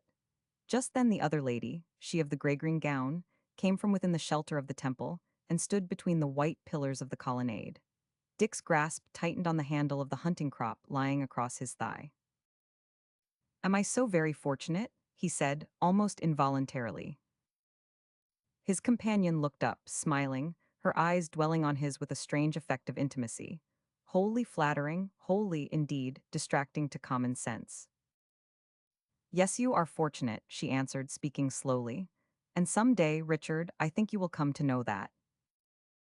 Sudden comprehension, sudden recognition struck the young Manvery, literally struck him a most unwelcome buffet. "Oh, I see, I understand," he exclaimed. "You are my cousin, you are Madame de Valorbes." For a moment his sense of disappointment was so keen, he was minded to turn his horse and incontinently ride away. The misery of that episode of his boyhood set its tooth very shrewdly in him even yet. It seemed the most cruelly ironical turn of fate that this entrancing, This altogether worshipful stranger should prove to be one, and the same as the little dancer of long ago with blush roses in her hat. But though the color deepened somewhat in the lady's cheeks, she did not lower her eyes, nor did they lose their smiling importunity. A little ardor, indeed, heightened the charm of her manner and ardor of delicate battle, as of one whose honor has been ever so slightly touched.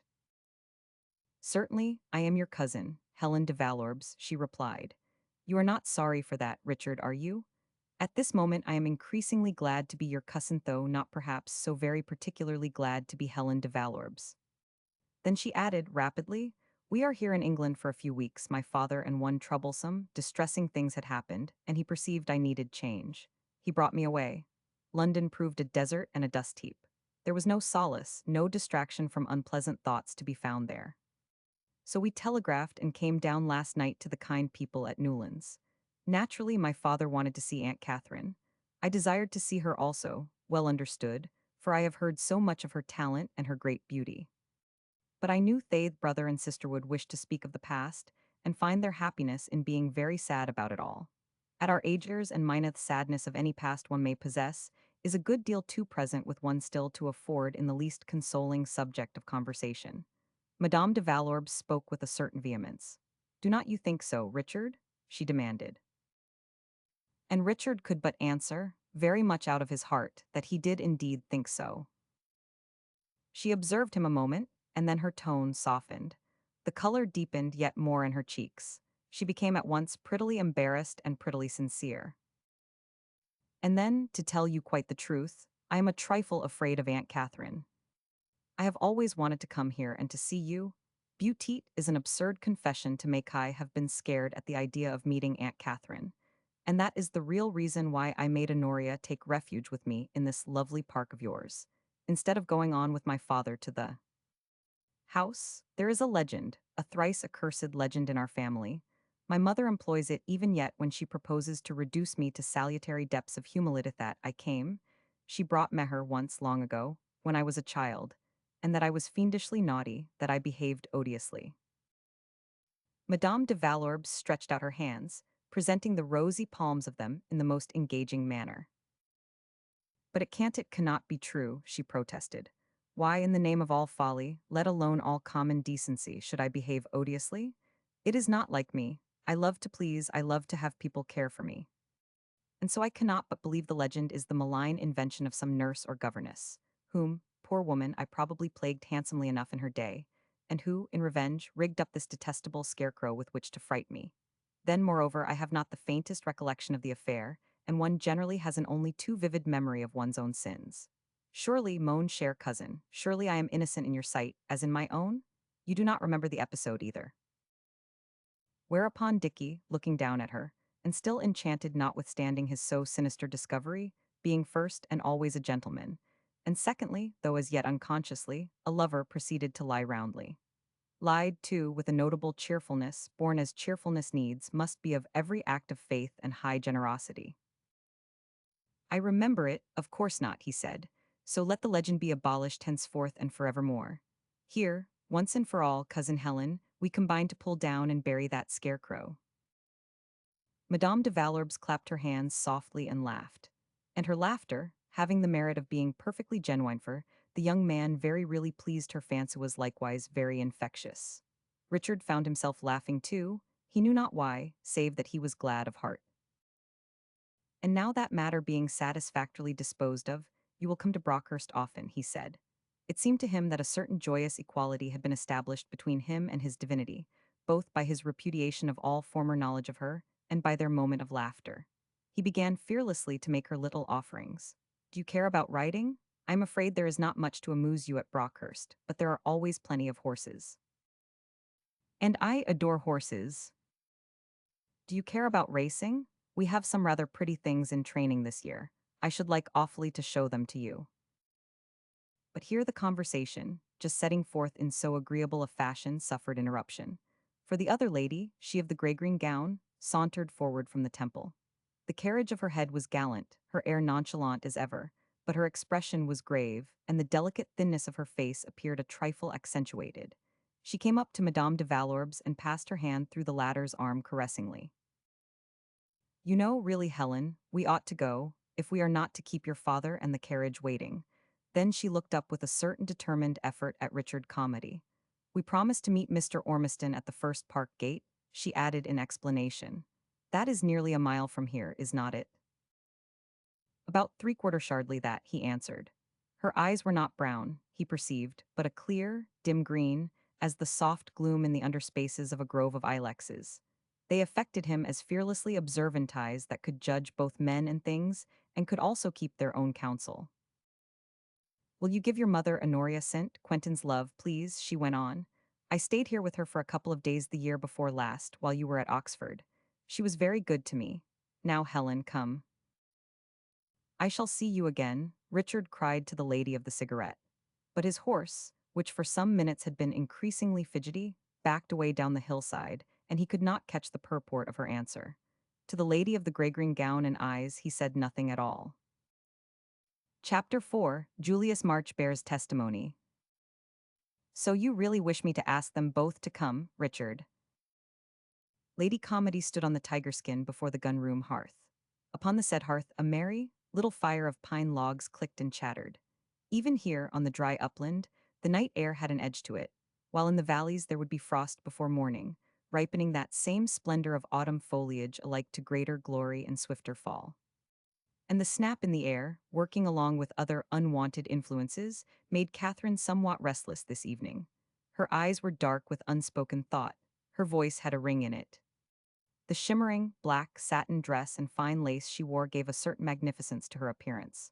Her whole being was vibrant. She was rather dangerously alive. Her elder brother's unlooked-for advent had awakened her strangely from the reserve and stately monotony of her daily existence, had shaken even, for the moment, the completeness of the dominion of her fixed idea. She ceased, for the moment, to sink the whole of her personality in the maternal relationship. Memories of her youth, passed amid the varied interests of society, and of the literary and political world of Paris and London, assailed her. All those other Catherines, in short, whom she might have been, and who had seemed to drop away from her, vanishing phantom-like before the uncompromising realities of her husband's death and her child's birth, crowded about her, importuning her with vague desires, vague regrets. The confines of Brockhurst grew narrow, while all that which lay beyond them called to her. She craved, almost unconsciously, a wider sphere of action.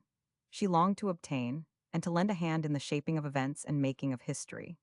Even the purest and most devoted among women possessing the doubtful blessing of a measure of intellect are subject to such vagrant heats, such uprisings of personal ambition, especially during the dangerous decade when the ninning 30th year is past. Meanwhile, Richard's answer to her question was unfortunately somewhat overlong in coming, for the young man was sunk in meditation and apparently oblivious of her presence. He leaned back in the long, low armchair, his hands clasped behind his head, the embroidered rug drawn about his waist, a venerable, yellow-edged, calf-bound volume lying face downwards on his lap. While young Campion no longer, full of years indeed beyond the allotted portion of his kindred posed, outstretched and snoring, on the all too wide space of rug and chair seat at his feet. And this indifference, both of man and dog, grew irksome to Lady Calmady. She moved across the shining yellow and black surface of the tiger skin and straightened the bronzes of vine-dresser and lazy lad standing on the high chimney-piece. My dear, it grows late, she said. Let us settle this matter. If your uncle and cousin are to come, I must send a note over to Newlands tomorrow before breakfast. Remember, I have no choice in the matter. I leave it entirely to you. Tell me seriously what you wish. Richard stretched himself, turning his head in the hollow of his hands, and shrugged his shoulders slightly. That is exactly what I would thank you so heartily to tell me, he answered. Do I, or do not I seriously wish it? I give you my word, mother, I do not know. Oh, but my dearest, that is folly. You must have inclination enough, one way or the other, to come to a decision. I was careful not to commit myself. It is still easy not to ask them without being guilty of any discourtesy.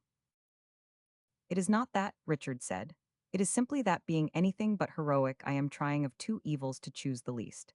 I should like to have my uncleaned Helen here immensely. But if the visit was not a success, I should be proportionately disappointed and vexed. So is it worth the risk? Disappointments are sufficiently abundant anyhow. Is not it slightly imbecile to run a wholly gratuitous risk of adding to their number?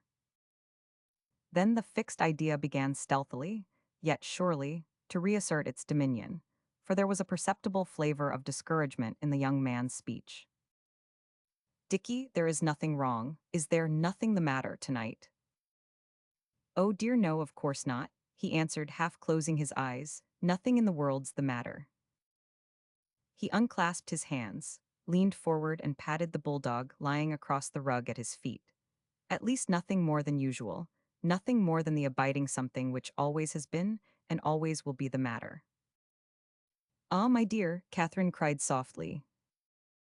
I have just been reading Burton's Anatomy here. He went on, bending down so that his face was hidden, while he pulled the dog's soft ears.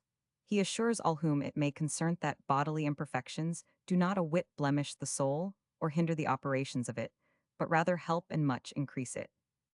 There, Camp, poor old man, do not start, it's nothing worse than me. I wonder if the elaborate pains which have been taken through generations of your ancestors to breed you into your existing and very royal hideousness, your flattened nose and perpetual grin, for instancito help and much increase the operations of your soul. He looked up suddenly.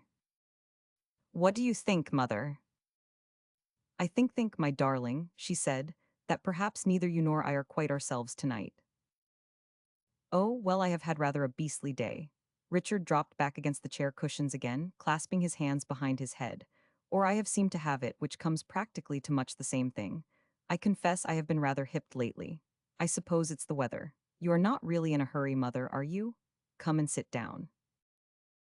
And obediently Catherine drew forward a chair and sat beside him. Those uprisings of vagrant desire still struggled, combating the dominion of the fixed idea. But the struggle grew faint and fainter. And then, for a measurable time, Richard fell silent again while she waited.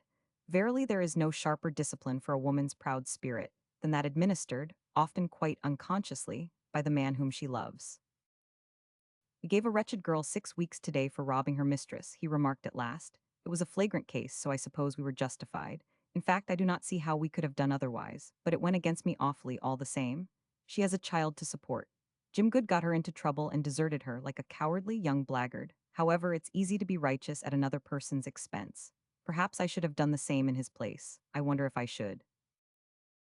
My dear, we need hardly discuss that point, I think, Lady Calmady said. Richard turned his head and smiled at her. Poor dear mother, do I bore you?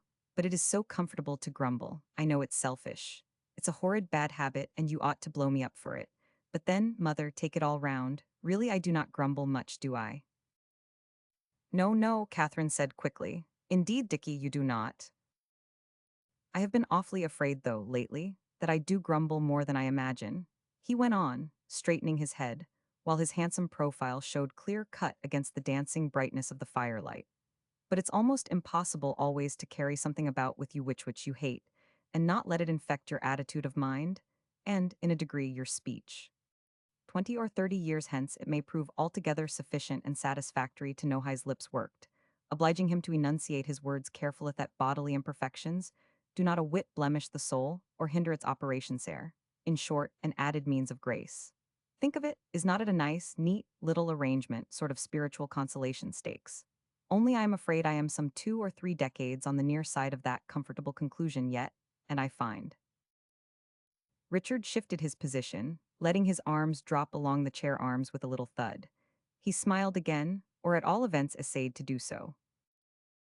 In fact, I find it's beastly difficult to care a hang about your soul, one way or another, when you clearly perceive your body's making you the laughingstock of half the people. Mother, sweet dear mother, what is it? For Lady Calmady's 2 hands had closed down on his hand, and she bowed herself above them as though smitten with sharp pain. Pray do not be distressed, he went on. I beg your pardon. I was not thinking what I was saying, I am an ass. It's nothing I tell you but the weather. You are all a lot too good to me and indulge me too much, and I grow soft, and then every trifle rubs me the wrong way. I am a regular spoilt child, I know it, and a jolly good spanking is what I deserve. Burton here declares that the autumnal, like the vernal, equinox breeds hot humors and distempers in the blood. I believe we ought to be bled, spring and fall, like our forefathers. Look here, mother, do not take my grumbling to heart. I tell you I am just a little hipped from the weather. Let's send for dear old Knot and get him to drive out the devil with his lancet. No, no, seriously, I tell you what we will do. It will be good for us both. I have arrived at a decision. We will have Uncle William and Helen. Richard had spoken very rapidly, half ashamed, trying to soothe her. He paused on the last word. He was conscious of a singular pleasure in pronouncing it. The perfectly finished figure of his cousin, outstanding against the wide, misty brightness of the sunset, the scent of the wood and moorland, the haunting suggestion of glad secrets, even that upcurling of blue cigarette smoke, rising as the smoke of incense doeth a difference upon the clear evening air, above all that silent flattery of intimate and fearless glances, those gay welcoming gestures, that merry calling, as of birds in the treetops from the spirit of youth within him to the spirit of youth so visibly and radiantly resident in Harrel, this rose up before Richard.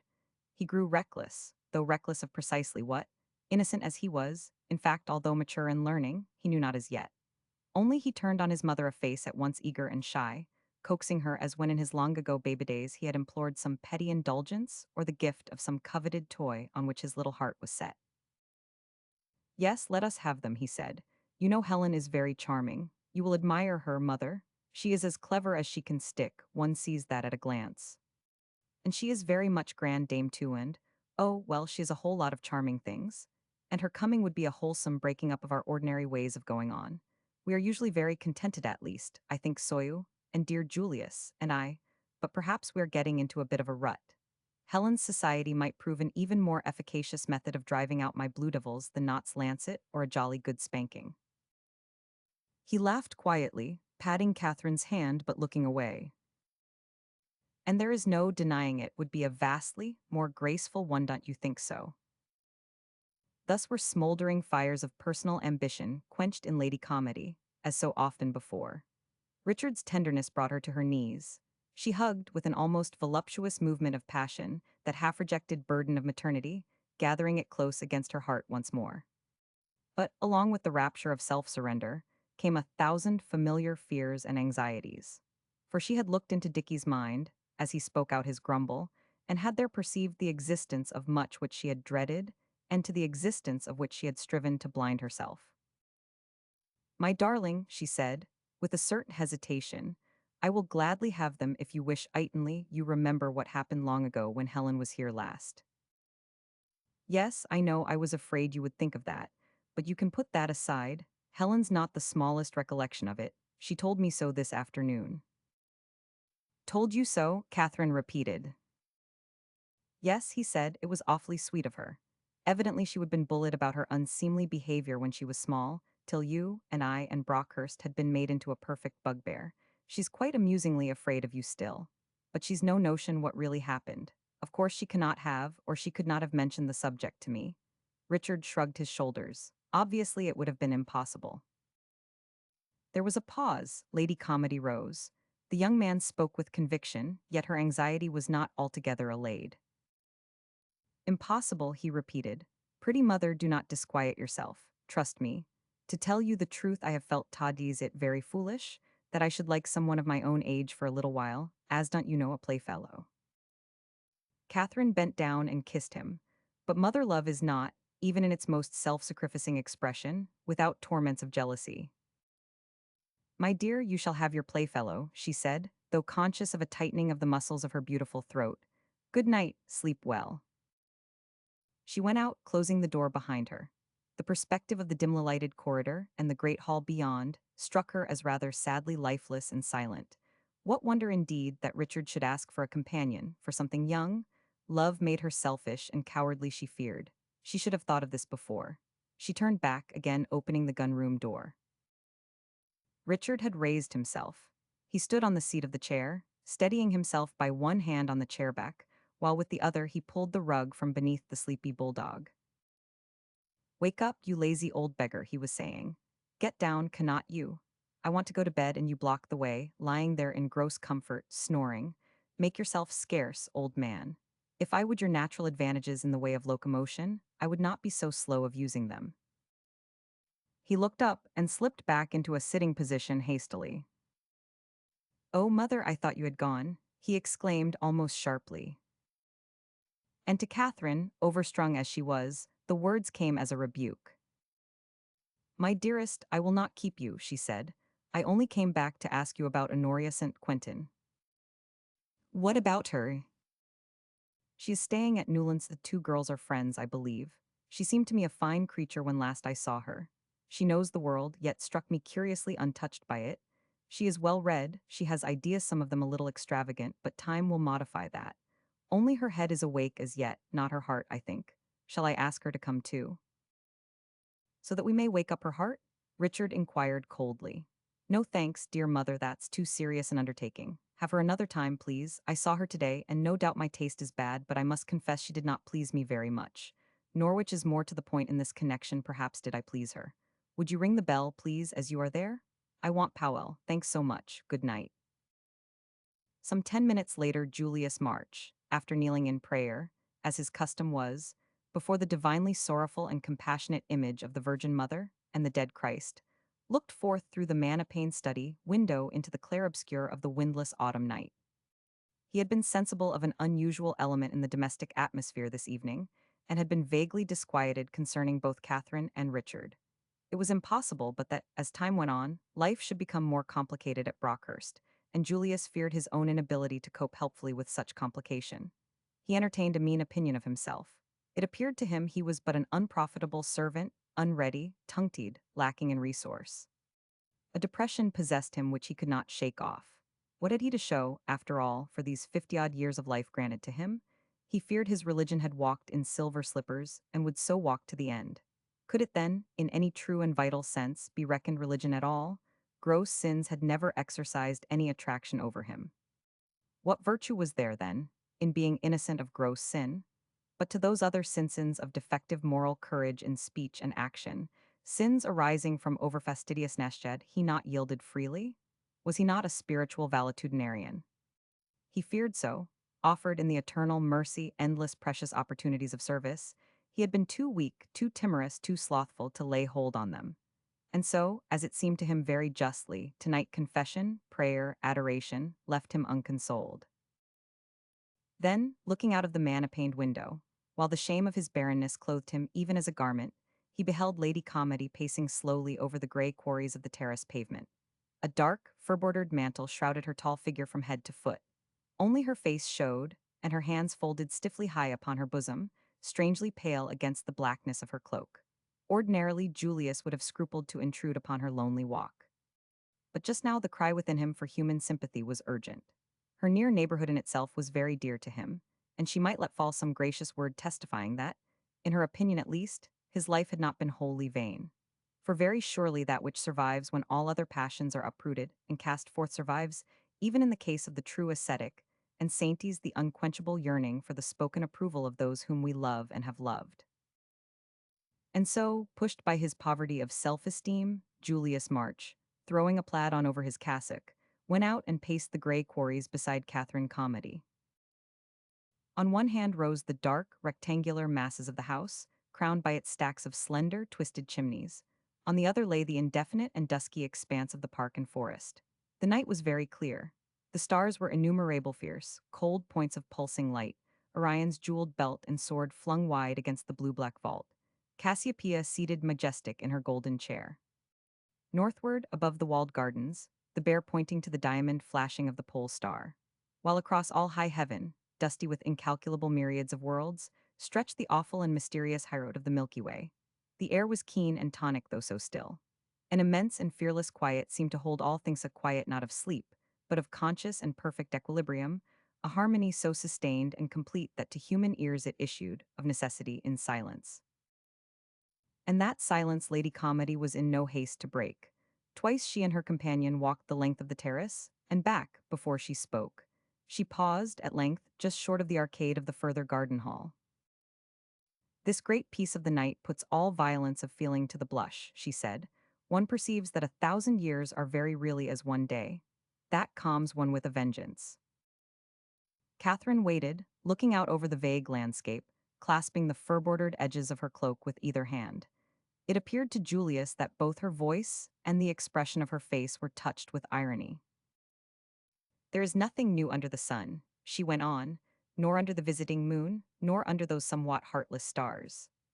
Does it occur to you, Julius, how hopelessly unoriginal we are, how we all follow in the same beaten track. What thousands of men and women have stood, as you and I stand now. At once cometas, I admit that I am and rendered not a little homeless by the realization of their own insignificance in face of the sleeping earth and this brooding immensity of space. A qua bon? Why cannot one learn to harden one's poor silly heart and just move round, stone-like, with the great movement of things accepting fate and ceasing to struggle or to care? Just because I think, he answered, the converse of that same saying is equally true. If in material things 1,000 years are as one day, in the things of the Spirit 1 day is as 1,000 years. Remember the Christ crying upon the cross, my God, why hast thou forsaken me? And suffering during that brief utterance the sum of all the agony of sensible insignificance and sensible homelessness human nature ever has borne or will bear. Ah, the Christ, Lady Comedy exclaimed, half wistfully as it seemed to Julius March and half impatiently. She turned and paced the pale pavement again. You are too courteous, my dear friend, and cite an example august out of all proportion to my little lament. She looked round at him as she spoke, smiling, and in the uncertain light her smile showed tremulous, suggestive of a nearness to tears. Instinctively you scale Olympus Calvary? Yes, but I am afraid both those heights take on an equally and tragically mythological character. To mean would bring me consolation from the dwelling places of the gods. And my feet, all the while, are very much upon the floor, alas. That is happening to me which never yet happened to the gods, according to the orthodox authorities. Just these a commonplace, dear Julius, I am growing old. Catherine drew her cloak more severely about her, and moved on hastily, her head a little bent. No, no, do not protest, she added as he attempted to speak. We can be honest and dispense with conventional phrases here, alone under the stars. I am growing old, Julius Ann being, I suppose, but a vain, doting woman. I have only discovered what that really means today. But there is this excuse for me. My youth was so blessed, so glorious, that it was natural I should strive to delude myself regarding its passing away. I perceive that for years I have continued to call that a bride bed which was, in truth, a bier. I have struggled to keep my youth in fancy, as I have kept the red drawing room in fact unaltered. Is not all this pitifully vain and self-indulgent? I have solaced myself with the phantom of youth, and I am old. But you are yourself, Catherine, yourself. Nothing that has been has ceased to be, Julius broke in, unable in the fullness of his reverent honor of his dear lady to comprehend the meaning of her present bitterness. Surely the mere adding of year to year can make no so vital difference. Ah, you dear stupid creature, she cried, stupid because manlike, you are so hopelessly sensiblate makes just all the difference in the world. I shall grow less alert, less pliable of mind, less quick of sympathy, less capable of adjusting myself to altered conditions and to entertaining new views. And all the while, the demand upon me will not lessen. Catherine stopped suddenly in her swift walk. The two stood facing one another. The demand will increase, she declared. Richard is not happy. And thereup and since, even in the most devout and holy, the old Adam dies extremely hard. Julius March fell a prey to very lively irritation. While she talked of herself, bestowing unreserved confidence upon him, he could listen gladly forever. But if that most welcome subject of conversation should be dropped, let her give him that which he craved tonight, so specially a word for himself. Let her deal, for a little space, with his own private needs, his own private joys and sorrows. Ah, Richard is not happy, he exclaimed, his irritation finding voice. We reach the root of the matter. Richard is not happy. Alas then for Richard's mother. Are you so much surprised? Catherine asked hotly. Do you venture to blame him? If so, I am afraid religion has made you rather cruel, Julius. But that is not a new thing under the sun either. Those who possess high spiritual consolations unknown to the rank and file of Ushave generally displayed an inclination to take the misfortunes of others with admirable resignation. Dearest Marie de Meuroncourt was an exception to that rule. You might do worse perhaps than learn to follow her example. As she finished speaking, Lady Comedy turned from him rather loftily and prepared to move away. But even in so doing, she received an impression which tended to modify her resentful humor. For an instant Julius March stood, a tall, thin, black figure, rigid and shadowless upon the pallor of the gray pavement, his arms extended wide, as once crucified, while he looked, not at her, not out into the repose of the night-swathed landscape, but up at the silent dance of the eternal stars in the limitless fields of space. As Catherine, earlier in the evening, had taken up the momentarily rejected burden of her motherhood, so Julius now, with a movement of supreme self-surrender, took up the momentarily rejected burden of the isolation of the religious life. Self-wounded by self-love, he had sought comfort in the creature rather than the creator. And the creature turned and rebuked him. It was just. Now Julius gave himself back, bowed himself again under the dominion of his fixed idea, and so doing, gained, unconsciously, precisely that which he had gone forth to seek. For Catherine, struck alike by the strange vigor and strange resignation of his attitude, suffered quick fear, not only for but of him. His aloofness alarmed her. "Julius, dear Julius," she cried, "come, let us walk. It grows cold. I enjoy that, but it is not very safe for you.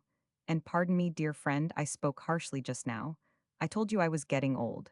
Put my words down to the peevishness of old age then."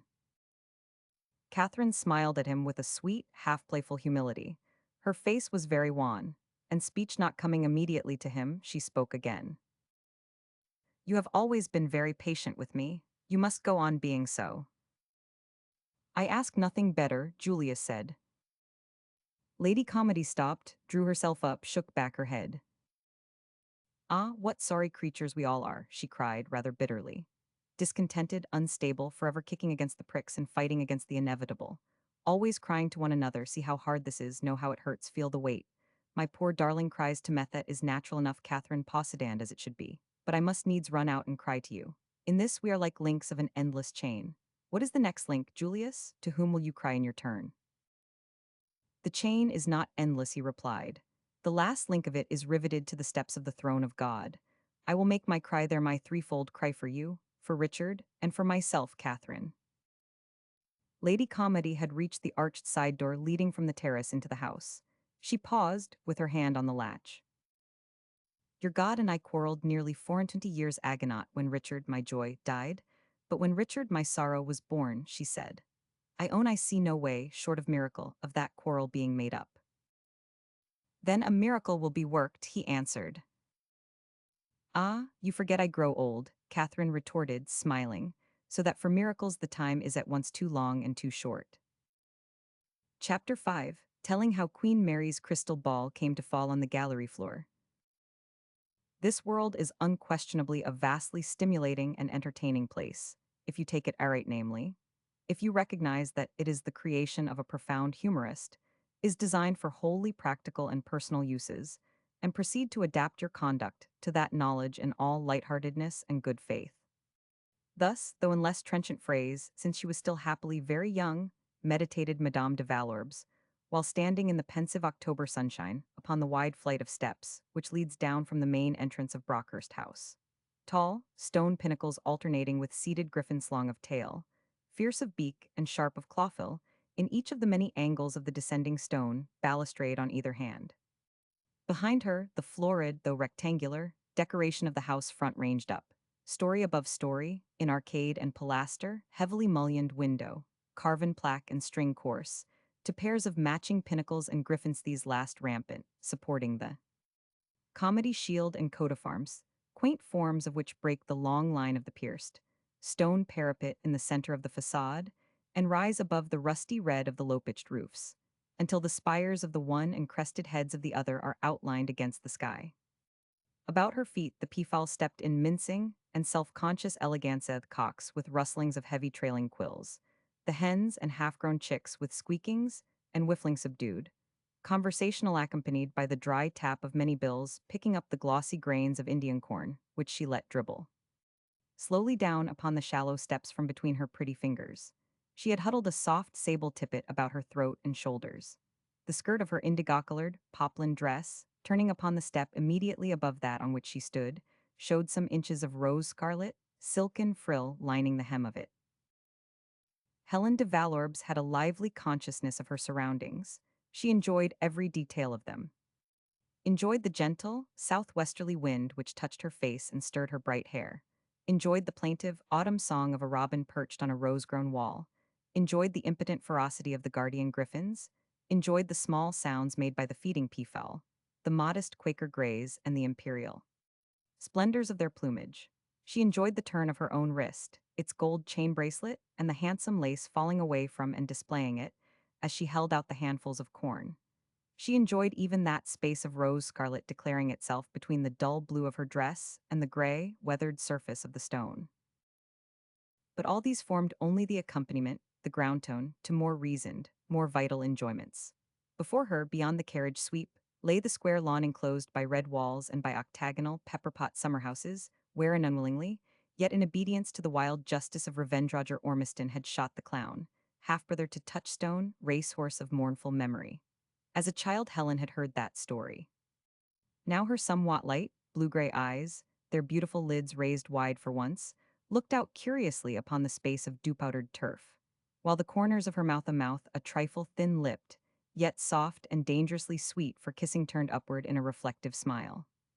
She, too, knew what it was to be angry, to the point of revenge, had indeed come to Brockhurst not without purpose of that last tucked away in some naughty convolution of her active brain. But Brockhurst and its inhabitants had proved altogether more interesting than she had anticipated. This was the fourth day of her visit, and each day had proved more to her taste than the preceding one. So she concluded this matter of revenge might very well stand over for the moment, possibly stand over altogether. The present was too excellent, of its kind, to risk spoiling.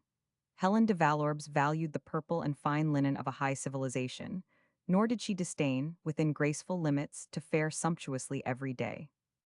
She valued all that is beautiful and costly in art, of high merit and distinction in literature. Her taste was sure and just, if a little more disposed towards that which is sensuous than towards that which is spiritual. And in all its many forms she appreciated luxury, even entertaining a kindness for that necessary handmaid of luxury waste. Appreciated these the more ardently, that, with birth pangs at the beginning of each human life, death pangs and the corruption of the inevitable grave at the close of each, all this lapping, meanwhile, of the doomed flesh and exaggerations of ease and splendor, seemed to her among the very finest ironies of the great comedy of existence. It heightened, it accentuated the drama, and among the many good things of life, drama, come how and where and when it might, seemed to her supremely the best. She desired it as a lover his mistress. To detect it, to observe it, gave her the keenest pleasure. To take a leading part in and shape it to the turn of her own heart, her own purpose, her own wit was, so far, her ruling passion. And of potential drama, of the raw material of it, as the days passed, she found increasingly generous store at Brockhurst. It invaded and held her imagination, as the initial conception of his poem will that of the poet, or of his picture that of the painter. She brooded over it, increasingly convinced that it might be a masterpiece. For the dramas she apprehended it contained not only elements of virility and strength, but an element, and that a persistent one, of the grotesque. This put the gilded dome to her silent, and perhaps slightly unscrupulous, satisfaction. How could it be otherwise, since the presence of the grotesque is, after all, the main justification of the theory on which her philosophy of life was based, namely, the belief that above all eloquence of human speech, behind all enthusiasm of human action or emotion, the ear which hears aright can always detect the echo of eternal laughter. And this grim echo did not affect the charming young lady to sadness as yet. Still less did it make her mad, as the mere suspicion of it has made so many, and those by no means unworthy or illiterate persons. For the laugh, so far, had appeared to be on her side, never at her expense which makes a difference. And the chambers of her house of life were too crowded by health and agreeable sensations, mental activities and sparkling audacities, to have any one of them vacant for reception, more than momentary, of that thrice-blessed guest pity. And so it followed that, as she fed the mincing peafowl, Madame de Valorb's smile changed in character from reflection to impatience. A certain heat running through her, she set her pretty teeth and fell to pelting the peahens and chicks mischievously, breaking up all their aristocratic reserve and making them jump and squeak to some purpose. For this precious, this very masterpiece of a drama was not only here potentially, but actually.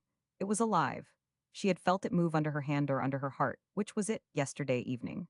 Again this morning, just now, she had noted signs of its vitality, wholly convincing to one skilled in such matters. Impatience, then, became very excusable. For my time is short and the action disengages itself so deplorably slowly, she exclaimed. Pa, you greedy, conceited birds, which do you hold dearest after all, the filling of your little stomachs, or the supporting of your little dignities? Be advised by a higher intelligence. Revenge yourselves on the grains that hit and sting you by gobbling them up. It is a venerable custom, that of feasting upon one's enemies. and has been practiced in various forms both by nations and individuals. There, I give you another chance of displaying wisdom thorough. What an absurd commotion. You little idiots do not flutter. Agitation is a waste of energy and advances nothing. I declare peace. I want to consider. And so, letting the remaining handfuls of corn dribble down very slowly, while the sunshine grew warmer and the shadows of the guardian griffins more distinct upon the lichen-encrusted stones, Helen de Valorbes sank back into meditation. Yes, unquestionably the drama was alive, but it seemed so difficult to bring it to the birth. And she wanted, very badly, to hear its first half-articulate cries and watch its first staggering footsteps. All that is so entertaining, you yourself safely grown up, standing very firm on your feet, looking down. And it would be a lusty child, this drama, very soon reaching man's estate and man's inspiring violence of action, striking out like some blind, giant Samson, blundering headlong in its unseeing, uncalculating strength. Helen laid her hands upon her bosom and threw back her head, while her throat bubbled with suppressed laughter. Ah, it promised to be a drama of 10,000 if she knew her power, and knew her world and she possessed considerable confidence in her knowledge of both. Only how on earth to set the crystal free of the matrix, how to engage battle, how to get this thing fairly and squarely born? For, as she acknowledged in the flotation of all such merry schemes as her present one, chance encounters, interludes, neatly planned evasions, and resultant pursuits play so large and important a part. But at Brockhurst, this whole chapter of accidents was barred, and received rules of strategy almost annihilated, by the fact of Richard Calmady's infirmity and the hard and fast order of domestic procedure, the elaborate system of etiquette, which that infirmity had gradually produced. At Brockhurst there were no haphazard exits and entrances. These were either hopelessly official and public, or guarded to an equally hopeless point of secrecy. A contingent of tall, civil manservants was always on duty. Richard was invariably in his place at table when the rest of the company came down. The ladies took their after-dinner coffee in the drawing-room and joined the gentlemen in the chapel-room, library, or gallery, as the case might be. If they rode, Richard was at the door ready mounted, along with the grooms and led horses. If they drove, he was already seated in the carriage. And how in the name of common sense, Madame de Valorbes exclaimed, stamping her foot, and thereby throwing the now thoroughly nervous peafowl into renewed agitation, are you to establish any relation worth mentioning with a man who is perpetually being carried in procession like a Hindu idol? My good birds, one's never alone with him, whether by design and arrangement I know not, but so far never picture that. And yet, do not tell me, matchless mixture of pride and innocence though he is, he would not like it. However, she checked her irritation by contemplation of yesterday. Ah, that had been very prettily done assuredly. For riding in the forenoon along the road skirting the palings of the inner park, while they walked their horses over the soft, brown bed of fallen fir needles, she, her father, and Dick. The conversation dealt with certain first editions and their bindings, certain treasures, unique in historic worth, locked in the glass tables and fine Florentine and Pietra Dura cabinets of the long gallery. Mr. Ormiston was a connoisseur and talked well, and Helen had sufficient acquaintance with such matters both to appreciate and to add telling words to the talk. Ah, but I cannot go without seeing those delectable things, Richard, she said. Would it be giving you altogether too much trouble to have them out for me? Why, of course not. You shall see them whenever you like, he answered. Julius knows all about them. He will be only too delighted to act showman. Just here the road narrowed a little, and Mr. Ormiston let his horse drop a few lengths behind, so that she, Helen, and her cousin rode forward side by side. The tones of the low sky, of the ranks of firs and stretches of heather formed a rich, though somber, harmony of color. Scents, pungent and singularly exhilarating, were given off by the damp mosses and the peaty moorland soil. The freedom of the forest, the feeling of the noble horse under her, stirred Helen as with the excitement of a mighty hunting, a positively royal sport. While the close presence of the young man riding beside her sharpened the edge of that excitement to a perfect keenness of pleasure. Ah, how glorious it all is, she cried. How glad I am that you asked me to come here. And she turned to Richard, looking at him as, since the first day of their meeting, she had not somehow quite ventured to look. But oh, dear me, please, she went on, I know Mr. March is an angel, a saint, but mea culpa, me maxima culpa, I do not want him to show me those special treasures of yours. He will take the life out of them, I know it, and make them seem like things read of merely in a learned book. Be very charming to me, Richard. Waste half an hour upon me. Show me those moving relics yourself. As she spoke, momentary suspicion rose in Dickie's eyes. But she gazed back unflinchingly, with the uttermost frankness, so that suspicion died, giving place to the shy, yet triumphant, gladness of youth which seeks and finds youth. Do, Richard, pray do, she repeated. The young man had averted his face rather sharply, and both horses, somehow, broke into a hand gallop. All right, he answered, I will arrange it. This evening about 6 after tea. Will that suit you? I will send you word. Then the road had widened, permitting Mr. Ormiston to draw up to them again. The remainder of the ride had been a little silent. Yes, all that had been prettily done. Nor had the piece that followed proved unworthy of the prelude. She ran over the scene in her mind now, as she stood among the pocketing peafowl, and it caused her both mirth and delightful little heats, in which the heart has a word to say. Madame de Valorbes was ravished to feel her heart, just now and again. For, contradictory as it may seem, no game is perfect that has not moments of seriousness. She recalled the aspect of the long gallery, as one of those civil, ever-present manservants had opened the door for her, and she waited a moment on the threshold. The true artist is never in a hurry.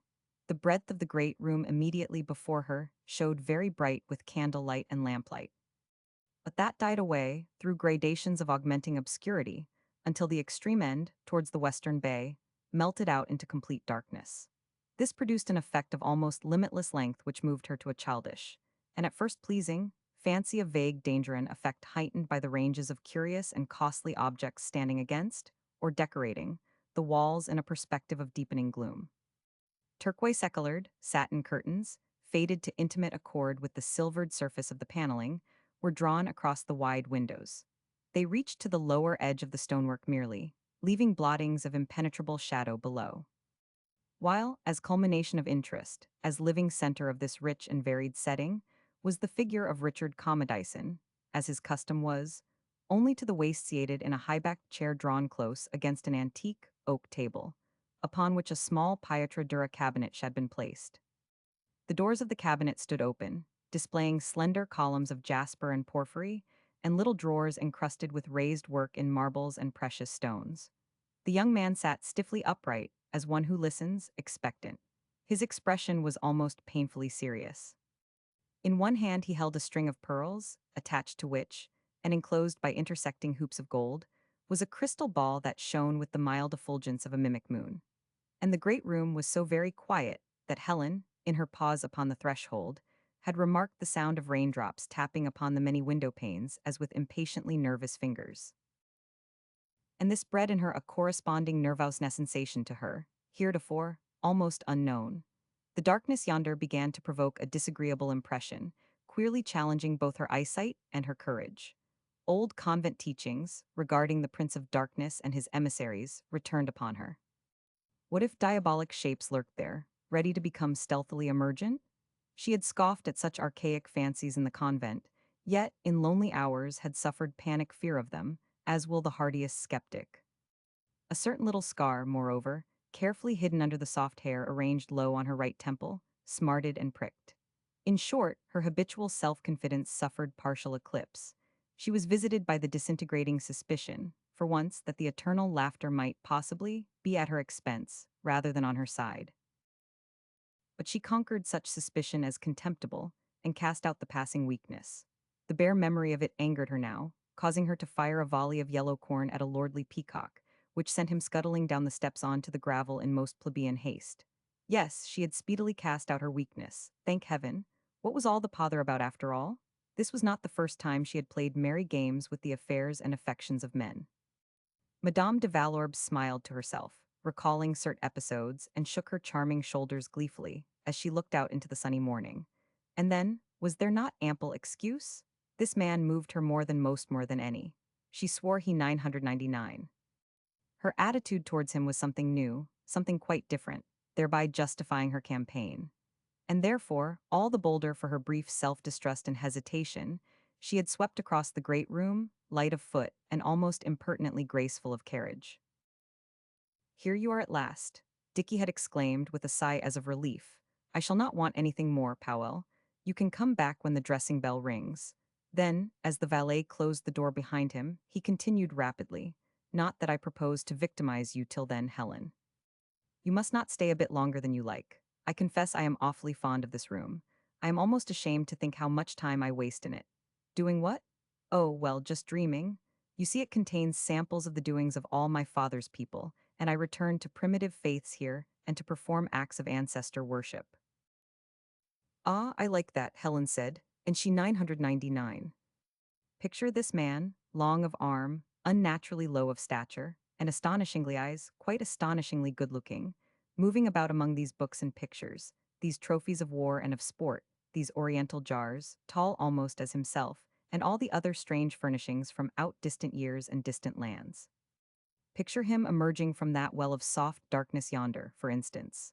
Helen's eyes danced under their arched and drooping lids, and she registered the fact that, though still frightened, her fright had changed in character. It was grateful to her palate. She relished it as the bouquet of a wine of finest quality. Meanwhile, her companion talked on. The ancestor worship? Oh, yes. I dare say you might like it for a change.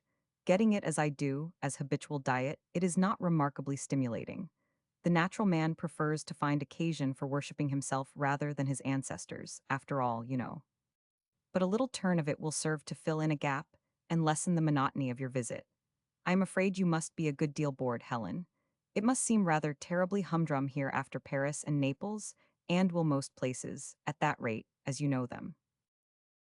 Richard shifted his position, and the crystal moon encompassed by golden bands, crossing and intersecting one another like those of a sidereal sphere, gleamed as with an inward and unearthly light, swinging slowly upon the movement of his hand. You must feel here as though the clock had been put back 2 or 3 centuries. I know we move slowly and conduct ourselves with tedious deliberation. And so, you understand, you must not let me keep you. Just look at what you like of these odds and ends and then depart without scruple. It's rather a fraud, in any case, my showing them to you. Julius March, as I told you, is much better qualified to. Julius March, Madame de Valorbes broke in. Do, I beseech you, dear cousin Richard, leave him to the pious retirement of his study. Is he not middle-aged and a priest into the bargain? Unquestionably, Dicky said, but pardon me, I do not quite see what that has to do with it. Thereupon, Madame de Valorbes made a very naughty little grimace and drummed with her fingertips upon the table. La, she cried, you are no better than all the rest. Commend me to a clever man for incapacity to apprehend what is patent to the intelligence of the most ordinary woman. Look about you, Helen sketched in their surroundings with a quick descriptive gesture. Observe the lights and shadows, the ghostly wavings of those pale curtains. Smell the potpourri and spices. Think of the ancestor worship. Listen to the protesting wind and rain. See the mysterious treasure you hold in your hand. And then ask me what middle-age and the clerical profession have to do with all this. Why, nothing, just precisely nothing, nothing in the whole world. That's the point of my argument. They would ruin the sentiment, blight the romance, hopelessly blight it for me at least. The conversation was slightly embarrassed, both Helen and Richard talking at length, yet at random. But she knew that it was thus, and not otherwise, that it behooved them to talk. For that which they said mattered not in the least. The thing said served as a veil, as a cloak merely, wherewith to disguise those much greater things which, perforce, remained unsaid, to cover his and her lively consciousness of their present isolation, desired these many days and now obtained. To conceal the swift, silent approaches of spirit to spirit, so full of inquiry and self-revelation, fugitive reserves and fugitive distrusts. To hide, as far as might be, the existence of the hungry, all-compelling joie de vivre which is begotten whensoever youth thus seeks and finds youth. These unspoken, and as yet unspeakable things were alone of real moment, making eyes lustrous and lips quick with tremulous, uncalled for smiles irrespective of the purport of their speech. Ah, but that's rather rough on poor dear Julius, you know, Dicky said. I suppose you wanted to learn all. Learn? She interrupted. I wanted to feel. Do not you know there is only one way any woman worth the name ever really learns through her emotions? Only the living feel. Such men as he, if they are sincere, are already dead. He would have made feeling impossible. A perceptible hush descended upon the room. Richard Calmady's hand usually was steady enough, but, in the silence, the pearls chattered against the table. He went rather pale and his face hardened. And are you getting anything of that which you wanted, Helen? he asked. For sometimes in the last few days since you have been here I have wondered if perhaps we were not all like that old dead. You mean do I get emotion, am I feeling? She said, rest contented. Much is happening. Indeed I have doubted, during the last few days since I have been here, whether I have ever known what it is to feel actually and seriously before. She sat down at right angles to him, resting her elbows upon the table, her chin upon her folded hands, leaning a little towards him. One of those pleasant heats swept over her, flushing her delicate skin, lending a certain effulgence to her beauty. The scent of roses long faded hung in the air. But here was a rose sweeter far than they. No white rose of paradise, it must be confessed. Rather like her immortal namesake, that classic Helen, was she Rosa Mundi, glowing with warmth and color, rosered rose altogether of this dear, naughty, lower world. Richard, she said impulsively, why do not you understand? Why do you underrate your own power? Do not you know that you are quite the most moving, the most attractive well cousin a woman ever had? She looked closely at him, her lips a little parted, her head thrown back. Life is sweet, dear cousin. Reckon with yourself and with it and live. Then she put out her hand and held up the crystal between her face and his. There she went on, tell me about this. I become indiscreet, thanks I suppose to your Brockhurst habit of putting back the clock and speak with truly Elizabethan frankness. It belongs to semi-barbaric ages, does not it this to tell the true truth? Show me this. It seems rather fascinating. And Richard obeyed mechanically, pointing out to her the signs of the zodiac, those of the planets, and other figures of occult significance engraved on the encircling, golden bands. Showed her how those same bands, turning on a pivot, formed a golden cradle, in which the crystal sphere reposed. He lifted it out from that cradle, moreover, and laid it in the softer cradle of her palm. And of necessity in the doing of all this, their headshees and hers were very near together, and their hands met. But they were very solemn all the while, solemn, eager, busy, as two babies revealing to each other the mysteries of a newly acquired toy. And it seemed to Madame de Valorbes that all this was as pretty a bit of business as ever served to help forward such gay purposes as hers. She was pleased with herself too, for did she not feel very gentle, very sincere, really very innocent and good? No, hold it so, Richard said, rounding her fingers carefully, that the tips of them might alone touch the surface of the crystal. Now gaze into the heart of it steadily, fixing your will to see. Pictures will come presently, dimly at first, as in a mist. Then the mist will lift and you will read your own fortune and perhaps some other person's fate. Have you ever read yours? Oh, mine's of a sort that needs no crystal to reveal it, he answered, with a queer drop in his voice. It's written in rather indecently big letters and plain type. Always has been. Helen glanced at him. His words whipped up her sense of drama, fed her excitement. But she bent her eyes upon the crystal again, and the hush descended once more, disturbed only by that nervous tapping of rain. I see nothing, she said presently, and there is much I would give very much to see.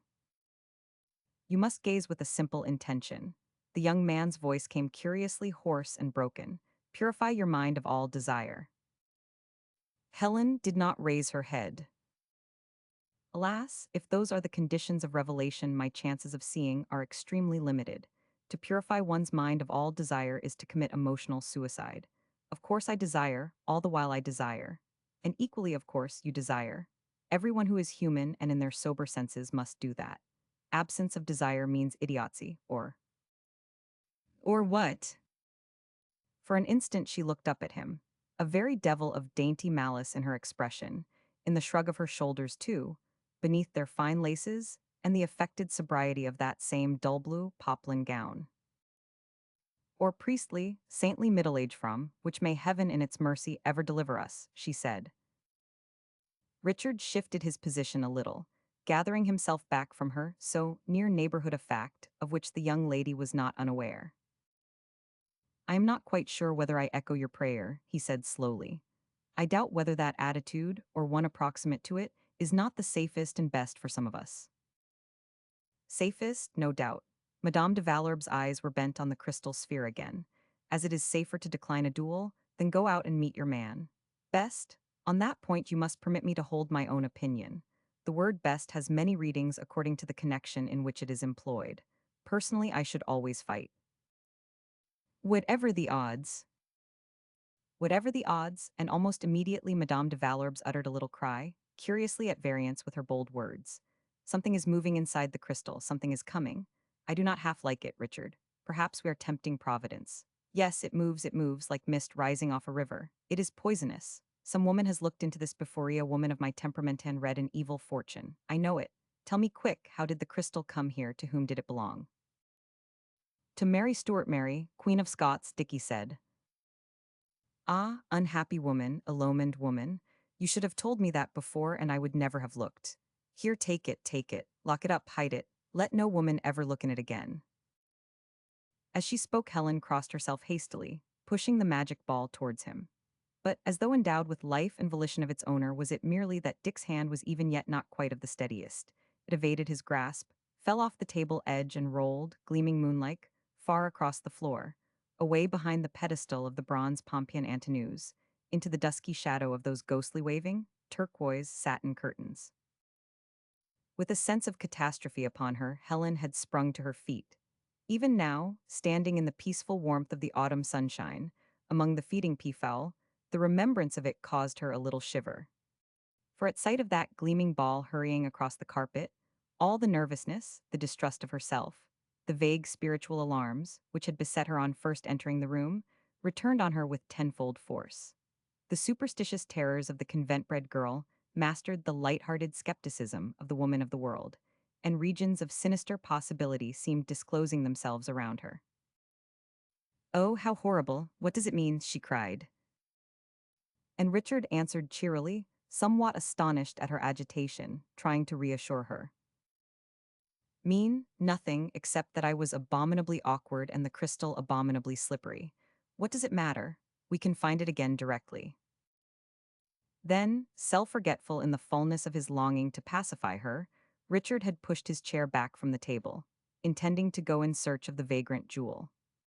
But the chair was high, and its make not of the most solid sort, and so he paused, instinctively calculating the amount of support it could be trusted to render him in his descent. And during that pause Helen had felt her heart stand still. She set her little teeth now, recalling it, for the extent of his deformity was fully apparent for once. And apprehending that which he proposed to do, she was smitten by immense curiosity to realize the ultimate of the grotesque in respect of his appearance as he should move, walk, grope in the dimness over there after the lost crystal. But there are some indulgences which can be bought at too high a price, and along with the temptation to gratify her curiosity came an intensification of superstitious alarm. What if she had sinned and trafficked with diabolic agencies in trying to read the future? Payment of an actively disagreeable character might be exacted for that, and would not such payment risk disastrous augmentation if she gratified her curiosity thus further? Helen de Valorbes became quite wonderfully prudent and humane. "No, no, do not bother about it, do not move, dear Richard," she cried. "Let me find it, please. I saw exactly the direction in which it went." And to emphasize her speech and keep the young man in his place, she laid her hands persuasively upon his shoulders. This brought her charming face, so pure in outline, set in its aureole of honey-colored hair, very near to his, she looking down, he up. And in this position the two remained longer than was absolutely necessary, silent, quite still, while the air grew thick with the push of unspoken and as yet unspeakable matters, and Helen's hands resting upon his shoulders grew heavy, as the seconds passed, with languorous weight. "There are better things than crystals to read in, after all, Richard," she said at last. Then she lifted her hands almost brusquely and stepped back. "All the same, it is stupid I should have to go away," she continued, speaking more to herself than to him. "I am happy here. And when I am happy it's easy to be good and I like to be good." She crossed the room and passed behind the bronze Pompeian Antinous. Under the shadow of the curtains, in the angle of the bay, against the wainscot, Queen Mary's magic ball showed softly luminous. Helen could have believed that it watched her. She hesitated before stooping to pick it up and looked over her shoulder at Richard Calmady. His back was towards her, his chair close against the table again. He leaned forward on his elbows, his face buried in his hands. Something in the bowed head, in the set of the almost crouching figure, reassured Madame de Valorbes. She picked up the crystal without more ado, with, indeed, a certain flippancy of gesture. For she had received pleasing assurance that she had been frightened in the wrong place, and that the eternal laughter was very completely on her side after all. And just then a bell had rung in some distant quarter of the great house. Powell, incarnation of decent punctualities, had appeared, whereupon the temperature fell to below normal from fever heat. Drama, accentuations of sensibility, in short, all the unspoken and unspeakable, withered as tropic foliage at a touch of frost. No doubt it was as well, Madame de Valorbes reflected philosophically, since the really psychological moment was past. There had been a dinner party last night, and but here the young lady's reminiscences broke off short. She gathered up her blue, poplin, scarlet-lined skirts, ran down the steps, scattering the peafowl to right and left, and hastened across the gravel. "Wait half a minute for me, dear Aunt Catherine," she cried. "Are you going to the conservatories? I would so like to see them. May I go too?"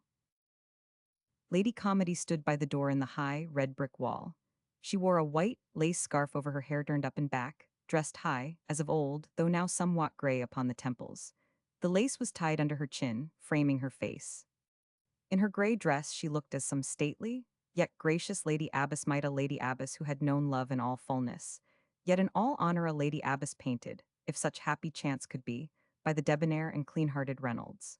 She stood smiling, charmed though a trifle unwillingly, the brilliant vision of the younger woman. "Assuredly you may come with me, if it would amuse you," she said. "I may, then let me open that door for you. La, how it sticks. Last night's rain must have swelled it," and she wrestled unsuccessfully with the lock. "My dear, do not try any more," Catherine said. "You will tire yourself. The exertion is too great for you. I will go back and call one of the servants." "No, no," and regardless of her fine laces and trinkets and sables, Madame de Valorbes put her shoulder against the resisting door and fairly burst it open. "See," she cried, breathless but triumphant, "I am very strong." "You are very pretty," Catherine said, almost involuntarily. The steepliterist kitchen gardens, neat box edgings, wide flower borders in which a few clumps of chrysanthemum and Michaelmas daisy still resisted the frost, ranged down to greenish-brown ponds in the valley bottom, spotted with busy, quacking companies of white ducks. Beyond was an ascending slope of thick wood, the topmost trees of which showed bare against the skyline. All this was framed by the arch of the door. Madame de Valorbes glanced at it, while she pulled down the soft waves of hair, which her late exertions had slightly disarranged, over her right temple. Then she turned impulsively to Lady Calmady. "Thank you, dear Aunt Catherine," she said. "I would so like you to like me, you know." "I should be rather unpardonably difficult to please, if I did not like you, my dear," Lady Calmady answered, but she sighed as she spoke. The two women moved away, side by side, down the path to the glistering greenhouses.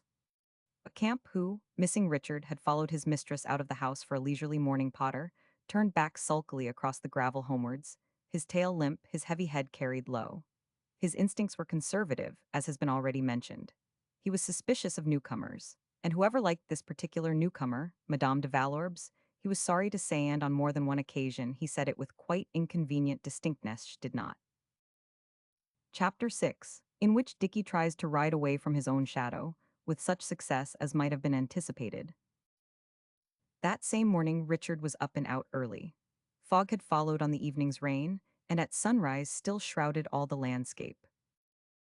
"Let her ladyship know I breakfast at the stables and shall not be in before luncheon," he had said to Powell while settling himself in the saddle. Then, followed by a groom, he fared forth. The house vanished phantom-like behind him, and the clang of the iron gates as they swung to was muffled by the heavy atmosphere, while he rode on by invisible ways across an invisible land, hemmed in, close encompassed, passed upon, by the chill, ashen whiteness of the fog. And for the cold silence and blankness surrounding him, Richard was grateful. It was restful after a grim fashion, and he welcomed rest, having passed a but restless night. For Dicky had been the victim of much travail of spirit. His imagination vexed him, pricking up slumbering lusts of the flesh. His conscience vexed him likewise, suggesting that his attitude had not been pure cousinly, and this shamed him, since he was still singularly unspotted from the world, noble modesties and decencies still paramount in him. He was keenly, some might say mawkishly, sensible of the stain and dishonor of turning, even involuntarily and passingly, covetous glances upon another man's goods. In sensation and apprehension, he had lived at racing pace during the last few days. That hour in the long gallery last night had been the climax. The gates of paradise had opened before him, and, since opposites of necessity imply their opposites, The gates of hell had opened likewise. It appeared to Dicky that the great poets and painters and musicians, the great lovers even, had nothing left to tell him, for he knew, moreover, that his Eden had come to him with the angel of the fiery sword that turneth every way, standing at the threshold of Ichnu. Yet further, as he had never known before, the immensity of the difficulties, disabilities, humiliations imposed on him by his deformity. Bitterly nakedly, he called his trouble by that offensive name. Then he straightened himself in the saddle. Yes, welcome the cold weight against his chest, welcome the silence, the blankness, the dead, ashen pallor of the fog. But just where the tan ride, leading down across the road to the left, diverges from the main road, this source of negative consolation began to fail him. For a draw of fresher air came from westward, causing the blurred, wet branches to quiver and the pall of mist to gather, and then break and melt under its wholesome breath, while the rays of the laggard sun, clearing the edge of the fir forest, eastward pierced it, hastening its dissolution. Therefore it followed that by the time Richard rode in under the stable archway, he found the great yard full of noise and confused movement. The stable doors stood wide along one side of the quadrangle. Stunted, boyish figures shambled hither and thither, unwillingly deserting the remnants of half-eaten breakfasts, among the iron mugs and platters of the long, deal tables of the refectory. Chifney and Praestonth headled hurried them, shouting orders, admonishing, inciting to greater rapidity of action. And the boys were sulky.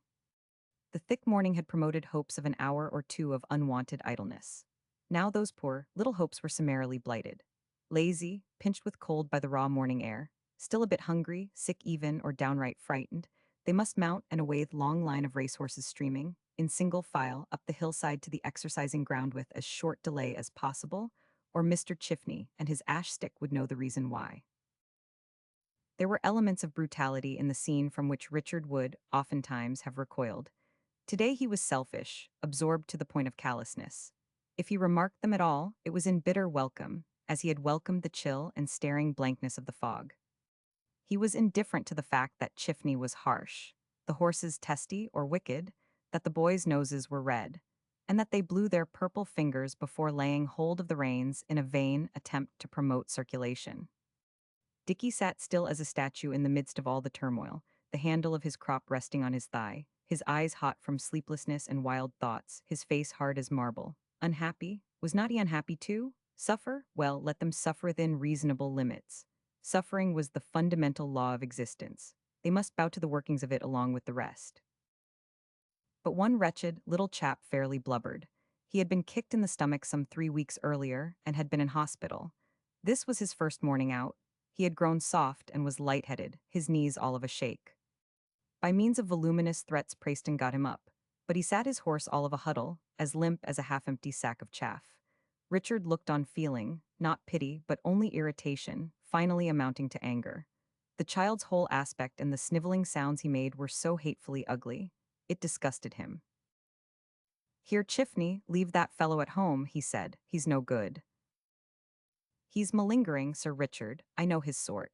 Give in to him now and we shall have the same game, and worse, over again tomorrow." "Very probably," Richard answered. "Only it is evident he has no more hand and no more grip than a sick cat today. We shall have some mess with him, and I am not in the humor for a mess, so just leave him. There, boy, stop crying. Do you hear?" he added, wheeling round on the small unfortunate. "Mr. Chifney'll give you another day off and the doctor will see you. Only if he reports you fit and you give the very least trouble tomorrow, you will be turned out of the stables there and then. We have no use for shirkers. Do you understand?"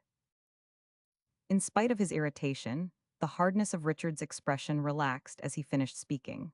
The poor little beggar was so abject indeed for common decency, since he too, after all, was human. Richard's own self-respect made it incumbent upon him to lift the creature out of the pit of so absolutely unseemly a degradation. He looked kindly at him, smiled, and promptly forgot all about him.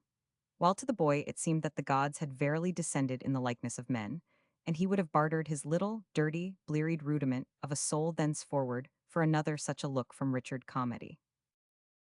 Dicky promptly forgot the boy, yet some virtue must have been in the episode, for he began to feel better in himself.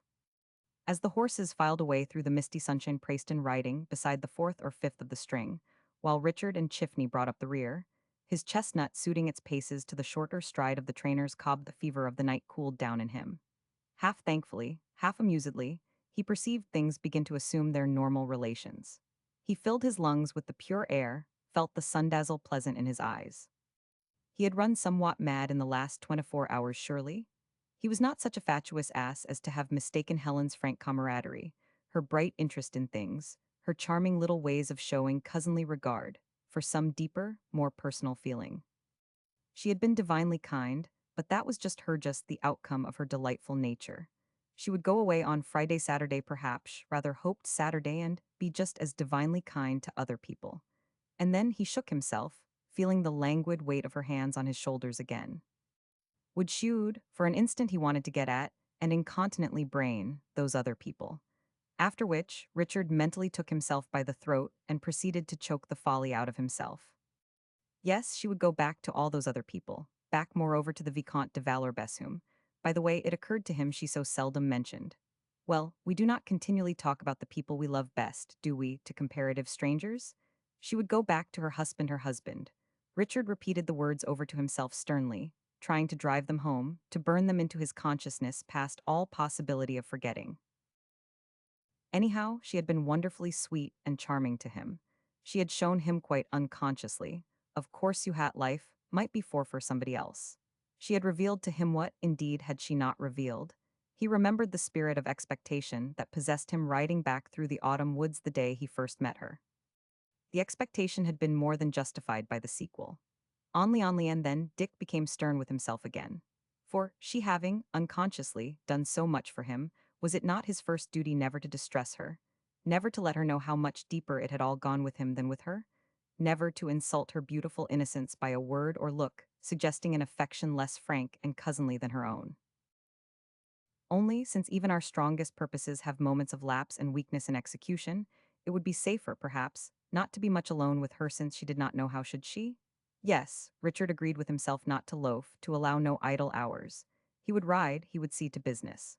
There were a whole heap of estate matters claiming attention. He had neglected them shamefully of late. Unquestionably Helen counted for very much, would continue to do so. He supposed he would carry the ache of certain memories about with him henceforth and forever. She had become part of the very fiber of his life. He never doubted that. And yet, he told himself assuming a second-hand garment of slightly cynical philosophy, which suited singularly ill with the lovelight in his eyes, they're radiantly apparent for all the world to see that woman, even the one who first shows you have a heart and a body too. Worse luck, Evan, she is but a drop in the vast ocean of things. There remains all the rest. And with praiseworthy diligence, Dicky set himself to reckon how immensely much all the rest amounts to. There is plenty, exclusive of her, to think about. More than enough, indeed, to keep one hard at work all day and send one to bed honestly tired, to sleeping point at night. Politics, for instance, science, literature, entertaining little controversial rows of sorts the simple, almost patriarchal duties of a great landowner.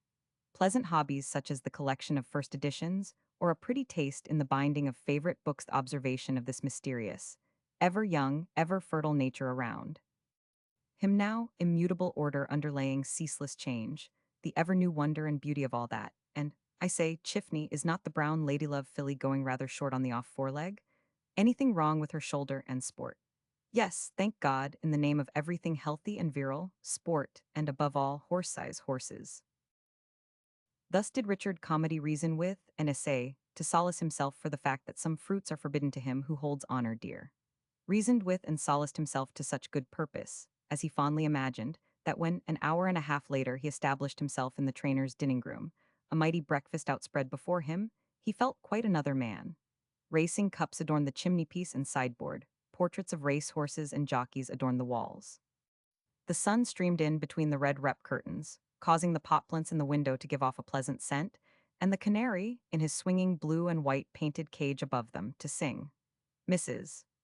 Chiffney, her cheeks pink, her manner slightly fluttered, as were her lilac cap strings, presided over the silver tea and coffee service, admonished the staid and bulky tomcat who, jumping on the arm of Dicky's chair, extended a scooping, tentative paw towards his plate, and issued gentle though peremptory orders to her husband regarding the material needs of her guest.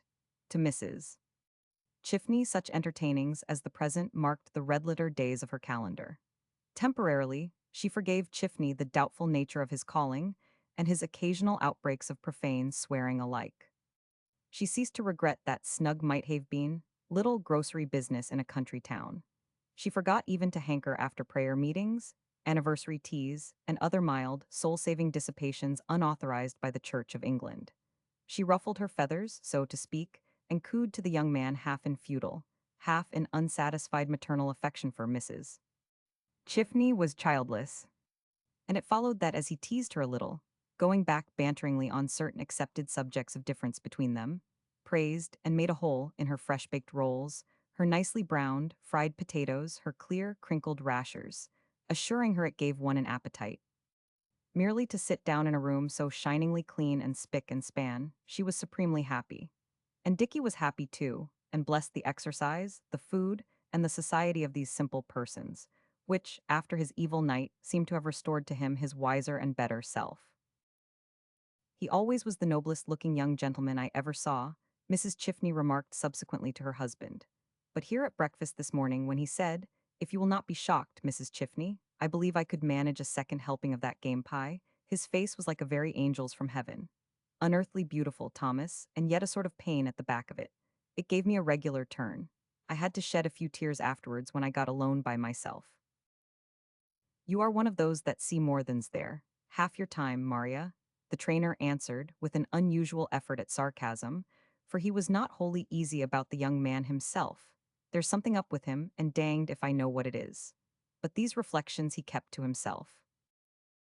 Dr. Knott, later that same day, made reflections of a similar nature. For though Dickie adhered valiantly to his good resolutions going out with the second lot of horses between 10 and 11 o'clock, riding on to Bannister's farm to inspect the new barn and cowsheds in course of erection, then hurrying down to Santafield Street, and listening to long and heated arguments regarding a right-of-way reported to exist across the meadows skirting the river just above the bridge, a right strongly denied by the present occupier. Notwithstanding these improving and public-spirited employments, the lovelight grew in his eyes all through the long morning, causing his appearance to have something, if not actually angelic, yet singularly engaging about it. For, unquestionably, next to a fortunate attachment, an unfortunate one, if honest, is among the most inspiring and grace-begetting of possessions granted to mortals. Helen must never know that was well understood.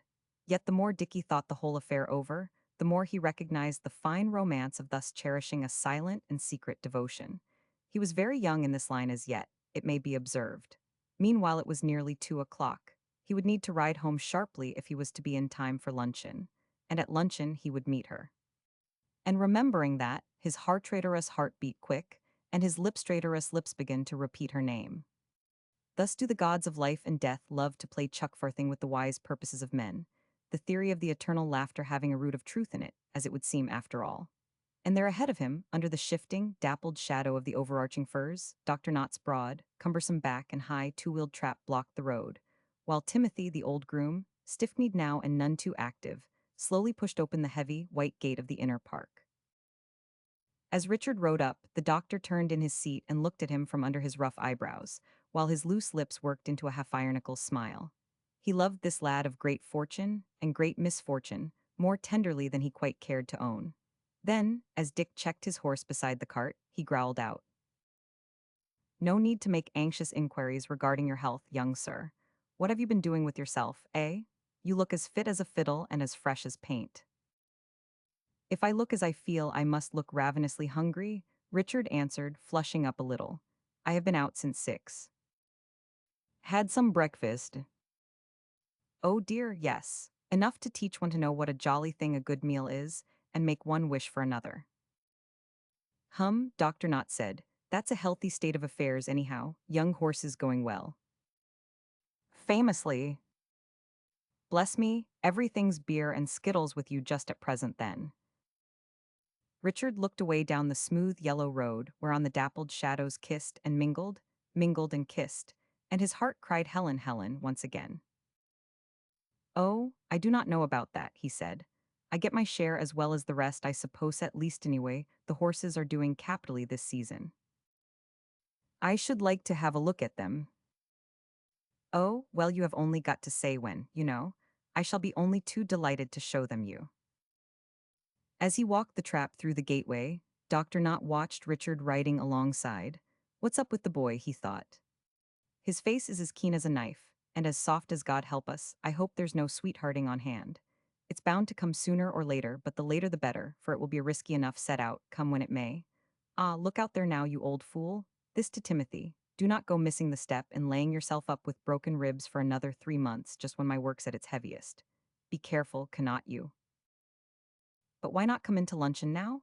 Richard said, wisdom whipping up good resolutions once more and bidding him check the gladness that gained on him at thought of that approaching meeting. Oh yes, he would be discreet, he would erect barriers, he would flee temptation. Knott's presence offered a finely rugged barrier, surely. Therefore, he repeated, come in now. My mother will be delighted to see you, and we can have a look round the stables afterwards. I will come fast enough if Lady Calmady will take me as I am. Workaday clothes and second best lot at that.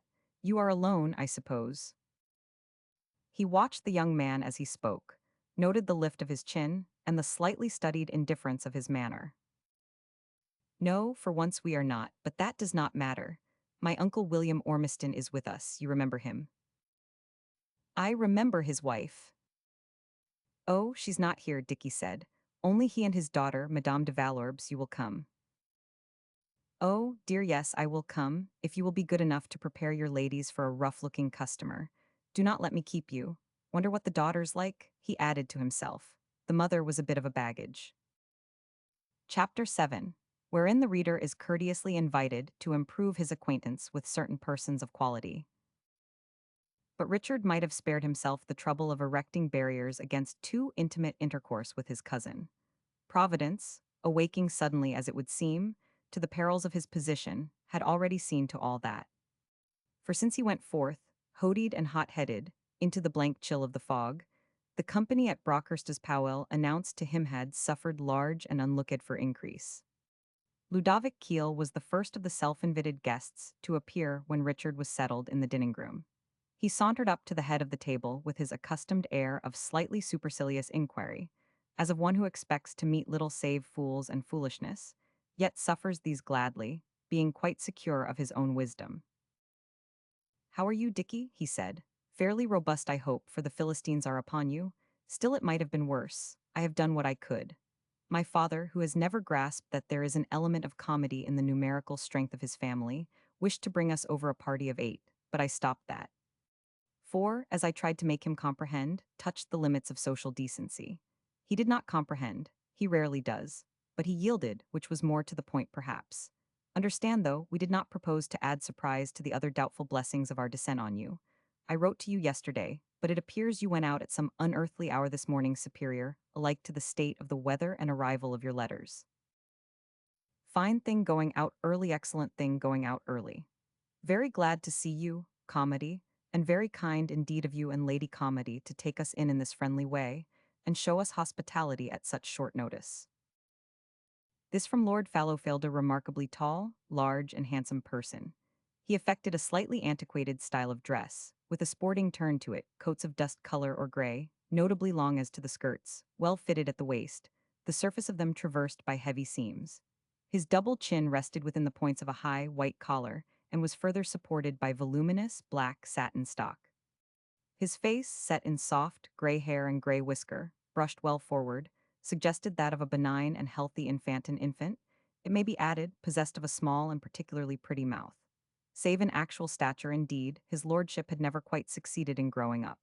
Very full of the milk of human kindness, he earnestly wished his fellow creature as gentle and simple alike be as contented and happy as he, almost invariably, himself was. When he had reason to believe them otherwise, it perplexed and worried him greatly. It followed that he was embarrassed, apologetic even, in Richard Calmady's presence. He felt vaguely responsible as for some neglected duty, as though there was something somehow which he ought to set right. And this feeling harassed him, increasing the natural discursiveness and inconsequence of his speech. He was so terribly nervous of forgetting, and of hurting the young man's feelings by saying the wrong thing, that all possible wrong things got upon his brain, with the disastrous result that of course he ended by saying them. In face of a person so sadly stationary as poor Dick, moreover, his own perfect ability to move freely about appeared to him as little short of discourteous, not to say coarse. He, therefore, tried to keep very still, with the consequence that he developed an inordinate tendency to fidget.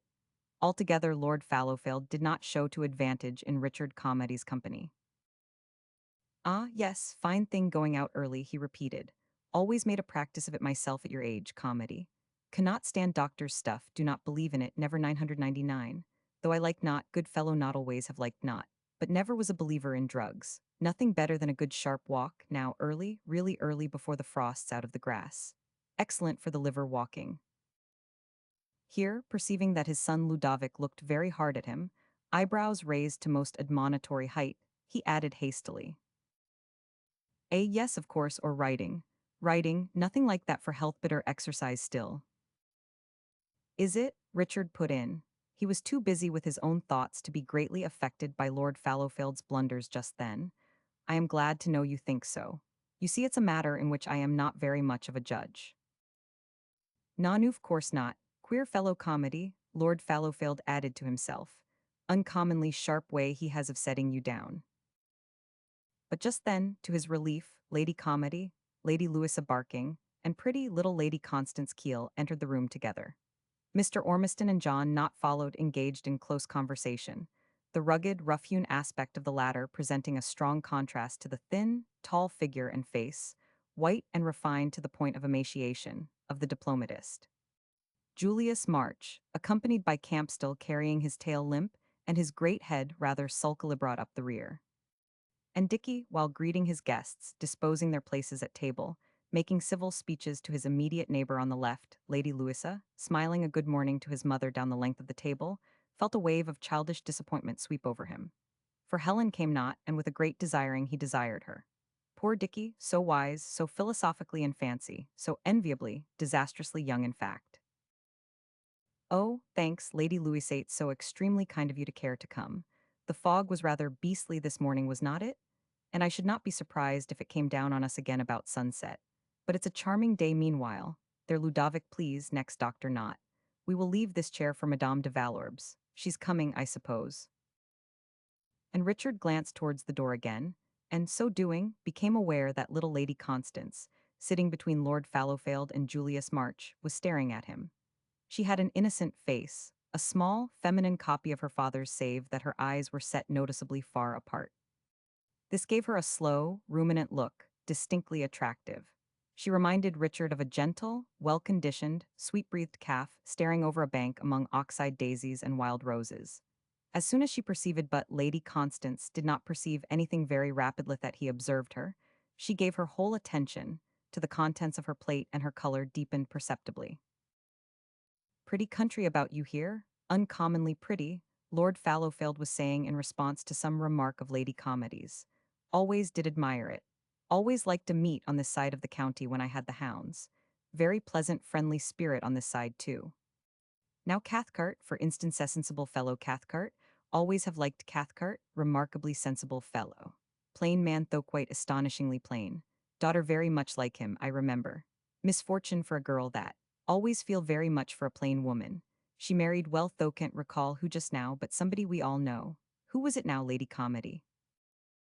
Between that haunting sense of embarrassment and the kindly wish to carry things off well and promote geniality, Lord Fallowfield spoke loud. At this juncture Mr. Keel folded his hands and raised his eyes devoutly to heaven. Oh my father, he murmured. Then he leant a little forward watching Lady Comedy.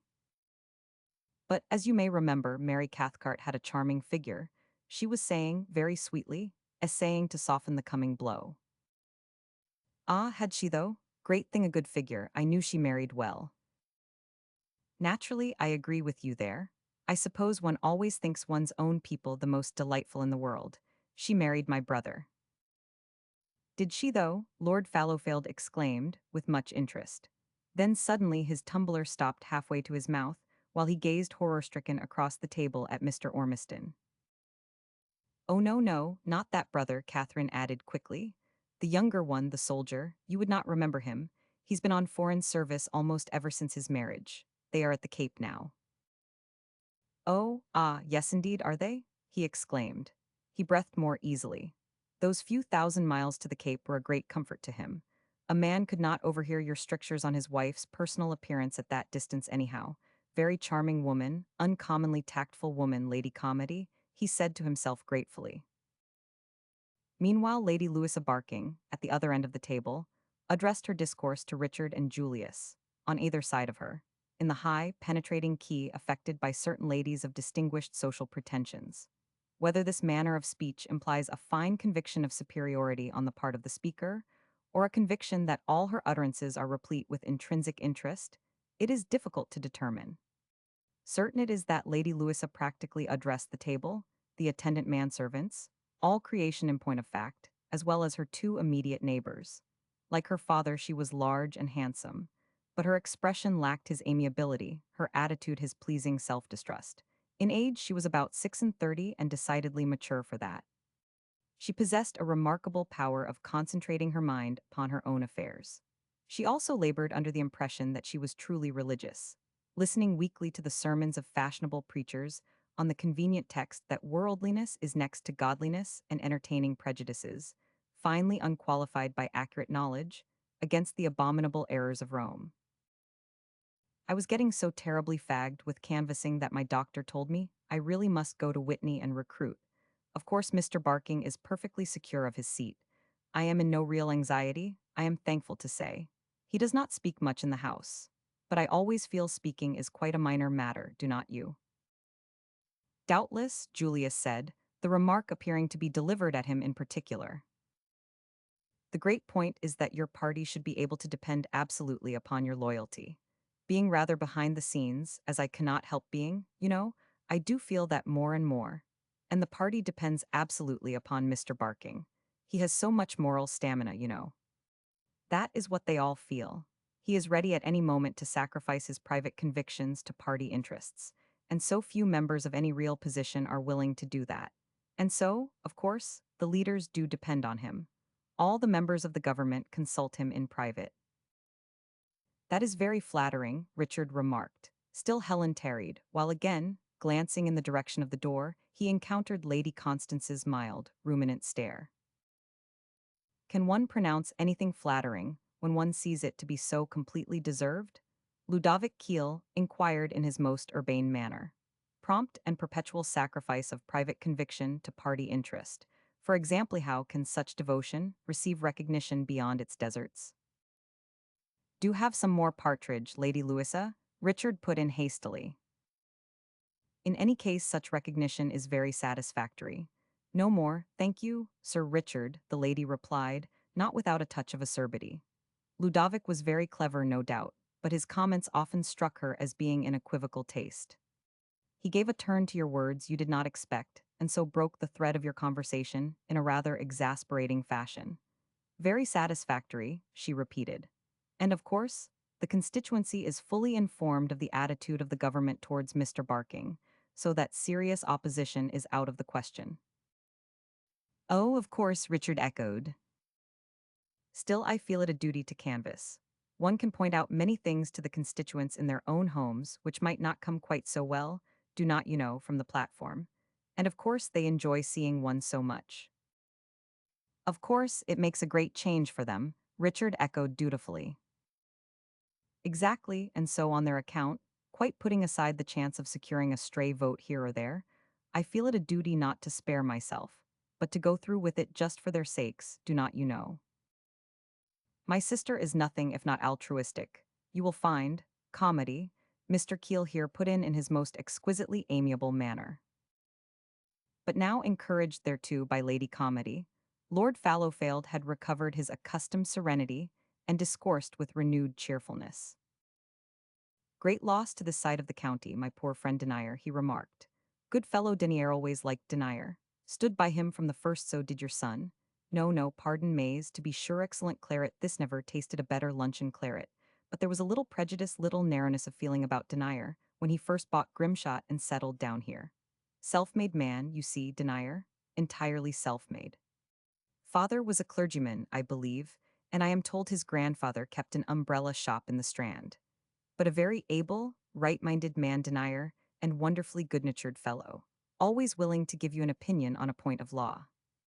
Great advantage to have a first-rate authority like that to turn to in a legal difficulty. Very useful in county business, Denier, and laid hold of country life wonderfully, understood the obligations of a landowner. Always found a fox in that grimshot gorse of his, not. Fox that sometimes was not very certain of his country, the doctor rejoined. Hailed from the neighborhood of the umbrella shop perhaps, and wanted to get home to it. Lord Fallowfield chuckled. Capital, he said, very good capital. Still, it's a great relief to know of a sure find like that. Keeps the field in a good temper. Yes, few men whose death I have regretted more than poor deniers. I miss denier, not an old man either. Should not have let him slip through your fingers so early, not a. Oh, that's a question of forestry, John Knott answered grimly. If one kept the old wood standing, where would the sapling's chances come in? Oh, yes, never thought of that before, and thinking of it now the noble lord became slightly pensive. Wonder if it's unfair my keeping Shotover so long out of the property? He said to himself. Amusing fellow Shotover, very fond of Shotover but extravagant fellow, monstrously extravagant. Lord Denier's death gave our host here a seat on the local bench just at the right moment, the doctor went on. One man's loss is another man's opportunity. Rather rough, perhaps, on the outgoing man, but then things usually are pretty rough on the outgoing man in my experience. I suppose they are, Lord Fallowfield said, rather ruefully, his face becoming preternaturally solemn. Not a doubt of it, the individual may get justice. I hope he does, but mercy is kept for special occasions few and far between. One must take things on the large scale. Then you find they dovetail very neatly, not continued with a somewhat sardonic mirthfulness. The simplicity and perplexity of this handsome, kindly gentleman amused him hugely. But to return to Lord Denerlet alone my skill, that of the whole medical faculty put together could not have saved him. Could not it though, said Lord Fallowfield. That's just the bother with your self-made man. He makes himself true. But he spends himself physically in the making. All his vitality goes in climbing the ladder, and he's none left over by the time he reaches the top. Lord Denier had worked too hard as a youngster to make old bones. It's a long journey from the shop in the Strand to the woolsack, you see, and he took sick at 32, I believe. Oh yes, early death, or premature decay, is the price most outsiders pay for a great professional success. Is not that so, Mr. Ormiston? But at this juncture, the conversation suffered interruption by the throwing open of the door and entrance of Madame de Valorbes. Pray let no one move, she said, rather as issuing an order than preferring a request for her father. Lord Fallowfield, all the gentlemen, had risen on her appearance save Richard. Richard, his blue eyes ablaze, the corners of his mouth a tremble, his heart going forth tumultuously to meet her. Yet he alone of all present denied the little obvious act of outward courtesy from man to woman. Pinned to his chair, like a specimen beetle to a collector's card, John Knott said grimly to himself, "Poor dear Ladin with that face on him too. I hoped he might have been spared taking fire a little longer. However, here's the conflagration. No question about that. Now let's have a look at the lady." And the lady, it must be conceded, manifested herself under a new and somewhat agitating aspect, as she swept up the room and into the vacant place at Richard's right hand, with a rush of silken skirts. She produced a singular effect at once of energy and self-concentration, her lips thin and unsmiling, an ominous vertical furrow between the spring of her arched eyebrows, her eyes narrow, unresponsive, severe with thought under their delicate lids. I am sorry to be late, but it was unavoidable. I was kept by some letters forwarded from Newlands, she said, without giving herself the trouble of looking at Richard as she spoke. What does it matter? Luncheon's admittedly a movable feast, is not it? Madame de Valorbes made no response. A noticeable hush had descended upon the whole company, while the manservants moved to and fro serving the newcomer. Even Lady Louisa Barking ceased to hold high discourse, political or other, and looked disapprovingly across the table. An hour earlier she had resented the younger woman's merry wit, now she resented her sublime indifference. Both then and now she found her perfect finish of appearance unpardonable. Lord Fallowfield's disjointed conversation also suffered check. He fidgeted, vaguely conscious that the atmosphere had become somewhat electric. Monstrously pretty woman, effective womanvery, effective or rather dangerous though. Changeable too. Made me laugh a little too much before luncheon. Louisa did not like it. Very correct views, my daughter Louisa. Now seems in a very odd temper. Quite the grand air, but reminds me of somebody I have seen on the stage somehow. Suppose all that comes of living so much in France, he said to himself. But for the life of him, he could not think of anything to say aloud, though he felt it would be eminently tactful to throw in a casual remark at this juncture. Little Lady Constance was disquieted likewise, for she, girl-like, had fallen dumbly and adoringly in love with this beautiful stranger but a few years her senior. And now the stranger appeared as an embodiment of unknown emotions and energies altogether beyond the scope of her small imagination. Her innocent stare lost its ruminant quality, became alarmed, tearful even, while she instinctively edged her chair closer to her father's. There was a great bond of sympathy between the simple-hearted gentleman and his youngest child. Mr. Keel looked on with lifted eyebrows and his air of amused forbearance.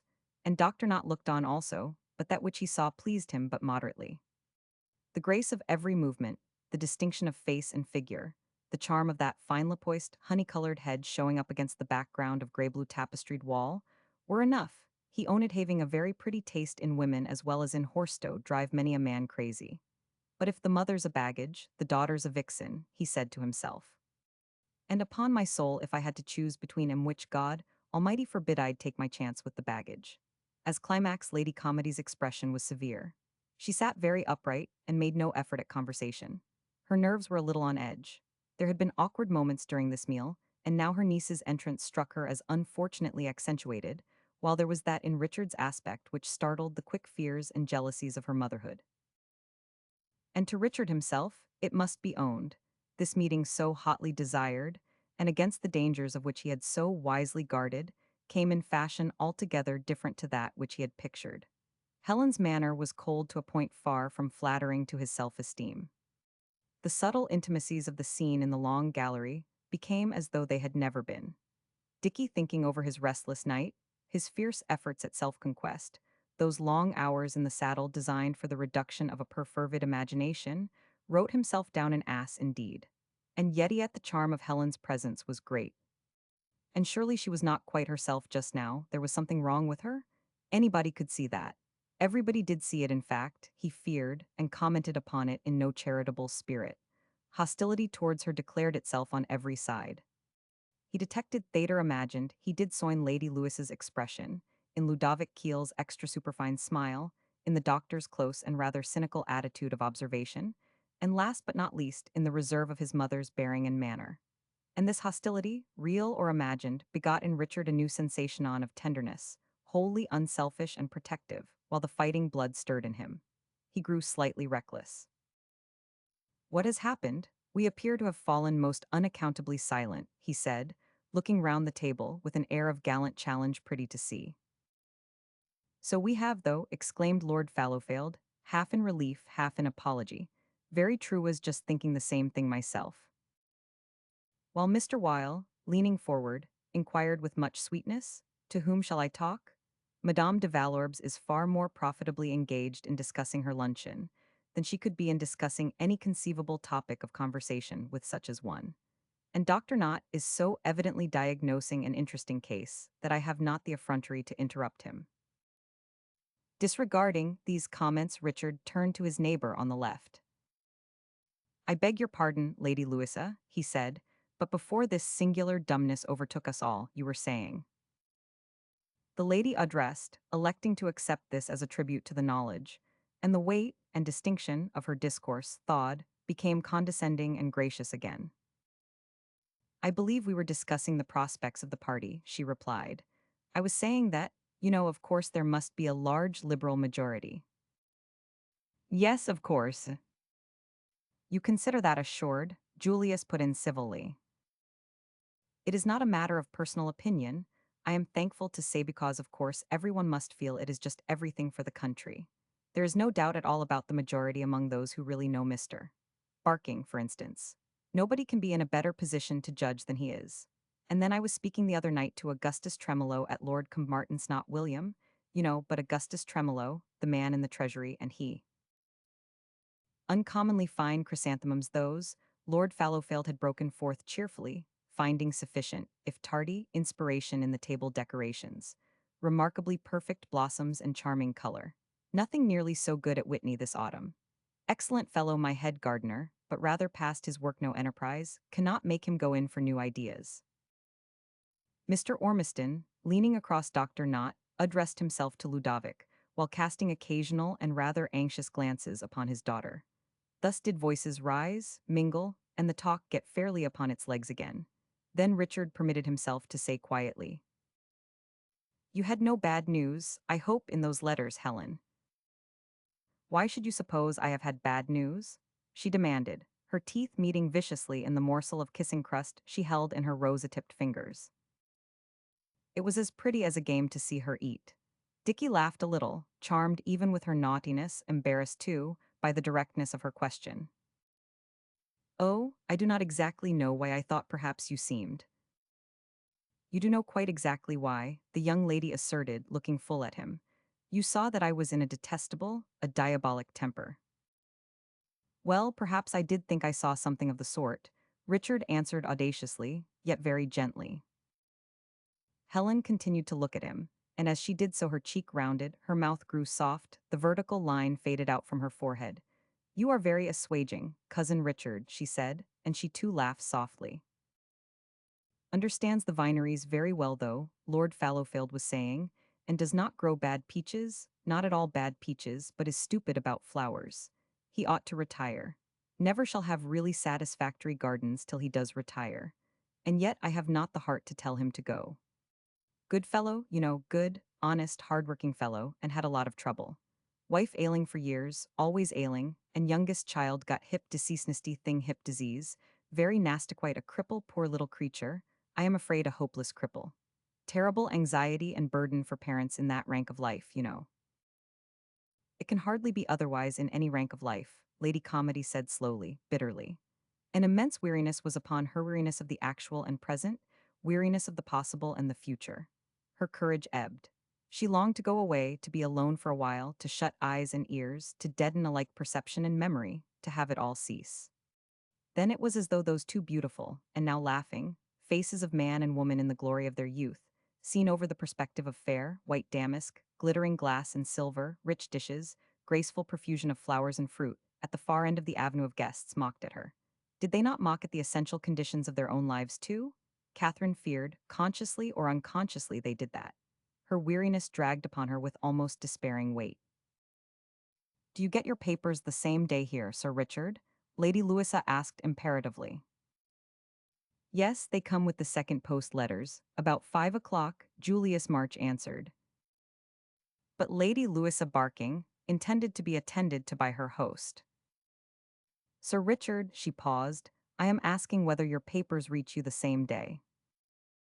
And Dicky replied he knew not what, for he had just registered the discovery that barriers are quite useless against a certain sort of intimacy. Be the crowd never so thick about you, in a sense at least, you are always alone, exquisitely, delicately, alone with the person you love. Chapter 8. Richard puts his hand to a plow from which there is no turning back. "Dearest mother, you look most deplorably tired." Richard sat before the large study table, piled up with letters, papers, county histories, racing calendars, in the gun-room, amid a haze of cigar smoke. "I do not wonder," he went on, "we have had a regular field day, have not we? And I am afraid Lord Fallowfield bored you atrociously at luncheon. He does talk most admired foolishness half his time, poor old boy. All the same Ludovic should not show him up as he does. It's not good form. I am afraid Ludovic's getting rather spoilt by London. He's growing altogether too finicking and elaborate. It's a pity. Lady Louisa Barking is a rather exterminating person. Her conversation is magnificently deficient in humor. It is to be hoped Barking is not troubled by lively perceptions, or he must suffer at times. Lady Constance is a pretty little girl, do not you think so? Not oppressed with brains, I dare say, but a good little sort." "You liked her," Catherine said. She stood beside him, that mortal weariness upon her yet. "Oh yes, well enough liked her in passing, as one likes the wild roses in the hedge. But you look regularly played out, mother, and I do not like that in the least." Richard twisted the revolving chair half round and held out his arms in invitation. As his mother leaned over him, he stretched upward and clasped his hands lightly about her neck. "Poor dear," he said coaxingly, worn to fiddle-strings with all this wild dissipation. "I declare it's quite pathetic." He let her go, shrugging his shoulders with a sigh and a half-laugh. "Well, the dissipation will soon enough be over now, and we shall resume the even tenor of our way, I suppose. You will be glad of that, mother." The caress had been grateful to Catherine. the cool cheek dear to her lips, the clasp of the strong arms reassuring. Yet, in her present state of depression, she was inclined to distrust even that which consoled, and there seemed a lack in the fervor of this embrace. Was it not just a trifle perfunctory, as of one who pays toll, rather than of one who claims a privilege? You will be glad too, my dearest, I trust, she said, craving further encouragement. Richard twisted the chair back into place again, leaned forward to note the hour of the clock, set in the center of the gold and enamel inkstand. Oh, I am not prophetic. I do not pretend to go before the event and register my sensations until both they and I have fairly arrived. It's awfully bad economy to get ahead of yourself and live in the day after tomorrow. Today's enough more than enough for you, I am afraid, when you have had a large contingent of the Whitney people to luncheon. Do go and rest, mother. Uncle William is disposed of. I have started him out for a tramp with Julius, so you need not have him on your mind. But neither in Richard's words nor in his manner did Lady Calmady find the fullness of assurance she craved. Thanks, dearest, she said. That is very thoughtful of you. I will see Helen and find out. Oh, do not trouble about her either, Richard put in. Again he studied the jewel-rimmed dial of the little clock. I found she wanted to go to Newlands to bid Mrs. Cathcart goodbye. It seems Miss St. Quentin is back there for a day or two, so I promised to drive her over as soon as we were quit of the fallow-failed party. It is late for so long a drive. Richard looked up quickly, and his face wore that expression of challenge once again. I know it isn't, so I am afraid we ought to start at once. I expect the carriage round immediately. Then repenting, you will take care of yourself, will not you, mother, and rest? Oh yes, I will take care of myself, Catherine said. Indeed, I appear to be the only person I have left to take care of, thanks to your forethought. All good go with you, Dick. It followed perhaps unreasonably and not had Richard, some 5 minutes later, drove round the angle of the house and drew the mailphaeton up at the foot of the grey, griffin-guarded flight of steps wherein Madame de Valorbes, wrapped in furs, the cavalier hat and its trailing plumes shadowing the upper part of her face and her bright hair, awaited his coming in a rather defiant humor. His cousin was troubled, worried, and she met with scant sympathy. This aroused all his chivalry. Whatever she wished for, that he could give her, she should very certainly have. Of after consequences to himself, he was contemptuous. The course of action which had shown as wisdom a couple of hours ago, showed now as selfishness and pusillanimity. If she wanted him, he was there joyfully to do her bidding, at whatever cost to himself in subsequent unrest of mind, seemed but a small thing. If heartache and insidious provocations of the flesh came later, let them come. He was strong enough to bear the one and crush out the other, he hoped. It would give him something to do, he told himself, a little bitterly, and he had been idle of late.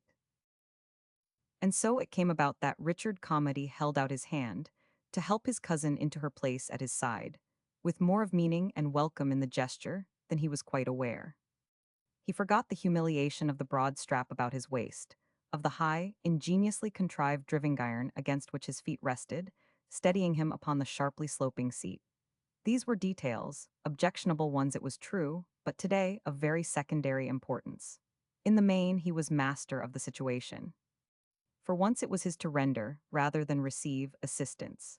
Helen was under his care, in a measure dependent on him, and this gratified his young, masculine pride, doomed too often to suffer sharp mortification.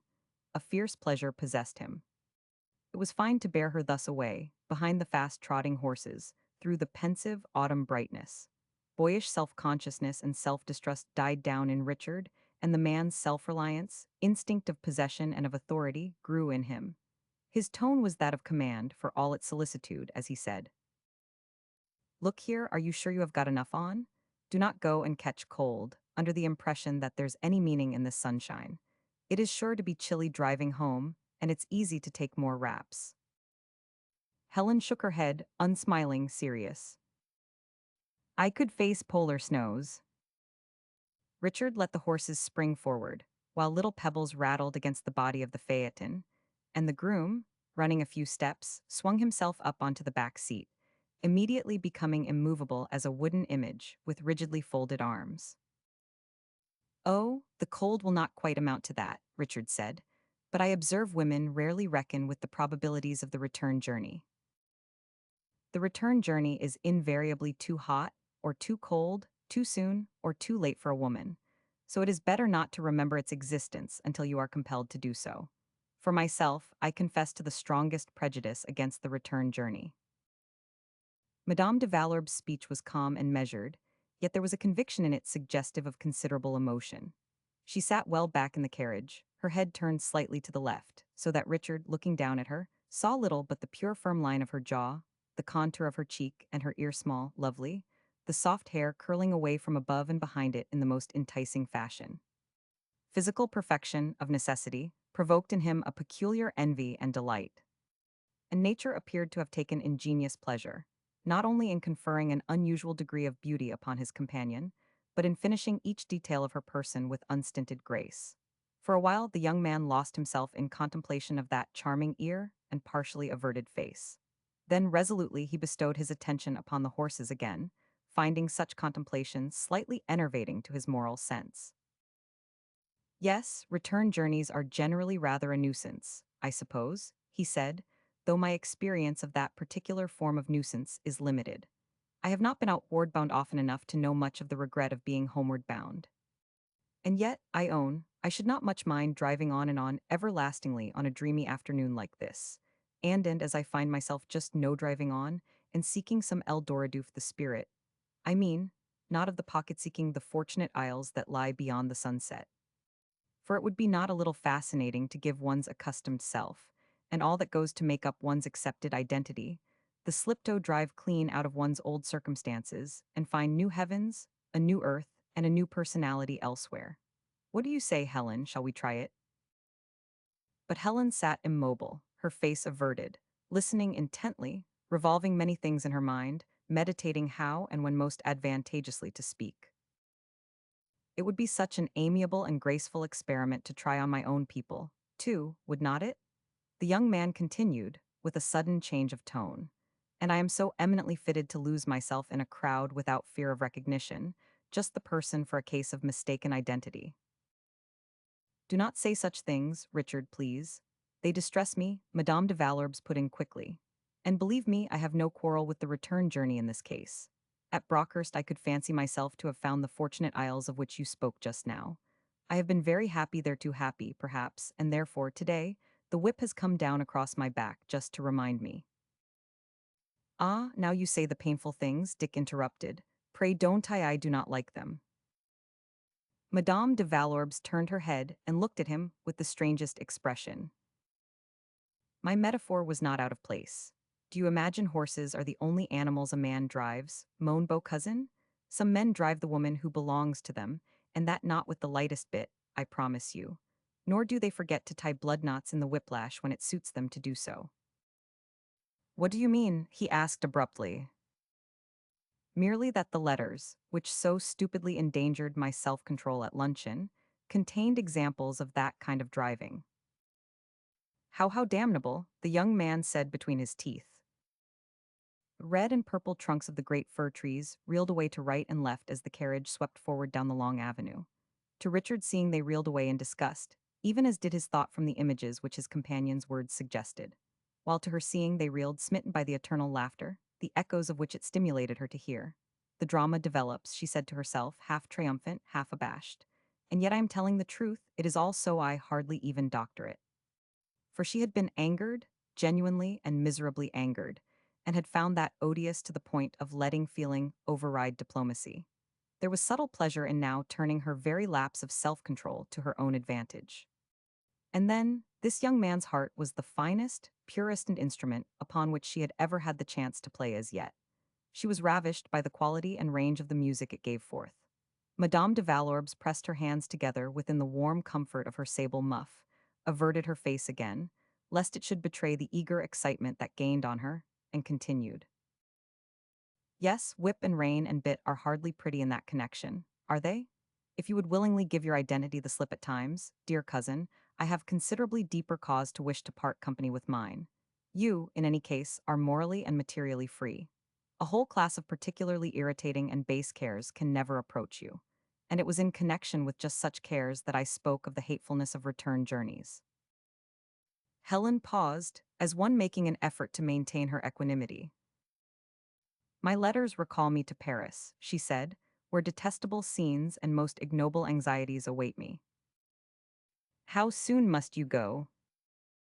That is what I ask myself, she said, in the same quiet, even voice. I have not yet arrived at a decision, and so I asked you to bring me out Dickie this afternoon. She looked up at him, smiling, lovely, and with a certain wistful dignity, wholly coercive. Can you understand that the orderly serenity of your splendid house became a little oppressive? It offered too glaring a contrast to my own state of mind and outlook. I fancied my brain would be clearer, my conclusions more just, here out of doors, face to face with this half-savage nature. Ah, I know all that, Richard said. Had not the blankness of the fog brought him help this very morning? I know it, but I wish you did not know it too. I know many things better not known, Helen replied. Her conscience pricked her. She thanked her star's confession had ceased with enlargement from the conventual and was a thing of the past. You see, I want to decide just how long I dare stay if you will keep me. We will keep you, Richard said. You are very charming to me, Dick, she exclaimed impulsively, sincerely, again slightly abashed. How long can I stay, I wonder, without making matters worse in the end, both for my father and for myself? I am young, after all, and I suppose I am tough. The cuticle of the soul, if souls can have a cuticle like that of the body, thickens under repeated blows.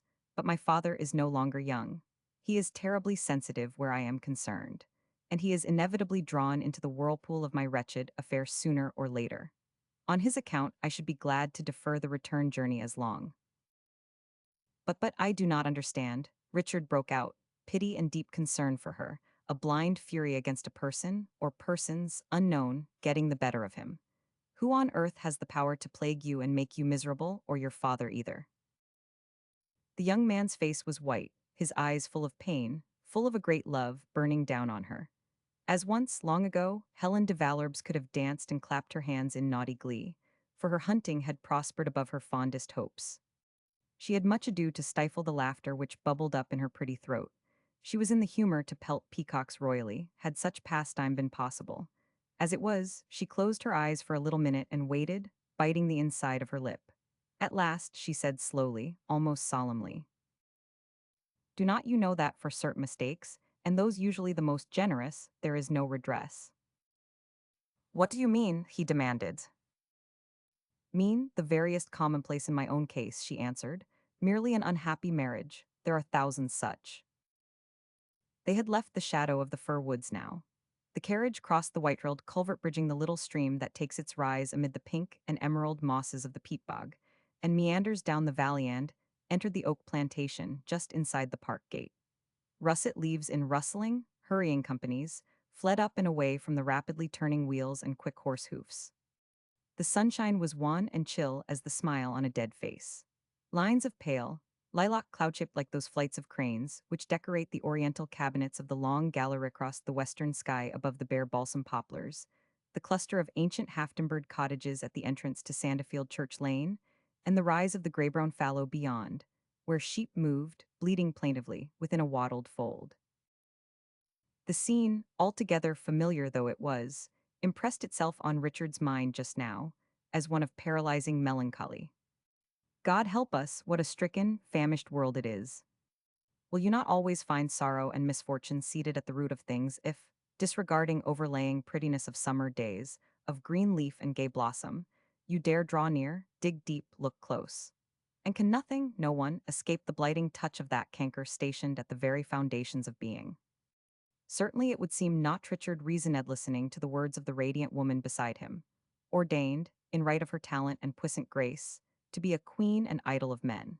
For sadder than the thin sunshine, bare trees and complaint of the hungry flock, was that assured declaration that loveless and unlovely marriage of which her own was one exist by the thousand, are, indeed, the veriest commonplace. These reflections held Richard, since he had been thinker and poet in his degree since childhood, lover only during the brief space of these last 10 surprising days. Thus the general application claimed his attention first, but hard on the heels of this followed the personal application. For, as is the way of all true lovers, the universality of the law under which it takes its rise mitigates, by most uncommonly little, either the joy or sorrow of the particular case. Poignant regret that she suffered, strong admiration that she bore suffering so adherent with such lightness of demeanor than, more dangerous than these, a sense of added unlooked-for nearness to her, and a resultant calling not merely of the spirit of youth in him to that same spirit resident in her, but the deeper, more compelling, more sonorous call from the knowledge of tragedy in him to that same terrible knowledge now first made evident in her. And here Richard's heart in spite of pity, in spite of tenderness which would have borne 100 miseries to save her 5 minutes' discomfort sang te diem, and that lustily enough. For by this revelation of the infelicity of her state, his whole relation to, and duty towards her changed and took on a greater freedom. To pour forth worship and offers of service at the feet of a happy woman is at once an impertinence to her and a shame to yourself.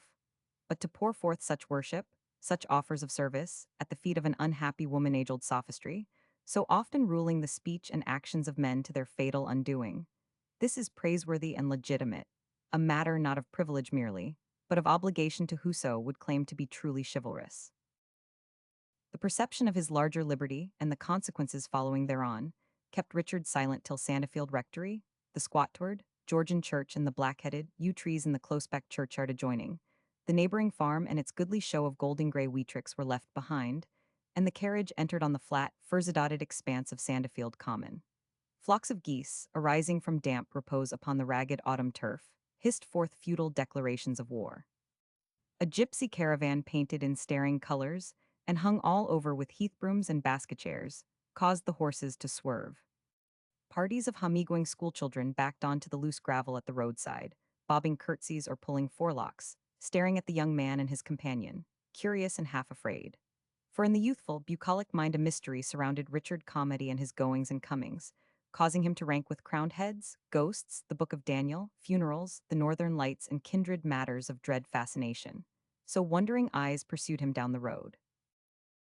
And wondering eyes, as the minutes passed, glanced up at him from beneath the sweeping plumes and becoming shadow of the cavalier's hat, for his prolonged silence rendered Madame de Valorbes anxious. Had she spoken unadvisedly with her tongue? Had her words sounded crude and of questionable delicacy?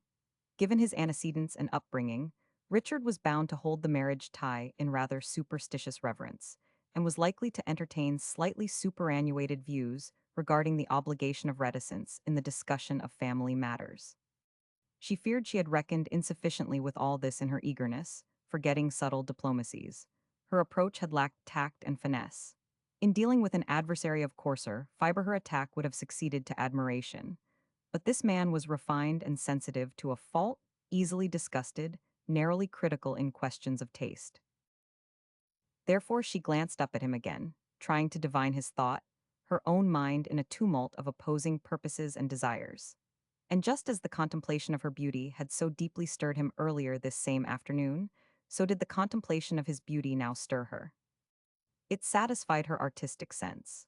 Save that the nose was straighter and shorter, the young man reminded her notably of a certain antique, terracotta head of the young Alexander, which she had once seen in a museum at Munich, and which had left an ineffaceable impression upon her memory. But the face of the young Alexander beside her was of nobler moral quality than that other undebauched by feasts and licentious pleasures as yet, masculine yet temperate, the sanctuary of generous ambitions merciless it might be, she fancied, but never base, never weak. Thus was her artistic sense satisfied, morally as well as physically. Her social sense was satisfied also. For the young man's high breeding could not be called in question. He held himself remarkably well. She approved the cut of his clothes moreover, his sure and easy handling of the spirited horses. And then her eyes, following down the lines of the fur rug, received renewed assurance of the fact of his deformity hidden as far as might be, with decent pride, yet there, permanent and unalterable. This worked upon her strongly. For to her peculiar temperament, the indissoluble union in one body of elements so noble and so monstrous, of youthful vigor and abject helplessness, the grotesque in short, supplied the last word of sensuous and dramatic attraction. As last evening in the long gallery, so now, she hugged herself, at once frightened and fascinated, wrought upon by excitement as in the presence of something akin to the supernatural, and altogether beyond the confines of ordinary experience. And to think that she had come so near holding this inimitable creature in her hand, and by overhaste or clumsiness of statement should lose it. Madame de Valorbes was wild with irritation, racked her brain for means to recover Hera's she feared forfeited position. It would be maddening did her mighty hunting prove but a barren pastime in the end. and thereupon the little scar on her temple, deftly concealed under the soft, bright hair, began to smart and throb. Ah, well, the hunting should not prove quite barren anyhow, of that she was determined, for, failing her late gay purpose, that small matter of long-deferred revenge still remained in reserve. If she could not gratify one passion, she would gratify quite another. For in this fair lady's mind it was perhaps unfortunately but one step from the Eden bowers of love to the waste places of vindictive hate. Yet I would rather be good to him, far rather, she said to herself, with a movement of quite pathetic sincerity. But here, just at the entrance to the village street, an altogether unconscious deus ex machined steamed at once to relieve Helen of further anxiety, and commit poor Dicky to a course of action affecting the whole of his subsequent career presented itself in the shape of a white-tinted miller's wagon, which, with somnolent jingle of harness bells and most admired deliberation, moved down the center of the road. A yellow-washed garden wall on one side, the brook on the other, there was not room for the phaeton to pass. Whistle, Richard commanded over his shoulder, and the wooden image, thereby galvanized into immediate activity, whistled shrilly, but without result as far as the wagon was concerned. "The fellow's asleep, go and tell him to pull out of the way." Then, while the groom ran neatly forward in twinkling, white breeches and flesh-colored tops, Richard, bending towards her, as far as that controlling strap about his waist permitted, shifted the reins into his right hand and laid his left upon Madame de Valorb's sable muff. "Look here, Helen," he said, rather hoarsely, "I am indescribably shocked at what you have just told me. I supposed it was all so different with you. I would no suspicion of this. And if I may say so, you have taught me a lesson which has gone home steady there steady, good lass for the horses danced, and snorted I do not think I shall ever grumble much in future about troubles of my own, having seen how splendidly you bear yours. Only I cannot agree with you no remedy is possible for generous mistakes. The world is not quite so badly made as all that. There is a remedy for every mistake except a few physical ones, which we euphuistically describe as visitations of God. Steady, steady their weight a bit. And I tell you I cannot sit down under this unhappiness of yours and just put up with it. Do not think me a meddling fool, please. Something's got to be done. I know I probably appear to you the last person in the world to be of use. And yet I am not sure about that.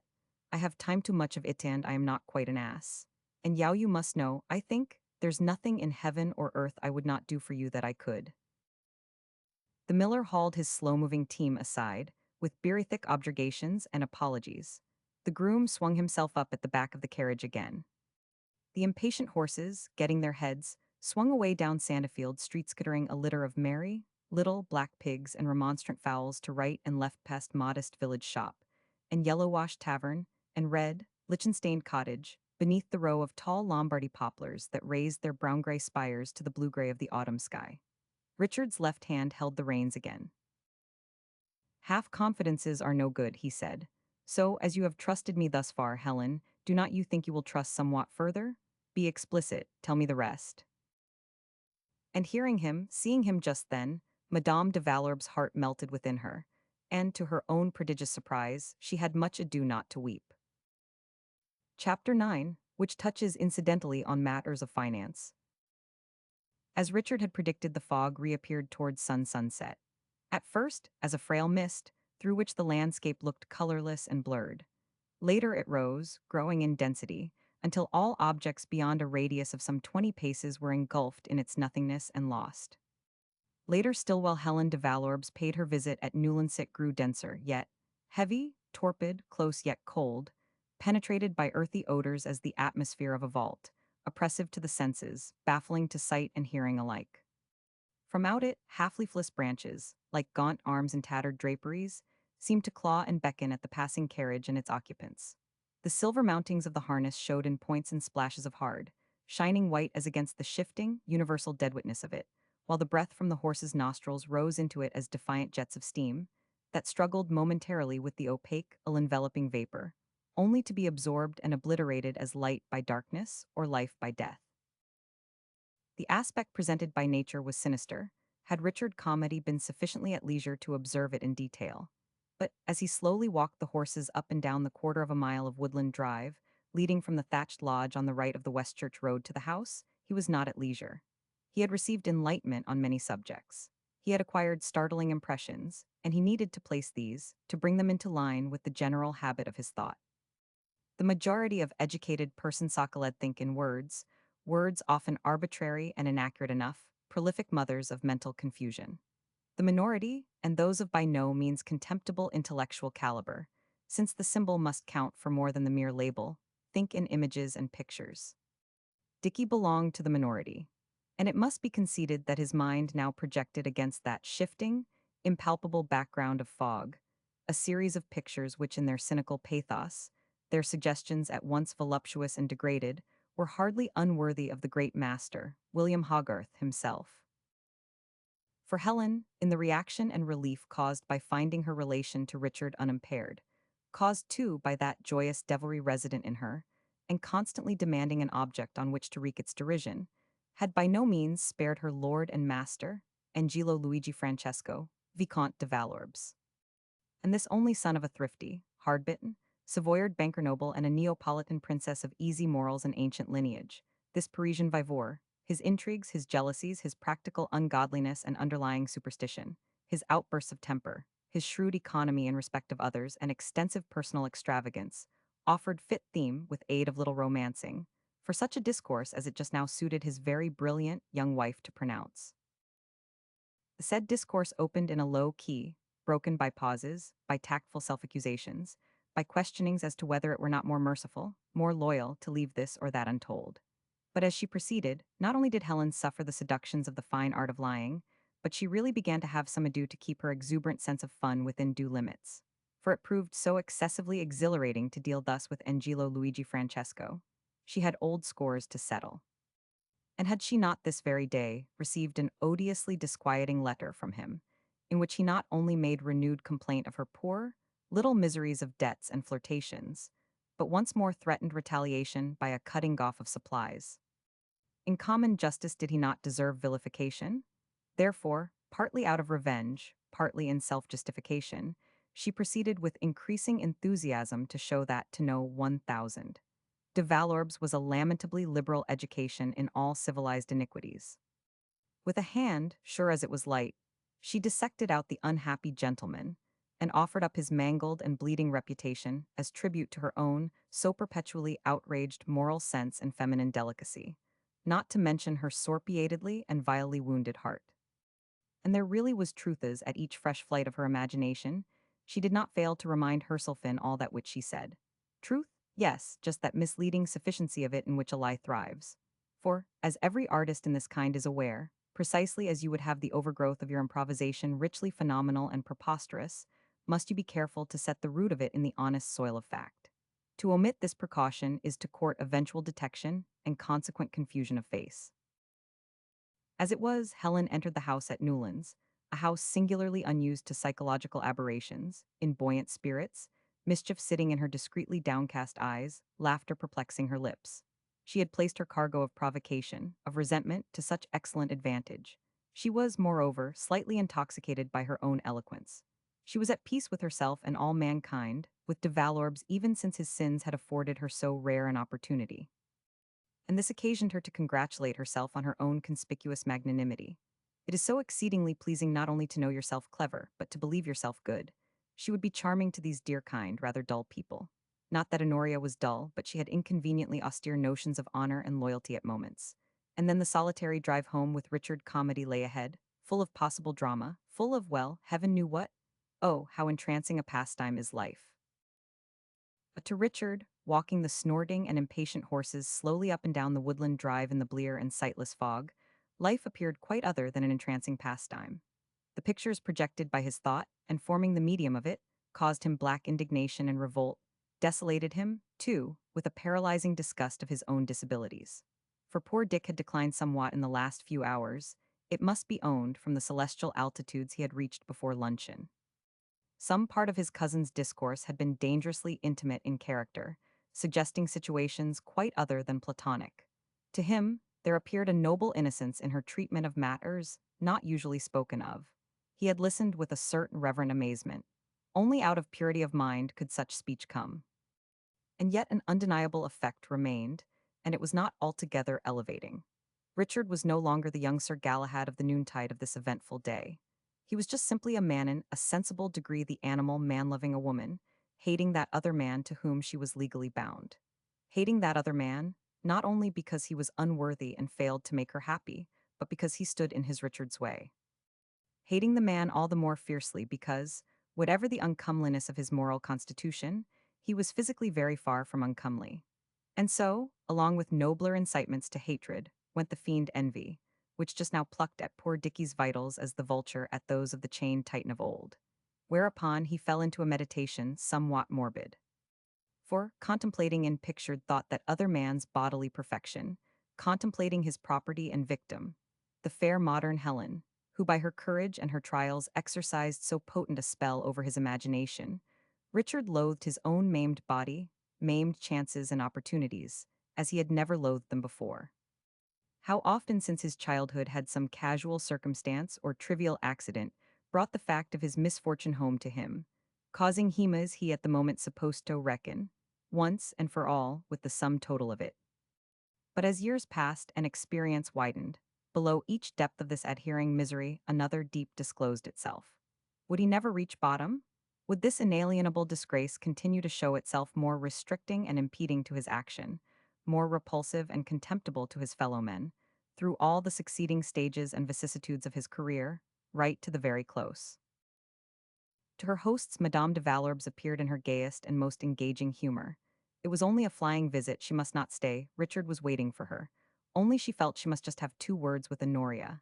And say goodbye? Yes, 10,000 sorrows, it was goodbye.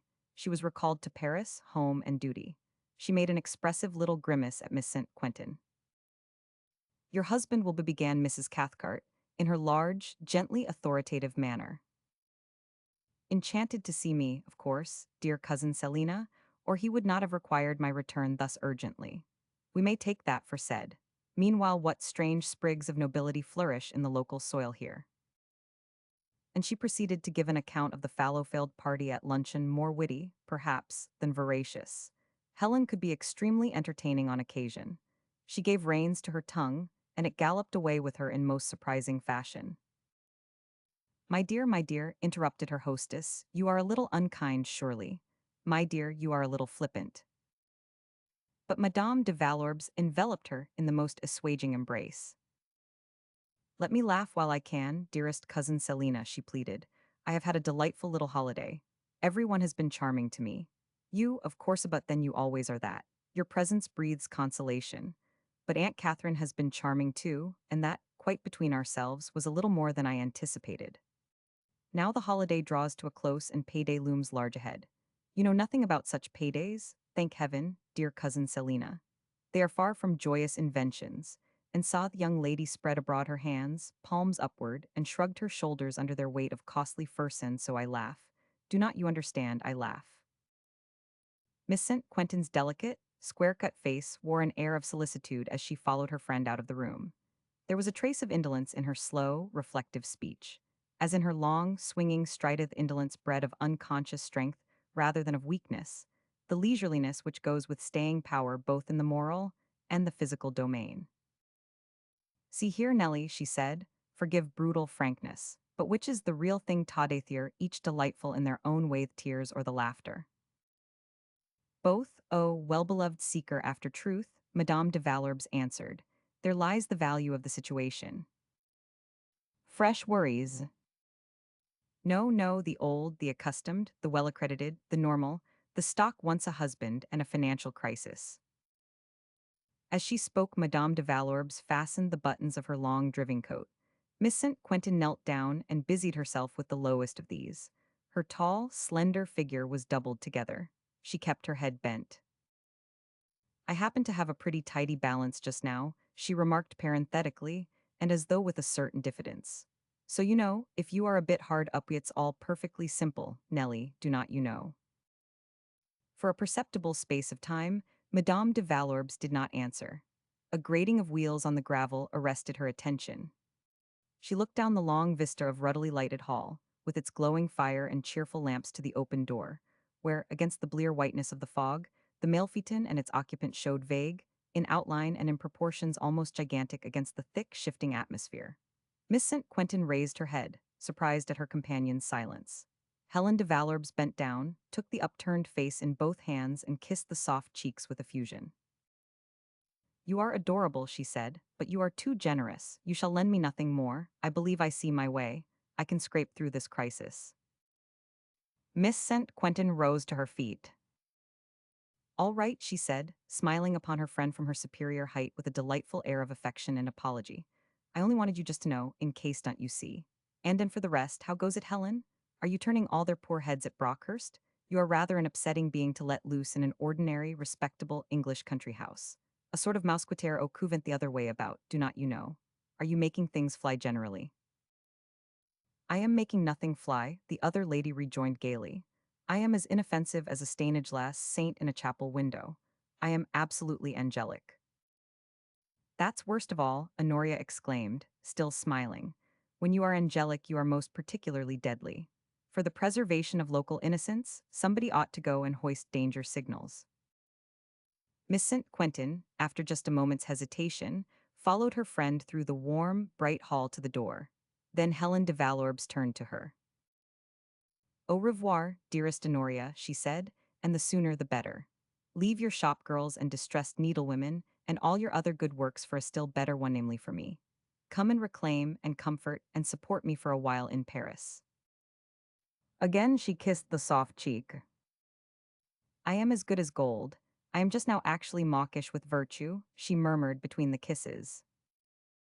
Richard witnessed this exceedingly pretty leave-taking, not without a movement of impatience.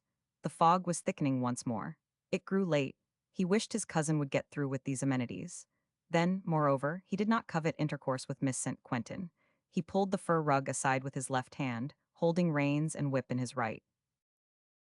"I say, are you nearly ready?" he asked. "I do not want to bother you, but really it's about time we were moving." I come," Madame de Valorbes cried in answer. She put one neatly shod foot on the axle and stepped up, Richard holding out his hand to steady her. A sense, at once pleasurable and defiant, of something akin to ownership, came over him as he did so. Just then his attention was claimed by a voice addressing him from the further side of the carriage. Honoria St. Quentin stood on the gravel close beside him, bareheaded, in the clinging damp and chill of the fog. "Give my love to Lady Calmady," she said. "I hope I shall see her again some day. But even if I never have the luck to do that, in a way it will make no real difference. I have written her name in my private calendar, and shall always remember it." She paused a moment. "We got rather near each other somehow, I think. We did not dawdle or beat about the bush, but went straight along, past the initial stages of acquaintance in a few hours, and reached that point of friendship where forgetting becomes impossible." "My mother never forgets," Richard asserted, and there was perhaps a slight edge to his tone. Looking down into the girl's pale, finely molded face, meeting the glance of those steady, strangely clear and observant eyes, he received an impression of something uncompromisingly sincere and in a measure protective. This, for cause unknown, he resented, notwithstanding her high breeding. Miss St. Quentin's attitude appeared to him a trifle intrusive just then. "I am very sure of that your mother never forgets, I mean. One knows, at once, one can trust her down to the ground and on to the end of the ages." Again she paused, as though rallying herself against a disinclination for further speech. "All captivating women are not made on that pattern, unfortunately, you know, Sir Richard. A good many of them it's wisest not to trust anything like down to the ground, or longer than, well, day before yesterday."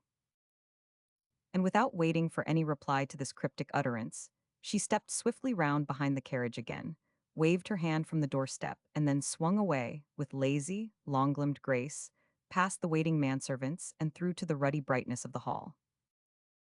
Madame de Valorbes settled herself back rather languidly in her place. She was pricked by a sharp point of curiosity regarding the tenor of Miss St. Quentin's mysterious colloquy with Richard Calmady. She had been able to catch but a word here and there, and these had been provokingly suggestive. Had the well-beloved Honoria, in a moment of over-scrupulous conscientiousness, permitted herself to hoist danger signals? She wanted to know, for it was her business to haul such down again, with all possible dispatch. She intended the barometer to register set fair whatever the weather actually impending. Yet to institute direct inquiries might be to invite suspicion. Helen, therefore, declined upon diplomacy, upon the inverted sweetnesses calculated nicely to mask an intention quite other than sweet. She really held her friend in very warm affection. But Madame de Valorbes never confused secondary and primary issues. When you have a really big deal on Hondond of the bigness of her present deal, the last quarter of an hour had brought her notably increased assurance even, the dearest friend must stand clear and get very decidedly out of the way. So, while the muffled thud of the horse's hoofs echoed up from the hard gravel of the carriage drive through the thick atmosphere, and the bare limbs of the trees clawed, as with lean arms clothed in tattered draperies, at the passing carriage and its occupants, she contented herself by observing, I am grateful to you for driving me over, Richard. Honoria is very perfect in her own way. It always does me good to see her. She's quite unlike anybody else, is not she? But Richard's eyes were fixed upon the blank wall of fog just ahead, which, though always stable, always receded before the advancing carriage. The effect of it was unpleasant somehow, holding, as it did to his mind, suggestions of other things still more baffling and impending, from which though you might keep them at arm's length there was no permanent or actual escape. The question of Miss St. Quentin's characteristics did not consequently greatly interest him. He had arrived at conclusions. There was a matter of vital importance on which he desired to speak to his cousin. But how to do that? Richard was young and excellently modest. His whole purpose was rather fiercely focused on speech. But he was diffident, fearing to approach the subject which he had so much at heart clumsily and in a tactless, tasteless manner. Miss St. Quentin? Oh, yes, he replied, rather absently. I really know next to nothing about her, and she seems merely to regard me as a vehicle of communication between herself and my mother. She sent her messages just now. I hope to goodness I shall not forget to deliver them. She and my mother appear to have fallen pretty considerably in love with one another. Probably, Madame de Valorbes said softly. An agreeable glow of relief passed over her. She looked up at Richard with a delightful effect of pensiveness from beneath the sweeping brim of her cavalier hat. I can well believe Aunt Catherine would be attracted by her, she continued. Honoria is quite a woman's woman. Men do not care very much about her as a rule. There is a good deal of latent vanity resident in the members of your sex, you know, Richard, and men are usually conscious that Honoria does not care so very much about them. They are quite right, she does not. I really believe when poor, dreadful old Lady Tobermory left her all that money, Honoria's first thought was that now she might embrace celibacy with a good conscience. The St. Quentins are not precisely millionaires, you know. Her wealth left her free to espouse the cause of womanhood at large. She is a little bit quixotic, dear thing, and given to tilting at windmills. She wants to secure to working women a fair business basis, that is the technical expression, I believe. And so she starts clubs and forms circles. She says women must be encouraged to combine and to agitate. Whether they are capable of combining, I do not pretend to say. These high matters transcend my small wit. But as I have often pointed out to her, agitation is the natural attitude of every woman. It would seem superfluous to encourage or inculcate that, for surely wherever two or three petticoats are gathered together, there, as far as my experience goes, is agitation of necessity in the midst of them. Madame de Valorbes leaned back with a little sigh and air of exquisite resignation. All the same, the majority of women are unhappy enough, heaven knows. If Honoria, or any other sweet, feminine Quixote, can find means to lighten the burden of our lives, she has my very sincere thanks, well understood. Richard drew his whip across the backs of the trotting horses, making them plunge forward against that blank, impalpable wall of a lens-circling, ever-receding, ever-present fog. The carriage had just crossed the long, white-drilled bridge, spanning the little river and space of marsh on either side, and now entered Sandifield Street. The tops of the tall Lombardy poplars were lost in gloom. Now and again the redness of a lighted cottage window, blurred and contorted in shape, showed through the gray pall. Slow-moving, country figures, passing vehicles, a herd of some 8 or 10 cows preceded by a diabolic-looking billy-goat, and followed by a lad astride the hindquarters of a barebacked donkeygrue out of pallid nothingness, as the carriage came abreast of them, and receded with mysterious rapidity into nothingness again. The effect was curiously fantastic and unreal.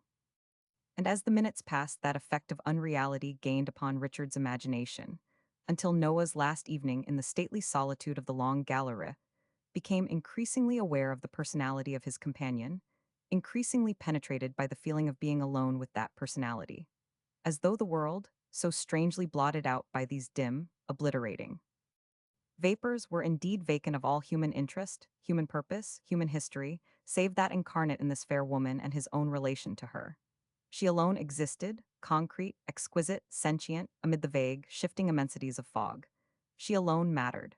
Her near neighborhood worked upon him strongly, causing an excitement in him which at once hindered and demanded speech. Night began to close in good earnest. Passing the broad, yellowish glare streaming out from the rounded taproom window of the Calmady Arms, and passing from the end of the village street onto the open common, the light had become so uncertain that Richard could no longer see his companion's face clearly. This was almost a relief to him, so that, mastering at once his diffidence and his excitement, he spoke. "Look here, Helen," he said, "I have been thinking over all that you told me. I do not want to dwell on subjects that must be very painful to you, but I cannot help thinking about them. It's not that I will not leave them alone, but that they will not leave me. I do not want to presume upon your confidence or take too much upon myself. Only, do not you see, now that I do know it's impossible to sit down under it all, and let things go on just the same, you are not angry with me." The young man spoke very carefully and calmly, yet the tones of his voice were heavily charged with feeling. Madame de Valorbes clasped her hands rather tightly within her sable muff. Unconsciously she began to sway a little, just a very little, as a person will sway in time to strains of stirring music. An excitement, not mental merely but physical, invaded her, for she recognized that she stood on the threshold of developments in this very notable drama. Still she answered quietly, with a touch even of weariness. "Ah, dear Richard, it is so friendly and charming of you to take my infelicities thus to heart. But to what end, I ask you? The conditions are fixed. Escape from them is impossible. I have made my bed made it most abominably uncomfortably, I admit, but that is not to the point and I must lie on it. There is no redress, there is nothing to be done." "Yes, there is this," he replied. "I know it is wretchedly inadequate, it does not touch the root of the matter. Oh, it's miserably inadequate, I should think I did know that. Only it might smooth the surface a bit, perhaps, and put a stop to one source of annoyance. Forgive me if I say what seems coarse or clumsy, but would not your position be easier if, in regard toto money, you were quite independent of that off your husband, I mean Roman 1000, de Valorbes?" For a moment the young lady remained very still, and stared very hard at the fog. The most surprising visions arose before her. She had a difficulty in repressing an exclamation. "Ah, there now I have blundered, I have hurt you. I have made you angry," Dicky cried impulsively. "No, no, dear Richard," she answered, with admirable gentleness, "I am not angry. Only what is the use of romancing?" "I am not romancing. It is the simplest thing out, if you will but have it so." He hesitated a little. The horses were pulling, the fog was in his throat, thick and chokinger was it, perhaps, something more unsubstantial and intangible even than fog? The spacious barns and rickyards of the church farm were just visible on the right. In less than 5 minutes more, at their present pace, the horses would reach the first park gate. The young man felt he must give himself time. He quieted the horses down into a walk. "If I were your brother, Helen, I should save you all these sordid money worries as a matter of course. You have no brother, so, do not you see, I come next. It's a perfectly obvious arrangement. Just let me be your banker," he said. Madame de Valorbes shut her pretty teeth together. She could have danced, she could have sung aloud for very gaiety of heart. She had not anticipated this turn to the situation, but it was a delicious one. It had great practical merits. Her brain worked rapidly. Immediately those practical merits ranged themselves before her in detail, but she would play with it a little. Both diplomacy and good taste, in which last she was by no means deficient, required that. "Ah, you forget, dear Richard," she said. "In your friendly zeal you forget that, in our rank of life, there is one thing a woman cannot accept from a man. To take money is to lay yourself open to slanderous tongues, is to court scandal. Sooner or later it is known, the fact leaks out. And however innocent the intention, however noble and honest the giving, however grateful and honest the receiving, the world puts but one construction upon such a transaction." "The world's beastly evil-minded then," Richard said. "So it is, but that is no news, Dicky dear," Madame de Valorbes answered, "nor is it exactly to the point." Inwardly she trembled a little. What if she had headed him off too cleverly, and he should regard her argument as convincing, her refusal as final? Her fears were by no means lessened by the young man's protracted silence. "No, I do not agree," he said at last. "I suppose there are always risks to be run in securing anything at all worth securing, and it seems to me, if you look at it all round, the risks in this case are very slight. Only yuan 1,000. De Valorbs need know. I suppose he must. But then, if you will pardon my saying so, after what you have told me, I cannot imagine he is the sort of person who is likely to object very much to an arrangement by which he would benefit, at least indirectly. As for the world, Richard ceased to contemplate his horses. He tried to speak lightly, while his eyes sought that dimly seen face at his elbow. Oh well, hang the world, Helen. It's easy enough for me to say so, I dare say, being but so slightly acquainted with it and the ways of it. But the world cannot be so wholly hidebound and idiotic that it denies the existence of exceptional cases. And this case, in some of its bearings at all events, is wholly exceptional, I am happy to think. You are a very convincing special pleader, Richard, Madame de Valorbe said softly. Then you accept, he rejoined exultantly. You accept. The young lady could not quite control herself. Ah, if you only knew the prodigious relief it would be, she exclaimed, with an outbreak of impatience. It would make an incalculable difference. And yet I do not see my way, I am in a cleft stick, I dare not say yes. And to say no, her sincerity was unimpeachable at that moment. Her eyes actually filled with tears. Pa, I am ashamed of myself, she cried, but to refuse is distracting. The gate of the outer park had been reached. The groom swung himself down and ran forward, but confused by the growing darkness and the thick atmosphere, he fumbled for a time before finding the heavy latch. The horses became somewhat restive, snorting and fidgeting. Steady there, steady, good lass, Richard said soothingly. Then he turned again to his companion. Believe me, it's the very easiest thing out to accept, if you will only look at it all from the right point of view, Helen. Madame de Valorbes withdrew her right hand from her muff and laid it, almost timidly, upon the young man's arm. "Do you know you are wonderfully dear to me, Dick?" she said, and her voice shook slightly. She was genuinely touched and moved. "No one has ever been quite so dear to me before. It is a new experience. It takes my breath away a little. It makes me regret some things I have done. But it is a mistake to go back on what is past, do not you think so? Therefore we will go forward. Tell me, expound. What is this so agreeably reconciling point of view?" But along with the touch of her hand, a great wave of emotion swept over poor Richard, making his grasp on the reins very unsteady. The sensations he had suffered last evening in the long gallery again assailed him. The flesh had its word to say. Speech became difficult. Meanwhile, his agitation communicated itself strangely to the horses. They sprang forward against that encircling, ever-present, yet ever-receding, blank wall of fog, to which the overarching trees lent an added gloom and mystery, as though some incarnate terror pursued them. The gate clanged to behind the carriage. The groom scrambled breathlessly into his place. Sir Richard's driving was rather reckless, he ventured to think, on such a nasty, dark night, and with a lady along of him too. He was not sorry when the pace slowed down to a walk. That was a long sight safer to his thinking. The right point of view is this, Richard said at last, that in accepting you would be doing that which, in some ways, would make just all the difference to my life. He held himself very upright on the sloping driving seat, rather cruelly conscious of the broad strap about his waist, and the high, unsightly driving iron against which, concealed by the heavy fur rug, his feet pushed as he steadied himself. He paused, gazing away into the silent desolation of the now invisible woods, and when he spoke again his voice had deepened in tone. It must be pat to you, it is rather detestably pat to everyone, I suppose. If it comes to that, I am condemned to be of precious little use to myself or anyone else. I share the fate of the immortal Sancho Panza in his island of Barataria.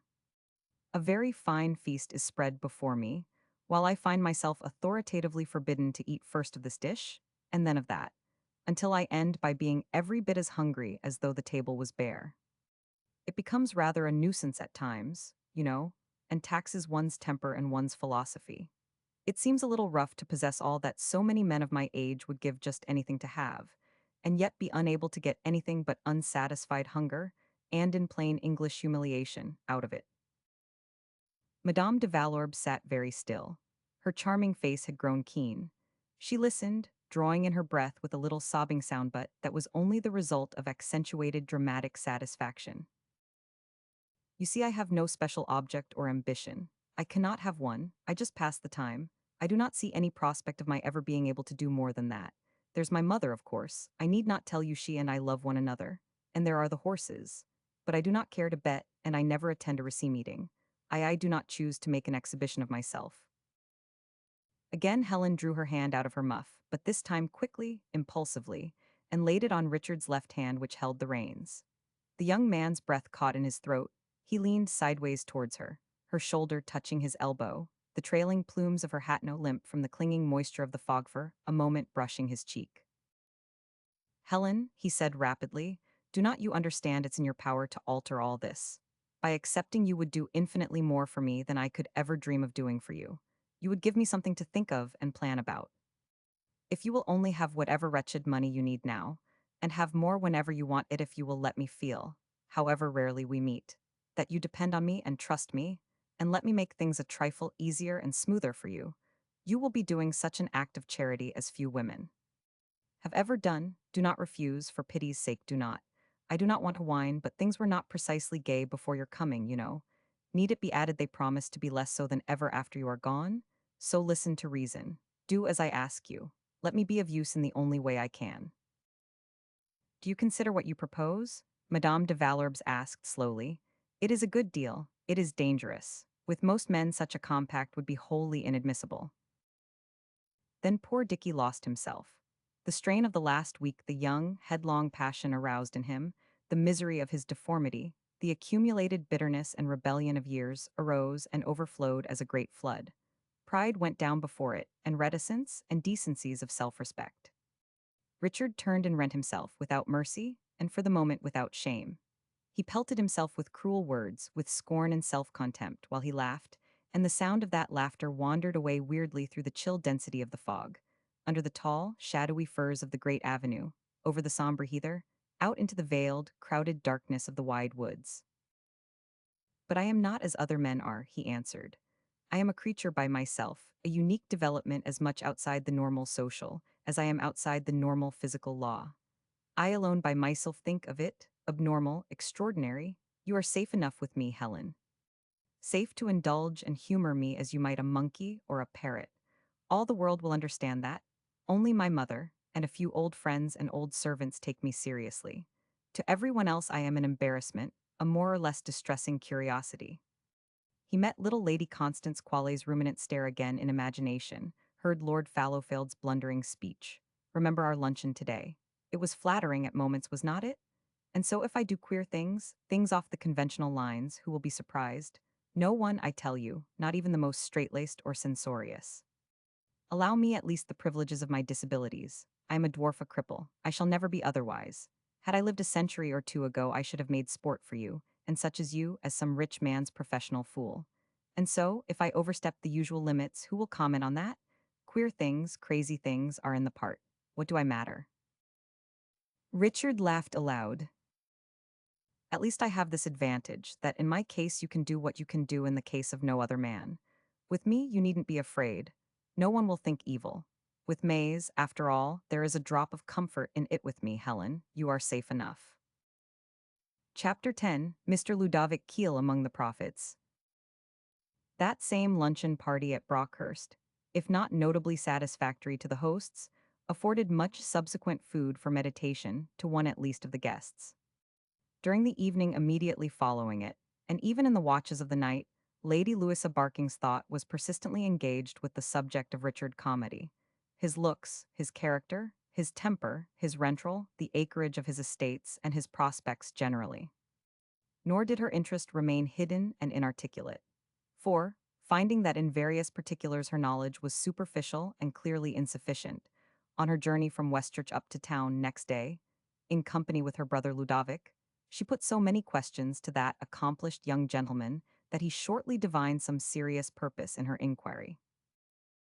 "I'll recognize my dear Louisa," he remarked presently, laying aside the day's Times, of which he had vainly essayed the study, with an air of gentle resignation, crossing his long legs and leaning back in his corner of the railway carriage, "that you are the possessor of an eminently practical mind. You have run the family for some years now, not without numerous successes, among which may be reckoned your running of yourself into the arms, if you will pardon my mentioning Themoff, my estimable brother-in-law, Barking." "Really, Ludovic," his sister protested. "Let me entreat you not to turn restive, Louisa," Mr. Keel rejoined with the utmost suavity. "I am paying a high compliment to your intelligence. To have run into the arms of Mr. Barking, or indeed of anybody else, casually and involuntarily, To have blundered into theme, if I may so express myself, would have been a stupidity. But to run into them intentionally and voluntarily argues considerable powers of strategy, an intelligent direction of movement which I respect and admire. You are really exceedingly provoking, Ludovic. Lady Louisa pushed the square, leather-covered dressing case, on which her feet had been resting, impatiently aside. Far from it, the young man answered. Can I put that box anywhere else for you? You like it just where it is, yes, but I assure you I am not provoking. I am merely complimentary. Conversation is an art, Louisa. None of my sisters ever can be got to understand that. It is dreadfully crude to rush in waist-deep at once. There should be feints and approaches. You should nibble at your sugar with a graceful coyness. You should cut a few frills and skirmish a little before setting the battle actively in array. And it is just this that I have been striving to do during the last 5 minutes.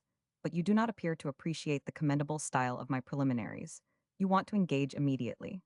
There is usually a first-rate underlying reason for your interest in anybody.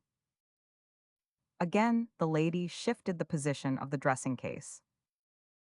To the right, inquired Mr. Keel, extending his hand, his head a little on one side, his long neck directed forward, while he regarded first his sister and then the dressing case with infuriating urbanity. No, let us come to Hecuba then. Let us dissemble no longer, but put it plainly. What, oh, Louisa, what are you driving at in respect of my very dear friend, Dicky Calmady? Now it was unquestionably most desirable for her to keep on the fair-weather side of Mr. Keel just then, yet the flesh is weak. Lady Louisa Barking could not control a movement of self-justification. She spoke with dignity, severely. It is all very well for you to say those sort of things, Ludovic. What sort of things? He inquired mildly. But I should be glad to know what would have become of the family by now, unless someone had come forward and taken matters in hand. Of course one gets no thanks for it. One never does get any thanks for doing one's duty, however wearing it is to oneself and however much others profit. But somebody had to sacrifice themselves. Mamma is unequal to any exertion. You know what Papa is. I do, murmured Mr. Keel, raising his gaze piously to the roof of the railway carriage. If he has one of the boys to tramp over the country with him at Whitney, and one of the girls to ride with him in London, he is perfectly happy and content. He is alarmingly improvident. He would prefer keeping the whole family at home doing nothing, save laughing at his jokes. My father craves the support of a sympathetic audience. Shotover is worse than useless. Except to the guileless Israelite he is. Absolutely true, Louisa. Guy would never have gone into the army when he left Eton unless I had insisted upon it. And it was entirely through the Barking's influence seat, my representation of course that Eddie got a berth in that Liverpool cotton broker's business. I am sure Alicia is very comfortably married. I know George Winterbotham is not the least interesting, but he is perfectly gentlemanlike and presentable, and so on, and he makes her a most devoted husband. And from what Mr. Barking heard the other day at the club from somebody or other, I forget who, but someone connected with the government, you know, there is every probability of George getting that permanent undersecretaryship. Did I not start by declaring you had achieved numerous successes? Ludovic inquired. Yet we stray from the point, Louisa. For do I not still remain ignorant of the root of your sudden interest in my friend Dicky Calmady? And I thirst to learn how you propose to work him into the triumphant development of our family fortunes. The proportions of Lady Louisa's small mouth contracted still further into an expression of great decision, while she glanced at the landscape, reeling away from the window of the railway carriage. In the past 12 hours autumn had given place to winter. The bare hedges showed black, while the fallen leaves of the hedgerow trees formed unsightly blotches of sodden brown and purple upon the dirty green of the pastures. Over all brooded an opaque, gray-brown sky, sullen and impenetrable. Lady Louisa saw all this, but she was one of those persons happily, for themselves, unaffected by such abstractions as the aspects of nature. Her purposes were immediate and practical. She followed them with praiseworthy persistence. The landscape merely engaged her eyes because she preferred, just now, looking out of the window to looking her brother in the face. Something must be done for the younger girls, she announced.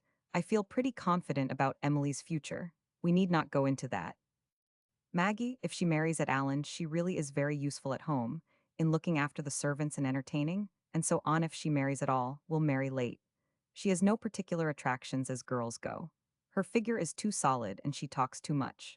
But she will make a very presentable middle-aged woman sensible, dependable, and excellent manager. Certainly she had better marry late. A mature clergyman when she is rising 40, a widowed bishop, for instance. Yes, I approve that, Mr. Keel rejoined reflectively. It is well conceived, Louisa. We must keep an eye on the bench and carefully note any episcopal matrimonial vacancy. Bishops have a little turn, I observe, for marrying somebody who is somebodispecially en second's noses, good men. Yes, it is well thought of. With careful steering we may bring Maggie to anchor in a palace yet. Maggie is rather dogmatic, she would make not half a bad Mrs. Prouty. So she is disposed of, and then. For a few seconds the lady held silent converse with herself. At last she addressed her companion in tones of unwonted cordiality. You are by far the most sensible of the family, Ludovic, she began. And in a family so renowned for intellect, so conspicuous for parts and learning, as Macaulay puts it, that is indeed a distinction, Mr. Keel bowed slightly in his comfortable corner. A thousand thanks, Louisa, he murmured. I would not breathe a syllable of this to any of the others, she continued. You know how the girls chatter. Alicia, I am sorry to say, is as bad as any of them. They would discuss the question without intermission simply, talk the whole thing to death.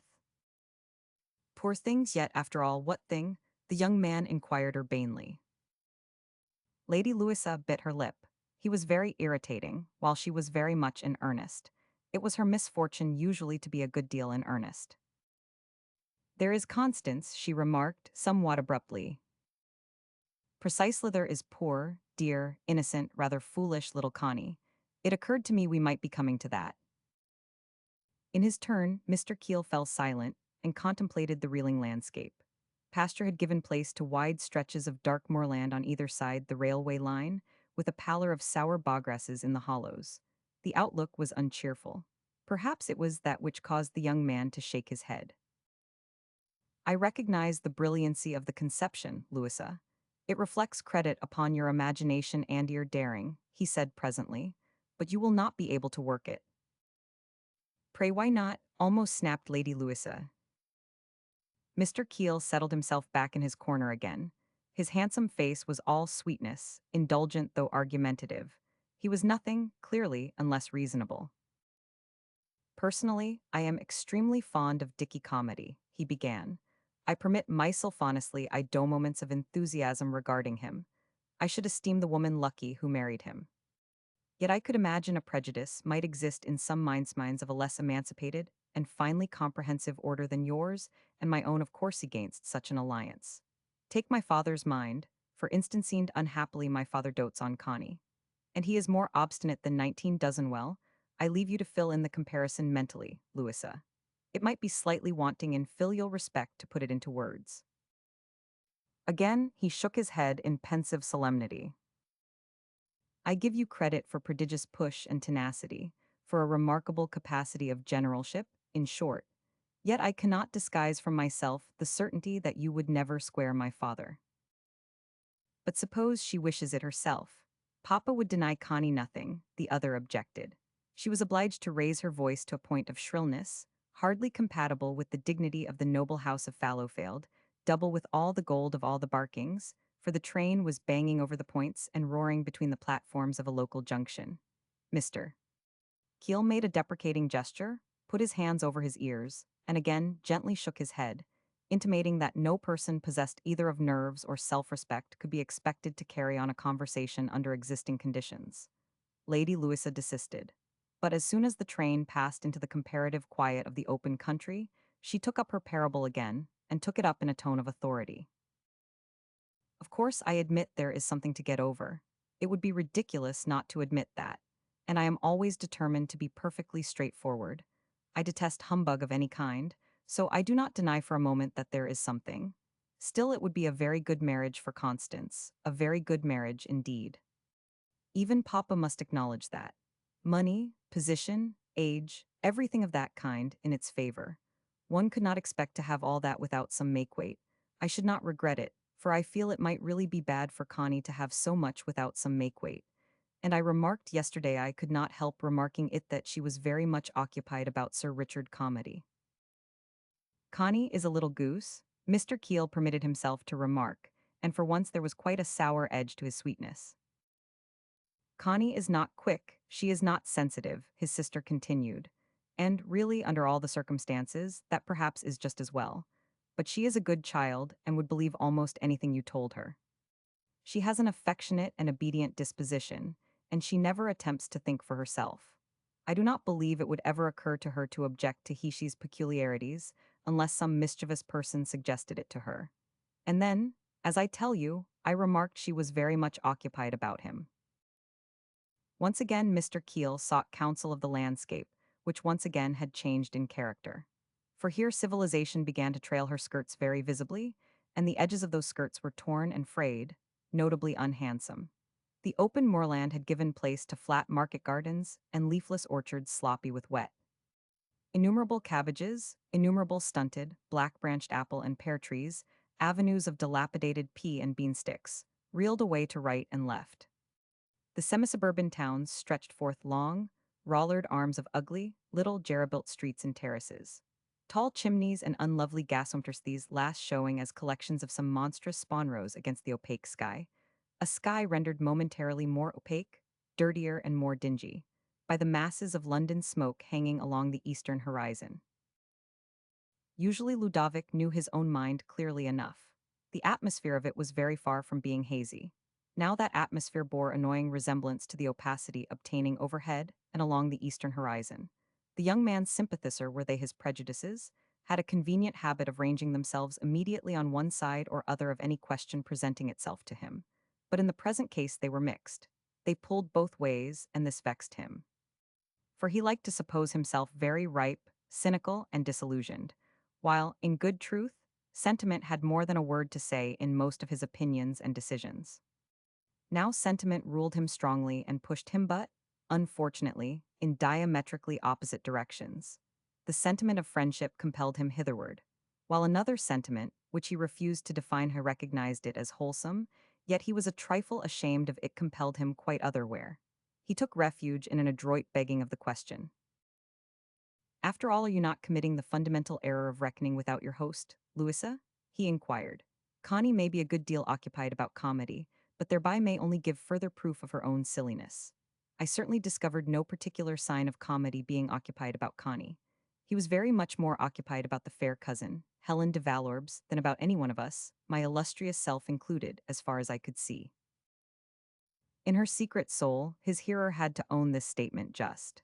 But she kept the owning to herself, and, with a rapidity upon which she could not help congratulating herself, instituted a flanking movement. You hear all the gossip, Ludovic, she said. Of course it is no good my asking Mr. Barking about that sort of thing. Even if he heard it, he would not remember it. His mind is too much occupied. If a woman marries a man with large political interests, she must just give herself to them generously.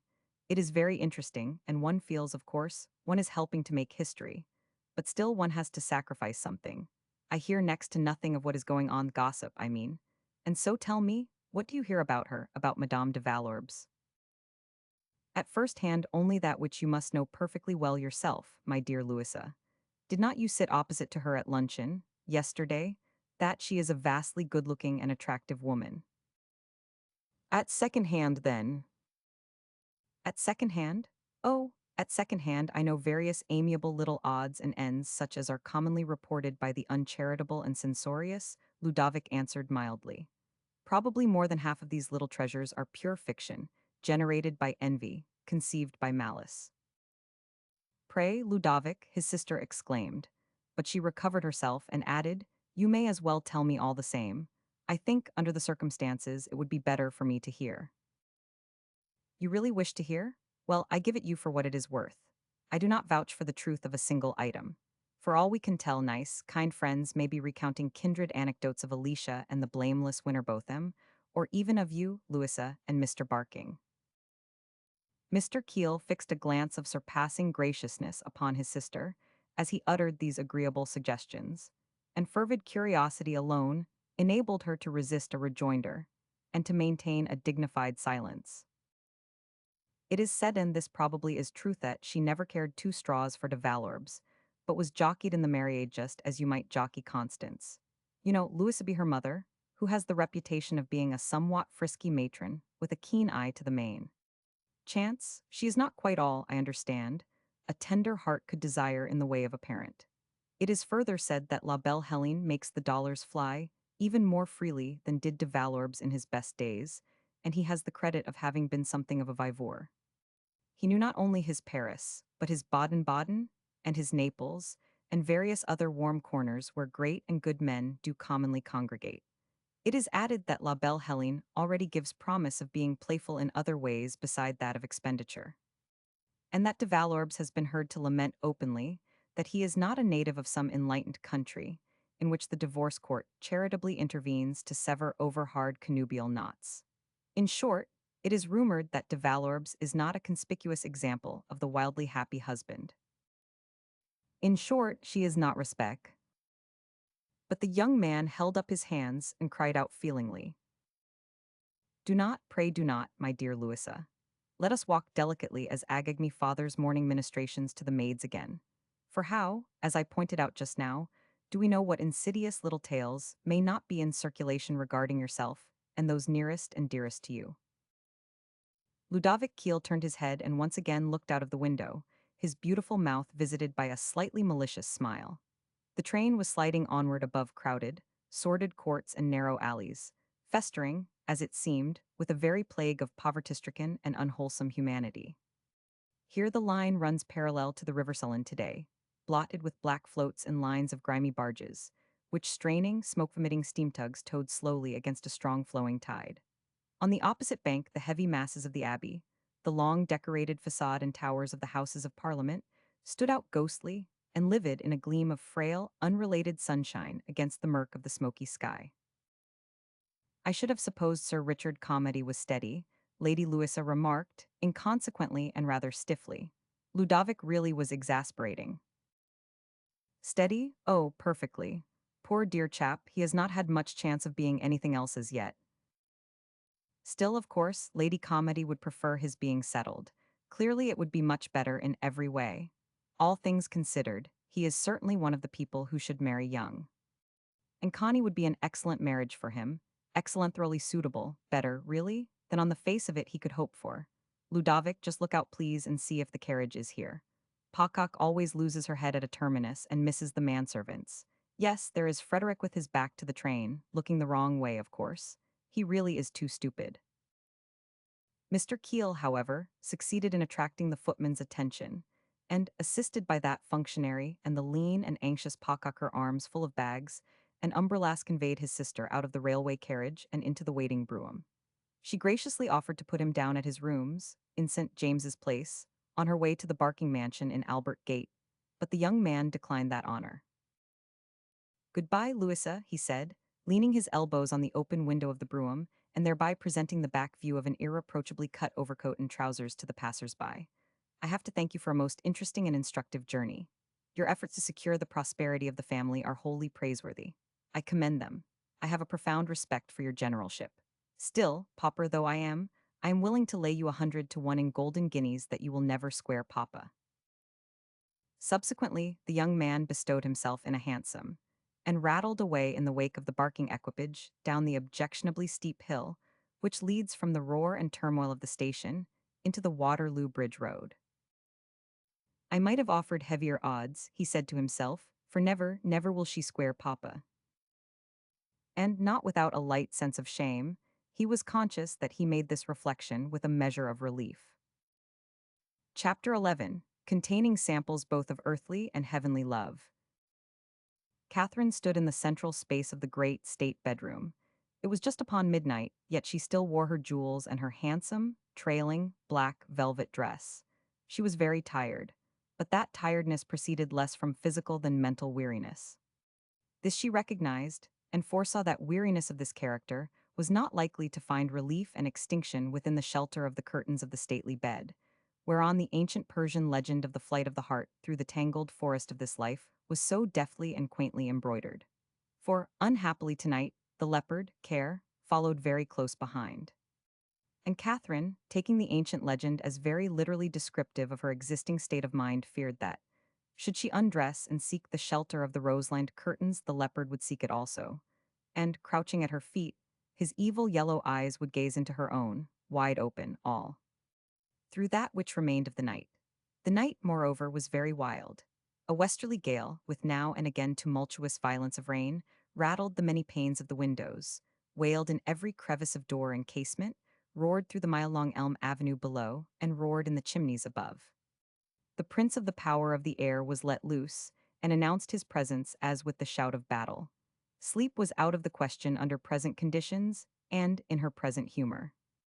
Therefore Lady Calmady had dismissed Clarino, promoted to the dignified office of Lady's Maidand. That brightied and devoted waiting woman had departed reluctant, almost in tears, protesting that it was quite too bad, for her ladyship was being regularly worn out with all the talking and company.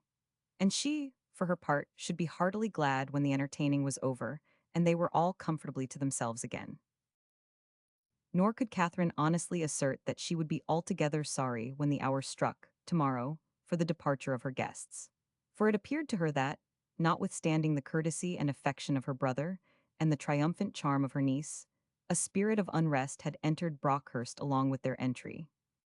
Would that same spirit depart along with their departing? She questioned it. She was oppressed by a fear that that spirit of unrest had come to stay. And so it was that as she walked the length and breadth of the lofty, white-paneled room, for all the rage and fury of the storm without, she still heard the soft padding of care, the leopard, close behind. Then a singular desolation and sense of homelessness came upon Catherine. Turn where she would, there seemed no comfort, no escape, no sure promise of eventual rest. Things human and material were emptied not of joy only, but of invitation to effort. For something had happened from which there was no going back.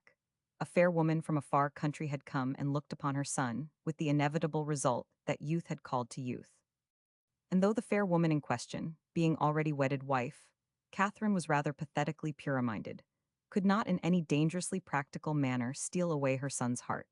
Yet she would, only too probably, prepare that heart and awaken in it desires of subsequent stealing away on the part of some other fair woman, as yet unknown, whose heart Dicky would do his utmost to steal in exchange.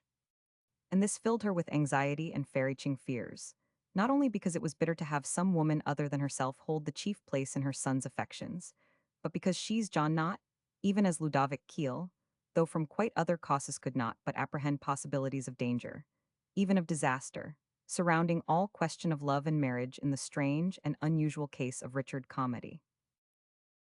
And thinking of these things, her sensibilities heightened and intensified by fatigue and circumstances of time and place, a certain feverishness possessed her. That bedchamber of many memorous exquisite and tragic became intolerable to her. She opened the double doors and passed into the chapel room beyond, the light thrown by the tall wax candles set in silver branches upon her toiletable, passing with her through the widely open doors and faintly illuminating the near end of the great room. There was other subdued light in the room as well, for a glowing mass of coal and wood still remained in the brass basket upon the hearth, and the ruddy brightness of it touched the moldings of the ceiling, glowed on the polished corners and carvings of tables, whatnots, and upon the mahogany frames of solid, Georgian sofas and chairs.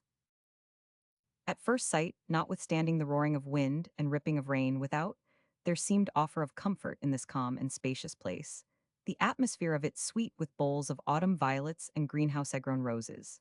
Catherine sat down in Richard's low armchair and gazed into the crimson heart of the fire. She made a valiant effort to put away haunting fears, to resume her accustomed attitude of stoicism, of tranquil, if slightly defiant, courage. But care, the leopard, refused to be driven away. Surely, stealthily he had followed her out of her bedchamber and now crouched at her side, making his presence felt so that all illusion of comfort speedily fled. She knew that she was alone, consciously and bitterly alone, waking in the midst of the sleeping house. No footstep would echo up the stairs, hot to find her. No voice would call her name, in anxiety for her well-being or in desire. It seemed to Catherine that a desert lay outstretched about her on every hand, while she sat desolate with care for her sole companion. She recognized that her existing isolation was, in a measure at all events, the natural consequence of her own fortitude and ability. She had ruled with so strong and discreet a hand that the order she had established, the machinery she had set a-going, could now keep going without her. Hence her loneliness. And that loneliness, as she sat by the dying fire, while the wind raved without, was dreadful to her, peopled with phantoms she dared not look upon. For not only the accustomed burden of her motherhood was upon her, but that other unaccustomed burden of admitted middleage. And this other burden, which it is appointed a woman shall bear while her heart often is still all too sadly young, dragged her down.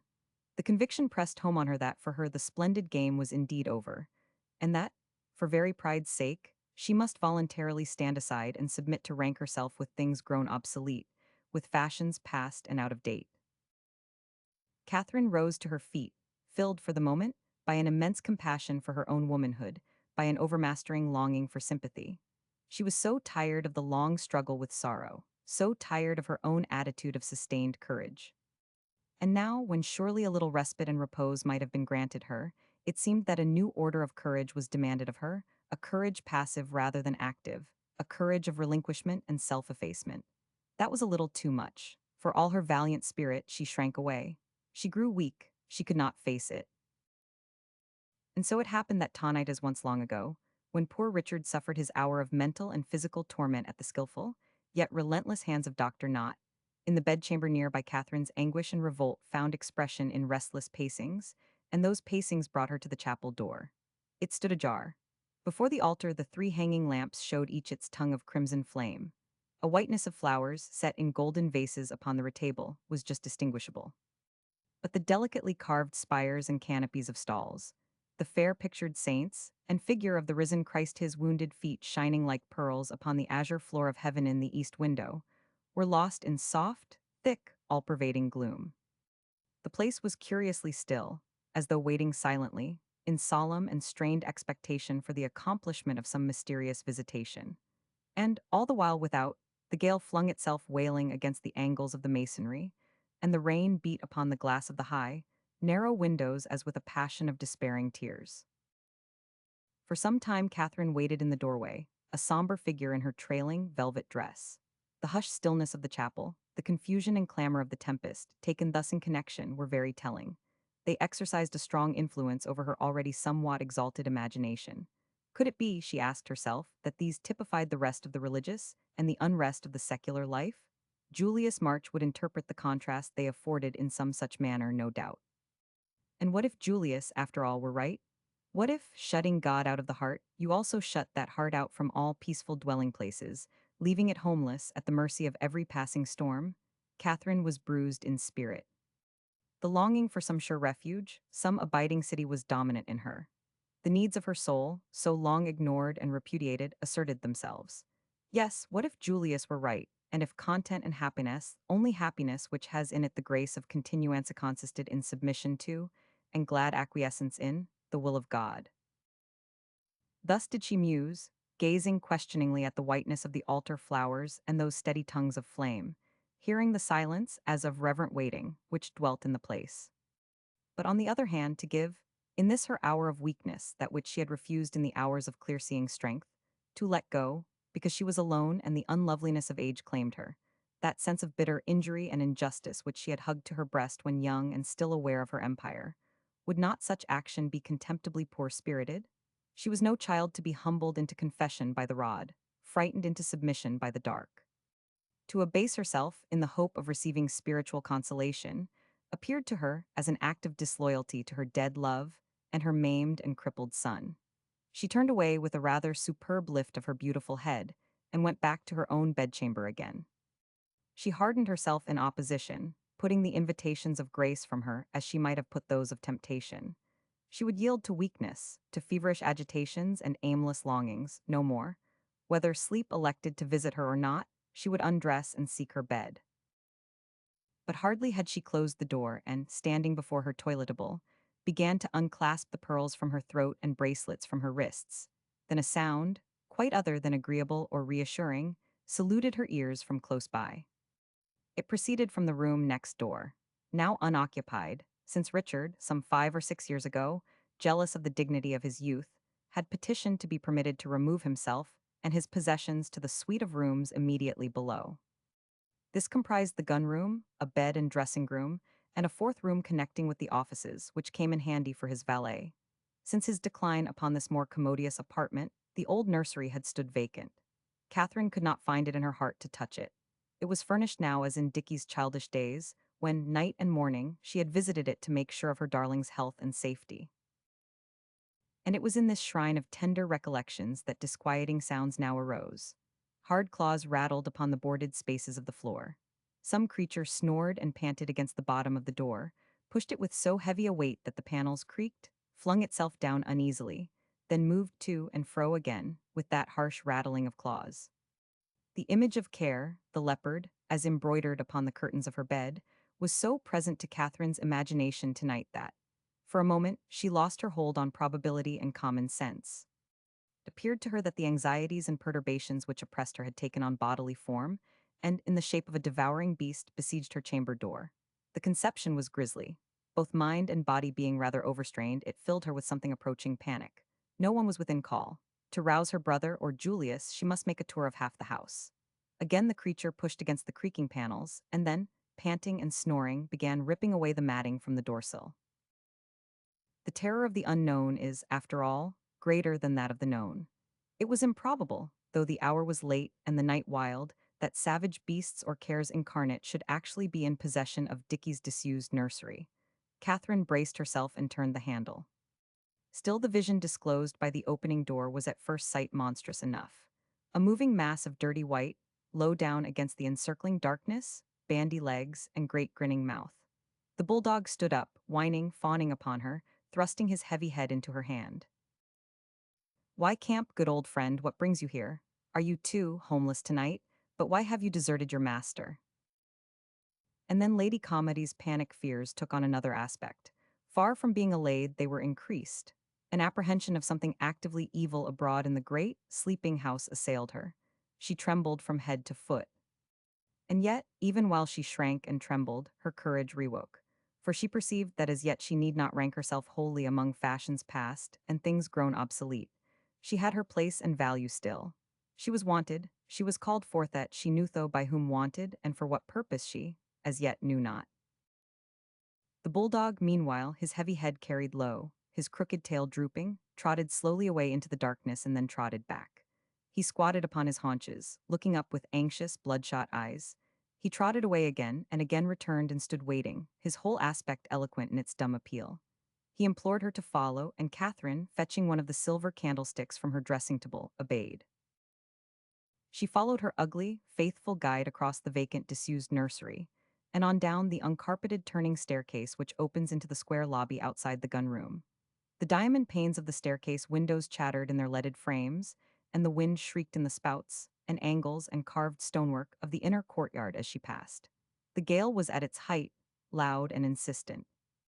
Yet the manneted violence of it seemed to bear strange and intimate relation as that of a great orchestra to a single dominant human, voiced the subtle, evil influence which she felt to be at large within the sleeping house. And so, without pausing to consider the wisdom of her action, pushed by the conviction that something of profound import was taking place, and that someone or something must be saved by her from threatening danger, Catherine threw open the gun-room door. The shout of the storm seemed far away. This place was quick with stillness too, with the hush of waiting for the accomplishment of some mysterious event or visitation, even as the dark chapel upstairs had been. Only here moving effect of soft, brilliant light, of caressing warmth, of vague, insidious fragrance met her. Catherine Calmady had only known passion in its purest and most legitimate form. It had been for her, innocent of all grossness or suggestion of degradation, fair and lovely and natural, revelation of highest and most enchanting secrets. But having once known it in its fullness, she could not fail to recognize its presence, even though it wore a diabolic rather than angelic face. That passion met her now, exultant, effulgent, along with that light and heat and fragrance, she did not for an instant doubt. And the splendor of its near neighborhood turned her faint with dread and with poignant memories. She paused upon the threshold, steadying herself with one hand against the cold, stone jamb of the arched doorway, while in the other she held the massive candlestick and its flickering, draft-driven lights. A mist was before her eyes, a singing in her ears, so that she had much ado to see clearly and reckon justly with that which she did see. Helen de Valorbes, clothed in a flowing, yet clinging, silken garment of turquoise, shot with blue-purple and shimmering glaucous green, a garment in color such as that with which the waves of Adriatic might have clothed the rosy limbs of newborn Aphrodite, as She rose from the cool, translucent knelt upon the tiger skin before the dancing fire. Her hands grasped the two arms of Richard's chair. She leaned down right across it, the lines and curves of her beautiful body discernible under her delicate draperies. The long, open sleeves of her dress fell away from her outstretched arms, showing them in their completeness from wrist to shoulder. Her head was thrown back, so that her rounded throat stood out, and the pure line of her lower jaw was salient. Her eyes were half closed, while all the mass of her honey-colored hair was gathered low down on the nape of her neck into a net of golden thread. A golden, netted girdle was knotted loosely about her loins, the tasseled ends of it dragging upon the floor. She wore no jewels, nor were they needed, for the loveliness of her person, discovered rather than concealed by those changeful sea-blue draperies, was already dangerously potent. All this Catherine saw a radiant vision of youth, an incarnation, not of care and haunting fears, but of pleasure and haunting delights. And she saw more than this. For in the depths of that long, low armchair Richard sat, stiffly erect, his face dead white, thin and strained Richard, as she had never beheld him before, though she knew the face well enough. It was his father's face as she had seen it on her marriage night, and on his death night too, when his fingers had been clasped about her throat to the point of strangulation. Catherine dared look no longer. Her heart stood still. Shame and anger took her, and along with these an immense nostalgia for that which had once been and was not. Her instinct was of flight, but Camp trotted forward, growling, and squatted between the pedestals of the librariable, his red eyes blinking sullenly in the square shadow. Involuntarily, Catherine followed him part way across the room. Richard looked full at his cousin, absorbed, rigid, an amazement of question in his eyes. Not a muscle of his face moved, but Madame de Valorb's absorption was less complete. She started slightly and half turned her head. "Ah, there is that dog again," she said. "What has brought him back? He hates me." "Damn the dog," Richard exclaimed hoarsely under his breath. Then he said, "Helen, Helen, you know." But Madame de Valorb's had turned her head yet further, and her arched eyelids opened quite wide for once, while she smiled a little, her lips parting and revealing her pretty teeth tightly set. "Ah, the advent of the bulldog explains itself," she exclaimed. "Here is Aunt Catherine herself." Slowly, and with an inimitable grace, she rose to her feet. Her long, winged sleeves floated back into place, covering her bare arms. Her composure was astonishing, even to herself. Yet her breath came a trifle quick as she contemplated Lady Calmady with the same enigmatic smile. Her chin carried height, finest suggestion of challenge and insolence in either eyes, still unusually wide open and startlingly bright. "Richard holds a little court tonight," she continued airily, "thanks to the storm. You also have come to seek the protection of his presence, it appears, Aunt Catherine. Indeed, I am not surprised, for you certainly brew very wild weather at Brockhurst at times." Something in the young lady's bearing had restored Catherine's self-control.